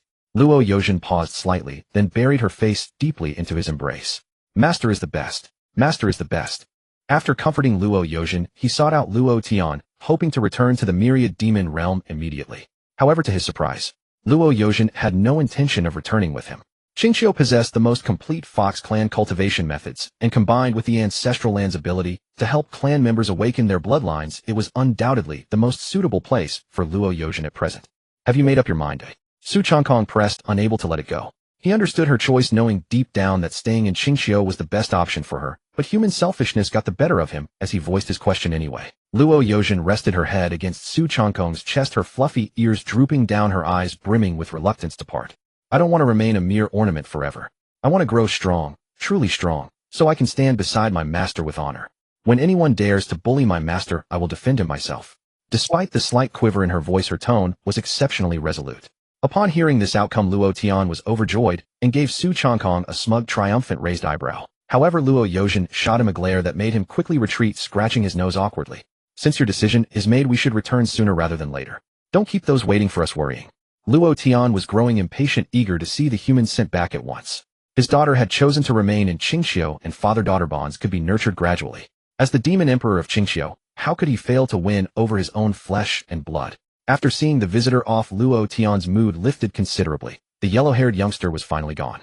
Just as he was about to speak to his daughter, his peripheral vision caught the dark blue bead upon Luo Yojin's person. This bead came from that stinking. His words died halfway as a sudden chill ran down his spine, and he quickly changed course. Ahem, did Su Changkong give this to you? Yes. Luo Yojin's expression softened, and she reached out to touch the demon-concealing bead. My master gave it to me. There was an unmistakable hint of pride in her tone. Luo Tian was taken aback. With his discerning eye, he could tell at a glance that this bead was extraordinary. Concealing demonic aura and masking the characteristics of a demon clan member were both normal capabilities. But to transform demonic energy into spiritual energy, such an artifact did not even exist in the myriad demon realm. How could such a priceless treasure be given away so casually by that brat? Luo Tian's estimation of Su Changkong rose in his heart. Meanwhile, a figure tore through space at unimaginable speed, racing toward the border of the Linhai Imperial Dynasty. Upon learning of Su Changkong's disappearance, Su Batian did not hesitate for a moment and rushed to the scene immediately. He must be safe. He clenched his teeth, his eyes bloodshot. The composed demeanor he usually maintained had completely vanished. He stood on the verge of losing control. Before long, a dark spatial rift split open above the small world of the Sea Clan. Su Batian stepped through, his aura leaking. Even a mere wisp caused the entire small world to tremble slightly. He ignored everyone around him, and within moments extended his divine sense across the realm, quickly locking onto Yi Qianxue's position. Master! Yi Qianxue clasped her fists in greeting, and without wasting a word recounted the full sequence of events surrounding Su Changkong's disappearance. How do you serve as a guardian? Su Batian glared fiercely at the woman named Wan Qianhong. Wan Qianhong bowed her head in self-reproach. Regardless of circumstances, the fault was hers. She had presumed this small world would remain free from danger, and thus failed to keep constant watch over Su Changkong. If she had reacted even slightly faster, her cultivation at the third layer of Guishu would have prevented Su Changkong from being pulled into the stone tablet. Had anything truly befallen him, given Su Batian's temperament, Wan Qianhong was already contemplating how to arrange her final affairs. As she pondered, despair washed over her. She had neither disciples nor family. What final words could she leave behind? She was after all a fugitive of the Feather Clan, or perhaps no one would even notice if she perished. Nearby Xie Bixing was nearly in a state of utter panic. If this matter were not resolved soon, the Sea Clan would truly vanish from history. How would he ever face his ancestors? A pile of ancient tomes untouched for countless years surrounded Xie Bixing. He flipped page after page hoping to find some clue within. Another ancient text was quickly discarded.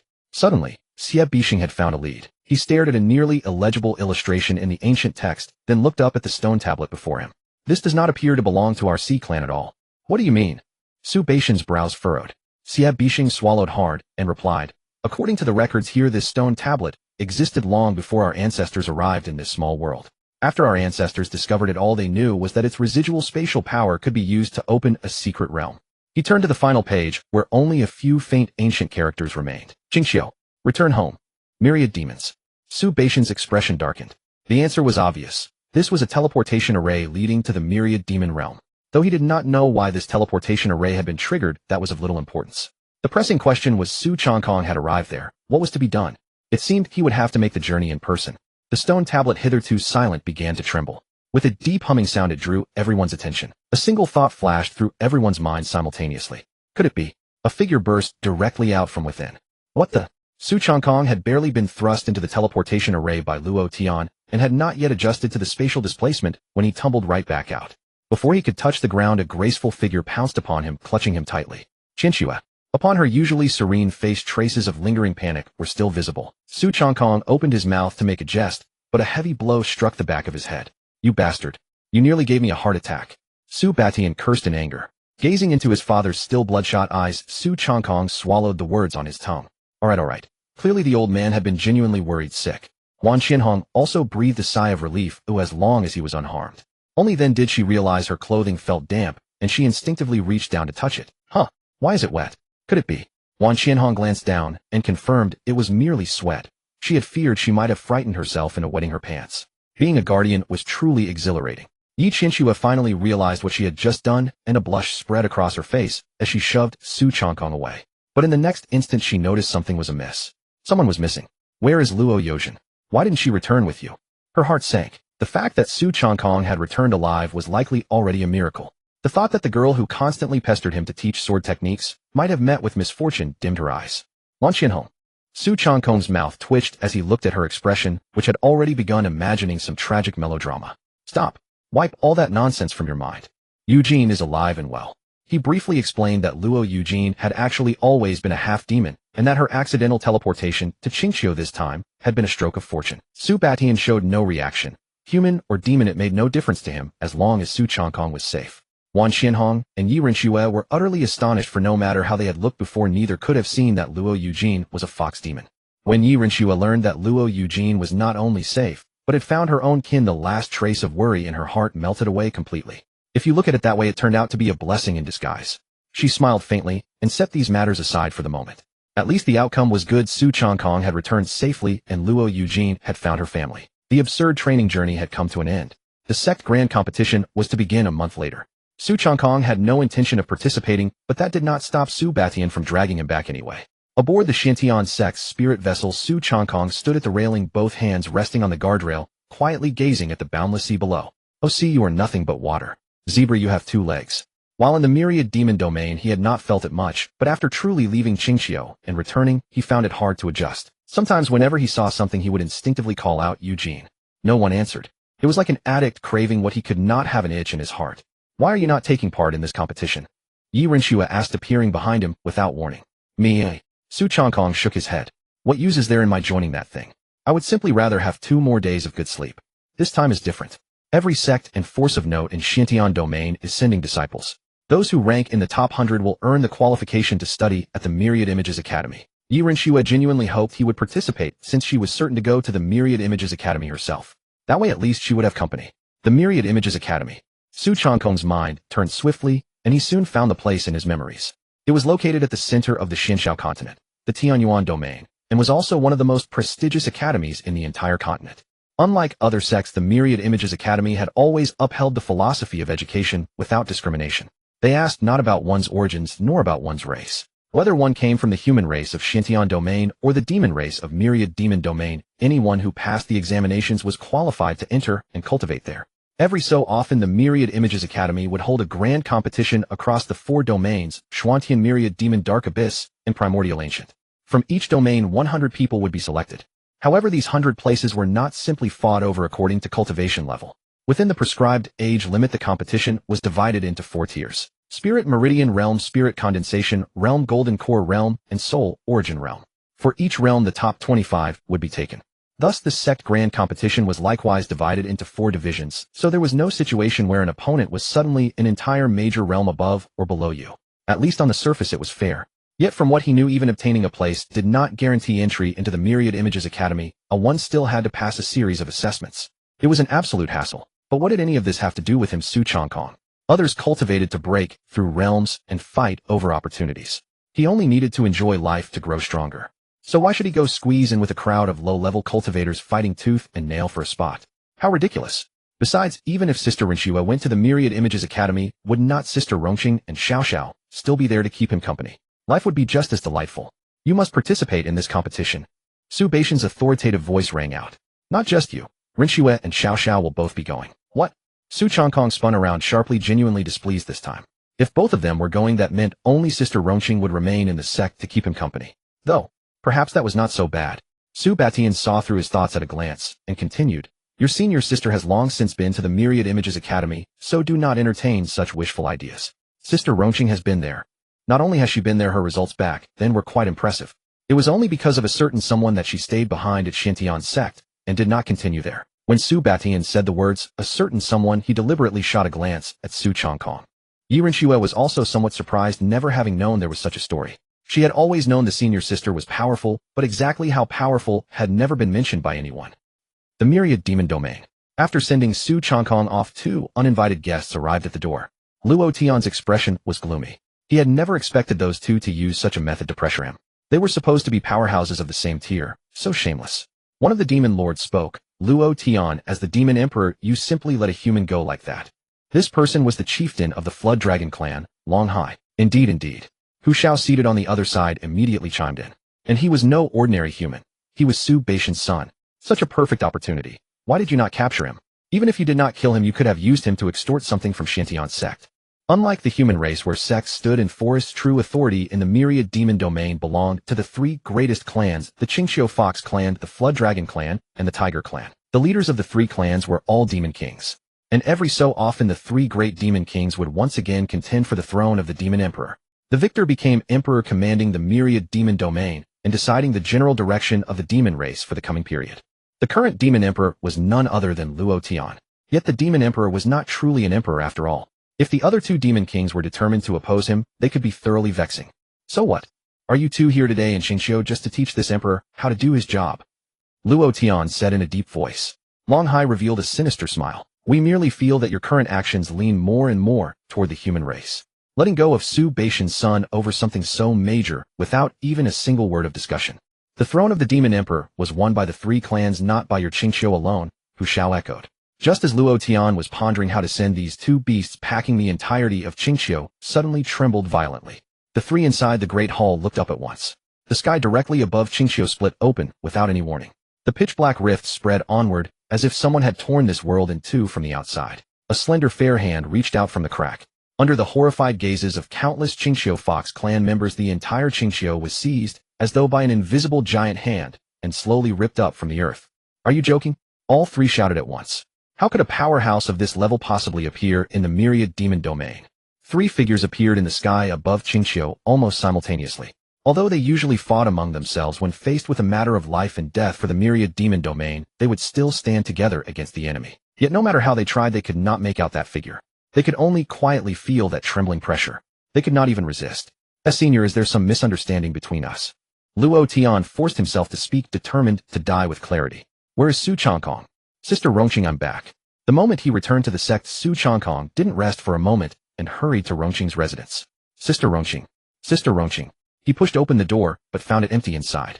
Su Changkong was somewhat puzzled. Where had she gone?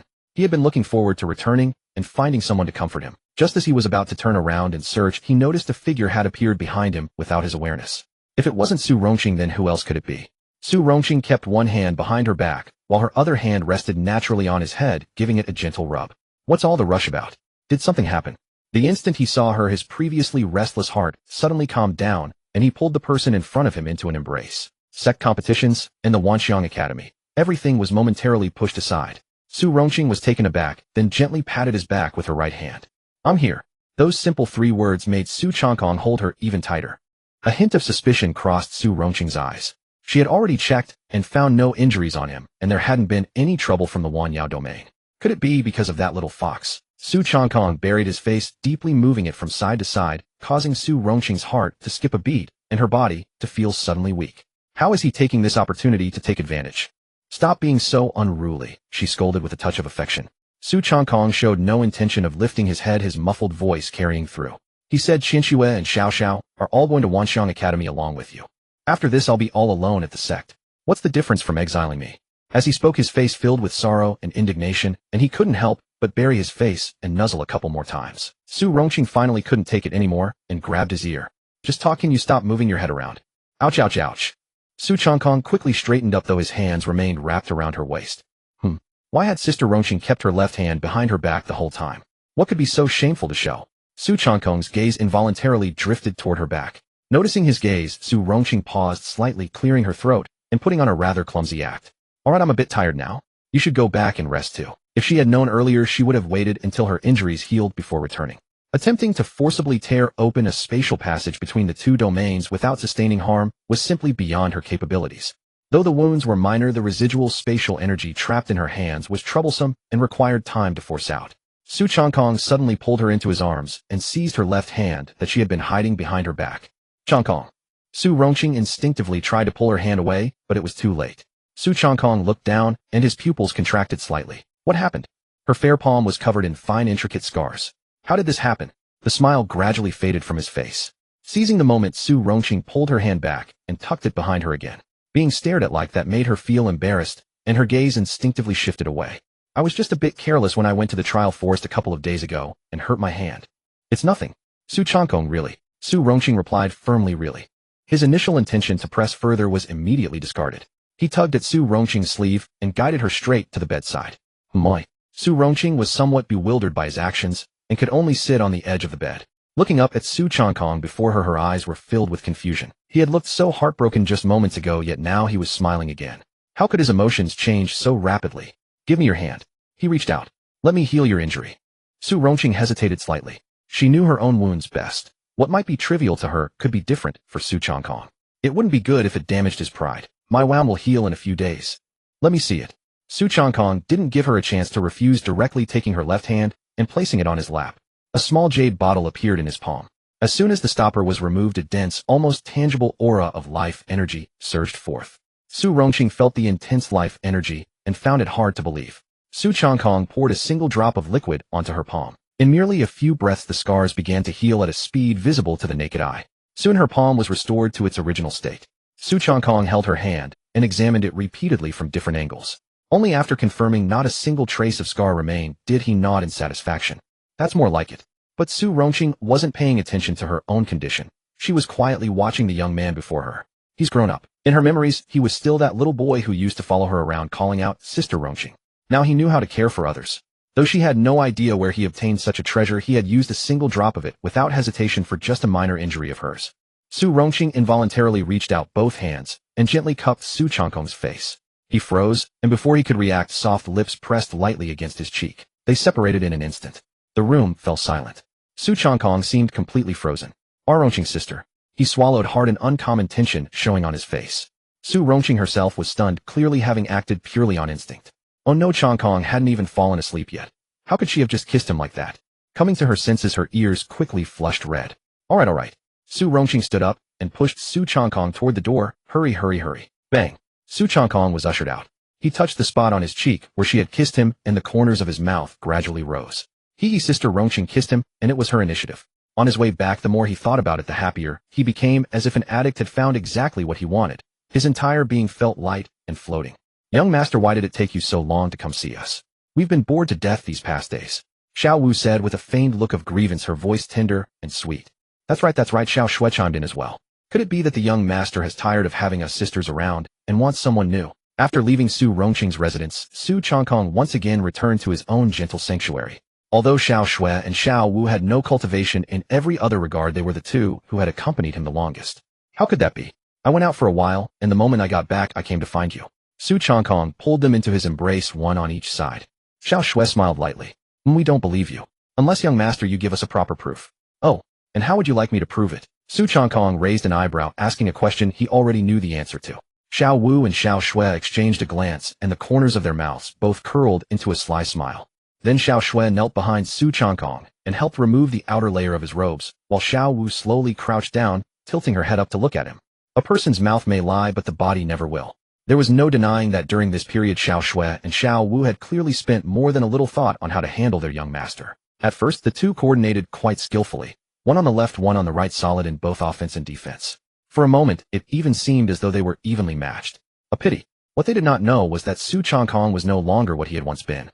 With the Yin-Yang Dao Union Sutra circulating, he seemed utterly unstoppable, as if cheating at life itself. Relying on his own strength alone, he forced the two women's combined assault little by little back. Xiao Shui and Xiao Wu both started, never expecting that in such a short time he had grown so powerful. How could this be? At Su Changkong's single shockwave, one of them was defeated on the spot and collapsed limply to the side, no longer able to continue the fight. Only Xiao Shui remained on the battlefield, now her face grave. Was she really going to lose like this? No, she could not fall. If she collapsed now, how could she do justice to Xiao Wu's sacrifice, and how could she be worthy of all the longing she had felt for the young master during this time? Xiao Shui mustered her spirit, reversed their positions, and seized the high ground. Even though her whole body was weak and her limit was nearly reached, she would not fall so easily. She would fight on. An hour later, Xiao Shui was seeing stars, her head spinning so wildly that she could hardly tell east from west or north from south. She fished out a pure white cloth from somewhere, raised it trembling above her head. A white flag. Surrender. No more fighting. She truly would fight no more. Thus this long battle was finally declared finished. Its victor was Su Changkong. Leaning against the bedside, he looked at the two women who had completely lost their combat ability, and the calm of a victor appeared on his face. Heh, that's all. They had actually dared to provoke him. Yet apart from genuinely missing the two of them, Su Changkong had actually come with another matter in mind. Wanxiang Academy. If he truly intended to spend some time in that godforsaken place, he obviously could not simply leave Xiao Shui and Xiao Wu behind in Xintian City. Of course he would pack them up and take them along. It was only that this time he had been a little too excessive, so he had found no chance to bring it up. Only after a long while did Xiao Shui and Xiao Wu manage to recover a bit of energy. Su Changkong did not continue to torment them. He simply kissed each of them softly, one on the left and one on the right. Rest well. I'll have something to tell you in a few days. Xiao Wu did not even bother to open her eyes, waving a hand feebly. Young master, go slowly. Next it was time to see what this so-called sect grand tournament was all about. On an open patch of ground on Xiaoyao Peak, Su Changkong, Yiqin Xue, and Su Xiaoxiao were all present. Su Batian had gathered them here not only to go over matters concerning the sect grand tournament, but above all to see what their current strength was. His gaze swept over the three of them, and finally came to rest on Su Xiaoxiao. Xiaoxiao, go have a spar with Changkong. Su Xiaoxiao's cultivation was at the 8th level of the mystic vein, while Su Changkong in Su Baishan's eyes was at the 5th level of the mystic vein, so a match between them was just right. Yiqin Xue was somewhat startled.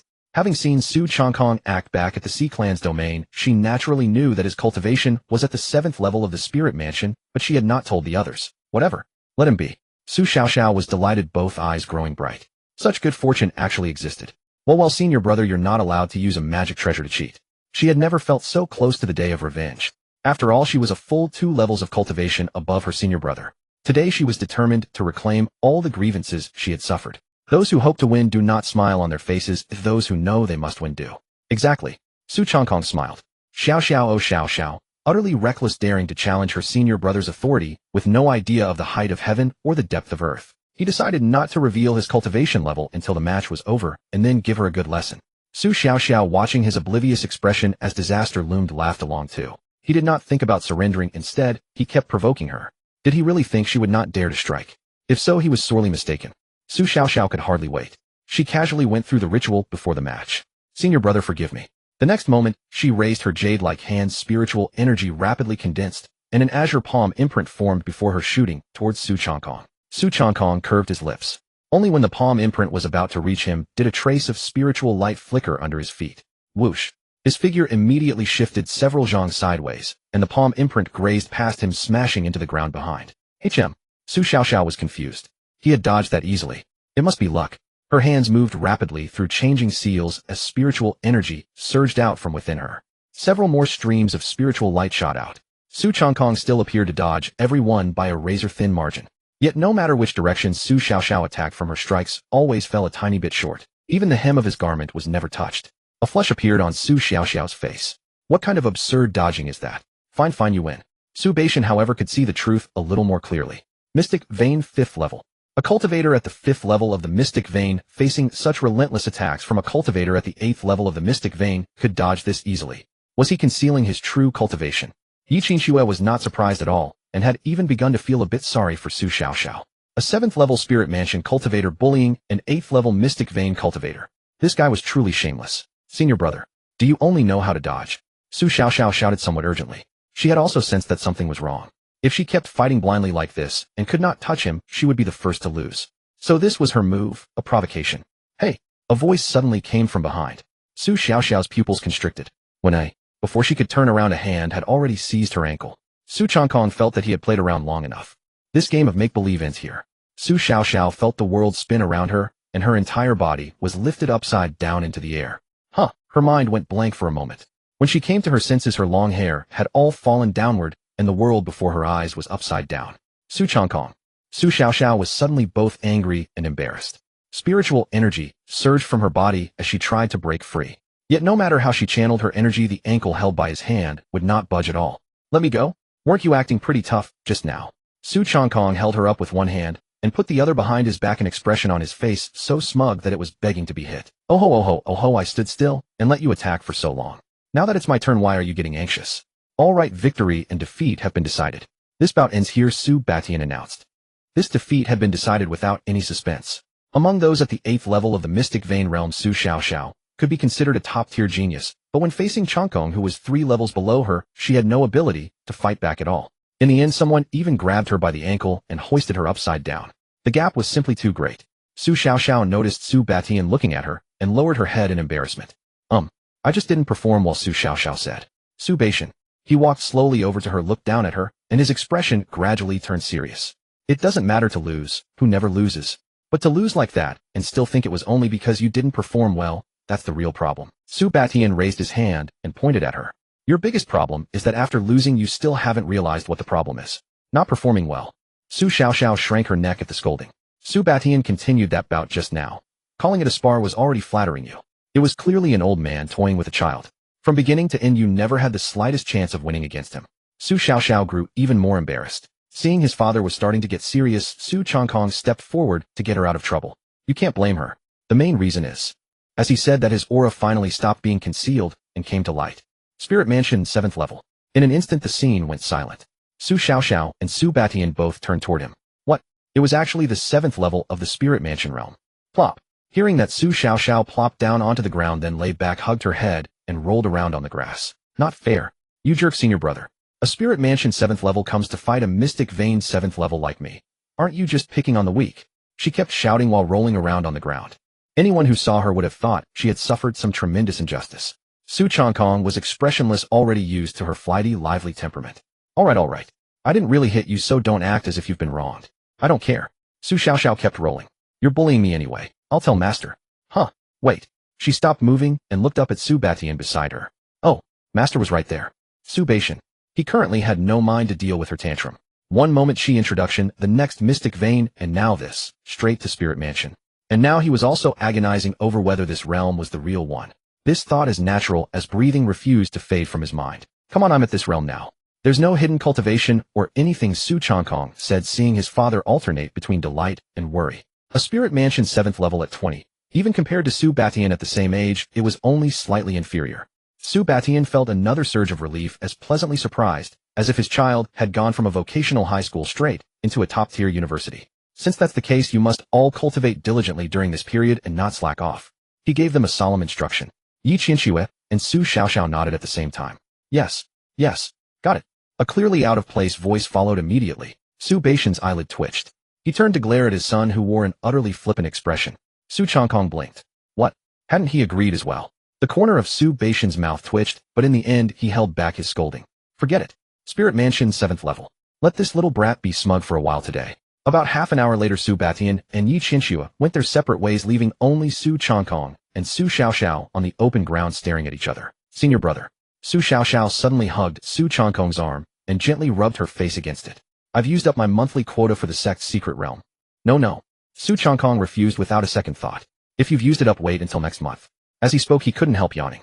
He had first been running around outside for a while, and right after returning, he had gone through a great battle. By now he had no energy left. Besides, as a junior sister, it was bad enough that she didn't try to curry favor with her senior brother, but now she wanted to come and get benefits from him. There was no way that was happening. Su Xiaoxiao's face instantly fell. The next second her eyes shifted slightly, and she spoke in a quiet, meaningful tone. If Master finds out that you senior brother accepted benefits from Shinbing Peak. Su Changkong's expression froze. You dare threaten me? Fine. This girl was far too clever. She absolutely could not be kept around. Su Xiaoxiao raised her chin and looked at him with a smug expression. Her gaze seemed to say, so what if I am threatening you? The two stared at each other for a while. In the end, Su Changkong was the first to back down. Fine. I'll give you one. That's better. Su Xiaoxiao nodded in satisfaction. But before Su Changkong could sigh in relief, she hugged his arm even more tightly. I want you to come with me. Su Changkong. Giving an inch and taking a mile are we. What? Su Xiaoxiao, if you keep messing around, do you believe I'll send you flying? Su Changkong stiffened his expression, trying to reassert the dignity of a senior brother. Unfortunately, it had absolutely no effect. Su Xiaoxiao's expression didn't change, and she continued in that soft, meaningful voice. If Master finds out that you've been keeping a mistress outside the sect. MMPH. Su Changkong flashed in front of her and clamped his hand over her mouth. Then he quickly scanned the surroundings, and only after confirming no one was nearby, did he breathe a secret sigh of relief. Fine. I'll go with you. Su Xiaoxiao's eyes instantly curved into crescent moons. Su Changkong, meanwhile, kept comforting himself inwardly. As a senior brother, what was wrong with accompanying his junior sister to a secret realm? This was called protecting his junior sister. If he couldn't even satisfy such a small request, wouldn't that make him a terribly irresponsible senior brother? Then let's go. Su Xiaoxiao pulled his hand and ran out impatiently. Little you can't outplay me, believe it. The two went straight to the entrance of the sect's secret realm. A white-bearded old man was sprawled across the table, eyes half closed, wearing an expression of pure bliss. Every day, as soon as his eyes opened, he slept. When they closed, he slept again. Occasionally, when someone came to the secret realm, he would take one look and let them in. His life could not be any more comfortable. Hearing those familiar footsteps, Elder Huang couldn't even be bothered to open his eyes. Xiaoxiao, didn't you already use up your quota for this month? Whoa, young lord. Elder Huang jolted, shot up from his chair, and put on an ingratiating smile. Young lord, why have you come? Wait. This cultivation. The spirit mansion realm. If he remembered correctly, hadn't the young lord never practiced cultivation? Could the young lord have turned over a new leaf? That still didn't make sense. There was no reason he could have advanced so quickly. Could it be that he himself had slept through several years? Elder Huang, how have you been getting along here? Su Changkong greeted him with a smile. Good. Wonderful, simply wonderful. Elder Huang stroked his beard, beaming. If the young lord hadn't chosen me back, then I might still be serving as an honored elder in that minor sect. Of course, I'm not saying there's anything wrong with minor sects. It's mainly that the Xiantian sect has a much broader world. These years, this old man has really broadened his horizons. Su Changkong patted his shoulder. As long as you're comfortable here, that's what matters. I'm taking Xiaoxiao in to handle some matters, so you can keep resting. Oh sure, young lord. Go slowly. As for Su Xiaoxiao's quota. What quota? He was old and had a bad memory. Secret realm, new disciple in danger, intervention, Su Xiaoxiao's jealousy. Senior brother, what a huge beast. Senior brother, why is that tree so tall? Senior brother, why is the sky blue, and why is the grass green? Senior brother. Within the secret realm, Su Xiaoxiao relentlessly peppered him with question after question.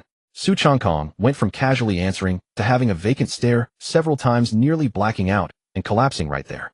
Why hadn't he noticed this person was walking encyclopedia of questions before? Maybe he should just knock her unconscious and be done with it. Just as he was contemplating the feasibility of such a plan, an earthquake, or rather the ground, began to tremble as a colossal beast engaged in fierce combat nearby. Following the sound, they quickly spotted a devastated forest ahead. A giant ape towering several zhang high roared furiously through the forest, a third vertical pupil blazing on its forehead. Each slam of its muscular arms carved a massive crater into the ground.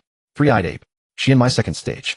Opposing it was a young woman who still bore traces of youthfulness. Cold energy swirled around the woman as icy blue spiritual power condensed into blade after blade, screaming toward the three-eyed ape.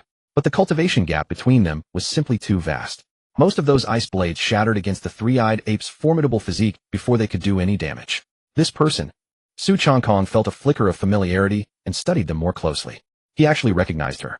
She was the top-ranked woman from Xiantian sect's recent disciple recruitment. Yi Xiling possessed a top-grade ice spiritual root. She had claimed first place in the practical combat assessment back at the Lingquan 7th stage. It had only been a short while yet she had already reached the Lingquan 9th stage. Such cultivation speed was truly remarkable even among Xiantian sect's younger generation. However, the opponent she had chosen today was far more intimidating. Lingquan 9th stage, challenging Xianmai 2nd stage. Yi Xiling's breathing was clearly becoming erratic as she raised an ice wall. Bang! The three-eyed ape's fist obliterated it in an instant. Yi Xiling could only retreat swiftly. Roar! The three-eyed ape let out a deafening roar to the heavens, its third eye on the forehead slowly opening as beams of crimson light erupted forth. In such an intense battle crossing multiple cultivation stages, Yi Xiling was clearly at a disadvantage. Without external intervention, she would likely fall soon. And as the young master of Xiantian sect, it was only natural that he should look out for an outstanding disciple. Xiao, wait here a moment. I'll go get you something. He ruffled Su Xiao's hair and headed toward the center of the disturbance. Su Xiao puffed out her cheeks in annoyance. What kind of excuse was that? Going to help and then claiming he was getting her tangerines. As she fumed, she noticed some fruit glancing from the corner of her eye. Ahead, Yi Xiling twisted her body to dodge another beam of red light. Swish! The red light grazed her shoulder before piercing clean through a massive boulder behind her, leaving a hole that glowed from both ends. Damn it! She had run into this monster on her very first entry into the secret realm. Was she really going to waste this opportunity? This chance had been hard won by her master. Every disciple entering the secret realm carried a distress signal left by the sect. If faced with danger beyond their capabilities, they could activate it immediately to call for help. But once rescued, this mission would be over. Yi Xiling gritted her teeth. I'll try one more time. If that fails, you've done well enough. At the Lingquan 9th stage, surviving this long against a Xianmai 2nd stage three-eyed ape puts you far above most cultivators at your level. Leave the rest to me. Yi Xiling turned sharply. Without warning, Su Changkong had appeared behind her. His hands rested calmly behind his back, his expression serene, the demeanor of a true master. Young master. Yi Xiling's face drained of color. Oh no, weren't the young master supposed to be merely at the spirit gathering stage? Although she couldn't understand why she couldn't perceive his cultivation at all now if something were to go wrong. Her entire cultivation journey would likely end right here. Yi Xiling sighed heavily. Forget it. Better to call for rescue. Just as she was about to activate the distress signal, a dull thud suddenly echoed. Yi Xiling froze mid-motion. The three-eyed ape, which had been so ferocious just moments ago and driven her to retreat step by step, now lay on the ground like discarded trash casually tossed there by Su Changkong. Its massive body struck the ground with a slight tremor. The three-eyed ape's eyes rolled back, completely unconscious. Yi Xiling. Su Changkong glanced down at his handiwork, then raised his hand to wipe away a non-existent bead of sweat from his brow. Phew, what an exhilarating battle indeed. Indeed, today he had unlocked a new achievement, defeating his first beast solely through his own strength. Thinking about it, in the past when such things happened, it was always Sister Hong, or Da, and Air who handled them. Now his cultivation had finally reached sufficient levels. He could finally experience firsthand the thrill of cultivation battles, the tension, the give and take, where a single misstep could mean total defeat. As the acknowledged number one of the new generation, Yi Xiling's reaction was beyond ordinary people. She immediately filled in all the missing pieces. So that's how it is. How could the young master of Xiantian sect truly be a useless good-for-nothing? The young master must have been concealing his cultivation all these years. His carefree demeanor was merely a mask to deceive others. Only now to save her had he been forced to reveal his true strength. Realizing she had just been thinking how the young master was an unwanted nuisance, and worrying he might hold her back, shame washed over Yi Xiling. How mistaken she had been to judge him so harshly. Thank you, young master. Where did he go? Just as Yi Xiling began to express her gratitude, she found herself standing alone. Confusion flickered across her face before realization dawned. So that's it. The young master didn't want word of his concealed cultivation getting out. That was why he had slipped away without even allowing her thanks. With renewed determination, Yi Xiling vowed silently, rest assured, young master. Your secret is safe with me. Meanwhile, Su Changkong, the man she had imagined as a humble hero hiding his brilliance, was carrying Su Xiao on his shoulders, sprinting through the forest. I can't believe this. In just a brief moment you've caused me such trouble. He had only gone to deal with one three-eyed ape. How long had it really been? He turned around. Su Xiao had actually eaten passion fruit and was nearly out of her mind from it. Su Xiao had already lost most of her consciousness, her face flushed crimson, clinging to him like an octopus while her hands instinctively tugged at his clothes. Senior brother, I feel so uncomfortable. You deserve it. Su Changkong brushed her hands away irritably. Who told you to eat passion fruit when you had nothing better to do? You ate one, and that was bad enough, but you had to take a bite of the rest too. Su Xiao merely hummed incoherently, too dazed to comprehend his words. Su Changkong rubbed his temples in frustration. Taking her out like this was impossible. At her current state, let alone meeting people, she'd probably hug a tree if she saw one. Soon enough, a naturally concealed cave appeared not far from Su Changkong. After confirming no one was nearby, he hoisted Su Xiaoxiao over his shoulder and slipped inside. Here we are. He first laid down a concealment formation at the entrance, shrouding the entire cave. But when he finished these tasks and turned around, Su Changkong's eyelids twitched. In just that brief moment, Su Xiaoxiao had already stripped herself completely bare, her cheeks flushed crimson, gazing at him with hazy, unfocused eyes. "Senior brother, I feel terrible." As she spoke, she swayed unsteadily and lurched toward him again. "Stop, stop, stop." Su Changkong pressed firmly on her head with one hand while his other hand grabbed the outer robe nearby, wrapping her completely. What kind of situation is this? Even if something were to happen, it should wait until she's clear-headed. What's the difference between someone who doesn't even know what they're doing right now and holding a cup? But what other way was there to detoxify without doing that? "Senior brother, stop shaking." "I'm not shaking," Su Changkong retorted irritably. "Your own mind is spinning." In exasperation, he simply pinned her to the ground and extended his divine sense into his storage ring. Clear heart pill, ice spirit pill, calm spirit elixir. He pulled out bottle after bottle and arranged them on the ground. Su Changkong glanced towards Su Xiaoxiao, still wriggling about on the ground. "I refuse to believe that none of these would work on you." 3 minutes later, Su Xiaoxiao had shifted from wriggling on the ground to twisting her hips restlessly. Su Changkong simply squatted before her, expression unreadable. Those pills and elixirs had produced absolutely no effect. She remained exactly as before. Damn it, not a single one had worked. You win. He had been thoroughly defeated. What Su Changkong didn't know was that these remedies had once been effective against the lust fruit, but as time passed, the energy within the fruit gradually evolved, hence why they had virtually no effect. No one knew how much time had passed. Su Xiaoxiao's consciousness slowly cleared, her head still fuzzy, momentarily unable to recall why she was there.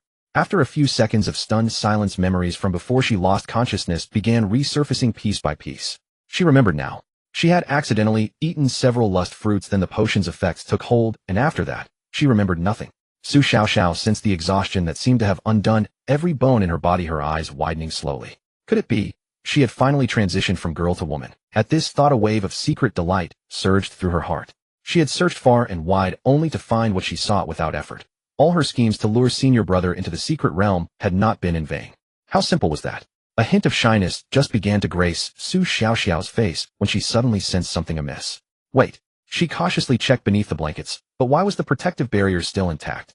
Su Xiaoxiao's expression grew increasingly peculiar. Had senior brother found an alternative approach? Snap. A pill struck her forehead with pinpoint accuracy. Wincing in pain, she clutched her forehead and sat up abruptly. "Once you're awake, extinguish those filthy thoughts in your mind." Su Changkong stepped in with a dark expression, his hands clearly damp, evidence he had just washed them. Yet for some reason, the index finger of his right hand bore the telltale signs of prolonged water exposure. He must have been washing for quite some time. Su Xiaoxiao said nothing. How did he know what she was thinking? Su Changkong pointed irritably at the ground where the pills and elixirs she had used earlier were arranged. "To suppress that lust in you, I wasted a bunch of pills on you. And here you are waking up with nothing but regret on your face." Su Xiaoxiao felt an unusual wave of embarrassment. Who's regretful? Oh. Su Changkong wore an expression of utter disbelief. Then what were you groping around checking for? He wasn't opposed to the idea of something happening between them. They had grown up together since childhood. But under any circumstances, one shouldn't take advantage of someone when they're unconscious, should they? What was that even called? Zero participation. Zero ritual. It was nothing short of blasphemy against art itself. So he had no choice but to find an alternative path, a shortcut that only required his own efforts to resolve the situation. Having realized her little scheme was completely exposed, Su Xiaoxiao decided to drop the act entirely. She extended one finger to pull down her eyelid and stuck her tongue out at Su Changkong. Senior brother has a nurturing stomach. The air seemed frozen, unnervingly silent. No man could withstand such provocation, least of all Su Changkong. Now that she was awake, he decided it was time to let Su Xiaoxiao experience the authority of her senior brother. Su Changkong approached her slowly. Gazing at her senior brother towering before her, Su Xiaoxiao's previously triumphant expression turned rigid, and the arrogant confidence she'd shown moments before instantly weakened. Could this really be how a human should appear? She would surely break apart. She scooted backward, flashing an ingratiating smile. "I suddenly think your health is actually quite good, senior brother. I believe matters like this should be given careful consideration." Too late. Su Changkong sneered coldly, waving his hand. The formation already at the cave entrance flared to life, once more sealing off the interior from the outside with a layer of spiritual light. Only now realizing she should back down. She simply wouldn't learn until forced.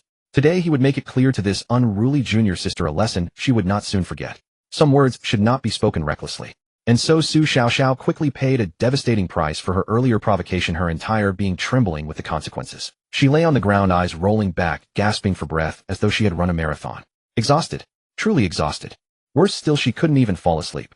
Each time her eyelids began to close, the intense pain coursing through her body forced her back to consciousness. Why had she opened her mouth so carelessly? She would never believe those novel tropes again. All that nonsense about duration and size was nothing but lies. Water. Su Xiaoxiao's voice came out hoarse, weak, and trembling as she reached out. Su Changkong, having vented his frustration, had no intention of pushing her further. He retrieved a water skin and offered it to her. Su Xiaoxiao clutched the water skin and drank deeply several times before collapsing back into exhaustion. Watching her near-dead state, Su Changkong felt a satisfying thrill of revenge. This was precisely how one should handle such a brat. Always so defiant in speech, yet utterly broken with a single beating. As for the myriad wound recovery elixir, Su Changkong planned to administer it later. She was simply exhausted from exertion without any lasting injuries. She needed to remember the pain to avoid repeating her mistakes. This time she had to truly understand what it meant to defy her senior brother. After drinking, Su Xiaoxiao sensed his gaze and shivered inexplicably. She shifted slightly, turning her back to Su Changkong. She had no desire to speak with that beast, not now anyway. The rain poured down in torrents. Xiantian City's territory was vast, spanning a full 8 million square kilometers. In sheer size it rivaled even a small imperial dynasty. Unlike other cultivation cities, there was no rigid hierarchy here, in which cultivators stood loftily above mortals, leaving mortals to cling to them for survival. Whether cultivator or mortal, anyone willing to abide by the rules set by the Xiantian sect could live in the city. For the sake of convenience, however, cultivators mostly gathered in the eastern city, while mortals lived in the western city. A long street running through Xiantian City separated the two areas. At the roadside of the western city, a little girl of about 6 sat dazed and lost. The rain fell on her without the slightest restraint. Her hair was already soaked, plastered to her cheeks, and her clothes were equally drenched. Yet she seemed to feel nothing at all, merely lowering her head and tightly hugging her knees. Her eyes, which should have been clear, were now terrifyingly empty. Passers-by occasionally cast glances her way. Some felt pity, some sighed, yet no one ever truly stepped forward. A beggar, a refugee, a homeless child. No matter how prosperous Xiantian City was, it could never truly eliminate the existence of such people. Sympathy was sympathy, but actually taking home a child of unknown origins was another matter altogether. No one knew where she came from nor who her parents were. What if they got caught up in some kind of trouble? The girl simply continued sitting there. A shurchen passed, then another. The sky gradually darkened and fewer people remained on the street. Her lips began to turn purple and everything before her eyes began to blur. The rain scoured the ground, seeming to wash away bit by bit every trace of her existence. Perhaps in another moment, even she herself would be completely erased by the rain. Until a pair of shoes stopped before her. The girl stared blankly at the shoes, showing no reaction. Then the rain that had been falling on her head suddenly disappeared. She raised her head sluggishly, an oil paper umbrella shielding her from above. The one holding the umbrella was a boy who appeared only a little older than she was. The boy's clothes were clearly expensive, and a jade pendant carved with the character Xian hung at his waist. At this moment, he was looking down at her, appraising her. "Hey kid," the boy said. "Why are you sitting here alone?" There was no response. "Are you mute? Where are your parents? Where's your home?" The boy clicked his tongue, crouched down to meet her eyes, and asked, "You have a name, right?" The girl gently shook her head. The boy before her received his answer and stood up, the shoes vanishing from before her eyes. Just as she thought he was about to leave, the next moment a clean palm reached out to her. "Then come with me." "All right. My name is Su Changkong. You don't have a name, so let's call you Xiao Xiao, and you'll take my surname." Su Xiaoxiao lay on the boy's back. All she could hear was the splashing rain and the boy's endless chatter along the way. "Why are you so light? You need to eat more from now on. Don't be scared when we get to my home. My dad looks fierce, but he's really nothing much. If anyone ever bullies you, tell me." That small body, exhausted to the extreme, finally relaxed completely. Su Xiaoxiao, lying on his back, gradually fell asleep. She had half forgotten why she had been there, only remembering that someone had taken her away at that time. If not for him, her entire life might have ended that very day. It hurts." Su Xiaoxiao stirred slightly, and her face instantly twisted. The brief tenderness stirred by her dream vanished without a trace. Bastard. The past is the past, and now is now. They can't be lumped together. Gritting her teeth, she glared at Su Changkong sleeping beside her, alternating between grumbling and snickering. Last night she had thrown a tantrum and refused to move, so Su Changkong took out a bed from his storage ring, and the two of them simply slept here for the night. Su Changkong was awakened by the faint fidgeting sounds. As soon as he opened his eyes, he found Su Xiaoxiao staring straight at him. "What are you doing?" Su Xiaoxiao didn't answer. Instead, she suddenly asked, "Why did you bring me back that time?" Why had he brought her back? Su Changkong lay in bed and thought for a while. His memory gradually drifted back many years. That day, the young lion, only 8 years old, was patrolling his territory. Then halfway along he spotted a pitiful little creature drenched all over. At that time Sister Ronqing was also beside him. Seeing him staring at the little girl by the roadside, Su Ronqing spoke up. "Changkong, think it over carefully. If you only feel pity for her, giving her some food is enough. Holding her umbrella, her gaze fell on the little girl curled into a ball. If you take her home, you'll have to be responsible for her from now on. Su Rongqing didn't necessarily advise bringing her back. She only spoke up to remind him, letting him prepare himself before making a choice. After hearing that, Su Changkong turned and looked again at the little girl in the rain. Then I'll take care of her. It's Dad's spirit stones we're spending anyway. Using his old man's money to raise his own person. Who would refuse such a good deal? Su Rongqing gave a helpless smile and didn't argue. Hey kid. The memory ended there. Su Changkong opened his eyes again. Su Xiaoxiao was still looking at him, clearly waiting for an answer. I remember now. Why? Probably because I thought you were pretty stupid. You didn't even know enough to come in from the rain. That's it. Su Xiaoxiao said. What else? Su Changkong looked as if it were only natural. Are you saying I already had such a discerning eye back, then seeing at a glance that you would grow up into a little demon who threatens her senior brother every day and even dares to say he's impotent? Sure enough, a dog can't change its habit of eating filth. The bastard was still the same bastard. Her face darkened as she lifted her foot. The moment she used her strength, the tearing pain came again. Even so, she still kicked out without hesitation. Get out. Hey, what are you doing? This is my bed. I don't care, it's mine. The cave quickly fell into chaos again. Hold it. Su Changkong put an end to the farce. He took out the myriad wounds recovery liquid and gently applied it to Su Xiaoxiao's wound. Hiss. Su Xiaoxiao flushed, but she didn't resist. First she felt a chill, then the tearing sensation vanished at an incredible speed, and she felt as if she had come back to life. She tilted her head as if she had thought of something. Putting it together, she had been in pain for so long last night. It was all because this guy had done it on purpose. Bastard senior brother, if you had this stuff, why didn't you use it earlier? What are you doing? Stay away. Bastard, you just recovered. Are you a beast? Between being worse than a beast and being a beast, I choose beast. Inside the cave, rhythmic music began to ring out once again. That day, the Xiantian sect buzzed with unusual excitement. Though the sect tournament had yet to officially commence, representatives from numerous factions had already arrived well in advance. Countless young prodigies across the entire Xiantian domain fixated their gaze upon the scarce number of qualifying slots. The criteria for participation in this tournament, it turned out, were surprisingly straightforward. The vast majority of candidates were required to fight their way up through successive regional competitions. City by city, sect by sect, region by region. After several rounds of grueling elimination, only those who emerged triumphant would earn the privilege of attending the final tournament at the Xiantian sect. So why specify the vast majority? Because the Xiantian sect did not fall into that category. Each realm of the regional competition reserved exactly 5 slots. The other 3 great sects held additional quotas specific to themselves, roughly 15 per realm. As for the Xiantian sect, host of this year's tournament, and one of the 4 great sects of the Xiantian domain, their disciple selection had long been predetermined, sparing them the trouble of participating in the preliminary trials altogether. Direct admission. At that very moment, before the gates of the Xiantian sect, fleets of spirit boats hovered in midair. Young disciples from various factions descended one after another. Some bore expressions of solemn gravity, others radiated restless excitement, and still others could not resist craning their necks to survey the colossal legendary entity that was the Xiantian domain's pride. Is this the legendary Xiantian sect? The spiritual energy here is simply overwhelming. Of course, it's one of the 4 great sects. Did you really think it would be like our backwater town? Hearing these awestruck exclamations, the Xiantian sect's own disciples felt no surprise. They simply understood that those unacquainted with the wider world deserved a measure of patience. And then, senior brother Qingyun's sect's Lin Jingyun greets the young master. Su Changkong, lounging atop Xiaoyao Peak as usual, suddenly sensed a flicker from the formation array. Someone was approaching. At first glance, he had expected it to be his senior sister or his father. Instead, this one appeared.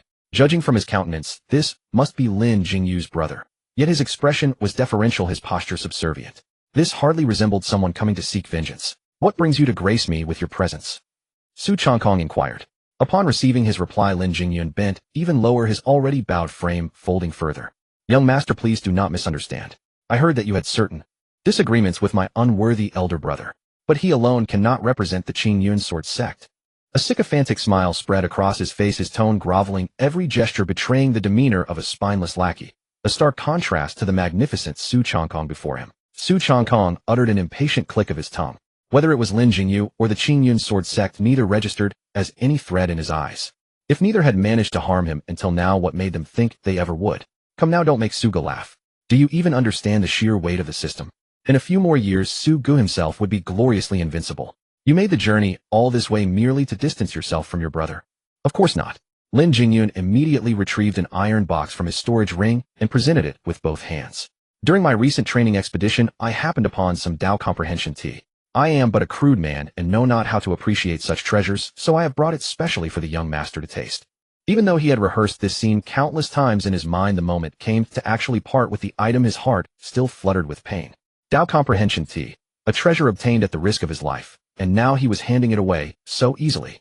Yet no matter how much his heart ached inwardly, Lin Jingyun did not let a single trace of emotion surface. No, absolutely not. Su Changkong hurriedly rose to his feet, feigning protest, as he simultaneously angled his sleeve toward the iron box. Brother Lin, such a precious gift. I could never accept it. Young master speaks too modestly. 'Tis but a handful of tea leaves. Not at all. Young master, you must accept it. Truly I cannot. After several rounds of practice back and forth, Su Changkong's palm brushed against the iron box, just as it slipped neatly into his sleeve. Young master, I have other matters to attend to. I shall take my leave.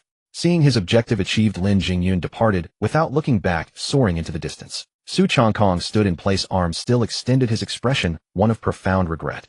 My goodness, whatever sort of person are you? Do come visit again. Tao comprehension tea. And he actually went through with gifting it. He settled back onto his recliner, fishing the iron box from his sleeve and giving it a gentle shake. Click, click. Inside, alongside the tea leaves, something else was rattling softly. My. Curious, Su Changkong opened the iron box. 5 perfectly arranged leaves of Tao comprehension tea lay nestled within. And beneath the tea there rested a storage ring. Inside, precisely organized, were 1 million high-grade spirit stones. Not an excessive amount. But Su Changkong was not one to prude over wealth or pleasure, so he scarcely cared. All these elaborate rituals, gift-giving customs had finally permeated the cultivation world as well. Look at this ambitious young man. Before his sect had even arrived, he had already slipped away privately to pay his respects. Precisely because of this, Lin Jingyun had been in such a hurry to depart. Had he stayed, he would surely have insisted on lingering to share several cups of tea. Outside the Xintian sect's main gates, the main contingent of the Qingyun sword sect had only just arrived. Where is my foolish younger brother? Lin Jingyu frowned, scanning the crowd with sharp eyes. From early that morning, he had not caught sight of Lin Jingyun anywhere. Knowing full well today was the day to assemble for the journey to the Xintian sect, and yet the boy dared to wander off recklessly. You too. Lin Jingyu casually gestured toward 2 nearby disciples. Find that boy Lin Jingyun and bring him here at once. Yes, senior brother. As the 2 prepared to depart. Never mind, I'm here now. Lin Jingyun descended slowly from the sky. Thankfully he had hastened his pace. Had he been even slightly slower, his secret meeting with Su Changkong might have been exposed. Where on earth have you been? The moment we arrive at the Xintian sect, and you go pulling these stunts. If you can't behave yourself, scram. Lin Jingyu barked in anger. His mood was already sour upon arriving at the Xintian sect, and this fellow came along to pour salt into his wounds. I'm sorry, brother. Forgive me for the trouble. Lin Jingyun offered a simplistic grin, scratching the back of his head. I was simply curious and wandered around a bit. Lin Jingyu did not dwell on it further, merely huffing coldly. Don't bring disgrace upon the sect. This is the Xintian sect, not the Qingyun sword sect. Especially that fellow Su Changkong. Keep your distance from him. Lin Jingyun nodded solemnly. Brother speaks wisely. From now on I shall keep well clear of him. Seeing this display, Lin Jingyu dismissed the matter and moved on. Though his younger brother lacked sharpness at times, at least he was obedient. Yet as Lin Jingyu led the group forward, an inexplicable chill ran down his spine. Unbidden, he turned to look behind him. Behind them stood only the disciples of the Qingyun sword sect, and Lin Jingyun with his naive countenance. Brother, what's wrong? Nothing. Lin Jingyu rubbed his back, puzzled. Was he simply being overly cautious now that he had arrived at the Xintian sect? But the moment he turned around, the smile vanished from Lin Jingyun's face, replaced by something chillingly sinister. Forgive me, my foolish elder brother. In this generation of the Lin family, only one could ascend to that position. Did Lin Jingyu, relying upon his seniority and talent, truly believe he could force me to accept my fate meekly? As the concentration of spiritual energy gradually increased, the true main entrance of Xintian Zone finally came into view before everyone. Several elders were stationed around to maintain order, while young disciples handled the registration of visitors and arranged accommodations for various sects and schools. A long queue stretched out in a line. Yet amidst the crowd, there were some outside cultivators who did not bother with registration at all, not even taking out their identity tokens, and walked straight toward the interior of the sect. What was strange was that the Xintian Zone disciples responsible for guarding the gate did not attempt to stop them. On the contrary, many of them proactively clasped their hands in greeting. Greetings, senior brother. Uncle, it has been a long time. Haha, you have grown so much. Though these individuals no longer resided permanently at Xintian Zone, they shared a common identity. They were former disciples of Xintian Zone. Once a disciple of Xintian Zone reached the Golden Core realm, they had the choice to leave the sect and forge their own path elsewhere. Some leveraged the initial support from the sect to establish their own lineage and become founders of new sects. Others entered imperial courts to serve as esteemed advisors. Still others chose to wander freely in search of their own opportunities. Of course, once freed from the sect's protection, danger would naturally multiply. Some soared to great heights. Naturally, others perished in the outside world. But for a sect truly seeking continuous growth, it was impossible to keep all disciples caged within the mountain gates forever. No matter how large a tree grows, the fruit it can bear is ultimately limited. But if the seeds are scattered abroad, the results become entirely different. Once these departing disciples truly established themselves, founding sects, families, or even commercial associations, they would naturally forge intricate ties with Xiantianzong. The forces these former disciples built would likewise become a vast external network accumulating generation after generation. The influence of Xiantianzong would naturally grow ever greater. Even today, many seemingly independent sects within Xiantian domain could trace their lineage back several generations to connections with Xiantianzong. This was one of the reasons why the four great sects remained prosperous through the ages. The same held true for Qingyun sect. Lin Jingyu watched the cultivators coming and going with little reaction. What truly irritated him was that from the moment he entered the mountain gate, he could hear people gossiping about Su Changkong everywhere along the way. I heard that young Su Changkong has been hiding his cultivation level throughout. Is that true? Uncle, it is true. I have witnessed it with my own eyes these past few days. The young master's cultivation has reached the 7th stage of spirit condensation. 7th stage of spirit condensation. The middle-aged cultivator who had just returned to the sect visibly paused in surprise. I remember seeing him a few years back. He was always showing off his chi gathering stage everywhere. Who knows? The young master hides his strength too deeply. Tisk, 20 years old and already at the 7th stage of spirit condensation. That is already considered first tier among his generation. Hearing this, a sneer curled at the corner of Lin Jingyu's mouth. Just the 7th stage of spirit condensation, and they were acting like he was hiding his cultivation. Making such a fuss over nothing. One might think he had reached the 7th stage of golden core. He was already at the 2nd stage of golden core himself, and he had not grown arrogant. Brother, Lin Jingyun suddenly leaned in from behind. Do you not have a conflict with that Su Changkong? I have a plan. Oh, Lin Jingyu glanced at him sideways. What do you mean, eh? Though he did not expect anything substantial from his foolish younger brother, if by some chance he could come up with a way to vent his frustrations, it would not hurt to listen. Lin Jingyun lowered his voice. Su Changkong is at the 7th stage of spirit condensation, right? You could challenge him to a spar under the guise of offering cultivation guidance. If he accepts with your golden core 2nd stage cultivation, you could handle him however you wanted. Lin Jingyu found this somewhat interesting, but soon another thought crossed his mind. What if he refuses, hey? That is even simpler. Lin Jingyun's smile was guileless. You could offer to suppress your cultivation to match his level and fight on equal footing. That way you would have already reduced yourself to the 7th stage of spirit condensation. How could he possibly refuse? If he still refuses after that, does that not mean he is admitting he is not your match? Lin Jingyu's eyes lit up. Exactly. If he agreed, he would get beaten. If he refused, he would lose face. Either way, he came out ahead. He looked at Lin Jingyun with unexpected admiration. You have a sharp mind today, kid. Lin Jingyun scratched the back of his head sheepishly. It is mainly because of your strength, brother. Otherwise, I would not dare suggest something like this. This hit the mark perfectly. Lin Jingyu folded his arms behind his back, his mood considerably improved. Damn, did you unlock something? Su Changkong stared at Lin Fan before him, who had already reached the 1st stage of mystic vein, his expression full of disbelief. Though he had suspected the kid had protagonist potential from the start, this was absurd. How long had it been? Already at the mystic vein realm. Lin Fan wore a helpless expression. Young master, I am not sure what happened either. While training abroad a while back, I fell off a cliff by accident and stumbled upon an inheritance left behind by a senior practitioner. That senior had passed on some of his cultivation to me, which is why my breakthrough happened faster than usual. Su Changkong fell silent. He had struggled so hard to advance his cultivation with the system's help, yet this guy fell off a cliff and gained so much power from it. With things as they stood now, he would simply arrange a spot for Lin Fan in the upcoming sect tournament. As for whether it would be wasted, no way, not at all. In the plaza, Su Changkong led Lin Fan to the elder responsible for registration and directly secured them a participation slot at the Mystic Vein realm level. The cultivators gathered from all corners of the realm watched this scene with varying expressions, some envious, others jealous, and a few already coming to terms with it. Just as the registration was drawing to a close, a voice called out from nearby. Congratulations, congratulations. I never expected that Brother Su had been concealing his abilities all along. To have reached the 7th stage of spirit condensation truly opens one's eyes. Lin Jingyu approached with a smile, his hands clasped in greeting. Su Changkong looked astonished. Were they really that close? This man was completely unhinged. Cut to the chase, Su Changkong said without any warmth. Lin Jingyu's smile faltered briefly before returning to normal. Brother Su speaks plainly as I expected. With the tournament still some time away, why do you not let us spar first? Just wait and see. Your arrogance ends here. I want to see what you will do with so many witnesses. No sooner had Lin Jingyu spoken than all eyes turned toward them. Here comes the show. Su Changkong's expression grew strange. This guy was genuinely insane, willing to resort to such cheap tactics.